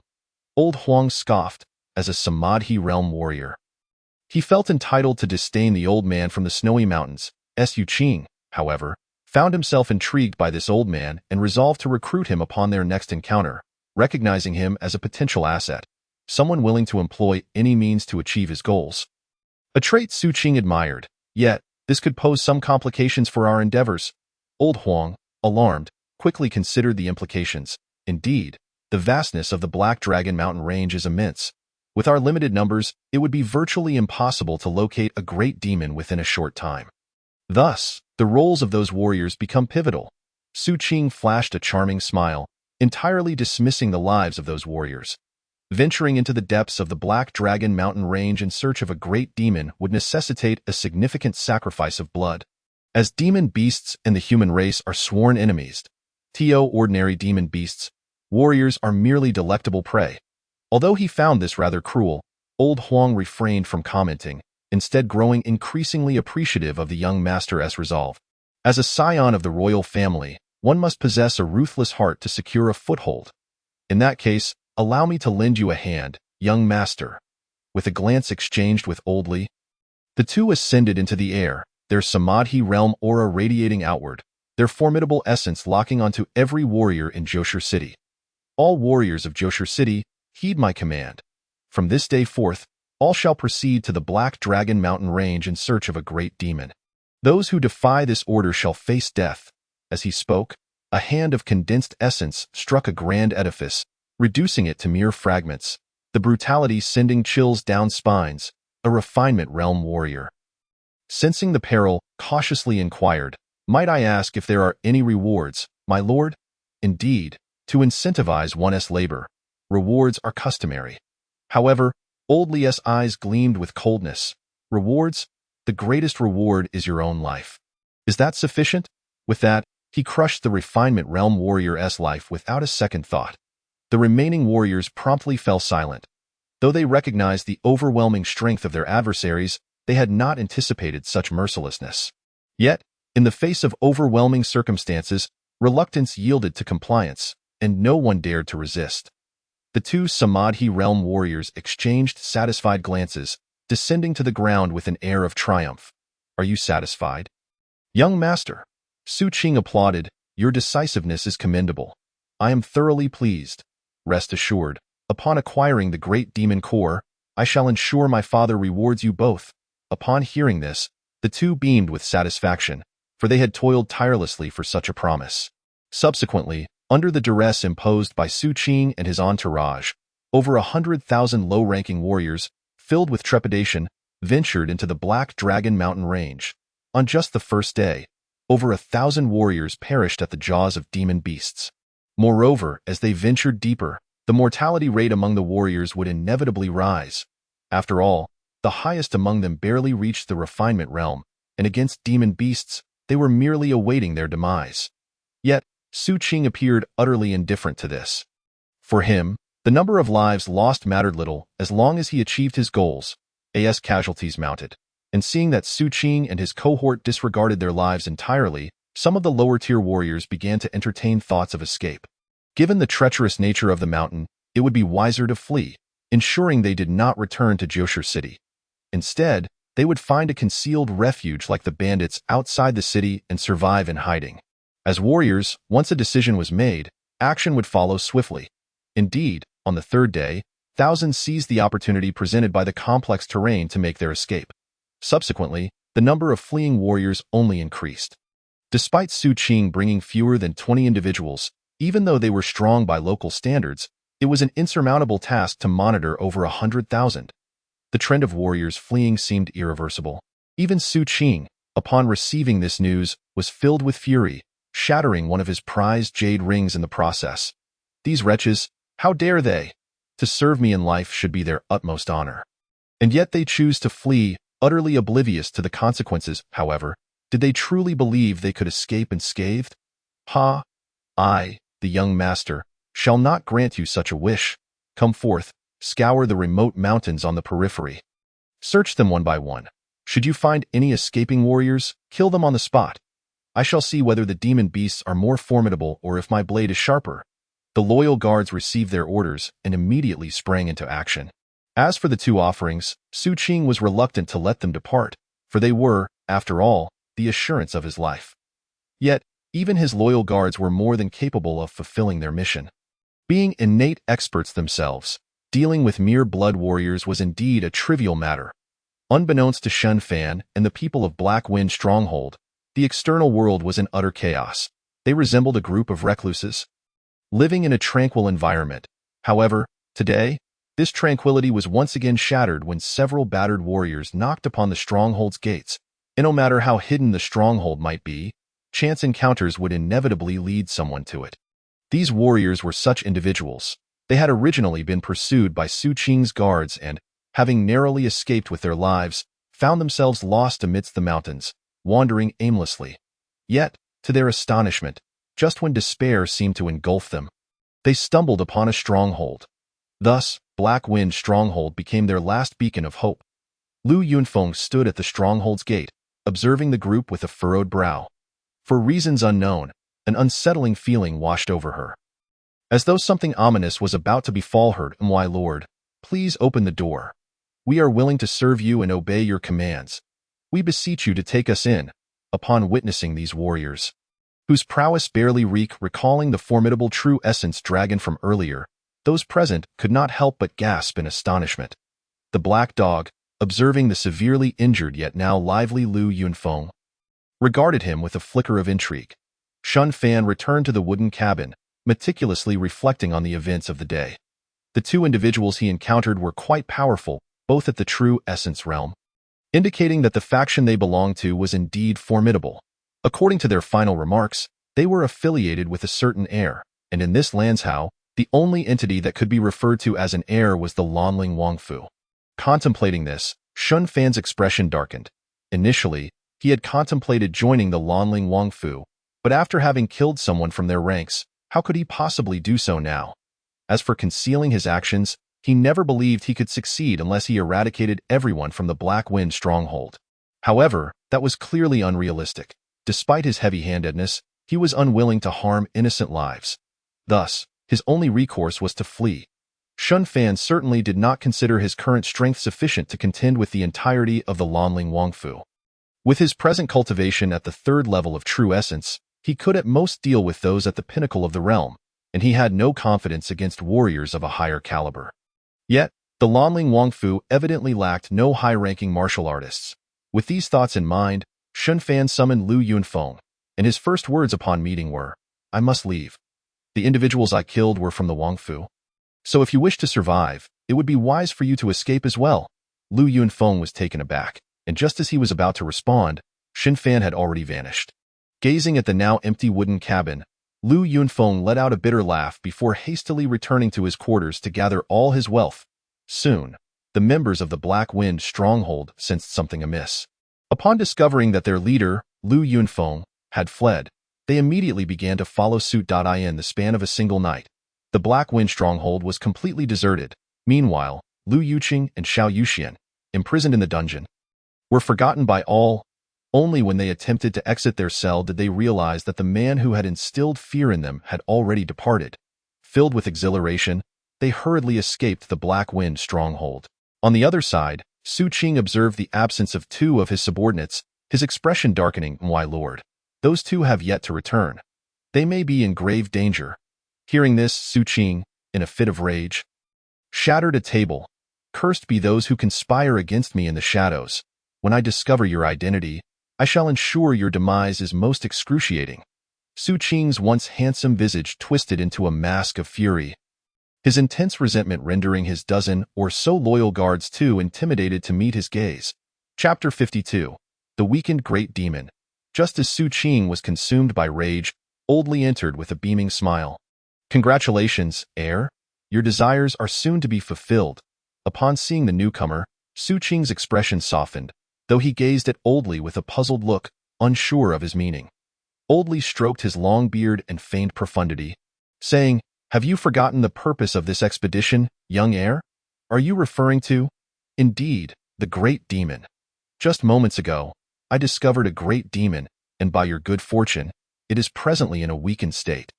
Likely having just given birth. Is this true, Old Li?" Su Qing's eyes sparkled with excitement.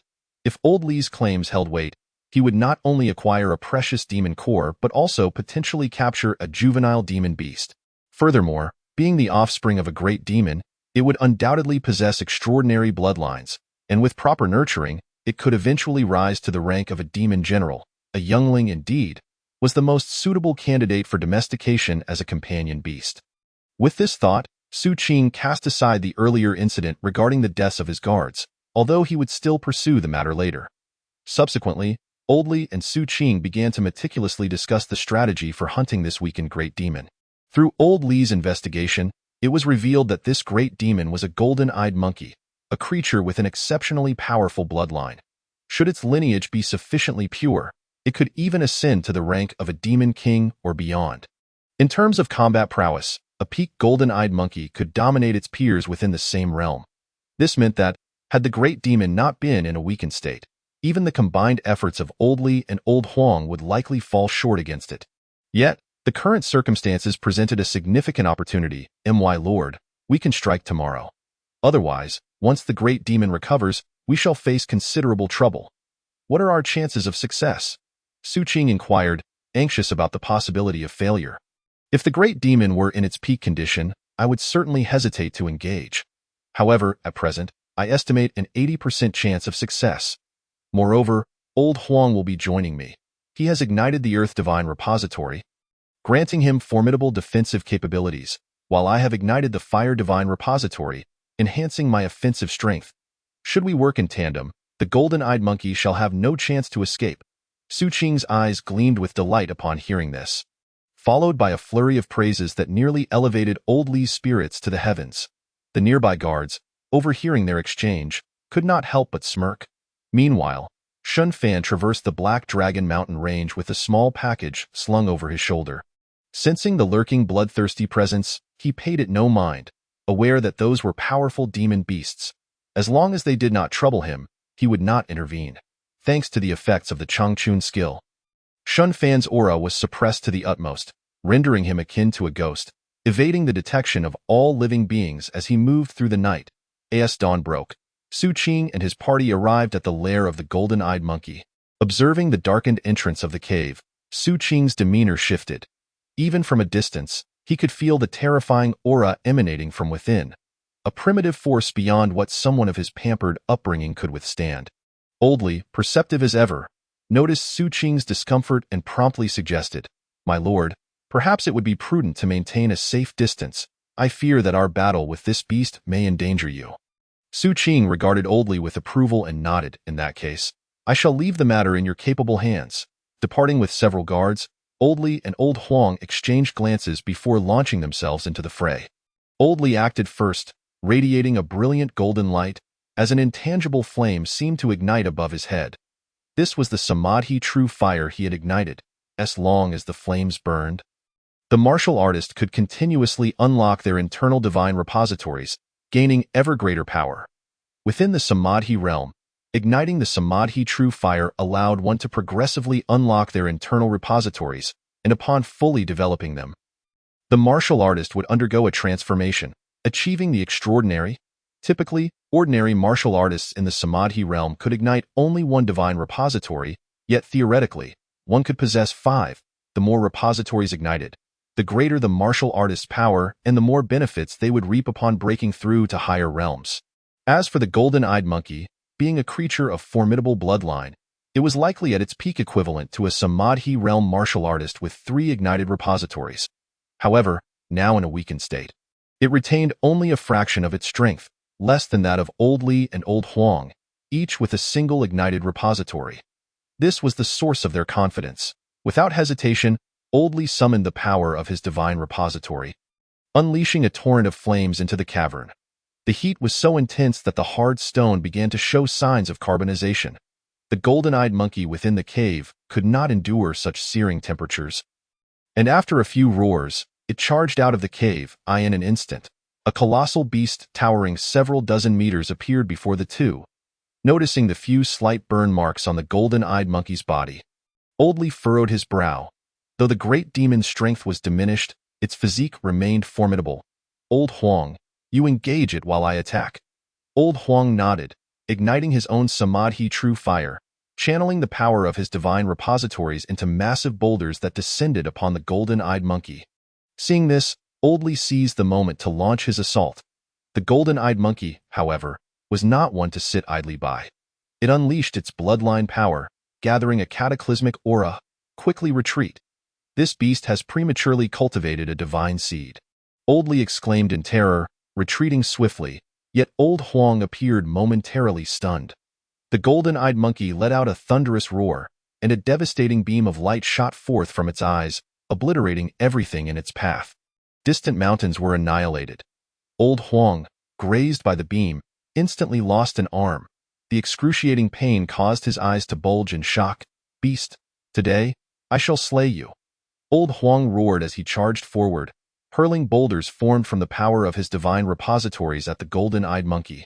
After unleashing this nearly limit-defying attack, the golden-eyed monkey appeared fatigued, momentarily subdued by Old Huang alone. Naturally, Old Li would not remain a mere spectator. Seizing the opportunity, he also rushed in to assist.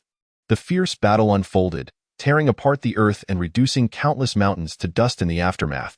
From a distance, Su Qing watched this terrifying spectacle, his face pale with fear. Is this the power of a Samadhi realm expert?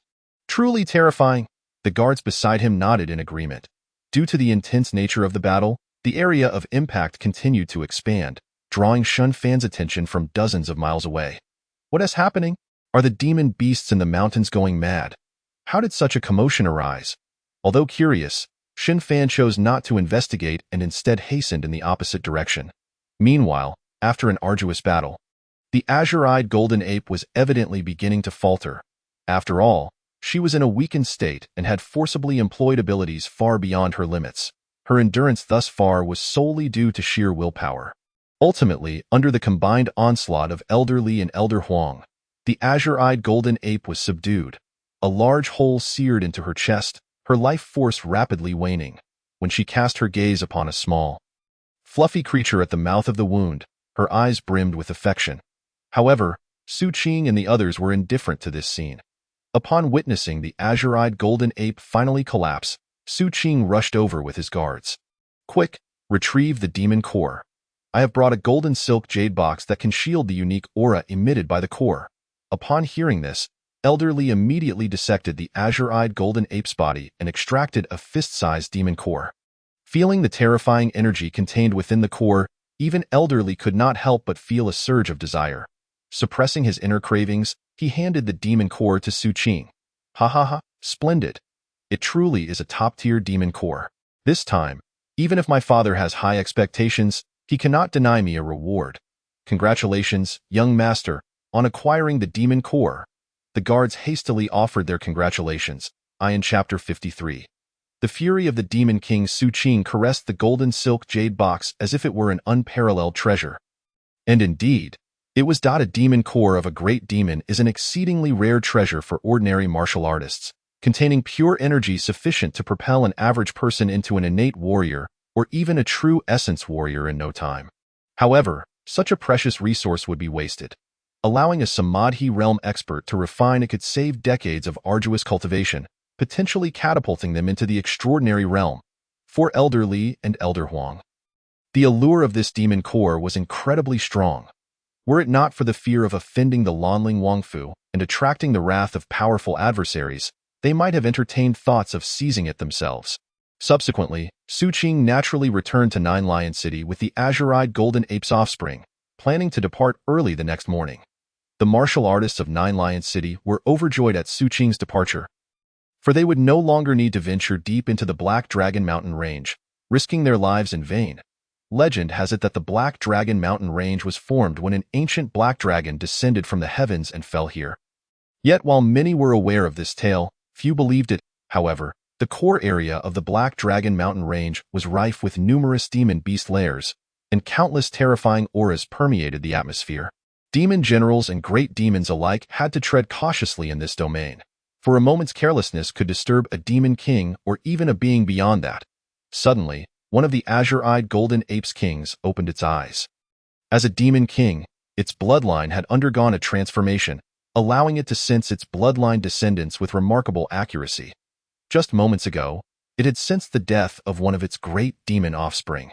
Since this descendant's bloodline was relatively close to its own, an overwhelming wave of grief washed over it. Instantly, the azure-eyed golden ape demon king emerged from its slumber, bursting forth from its lair to roar at the sky. Who has slain my offspring? The esteemed demon king could articulate human speech, and its intelligence surpassed that of ordinary individuals. With the fury of the azure-eyed golden ape demon king, all demon beasts within a 100-mile radius trembled in fear. Some of the closer demon generals exploding under the weight of its terrifying aura. Just then, a similarly formidable presence appeared, a massive avian creature overshadowing the sky as it landed on a mountain peak. Its wings sending countless stones soaring into the air. The giant bird spoke in human tongue. Jin Yuan, what troubles you? What has disturbed you? My offspring has died and I remember her. She was exceptionally talented and had the potential to become a new demon king of my lineage. Yet she has perished. Tears glimmered in Jin Yuan's enormous eyes. Despite being a demon beast, it deeply cared for its child. What? Who is responsible? Through the last fragments of bloodline memory, I glimpsed the silhouette of a human. So it is indeed a human? What do you intend to do? The giant bird seemed unsurprised. Over the years, many great demons have met their demise at the hands of humans. I shall seek vengeance. Incite a beast tide and obliterate all nearby human cities, ensuring they accompany my child to the grave. As these words fell, it was as if a mountain of corpses and a sea of blood re-emerged in this realm. the intense resentment and murderous intent darkening the once clear sky. Very well, Jin Yuan, I shall assist you. Let us wreak havoc and make those humans aware that we demon beasts are not to be trifled with. Thus, the two demon kings unleashed their divine consciousness, sweeping through the periphery of the Black Dragon Mountain range. Countless great demons, demon generals, and lesser demons responded, while the lower-tier beasts rampaged toward human territory in a frenzy. The earth shook, mountains crumbled, and under the command of the demon kings, the demon beasts surged like a black tide, devouring one human city after another. The largest city within 100 miles, Nine Lion City, was now besieged by countless demon beasts. Young master, it's terrible. The Black Dragon Mountain range has erupted in a beast tide. We are surrounded by hundreds of thousands of demon beasts. A personal guard stumbled to Su Qing, delivering this shocking news. How is this possible? How could a beast tide suddenly erupt at this moment? Our Lanzhou hasn't seen a beast tide in decades. Could it be because of me? For reasons unknown. Su Qing's first thought was of the great demon core cradled in his arms. His expression darkened at this realization. However, seeing the calm demeanor of Elder Li and Elder Huang, his countenance softened considerably. Esteemed sirs, it seems this beast tide may trouble you once more. Rest assured, young master. This beast tide is likely composed of merely some wild beasts and lesser demons. Under our hands, these lowly creatures are merely seeking death. As Samadhi realm experts, they had already transcended the realm of ordinary beings, rendering numbers insignificant in their eyes.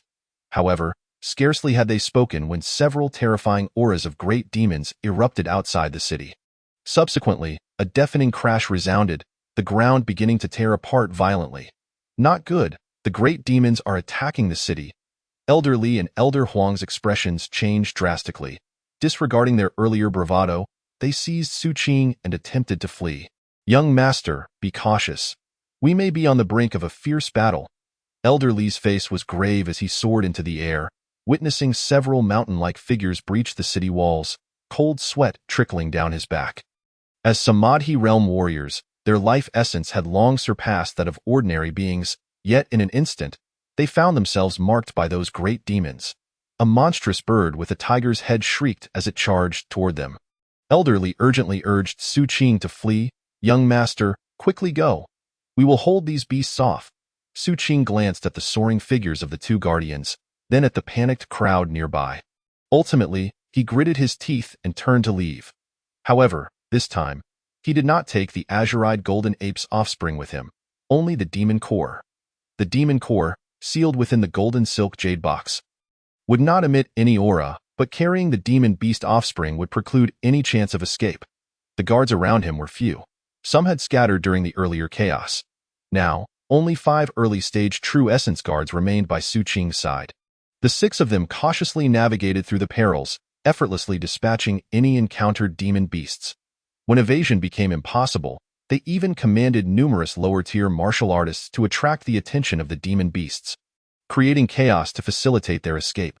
Ultimately, after a series of ruthless maneuvers, Su Qing managed to leave the encircled Nine Lion City, escorted by his 5 loyal guards. Yet, the path to escape was still fraught with demon beasts. They could handle demon generals, but upon encountering the aura of great demons, they began to panic and lose their way. In their frenzied flight, they inadvertently ventured deep into the Black Dragon Mountain range. Not far from them, a solitary figure drifted amidst the tide of demon beasts. This individual was none other than Shun Fan. Initially, he had hoped to leverage the complex terrain of the Black Dragon Mountain range to erase his traces. But he had not anticipated the sudden outbreak of the beast tide, which was accompanied by several great demon auras. Despite possessing the Changchun technique to conceal his presence, he opted to bide his time until the great demon's auras faded. Once the threat of the great demons receded, Shun Fan resumed his movements. As he continued to evade the demon beasts, he suddenly sensed several human auras nearby. Moreover, these individuals also detected his presence. After all, a human's aura was glaringly apparent amidst a throng of demon beasts. As they approached rapidly, Shun Fan finally discerned their identities, and upon seeing the attire of the guards, his fists clenched tightly. The 2 individuals he had slain from the Wangfu wore identical garments, and thus the identities of these newcomers were all too evident. Furthermore, The way they closely protected the young noble in their midst indicated that this individual was most likely the young master. Shun Fan appeared outwardly unperturbed, yet he had summoned every ounce of vigilance within him in the perception of Su Qing and his companions. This unexpectedly emerging martial artist seemed merely to possess innate prowess. Thus they felt no trepidation. Casting a glance at the monstrous beasts pursuing them from behind, Su Qing's gaze turned icy as he commanded Shun Fan, "You, yes you, swiftly act as a rear guard for this young lord.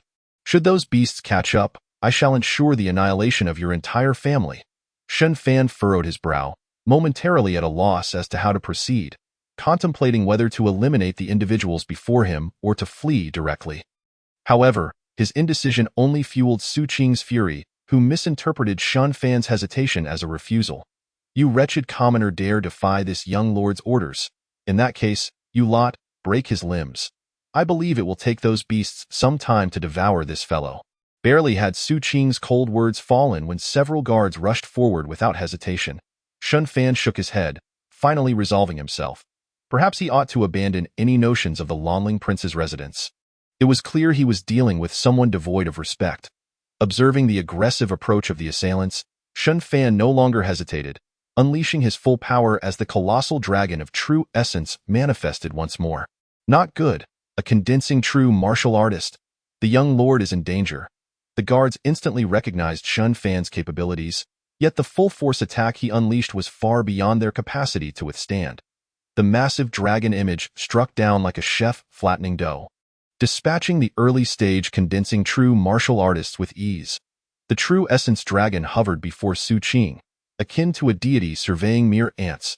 Witnessing this terrifying spectacle, Su Qing fell to the ground in sheer terror. "What do you intend? I am the son of the Lanling king, a noble scion. If you dare lay a hand on me, no one in Lanzhou will be able to protect you, even in the face of imminent death." Su Qing maintained an air of superiority. However, Shun Fan was not one to be easily swayed. He manipulated the dragon of true essence to deliver a stunning blow that rendered Su Qing unconscious. Dispersing the dragon, he seized Su Qing and departed. Before long, monstrous beasts arrived at the scene, devouring the grievously injured royal guards without hesitation. Chapter 54. Lifelong enmity. Shun Fan refrained from killing Su Qing, having his own considerations. Although he had resolved to offend the Lanling prince's residence, he still wished to extract every ounce of value from the young lord. As a scion, the martial arts he practiced were undoubtedly extraordinary, beyond the imagination of ordinary individuals. Finding a secluded cave, he casually dispatched a few beasts and left them at the entrance to obscure their presence. Shun Fan directed his true essence into Su Qing's body, causing a sharp pain that jolted the young lord awake. "No, stop." At Shun Fan's command, the torment ceased. "Now, divulge your martial arts techniques." Su Qing's eyes widened in disbelief, convinced that this man before him had lost his sanity. How could he think of interrogating him about martial arts at such a critical juncture? Perhaps it was not madness, but rather insatiable greed. Realizing this, Su Qing hastily proclaimed, "I am the young lord. My techniques are formidable. If you return me to the royal residence, I shall ensure my father rewards you with the highest grade martial arts. What say you?" Shun Fan's response was a series of resounding slaps, leaving Su Qing's face swollen like a pig's. "Speak only what I demand. Dare to prattle on, and I shall end you." Shun Fan emanated a murderous intent. And in that moment, Su Qing comprehended the gravity of his situation. This man cared not for his status. He was a genuine desperado, motivated by self-preservation and a desire to endure less suffering. Su Qing finally began to recite the advanced technique he practiced, the 3 waves of Bai Tao. From Su Qing's teachings, Shun Fan learned that this was a martial art capable of propelling one to extraordinary realms. Comprising 3 levels, each attained level signifying a substantial elevation in rank. After years of arduous practice, Su Qing had merely scraped the surface of the first level. Once he truly mastered it, breaking into the condensing true realm would be effortless. The second level corresponded with the Samadhi realm, while the third was the extraordinary realm. Shun Fan was quite pleased with this technique. However, upon completion of Su Qing's recitation, he discovered that his panel remained utterly unresponsive. This could only indicate one possibility. The young lord had not disclosed the correct technique. Thinking this, Shun Fan's gaze began to take on a sinister edge. refusing to heed my words. It appears I have been too lenient. Conjuring true essence silver needles at his fingertips, he unhesitatingly pierced the most vulnerable points of Su Qing's body, eliciting a piercing scream. Attempting to deceive me, it seems you need to grasp the current situation. Without granting Su Qing a chance to explain, he plunged the remaining true essence needles into the young lord's vital areas. Under such torment, Su Qing quickly succumbed to unconsciousness. Yet, Shun Fan did not relent. He stimulated Su Qing with true essence until he regained consciousness, only to continue the torture. After a prolonged half-hour of this, Su Qing knelt on the ground, utterly defeated, drooling with vacant eyes, his former regal demeanor entirely stripped away.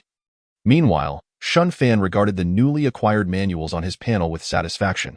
Alongside 3 waves of Bai Tao, there were several other condensing true martial arts, sufficient for an extended period of cultivation. Truly, as a young lord, Su Qing's foundations were indeed profound.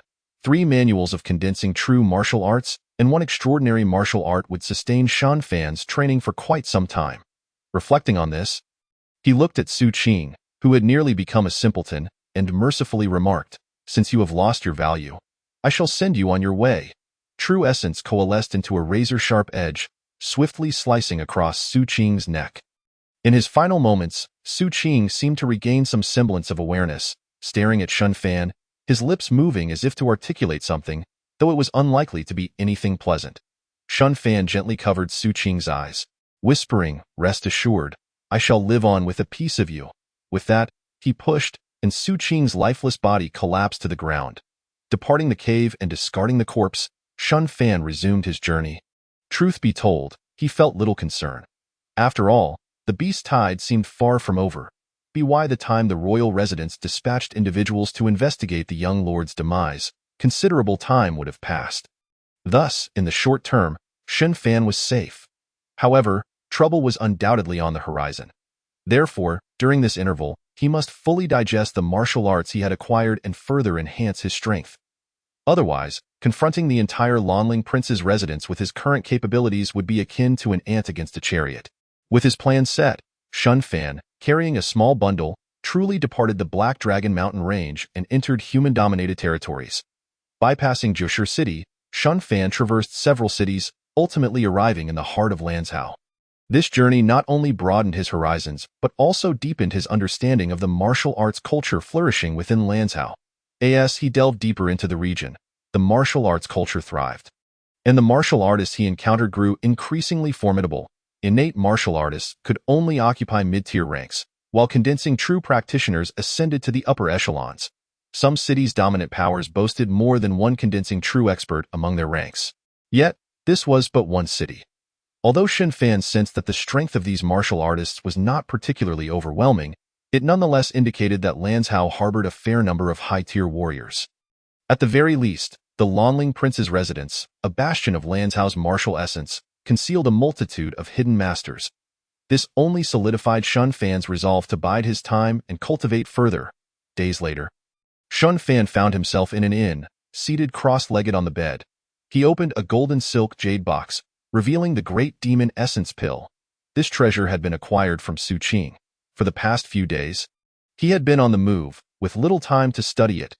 Now that he had finally extricated himself from the beast tide's epicenter, he retrieved the demon pill.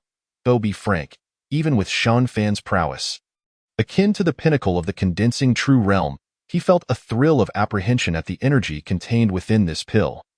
This must have been the very reason for that fellow's venture into the Black Dragon Mountain Range. The great demon essence pill, a treasure of immense benefit even to Samadhi realm martial artists. Shun Fan was filled with excitement. Despite his already extraordinary aptitude, achieving rapid breakthroughs in realms through sheer effort would still require time. However, with this demon pill, he felt it possible to reach the Samadhi realm. Having reached condensing true 4th level, he was but 5 minor realms away from the pinnacle. Without external aid, it would likely take a little over a month. Yet, with the assistance of this demon pill, that duration could be significantly shortened. Contemplating this, Shun Fan's eyes sparkled with determination. At this juncture, he was in dire need of strength, as he was unaware when the Lanling Prince's residents would discover his transgressions. Without further hesitation, Shun Fan began to circulate the Qinglong transformation technique, swiftly refining the pure energy within the demon pill. With the aid of such a formidable external force, his cultivation speed surged exponentially. Merely an hour later, Shun Fan's aura underwent a dramatic transformation as he astonishingly broke through to the condensing true 5th level. Unstoppable, he continued his training. Meanwhile, thousands of miles away, the Lanling King, Su Ming, suddenly sensed something amiss. At the very moment Su Qing perished, he felt a stirring in his bloodline. Instantly, the Lanling King's aura erupted, shattering the boundaries of the Samadhi realm and ascending to the extraordinary realm, making significant strides within it. However, before this astonishing momentum could spread, it was suppressed by the array patterns buried within the mansion. No one had anticipated that the young Lanling King, merely in his early 100 years, was actually a seasoned extraordinary powerhouse. Yet, he only displayed the strength of the Samadhi realm, which is truly thought-provoking. Had it not been for the death of Su Qing causing a flaw in his cultivation, such true power might never have erupted. Exhaling a breath of foul air, Su Ming's countenance turned ashen. Damn it, how could this be? How could Su Qing be dead? If he is gone, how can I possibly break through to the divine passage realm? This is infuriating. The surging wrath rendered Su Ming uncontrollable, as waves of murderous intent manifested, incessantly destroying the nearby structures. Fortunately, this place was not ordinary. Mysterious array patterns illuminated the surroundings, concealing all that transpired here. Chapter 55. Breakthrough. Su Ming's fury was entirely justifiable. Su Qing was not only his most cherished offspring, but also harbored the opportunity for his own breakthrough into the divine passage realm. In truth, it was not merely Su Qing. All his descendants were the keys to his ascension. He had practiced a certain demonic technique, intricately linked to the strength of his progeny. The greater their power, the more effectively he could absorb their vitality, thus enabling him to transcend to higher realms. If only 10 blood-related individuals could break through to the Samadhi realm, he would be able to absorb their life essence and make a significant leap into the divine passage realm. Without such means, his innate talent alone would never have allowed him to attain his current level of cultivation. Over the years, he had continuously sired descendants, tirelessly nurturing them, all in pursuit of enhancing his own strength. However, it was evident that the flaw in this technique lay in the fact that the descendants' power had to be cultivated step by the individual themselves. Achieving the Samadhi realm required formidable talent. Among all Su Ming's offspring, only a handful had reached this stage, and without exception, he had absorbed them all. Yet, he still needed 5 more to reach the requisite tian. Su Qing was the next progeny he had high hopes for. Having reached the pinnacle of innate strength by merely 30-something years of age, with only a few decades separating him from the Samadhi realm. Furthermore, Su Qing's talent was exceptional, far surpassing his own. Had it not been for unforeseen circumstances, he might even have possessed the capability to transcend the extraordinary. At that point, should Su Ming manage to absorb Su Qing, he could undoubtedly break through to the divine passage realm in one fell swoop. A Samadhi realm descendant on the verge of extraordinary power was worth several ordinary Samadhi realm offspring. Yet now, all his schemes lay in ruins. Su Qing was dead and could no longer serve as nourishment for his ascension. This meant that the date for Su Ming's breakthrough into the divine passage realm had been indefinitely postponed. After all, among his current descendants, none possessed talent comparable to that of Su Qing. Gathering 5 Samadhi realm heirs would take an indeterminate amount of time. To obstruct one's path to greatness is akin to slaying one's parents, especially so for one like Su Ming, who practiced a demonic art. The murderer of Su Qing had become his sworn enemy. Summon my command. The army shall retreat. I must have a word with that rascal Su Yuandong. Once he regained his composure, Su Ming immediately issued the order. He had resolved to negotiate with the Tiger Shark King, Su Yuandong. This time, he would personally return to confront the scoundrel who had slain Su Qing. Otherwise, he could never swallow this grievance. Unknown to Shen Fan, he had irrevocably offended Prince Su Ming, who wielded dominion over 2 provinces. He would rather face a brutal end at the hands of the Tiger Shark King than not return to uncover the truth. Had he killed any other offspring of the Lanling King, Su Ming might not have been so agitated. However, by sheer coincidence, the innate being he carelessly extinguished happened to be critical to another extraordinary powerhouse's advancement to the divine passage realm. This perhaps indicated that Xin Fan's luck was exceedingly poor. Once Su Ming uncovered the truth, Xin Fan would have to confront the relentless pursuit of the Lanling King. Nevertheless, such matters were not of concern to Xin Fan. He was entirely immersed in the exhilarating sensation of his rapidly rising power. The azure-eyed golden ape, slain by Su Qing and others, was indeed a formidable beast with a potent lineage. Its strength ranked among the elite among great demons. In the realm of humanity, it would undoubtedly be at least at the late stage of the Samadhi realm. Had it not been in a weakened state, it likely would not have been so easily hunted. However, all of this benefited Xin Fan. Under the influence of the ice spirit body, he found himself effortlessly absorbing the energy from the demon's core. Not only was the absorption rapid, but Xin Fan's efficiency far exceeded that of an ordinary warrior.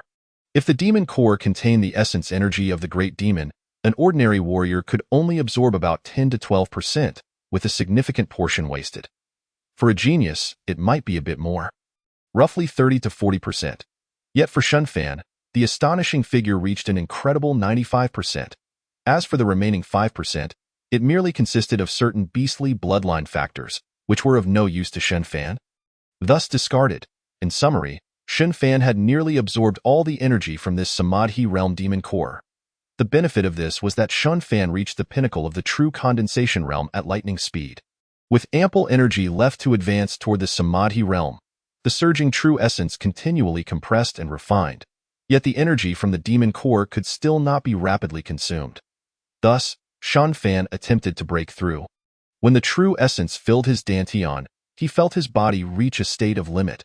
Upon closer inspection, one would find that his dantian had transformed into an ocean of true essence, containing at least 10 times more than that of an average true condensation warrior. This is the advantage of a solid foundation. Each breakthrough came without significant bottlenecks, and the gains were far greater than those of ordinary warriors. As the true essence reached its peak refinement, Xin Fan suddenly felt a surge of excitement.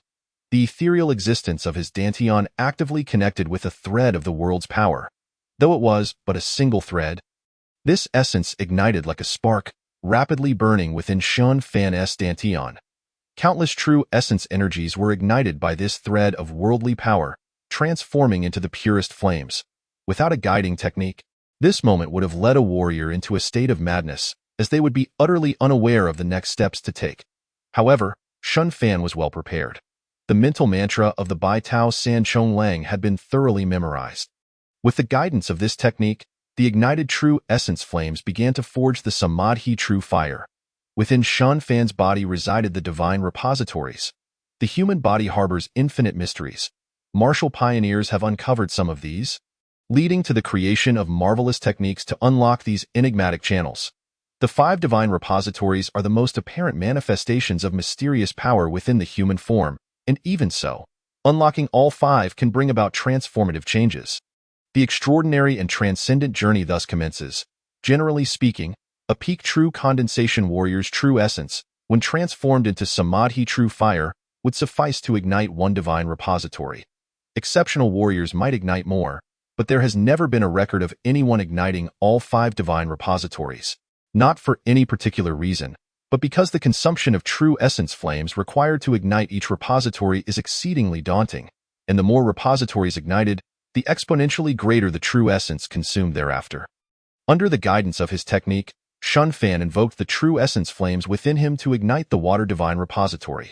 The kidney governs water, and this repository lay hidden in the region of the kidneys. When the formless true essence flames arrived, Xin Fan distinctly sensed a change.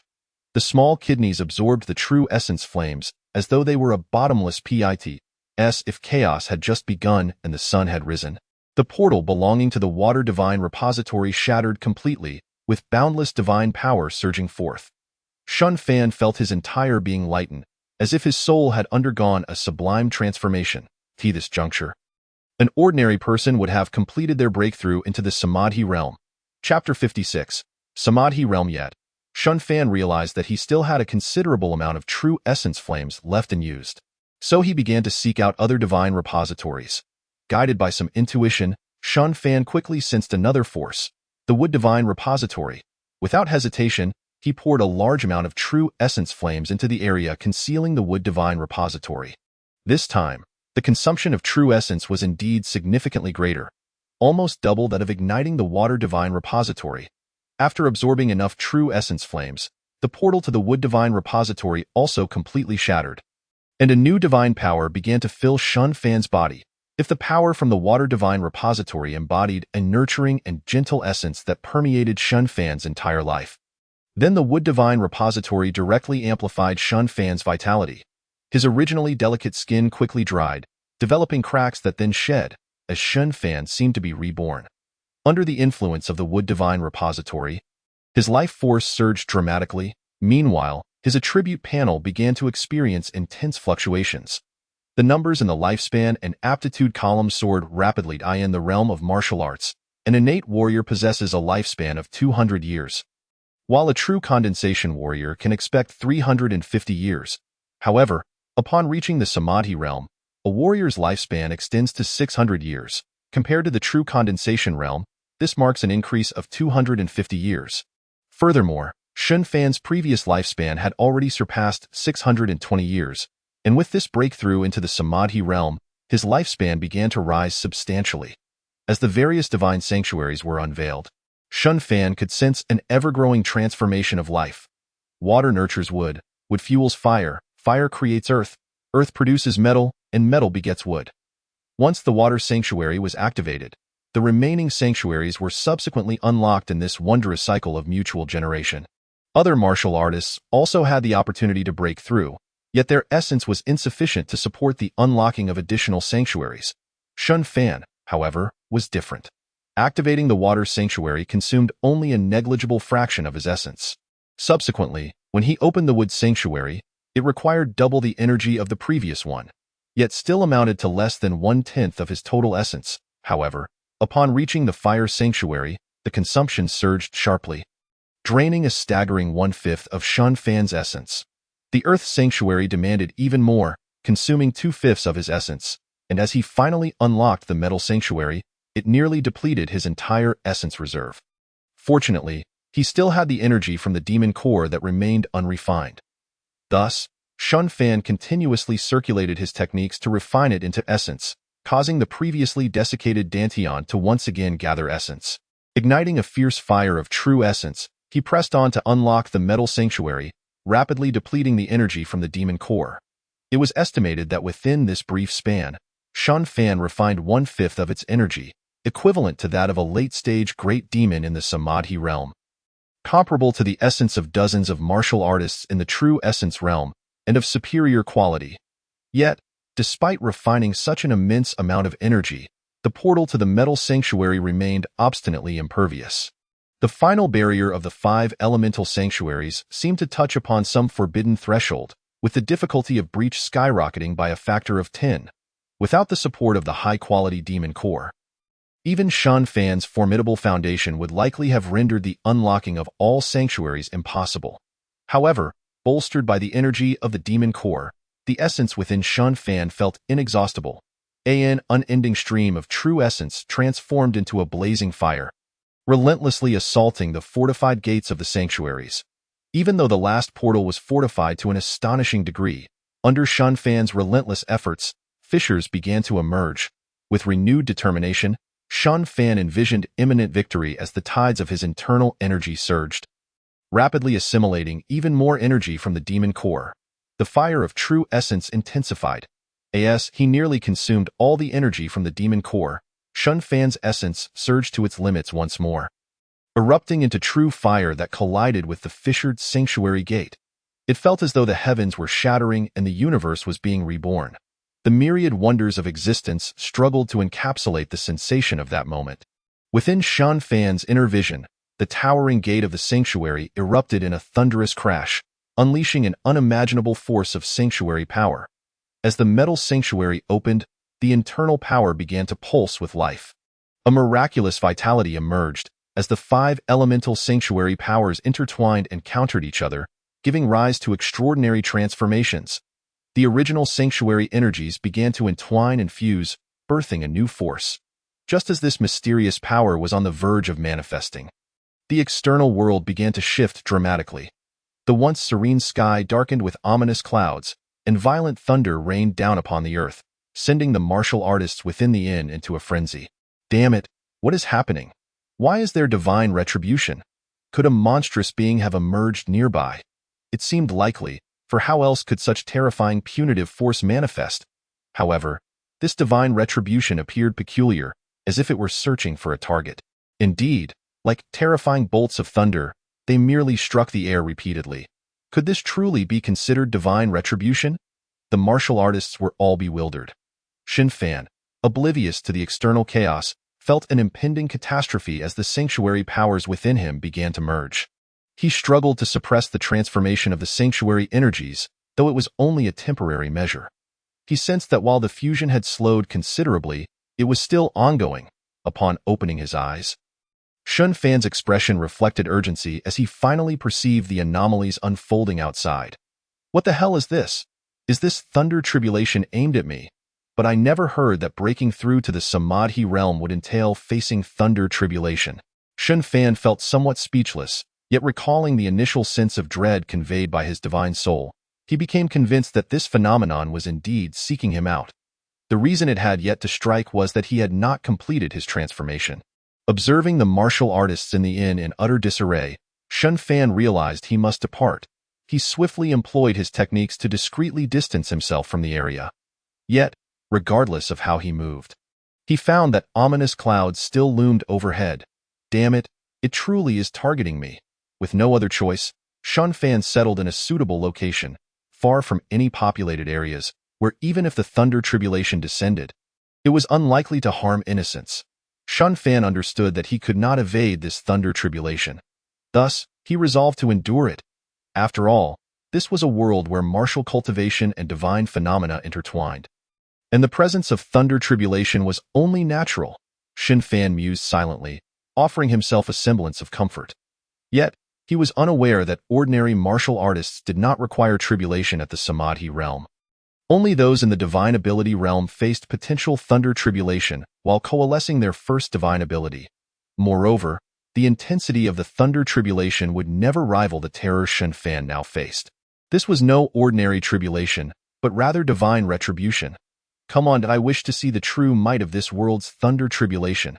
Xin Fan felt a surge of exhilaration. To be truthful, since his arrival in this realm, he had yet to encounter a worthy opponent, and now this thunder tribulation seemed to be the perfect test of his strength.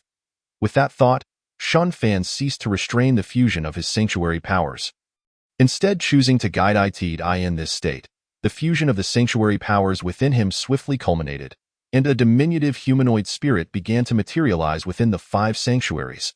Upon closer inspection, this spirit bore a resemblance to Xin Fan, yet radiated an aura of sanctity, as if it were a primordial deity, exuding unparalleled nobility. Chapter 57. Transformation of physique. As the infant spirit birthed from the 5 elemental sanctuaries came into being, the heavens seemed to have detected a target for the divine retribution.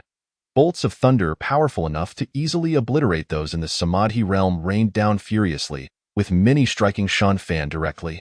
In an instant, Xin Fan's body was left battered and torn, revealing patches of stark white bone. Gritting his teeth, he activated his Changchun technique, and a surge of vitality erupted from within, rapidly mending his grievously injured body, restoring it to its former state in the blink of an eye, even rendering it more resilient. Ha ha! Paired with the power of the sanctuaries, the Changchun technique is indeed formidable. Xin Fan felt a swell of confidence. As long as this thunder tribulation did not strike him down in one blow, he was certain he could endure it. In that moment, he felt no fear before the onslaught of thunder. The thunder tribulation, or rather, the divine retribution, continued to descend upon Xin Fan's corporeal form.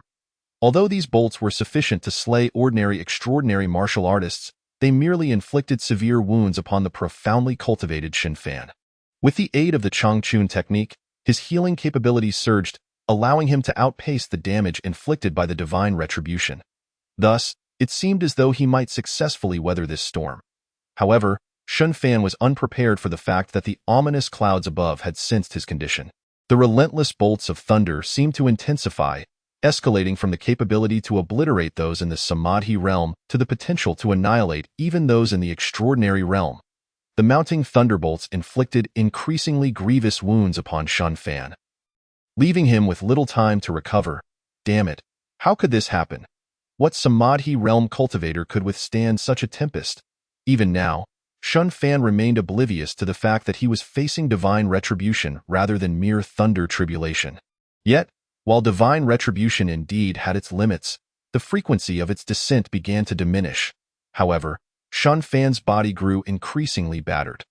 After multiple transformations, his form teetered on the brink of collapse, devoid of intact skin. With numerous organs exposed, were he an ordinary martial artist, he would have perished long ago. Yet with the Changchun technique, Shun Fan clung to life, as the ominous clouds gradually dissipated, signaling an end to the storm. Shun Fan sighed in relief, believing he had ultimately triumphed. Yet to his astonishment, the vanishing clouds coalesced into an unprecedented bolt of divine retribution that struck directly at Shun Fan. In an instant, it seemed as though a colossal thunder dragon materialized in the sky, leaving martial artists within a 1,000-mile radius awestruck, their mouths agape, unable to utter a word. In that moment, all felt an unutterable reverence for the heavens. The thunder dragon roared, engulfing Shun Fan's form, its terrifying destructive force relentlessly eroding his very being. The residual energy spread across the vicinity, transforming the area into a realm of thunder, where countless lives evaporated and the earth shattered into oblivion. Shun Fan fell silent, becoming ash amidst profound solitude, yet within him, that primordial infant spirit seemed to have opened its eyes. Shun Fan's consciousness gradually succumbed to slumber, lingering at the moment when the colossal lightning dragon descended. He believed he had perished, however, he was unaware that his final awareness had entered the primordial infant spirit birthed within his own body. Instinctively, Shun Fan directed the infant spirit to absorb external energies to mend its own deficiencies.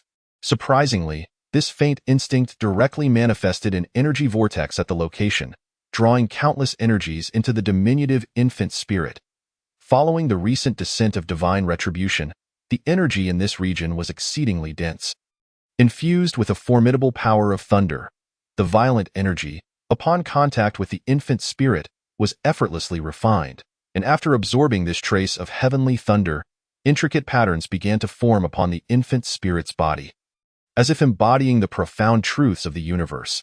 Even a mere glance would drive any observing warrior to madness.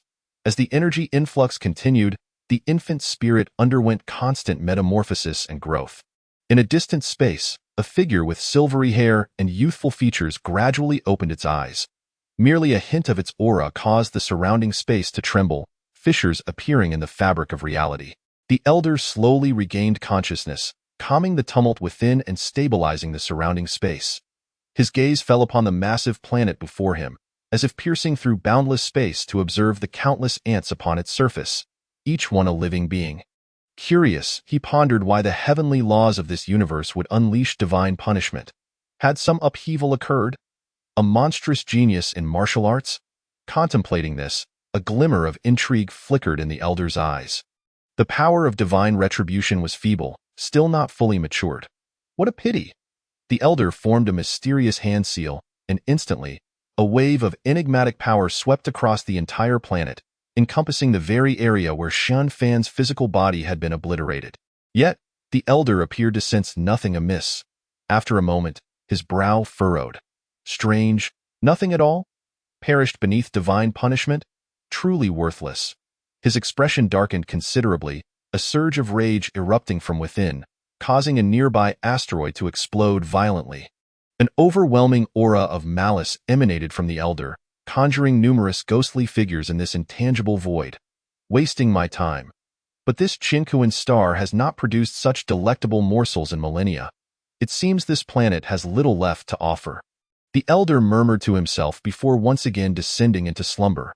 Unbeknownst to Shun Fan, the destruction of his physical form had inadvertently allowed him to evade calamity. Moreover, his true spirit had not dissipated, but rather transformed into a new vessel, the infant spirit.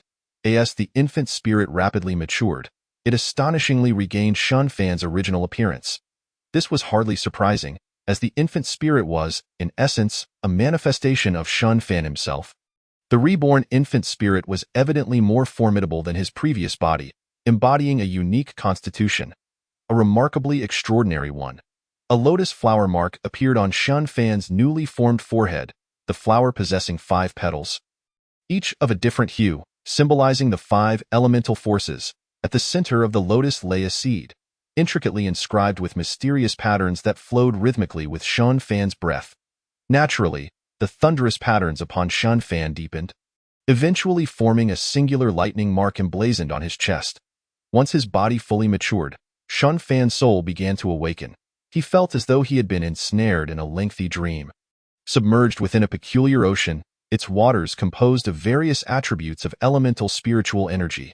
Swimming through this vast ocean, Shun Fan experienced an unparalleled sensation of comfort.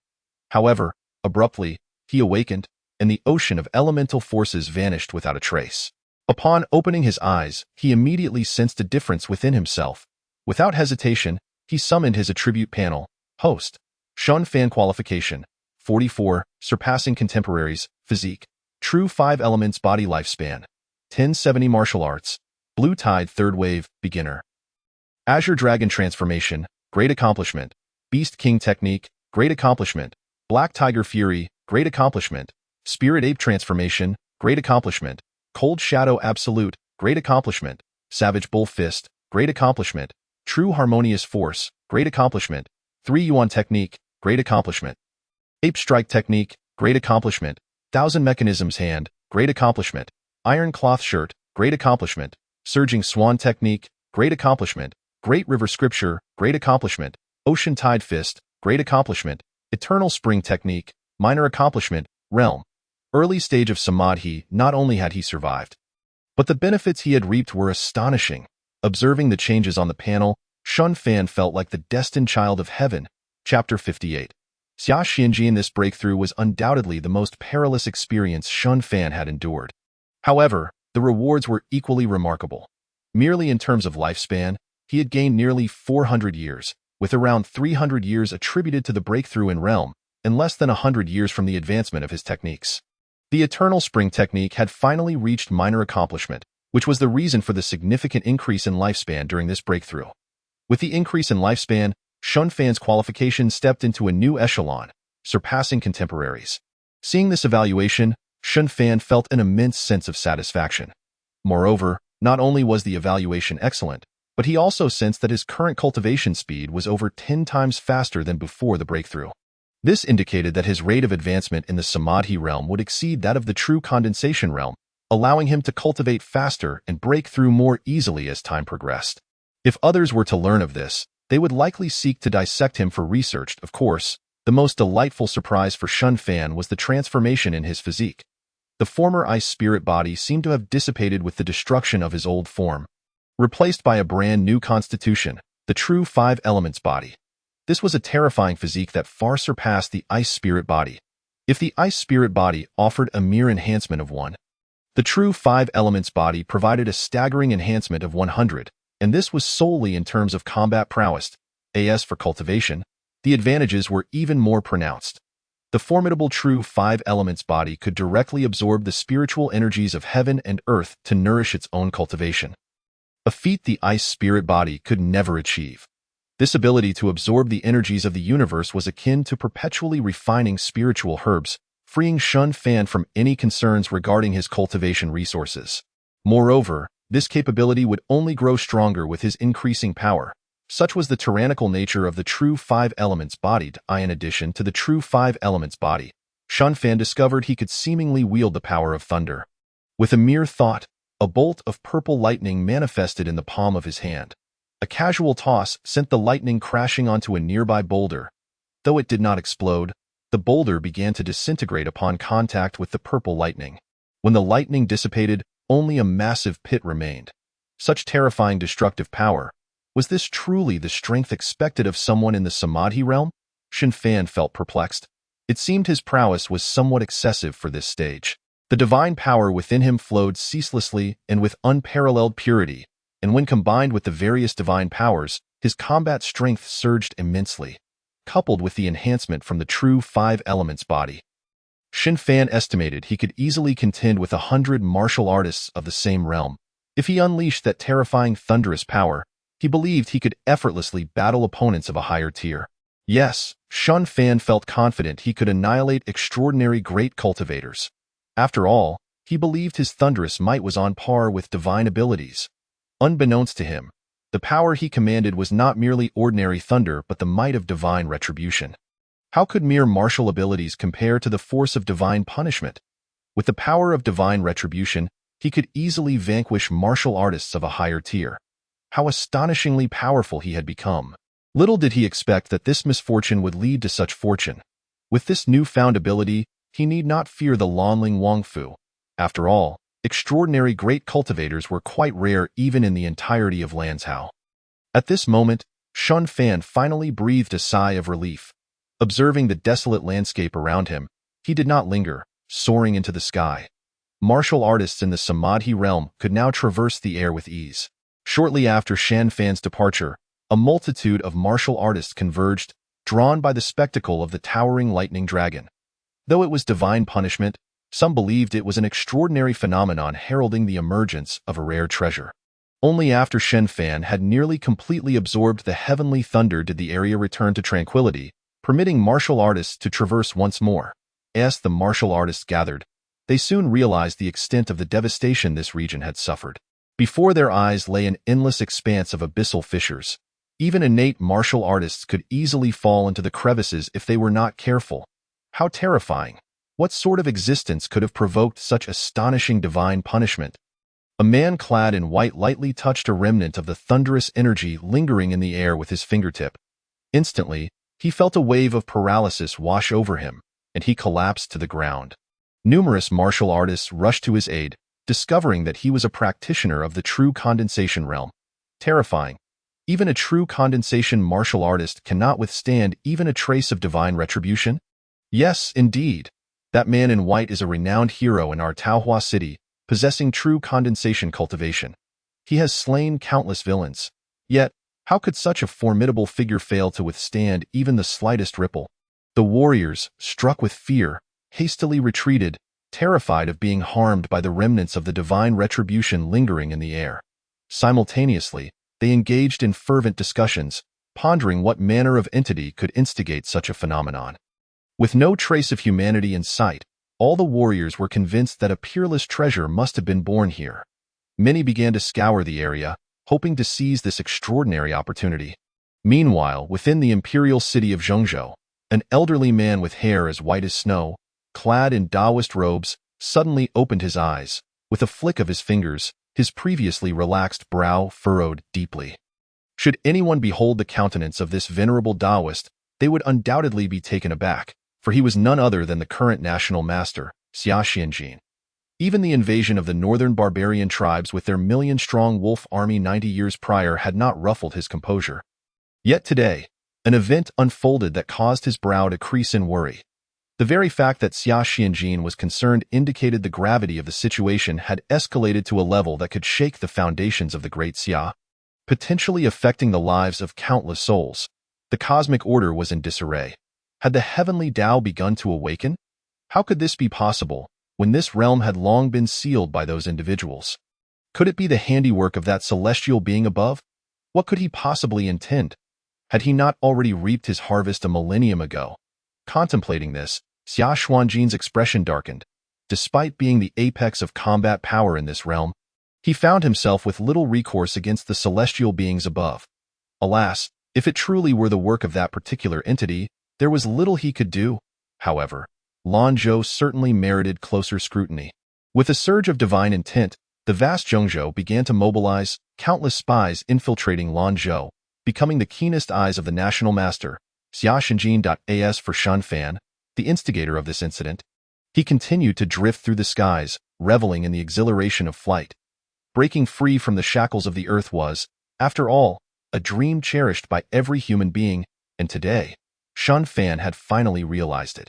Although he was merely at the Samadhi stage, he had no cause for concern regarding the depletion of his energy, as the awakening of his 5-element true body and the 5 divine caches within ensured his endurance surpassed that of any other practitioner at his level. Thus, after soaring thousands of miles, Shun Fan felt not a shred of fatigue.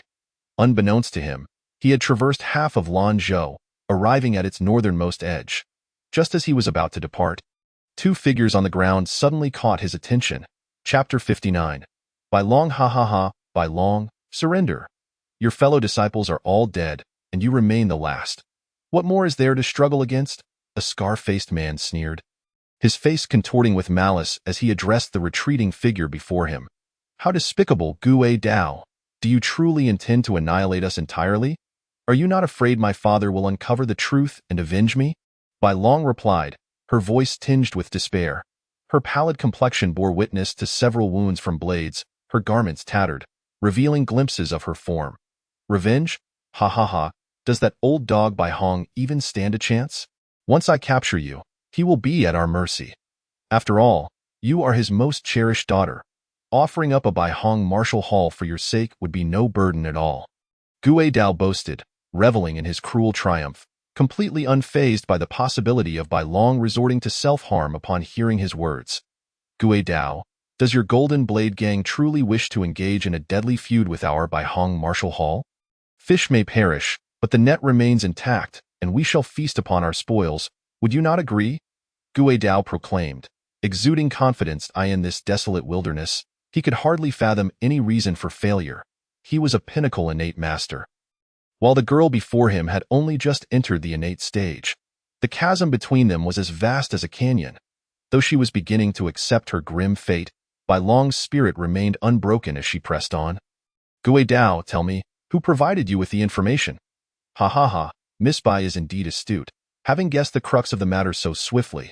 However, Bai Long, did you not already suspect? The informant among us is none other than one of your own.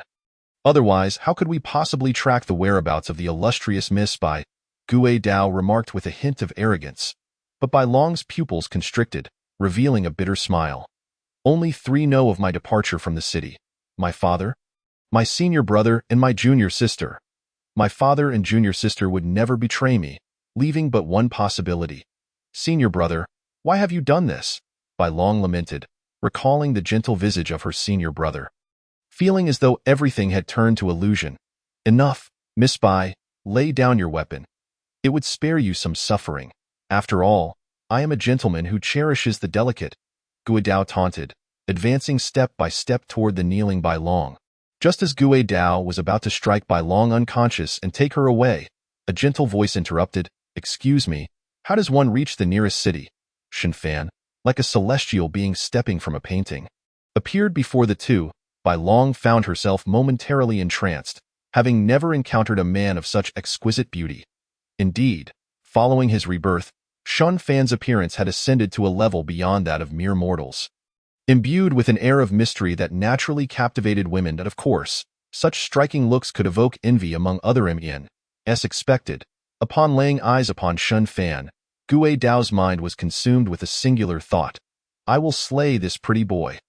In contrast to Shen Fan, Gue Dao epitomized the most criticized aspects of conventional aesthetics. Standing together, he felt a profound sense of inadequacy. Who is this pretty boy, daring to appear before me, Gue Dao? Let me teach you what it means to be a man, he declared, drawing forth his 9-ringed blade and cleaving toward Shen Fan. As a peak innate master, the blade was imbued with formidable true energy, amplifying Gue Dao's attack. Watching this unfold, Bai Long felt a pang of anguish as if that strike were aimed not at Shen Fan but at her. No, she cried out instinctively, her heart breaking. Yet the more desperate she became, the more Gue Dao's jealousy surged, and he showed no sign of halting his assault. You, boy, should blame your lack of masculinity. In your next life, ensure you are born with a scar like mine. Gue Dao's tirade continued, his smile growing increasingly maniacal, as if he could envision Shen Fan's perfect visage shattering before his very eyes. Bai Long, unable to bear the impending scene, shut her eyes tightly. Neither considered that the being who had suddenly appeared, shrouded in an aura that rendered them oblivious, could possibly be weaker than themselves. Shen Fan moved with grace, extending 2 fingers to effortlessly catch the blade capable of cleaving a hill in 2. Gue Dao's expression morphed into one of disbelief as he regarded the calm Shen Fan. Swallowing hard, he struggled to withdraw his weapon, but no matter how fiercely he exerted himself, the 9-ringed blade felt as though it were fused to Shen Fan's grasp. Immovable, in that moment, Gue Dao realized he had encountered an insurmountable obstacle. Cold sweat trickled down his back as he beheld the serene gaze of Shen Fan, feeling as if he stood before an arbiter of judgment. He was the one awaiting his reckoning. Bai Long opened her eyes, not witnessing the heart-wrenching scene she had imagined, but rather the sight of the infamous Gui Dao rendered utterly defeated. How could this be? She gasped, astonished by the sight of Shen Fan's fingers pinching the 9-ringed blade. How dreadfully boring, was Shen Fan's second utterance. Before the words had fully escaped his lips, Gui Dao beheld in horror as the treasured black iron blade he had crafted with thousands of gold tails shattered like mere tofu. All from a simple twist of Shen Fan's wrist. Run! The thought barely formed in his mind when he realized a shard of the blade had already hurtled toward his eyes. Gui Dao desperately summoned his protective true energy. Yet that seemingly inconsequential fragment pierced through his defenses as if it were an invincible weapon, penetrating his forehead. His hefty body collapsed to the ground, the light in his eyes extinguished, utterly useless. I expected more prowess, yet this is all? Shen Fan remarked, exasperated.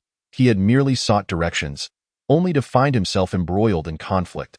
He had anticipated a formidable opponent, but what he encountered was merely an innate warrior masquerading as a threat. With a single strike, Shen Fan had brought the encounter to an abrupt conclusion.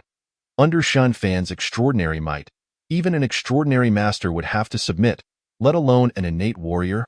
Well, with the impolite fellow dispatched, only you remain.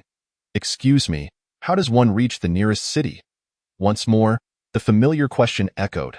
Bai Long, gazing into the face so near her own, felt her heart racing, momentarily lost for words before stammering in response.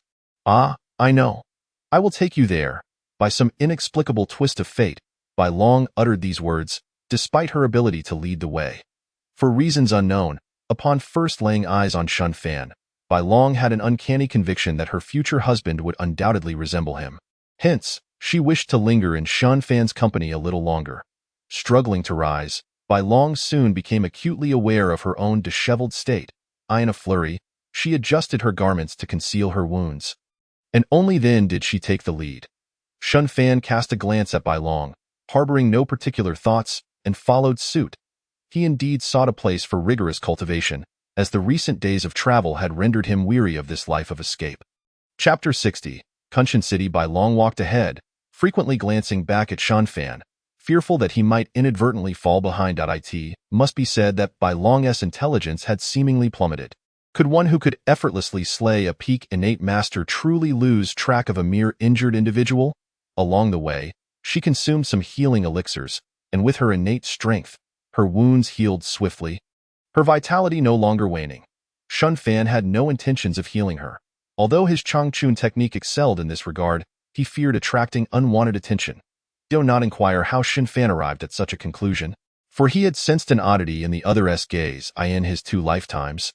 Shen Fan was well aware that such foolish expressions were characteristic of a woman in love. In response, Shen Fan chose silence. As they continued their journey, Bai Long nearly fully recovered.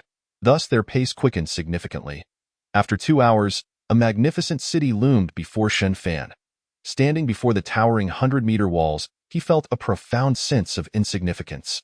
The city gate was adorned with the elegantly inscribed characters, Kunshan. This was the name of the grand city, Kunshan City, which ranked among the top 10 cities in all of Lanzhou. Strategically located on the borders of Lanzhou, adjacent to Yongzhou and Liangzhou, Kunshan City thrived as a bustling hub, drawing martial artists from various great states. Due to its convenient transportation, Kunshan City enjoyed a flourishing trade, leading to its wealth. Moreover, martial artists could easily procure the myriad resources necessary for cultivation, making Kunshan City uniquely accommodating compared to other cities. The synergy of commerce and martial arts fostered a plethora of martial factions, with many formidable warriors in abundance. The prominent forces within Kunshan City included the City Lord's Mansion, 2 gangs, 3 sects, and 4 martial arts academies. The City Lord's Mansion, which referred to the governing authority, stood resilient under the reign of the King of Lanling, its strength beyond question. As the official representative of the Daxia dynasty, the City Lord's Mansion wielded considerable power in every city, although recent years had seen certain lordships fall to the encroachments of feudal princes. Yet, those that survived were undoubtedly overseen by top-tier masters. The City Lord's Mansion in Kunshan boasted a transcendent lord, supported by several deputies at the Samadhi realm, which was a primary reason for its endurance, in addition to the City Lord's mansion. The two gangs were the Golden Blade Gang and the Iron Fist Gang, while the three sects comprised the Flowing Cloud Sect, the Emerald Spring Palace, and the Refining Evil Sect. The four academies included the White Rainbow Academy, the Celestial Ox Academy, the Black Shark Academy, and the Titan Academy. It wasn't merely Kunshan City. Many regions harbored martial factions, a movement propelled by the current national master, Xia Xianjin, aimed at promoting martial prowess among the populace. Ultimately, the intent was to satisfy the requirements of certain entities. Aside from the City Lord's mansion, which towered above the rest, the strongest among the remaining factions were martial artists at the peak of the true condensation realm, while those at the Samadhi realm were virtually non-existent. Thus, the power levels among other major factions were relatively comparable. Bai Long's father, Bai Hong, was the founder of the White Rainbow Academy, having risen to prominence over a decade ago, rendering him a legendary figure. Master of the Xian Gui Divine Fist, he had carved out a fearsome reputation. Recently, the leader of the Golden Blade Gang fortuitously broke through to the Samadhi realm and was eager to expand his territory. Naturally, the nearest target was the White Rainbow Academy, leading to escalating conflicts that had begun several months prior, reaching a fever pitch at present. This was also a significant reason behind Bai Long's ambush. Xin Fan's knowledge on the matter stemmed entirely from Bai Long's incessant chatter throughout their journey. Regardless of Xin Fan's interest, she eagerly divulged every detail she knew simply because he expressed a desire to learn about the city. Observing Bai Long's transformation into a naive sweetheart, Xin Fan found himself momentarily at a loss for words. Time and again, as he gazed into her fervent eyes, he was compelled to hold his tongue. At this juncture, Xin Fan had no intention of forming intimate relationships. In his eyes, his path was undeniably solitary. Brother Shun, Kunshan City harbors many factions. Though you possess formidable strength, it is prudent to exercise caution. Bai Long gazed at him with heartfelt concern. Despite their brief acquaintance, this man had etched himself into her heart, strong, handsome, and gentle in speech. What woman could resist such a man?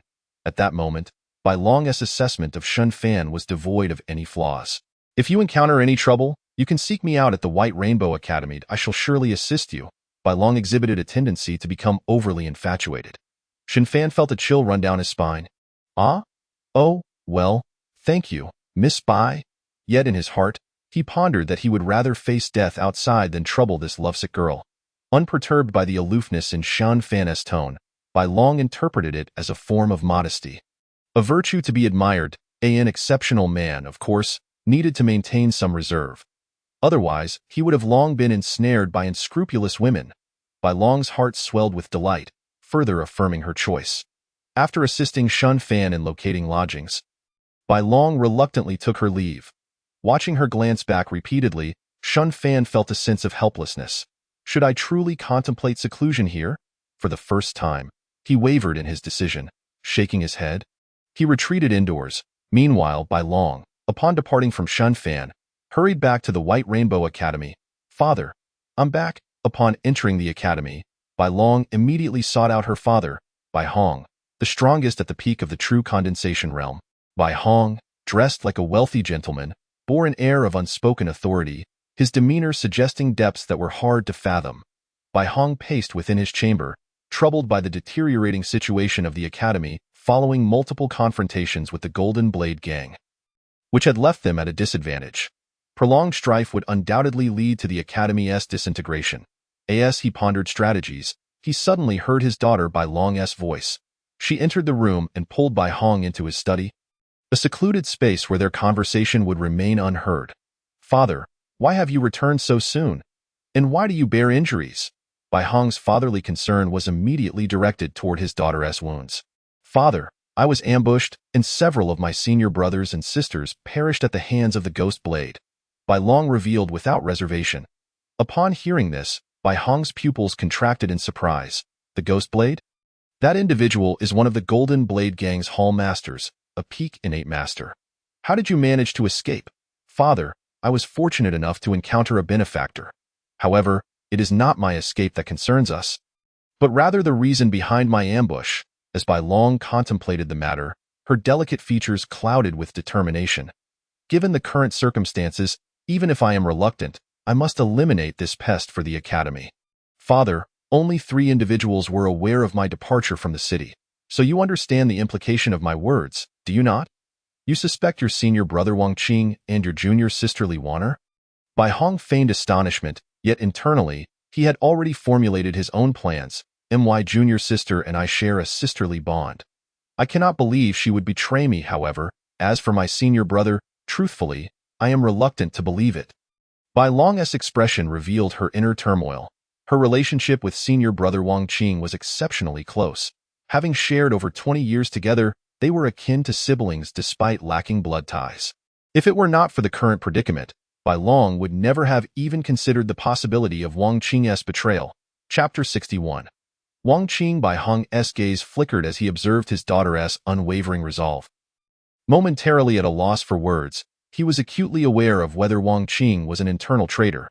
Yet, he could not explain this to Bai Long, as there were many underlying matters that could not be disclosed.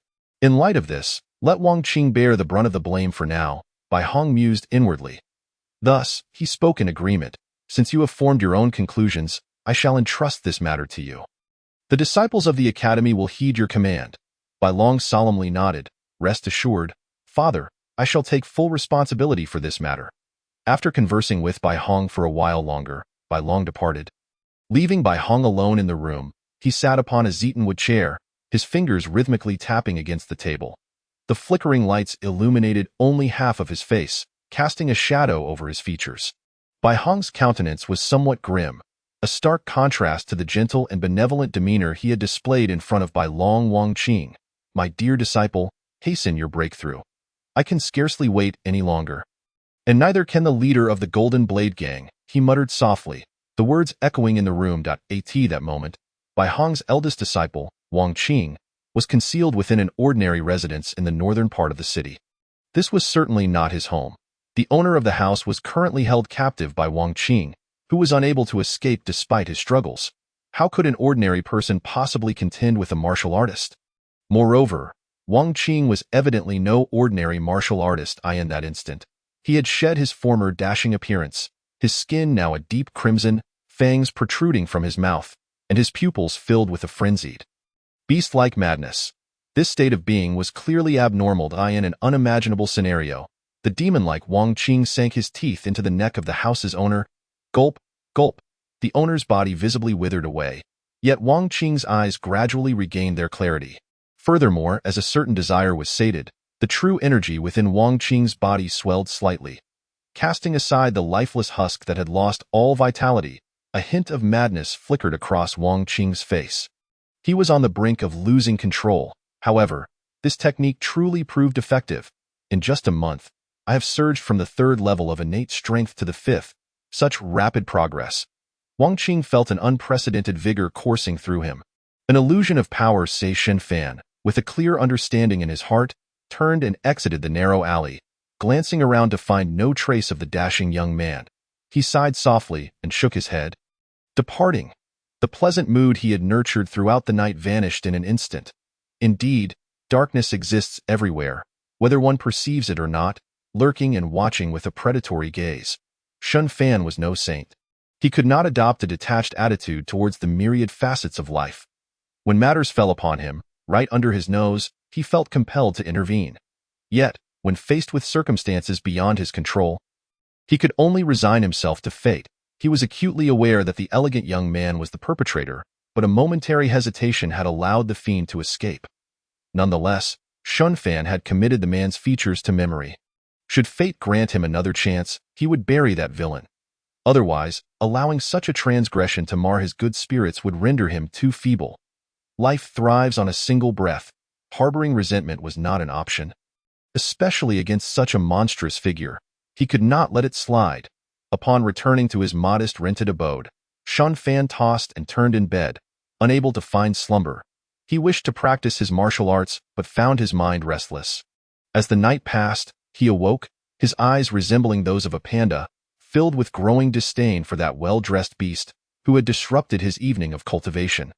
After a hasty breakfast, Shen Fan was taken aback to see a familiar figure loitering before his door. The visitor, clad in a white dress, possessed willow-like brows, peach blossom eyes, a delicate nose, and a pair of cherry-red lips that added a finishing touch to her appearance.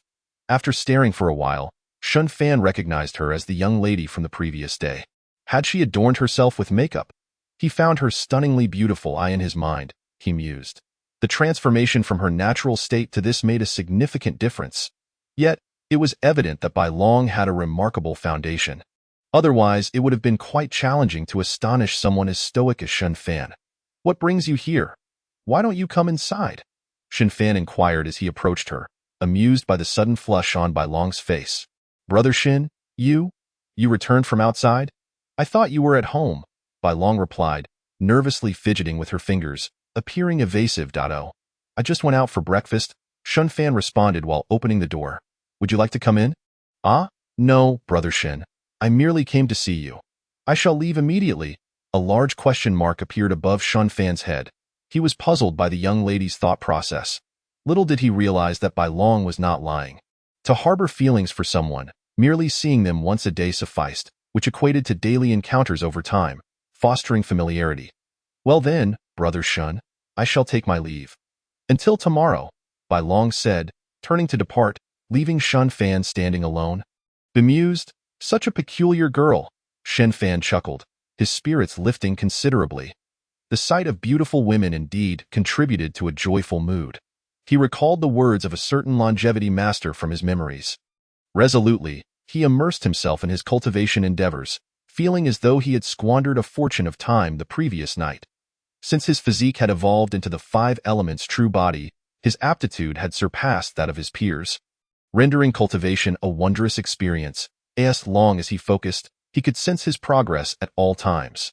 Upon reaching the Samadhi realm, a martial artist primarily seeks to unlock the power of the divine store within. To access this power, one must continuously expand the threshold of the divine store, thereby unleashing greater strength.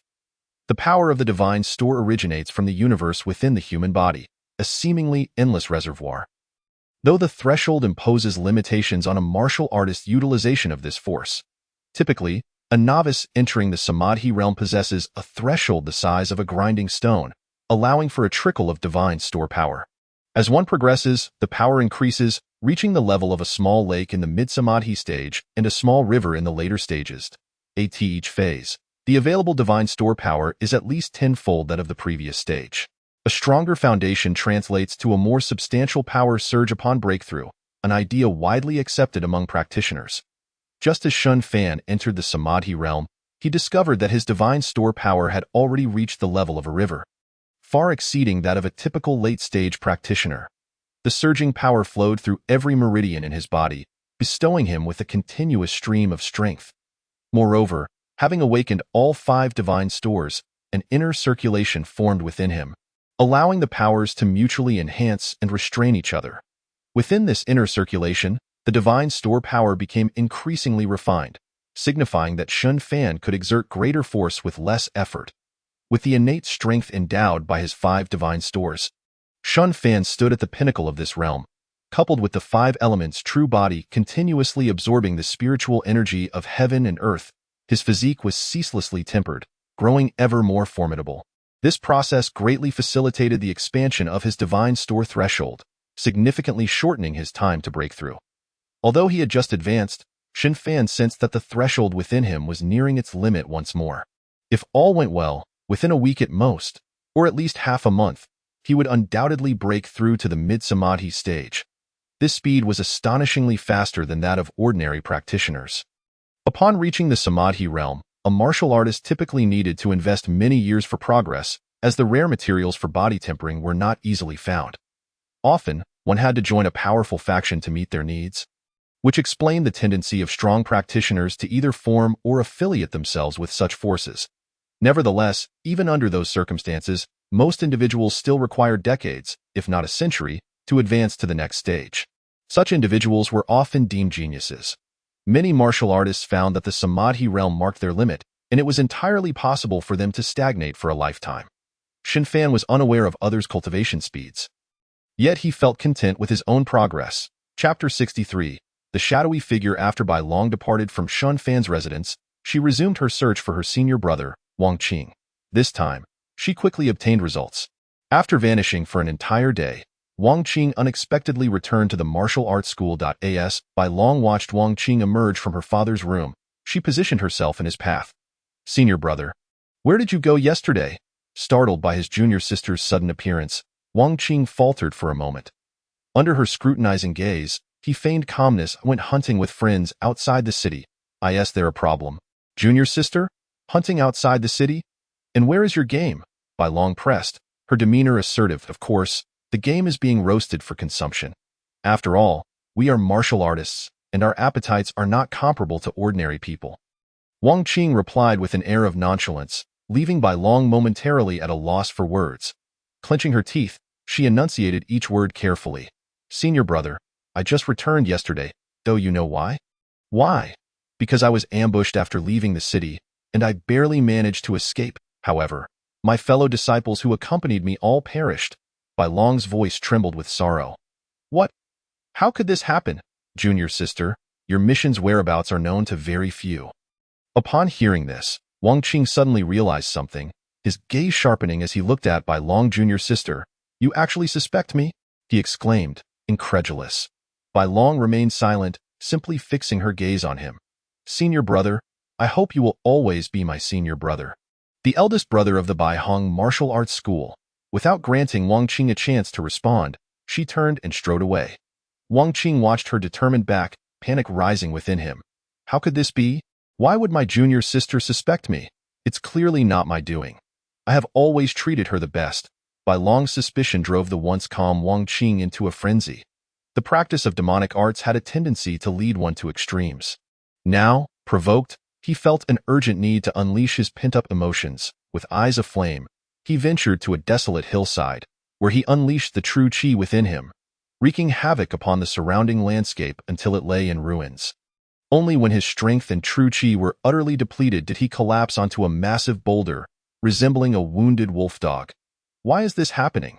How can my junior sister suspect me? I have always treated her so well. The demonic thoughts surged within him, and he realized. It was because he was too weak. If he possessed sufficient strength, who would dare to harm his junior sister in the shadows? How could the Bai Hong martial arts school have fallen to such a state? And his master would not be burdened with worry? Damn it, my power is simply too feeble. No, I must accelerate my progress. The essence of ordinary people's flesh and blood is far too scant. I require warriors, powerful warriors. Wang Qing's eyes turned bloodshot. His mind consumed by demonic thoughts, he roared defiantly towards the heavens. Nearby, a petite figure observed Wang Qing's anguish with a pained expression. Senior brother, you shouldn't be like this. It's not worth such suffering for that little wretch. I am the one who truly loves you. What right does Bai Long have to receive your and Master-S affection? Last time, I failed to eliminate that little wretch. But the Jin Dao gang is truly useless. However, next time, I will surely succeed. A petite figure concealed in the shadows, yet her countenance was rife with resentment and envy. Should anyone recognize her, they would undoubtedly identify her as Li Wanner, the younger disciple whom Bai Long held in utmost trust. Within the Bai Hong martial arts school, Wang Qing, Bai Long, and Li Wanner undeniably ranked among the most esteemed disciples. All three were raised under Bai Hong's tutelage. While Bai Long was his biological daughter, both Wang Qing and Li Wanner were orphans taken in by him. Growing up together, their bond could aptly be described as childhood sweethearts. Historically, Li Wanner had embodied a gentle and endearing innocence, devoid of guile, and shared the closest relationship with Bai Long. However, who could have foreseen that Li Wanner had developed feelings for her senior brother, Wang Qing, who appeared oblivious, instead favoring Bai Long. Thus commenced a betrayal fueled by love. Albeit somewhat melodramatic, yet this was the stark reality. Initially, Li Wanner was not so extreme. At least before the Jin Dao gang targeted the Bai Hong martial arts school, she merely existed in Bai Long's shadow. However, everything changed when she encountered a mysterious figure clad in black during a mission. This enigmatic individual claimed that the leader of the Jin Dao gang was on the verge of a breakthrough to the Samay realm, which indeed transpired a month later. He warned that the Jin Dao gang would set their sights on the Bai Hong martial arts school, a prophecy that soon came to fruition. The black-clad figure divulged numerous other truths, all of which materialized, earning Li Wanner's unwavering trust. The The primary reason behind Li Wanner's steadfast allegiance to the black-clad figure lay in his terrifying strength. He had only demonstrated his power once. Yet that singular display had thoroughly intimidated Li Wanner, who had recently attained the innate realm. The overwhelming aura he exuded extinguished any rebellious thoughts she harbored. Li Wanner reasoned that even her esteemed master, Bai Hong, might not withstand a single strike from him. Subsequently, Li Wanner began to follow the black-clad figure's orders. Her latest directive involved supplying ample intelligence to the Jin Dao gang, as one of Bai Hong's most trusted disciples. She was acutely aware of the various secrets within the martial arts school, fully cognizant that her actions would exacerbate the already precarious situation of the school. Yet, she felt she had no alternative. The black-clad figure had promised her that upon completion of this task, he would assist her in winning Wang Qing's affection and grant her power rivaling that of her master. Throughout the subsequent missions, the black-clad figure gradually fulfilled his promises. Li Wanner's strength soared, as if propelled by a rocket. Within mere months, she ascended to the pinnacle of the innate realm, thanks to abundant resources, with newfound power. Another ambition rose to the forefront of her mind. Consequently, Li Wanner betrayed Bai Long by revealing critical intelligence, aiming to eliminate Bai Long first to secure Wang Qing's heart. However, to her dismay, despite providing detailed information to the Jin Dao gang, they failed miserably. Had it not been for her reluctance to act personally, Li Wanner would have eagerly intervened. At that moment, witnessing Wang Qing's anguish over Bai Long, Li Wanner's hatred for Bai Long reached unprecedented heights. Unbeknownst to her, a crimson glimmer flickered in her eyes. A faint demonic urge stirred within her, compelling her towards increasingly reckless actions. Li Wanner was unwittingly succumbing to this dark influence. In truth, the black-clad figure had cultivated many like her. Orchestrating turmoil in Kunshan City from the shadows, in a concealed chamber, a masked figure in black quietly observed Li Wanner, who knelt before him. Master, the Jin Dao gang is utterly foolish. They squandered such a splendid opportunity. I wish to take matters into my own hands. Without eliminating Bai Long, I shall never possess my senior brother. Li Wanner's face contorted with rage, completely devoid of her usual charming demeanor. Yet, the black-clad figure remained silent. Merely watching her, the atmosphere thickened, an immense pressure enveloping Li Wanner, making her breaths increasingly labored. She realized this was her master's displeasure. Her gaze grew frantic, her head bowed, ultimately collapsing to the ground. As the pressure lessened, Li Wanner hurriedly exclaimed, "Master, I was wrong. I should not have harbored such thoughts. Your commands embody the very essence of my existence. I should not trouble you over trivial matters." Terrified, Li Wanner felt as if she had committed an unspeakable crime.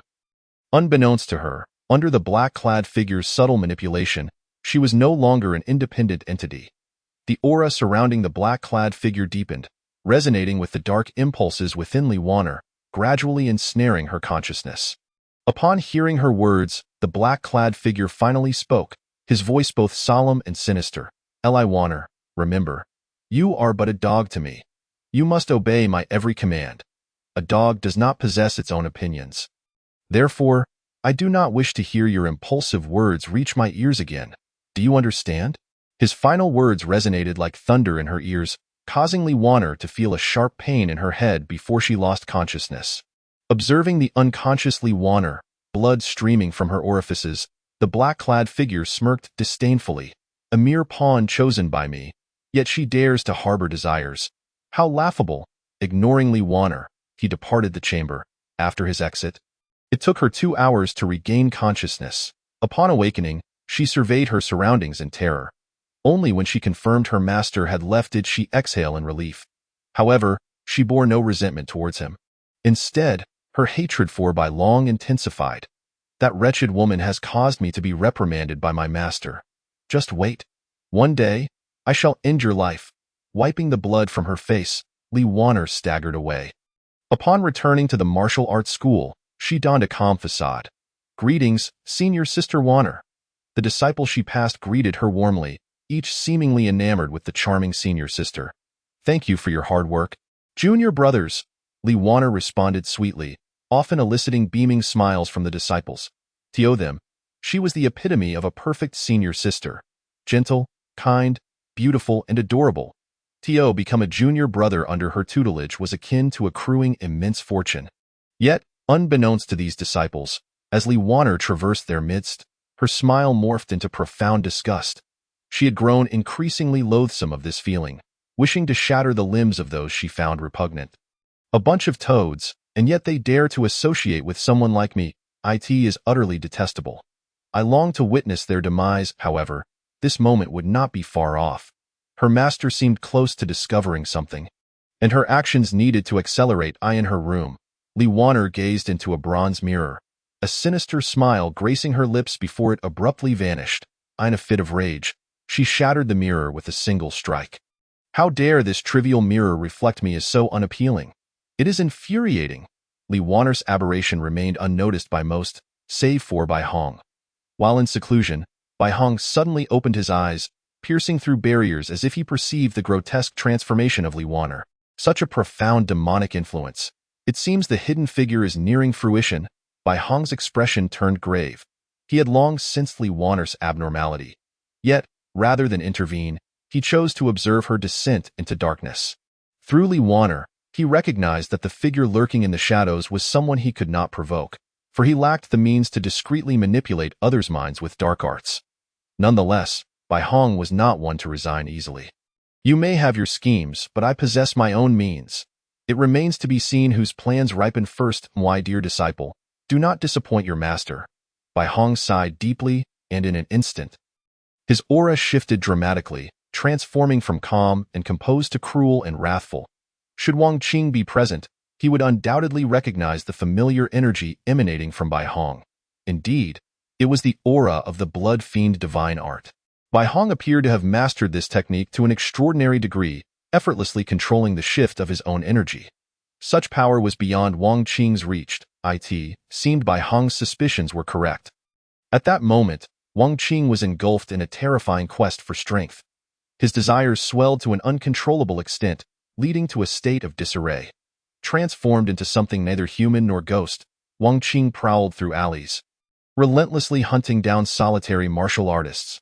With each victim he drained, Wang Qing's power surged, and the essence of warriors was far richer than that of ordinary individuals. Merely a dozen martial artists later, Wang Qing felt on the verge of a breakthrough. With reddened eyes, Wang Qing continued his pursuit of his objective. Kunshan City, a sprawling metropolis with a population in the millions, ranks prominently even among the entirety of Lanzhou. As the foremost power within Kunshan, the Lord's Manor naturally occupies the city's most prime location. The imposing and colossal architectural complex resembles a grand palace, and even the guards stationed outside exude an aura of formidable intimidation. In a dimly lit chamber, several figures clad in black gathered, sitting upright as if awaiting the arrival of a significant personage. Suddenly, a slow yet steady cadence of footsteps echoed from outside, prompting the black-clad individuals to rise in unison. With a creaking sound, the door swung open, revealing a young man with sword-like brows and starry eyes. Upon his entrance, the black-clad figures knelt in unison, proclaiming, "We pay our respects to the esteemed lord of the city. Wishing you boundless martial fortune." The young man nodded lightly before taking his seat at the head of the table. This seemingly youthful figure was none other than the most formidable expert of Kunshan City, Lord Wenqing. Despite his youthful appearance, Wenqing was nearing 8 centuries of existence. Had it not been for the extraordinary lifespan granted to superhuman warriors, he would have long since perished. Nevertheless, after consuming countless rare herbs and treasures, Wenqing's lifespan was still approaching its limit. Yet, he was unwilling to accept this fate. Having painstakingly cultivated to the extraordinary realm, he had been stuck in this stage for several centuries, a burden that was unbearable to him. Thus, in his quest for greater power and longevity, he began to practice dark arts. Constrained by his innate abilities and resources, Wenqing struggled to make breakthroughs in orthodox martial arts. However, the dark arts were different. They placed less emphasis on innate talent. As for resources, ordinary individuals often served as the best means to cultivate such arts. The vast populace of Kunshan City was an inexhaustible reservoir of resources, ripe for the taking. Chapter 65. Blood Fiend Divine Art as the Lord of a City. The dark arts Wenqing chose to practice were naturally formidable, acquired by chance from an ancient tomb. He held no doubt regarding the authenticity of this martial technique. Moreover, The Blood Fiend Divine Art is divided into a general outline and 9 levels, with the potential to reach the divine realm. Its high potential was merely one aspect that attracted Wenqing. Another was its ability to foster a unique form of mutual devouring among practitioners, allowing them to perfectly assimilate the strength of those consumed without any side effects. Hence, Wenqing unhesitatingly disseminated the first 9 levels of the technique. Without the general outline, the Blood Fiend Divine Art would suffer greatly from inherent flaws, making it prone to deviation and significantly reducing its potential. Mastering the first 3 levels would at most allow one to reach the pinnacle of innate warriors, while the first 6 levels would enable one to attain the peak of the true condensation realm. However, even mastering all 9 levels would only lead to the pinnacle of the Samadhi realm, with no possibility of transcending the extraordinary. This was precisely why Wenqing was so eager to spread the first 9 levels of this dark art. As a being of the extraordinary, he knew that no matter how powerful the practitioners of this technique became, they could never surpass him. Moreover, having mastered the general outline, he could indefinitely suppress other practitioners of the Blood Fiend Divine Art, devouring them to augment his own power. Of course, to achieve his goals, Wenqing recognized that he needed an increasing number of individuals to practice the Blood Fiend Divine Art in order to gather sufficient strength for a breakthrough. Thus, he instructed several of his deputy city lords to discreetly manipulate the dynamics within Kunshan City. He also arranged for the technique's transmission to certain select individuals, granting them the chance to seize this life-altering opportunity. In doing so, the initiative of these individuals would be fully engaged. Moreover, through their hands, the Blood Fiend Divine Art would spread even further, naturally drawing in more and more martial artists to become his intended prey. To avoid complications, Wenqing planned to exclusively target the most elite practitioners of the Blood Fiend Divine Art, even justifying his actions as purging evil and upholding justice. This way, he could maintain a facade of both reputation and strength. It could be said that this was an almost flawless plan. Over the past 6 months, everything unfolded as Wenqing had anticipated. Leaders of various major factions had even begun practicing the Blood Fiend Divine Art. After all, how else could the leader of the Golden Blade Gang have inexplicably broken through to the Samadhi realm? If he truly possessed such talent, why had he not done so sooner? This individual represented a prime opportunity for Wenqing to further promote the Blood Fiend Divine Art by leveraging the Golden Blade Gang to help eliminate the Baihong Martial Arts School. Only then could a perfect example be established. With a striking case in point, how could those hidden practitioners of the Blood Fiend Divine Art continue to hold their composure? Even if they understood the malevolence of the technique, they would still inevitably be tempted by the allure of power and strength, following the path Wenqing had laid out for them. Now, what news do we have?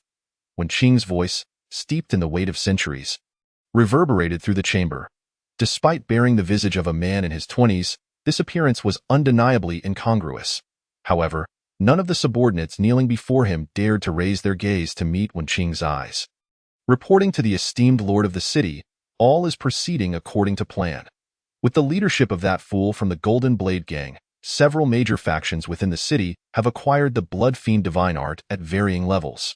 According to reliable intelligence, some hidden old-timers have also begun to engage with this technique. The black-clad figures respectfully relayed the recent developments, their expressions filled with reverence. Excellent, this is splendid news. With this, my plans will soon be set into motion. Should my endeavors succeed, you shall be the greatest contributors. Rest assured, I shall not let you down. You too shall partake in the bounty of the blood feast. Gazing upon his kneeling subordinates, Wenqing expertly wielded both the stick and the sweet date, manipulating their hearts with unparalleled finesse. Indeed, upon hearing Wenqing's words, the individuals on their knees became animated. As practitioners of the Blood Fiend Divine Art themselves, they understood precisely what a blood feast entailed and recognized its immense significance. A worthy blood feast could spare them decades of arduous cultivation. This signified that greater power awaited them. Who could resist such an enticing prospect? Rest assured, my lord, I shall devote myself entirely to your service. They collectively proclaimed, eliciting a satisfied nod from Wenqing. After assigning various tasks, Wenqing departed, leaving the others to exchange glances before departing themselves. As the right-hand men of the Lord, these black-clad figures were the deputy city lords, their Samadhi realm prowess rendering them nearly invincible within Kunshan City. Thus, the dissemination of the Blood Fiend Divine Art could proceed smoothly.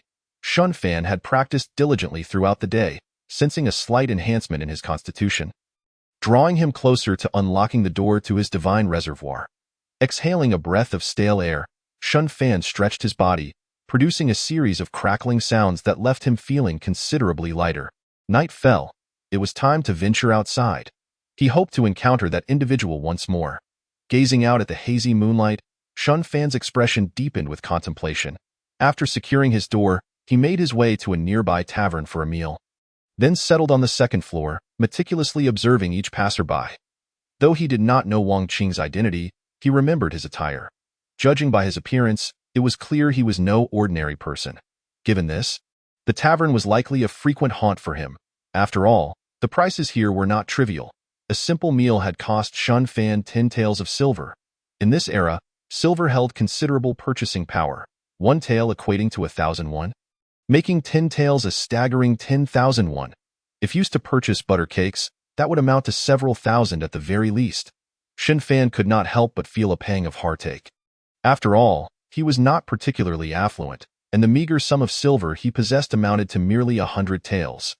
This was all that he had salvaged from the Black Wind stronghold. However, the thought of the owner of the fried dough shop departing forever left him despondent, for he feared he would never again savor such delectable fried dough. Raising his cup, he downed its contents in one swift motion, the fiery sensation causing his eyes to sting slightly. At that moment, a furtive martial artist on the street caught Shun Fan's attention. Although he did not recognize the individual, he sensed a familiar aura of martial arts emanating from him. Shun Fan's gaze sharpened, and he rose quietly to follow. He believed that tailing this person would undoubtedly yield some rewards.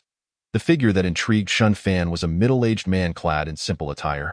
Judging by his demeanor, it appeared he had just broken through to the innate stage. Reflecting on this, Shun Fan shook his head slightly.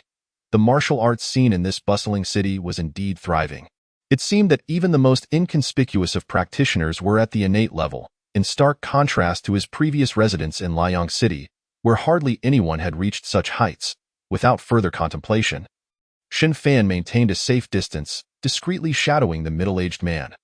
The latter meandered aimlessly through the streets, neither shopping nor indulging in food or drink, merely wandering. Yet, his gaze remained fixated on weaker martial artists, who had only just embarked on their martial journeys, as if he were deliberately closing in to eavesdrop and extract information. Shun Fan found this behavior peculiar, sensing that the man was engaging in a game of espionage, with the middle-aged man seemingly tracking others as he himself was being followed. Before long, the middle-aged man selected what he deemed the most suitable target, a bone-forging martial artist. The middle-aged man. This individual was almost insignificant, and the fact that he appeared to be alone was a crucial factor in his selection. Observing the man's excited, almost deranged expression as he identified his target, Shun Fan hesitated, fearing he might witness something distasteful. The thought of a male perpetrator preying upon another sent a shiver down his spine. Nevertheless, he pressed on.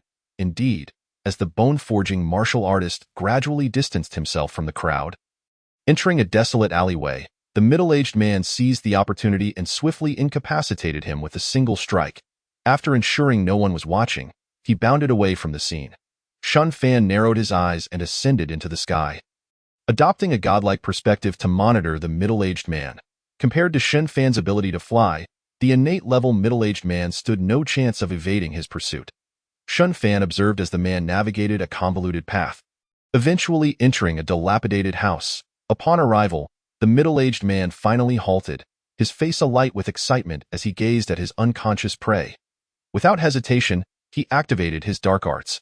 Suddenly, a ghastly creature with a green face and sharp fangs materialized. And compared to Wang Qing, the dark arts this man wielded were evidently more incomplete, with even more startling side effects that transformed him from a man into a fiend. Watching the middle-aged man's grotesque transformation, Shun Fan felt a sense of relief wash over him. It seemed he would be spared the sight of something truly unsightly. Strangely, he also felt a tinge of disappointment. Under Shun Fan's watchful gaze, the middle-aged man sank his teeth into the neck of the bone-forging martial artist, and in an instant, the latter was drained to the point of desiccation, while the middle-aged man appeared entranced, licking the blood from his lips, a sight more reminiscent of a true monster than any mere ghoul. As Shun Fan beheld the familiar demise of the bone-forging martial artist, his eyes narrowed. He quickly concluded that even if the middle-aged man was not the one responsible for the death of his intended target, there was still a significant connection between them. Thus, Shun Fan acted swiftly, shattering the man's dantian before he could fully relish his newfound power. For an innate martial artist, having one's dantian destroyed meant the complete obliteration of their martial abilities. Like a ragdoll, the middle-aged man was sent flying, crashing against the earthen wall. He reverted from his ghastly form, gazing at Shun Fan with a look of sheer terror, his mouth opening as if to speak. But no words emerged. The mere hint of Shun Fan's presence felt as oppressive as a mountain, and he understood that in the face of such an entity, resistance was futile. The abrupt reversal of fortune left the middle-aged man with a bitter smile as he gazed at Shun Fan, who resembled a deity. "My lord, please end my life, but spare my family. They are innocent and unaware of my foray into dark arts."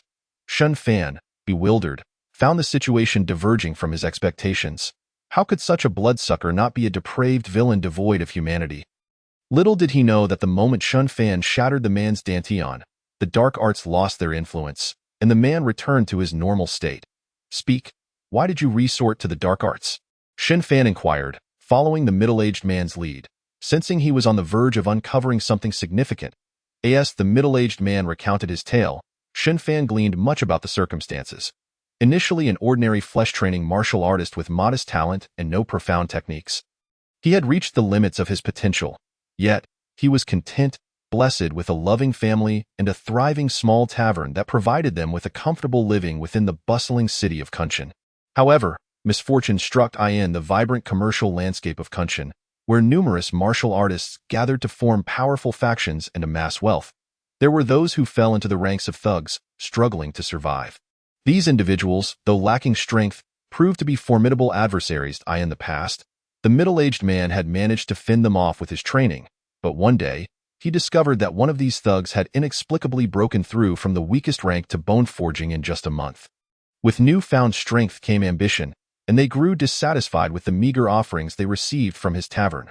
This led to a confrontation. Utilizing the connections he had cultivated, the middle-aged man successfully diffused the immediate crisis. But he understood that unless he elevated his own power, these thugs would not relent.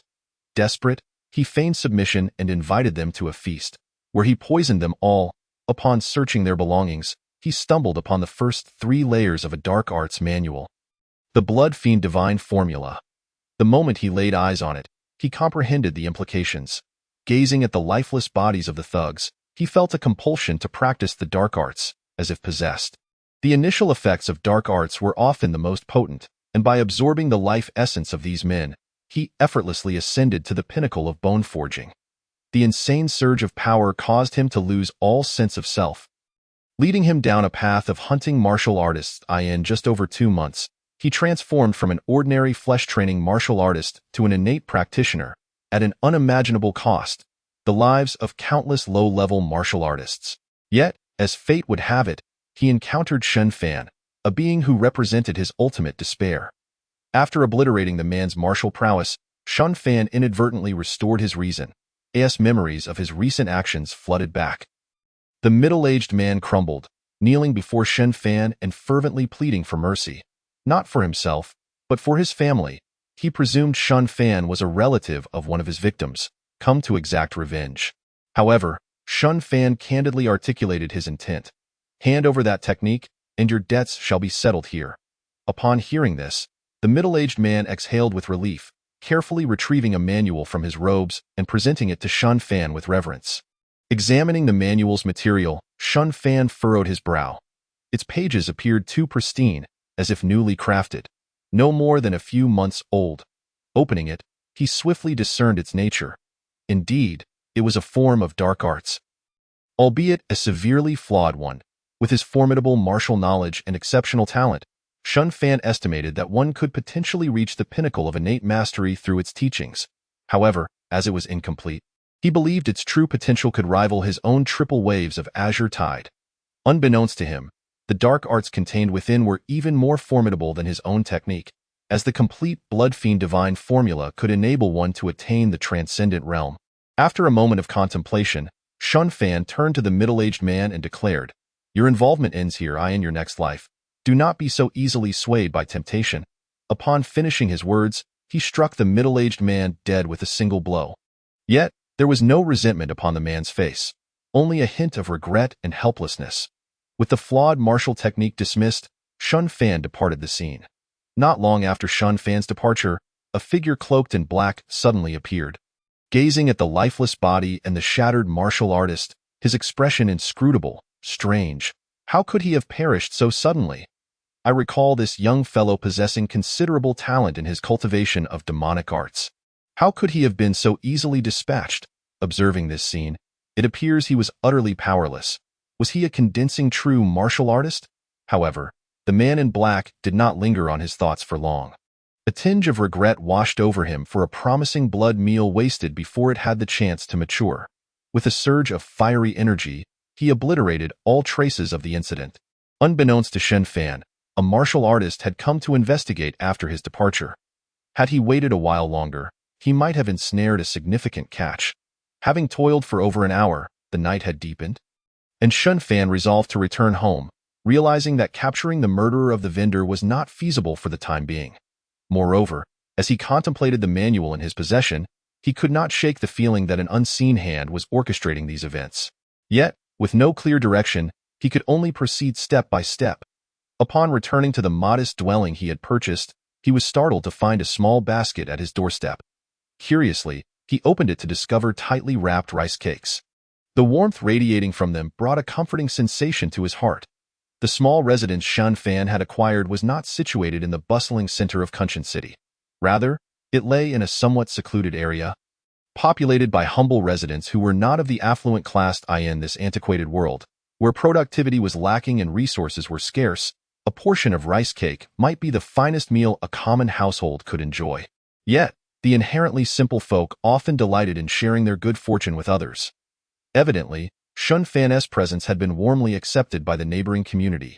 As he unlocked the door, the creaking of the hinges startled a few nearby dogs. Illuminating the dwelling of a neighboring family, a man, draped in a thick linen robe, emerged with an oil lamp in hand. Upon recognizing Shun Fan, the tension in his demeanor dissipated. "The young lad has returned. That is the son of Xingjia's second child, now 10 years old. The rice cakes distributed among us neighbors are utterly delicious. You must savor them." "Certainly, thank you. I shall pay a visit next time." Shun Fan replied, "No need for such formalities.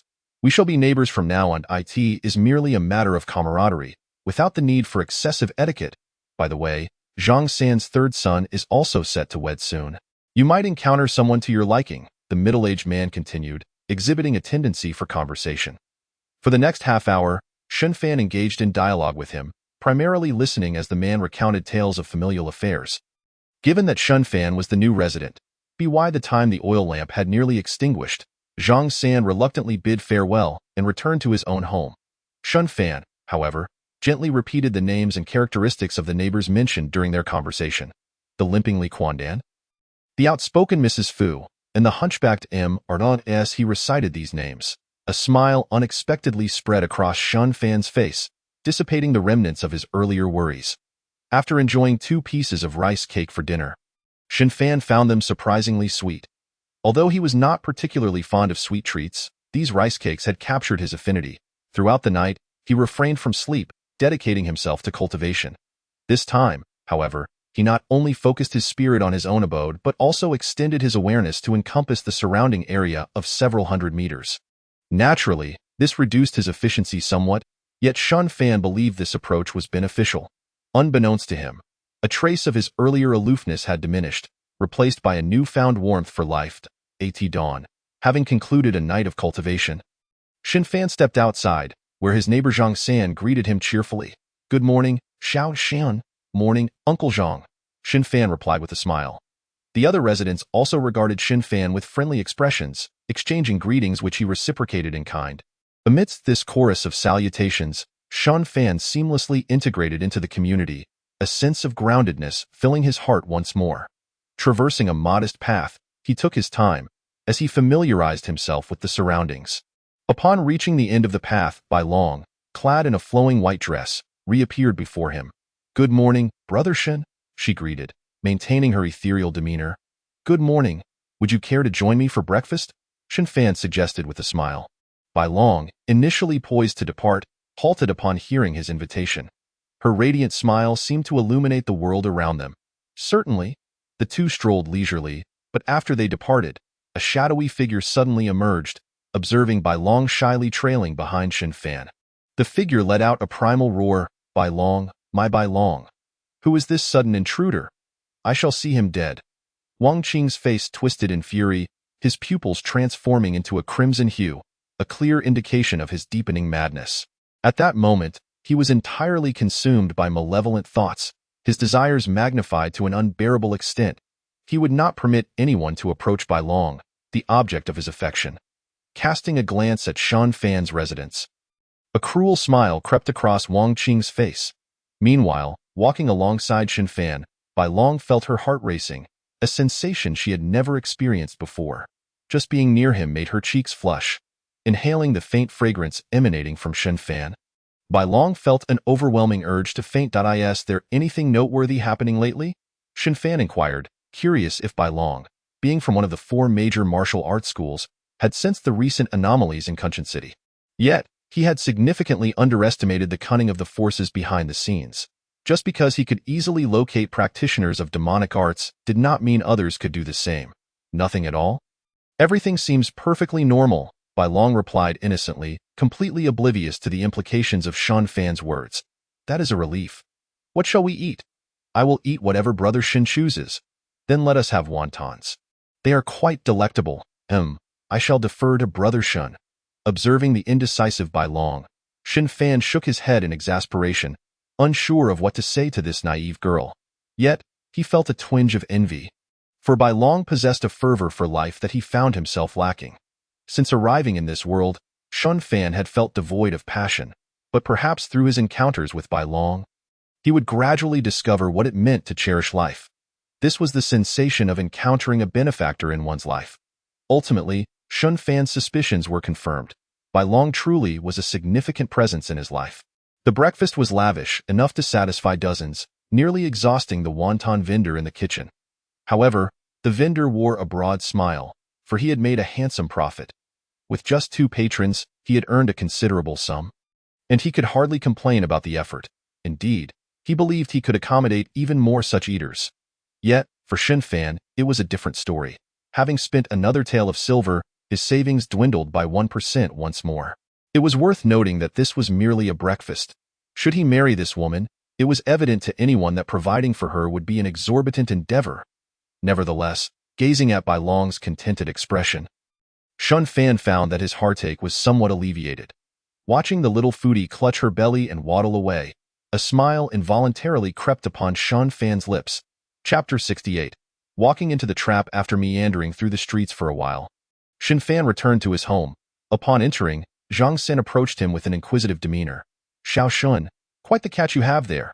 Which family does that girl belong to? She is truly a vision." Finding this overly familiar uncle amusing, Shen Fan decided to indulge him. "Uncle Zhang, she is not just anyone.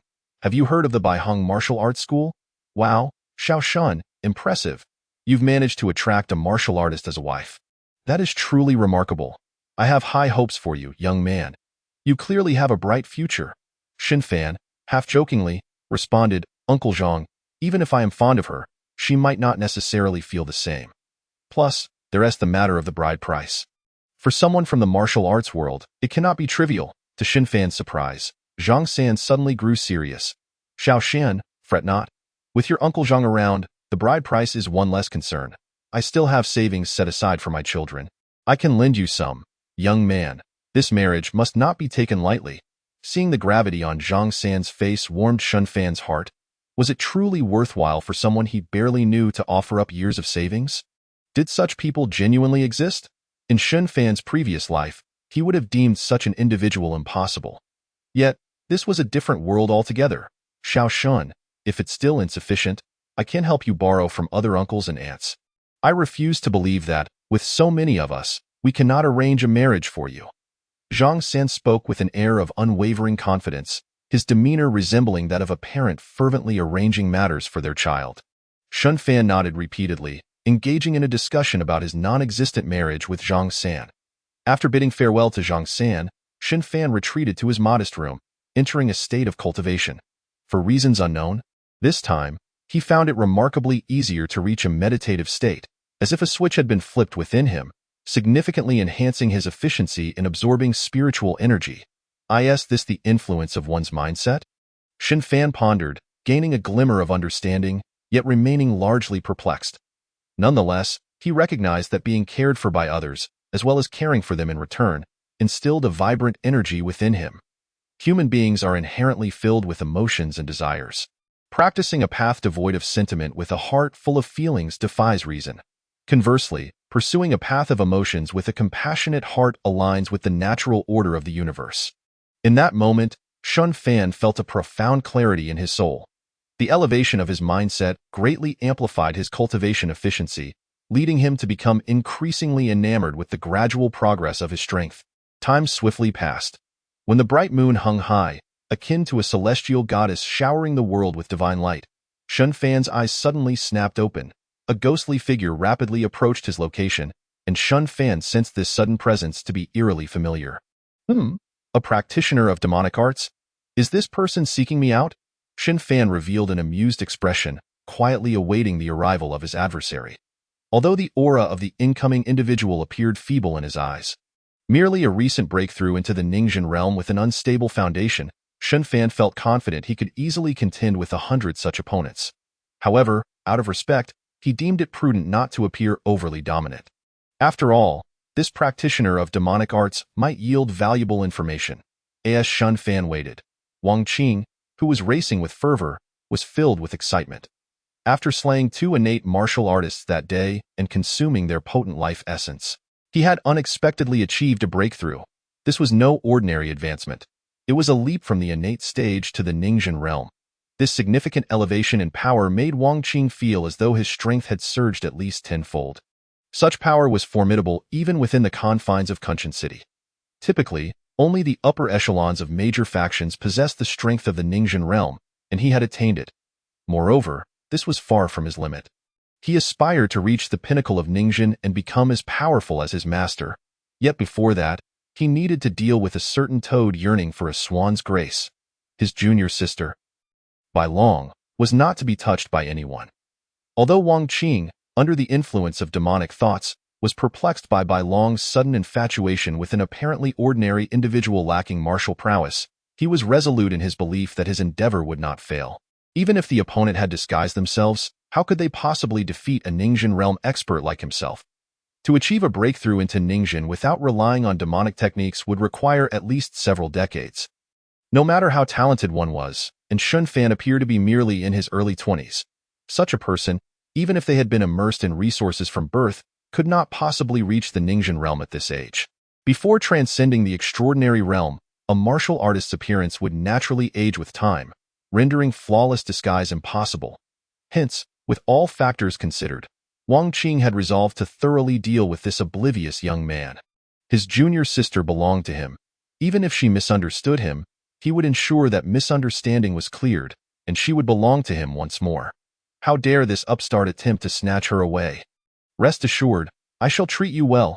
Recalling Xin Fan's remarkably handsome face, Wang Qing felt his male pride trampled upon. Consequently, he quickened his pace. Moments later, he transformed into a shadow, stealthily infiltrating Xin Fan's room. Observing Xin Fan seated cross-legged on the bed, Wang Qing revealed a sinister smile. He slowly approached Xin Fan, extending his sharp claws, ready to aim. Xin Fan's complexion appeared somewhat grim. This time, he deliberately kept his distance, allowing Wang Qing to fully embrace his role as the guide. After the passage of a fragrant incense stick's time, Xin Fan halted before a martial arts hall, gazing at the elegantly inscribed characters by Hong on the plaque. He couldn't help but let out a wry smile before swiftly entering. Today, irrespective of who sheltered this malevolent martial artist, he was determined to eliminate him. He proclaimed, "Even Jesus cannot save him." Meanwhile, Wang Qing wasted no time in seeking out his most trusted mentor, Master Bai Hong. "Master, please save me. Someone is trying to kill me."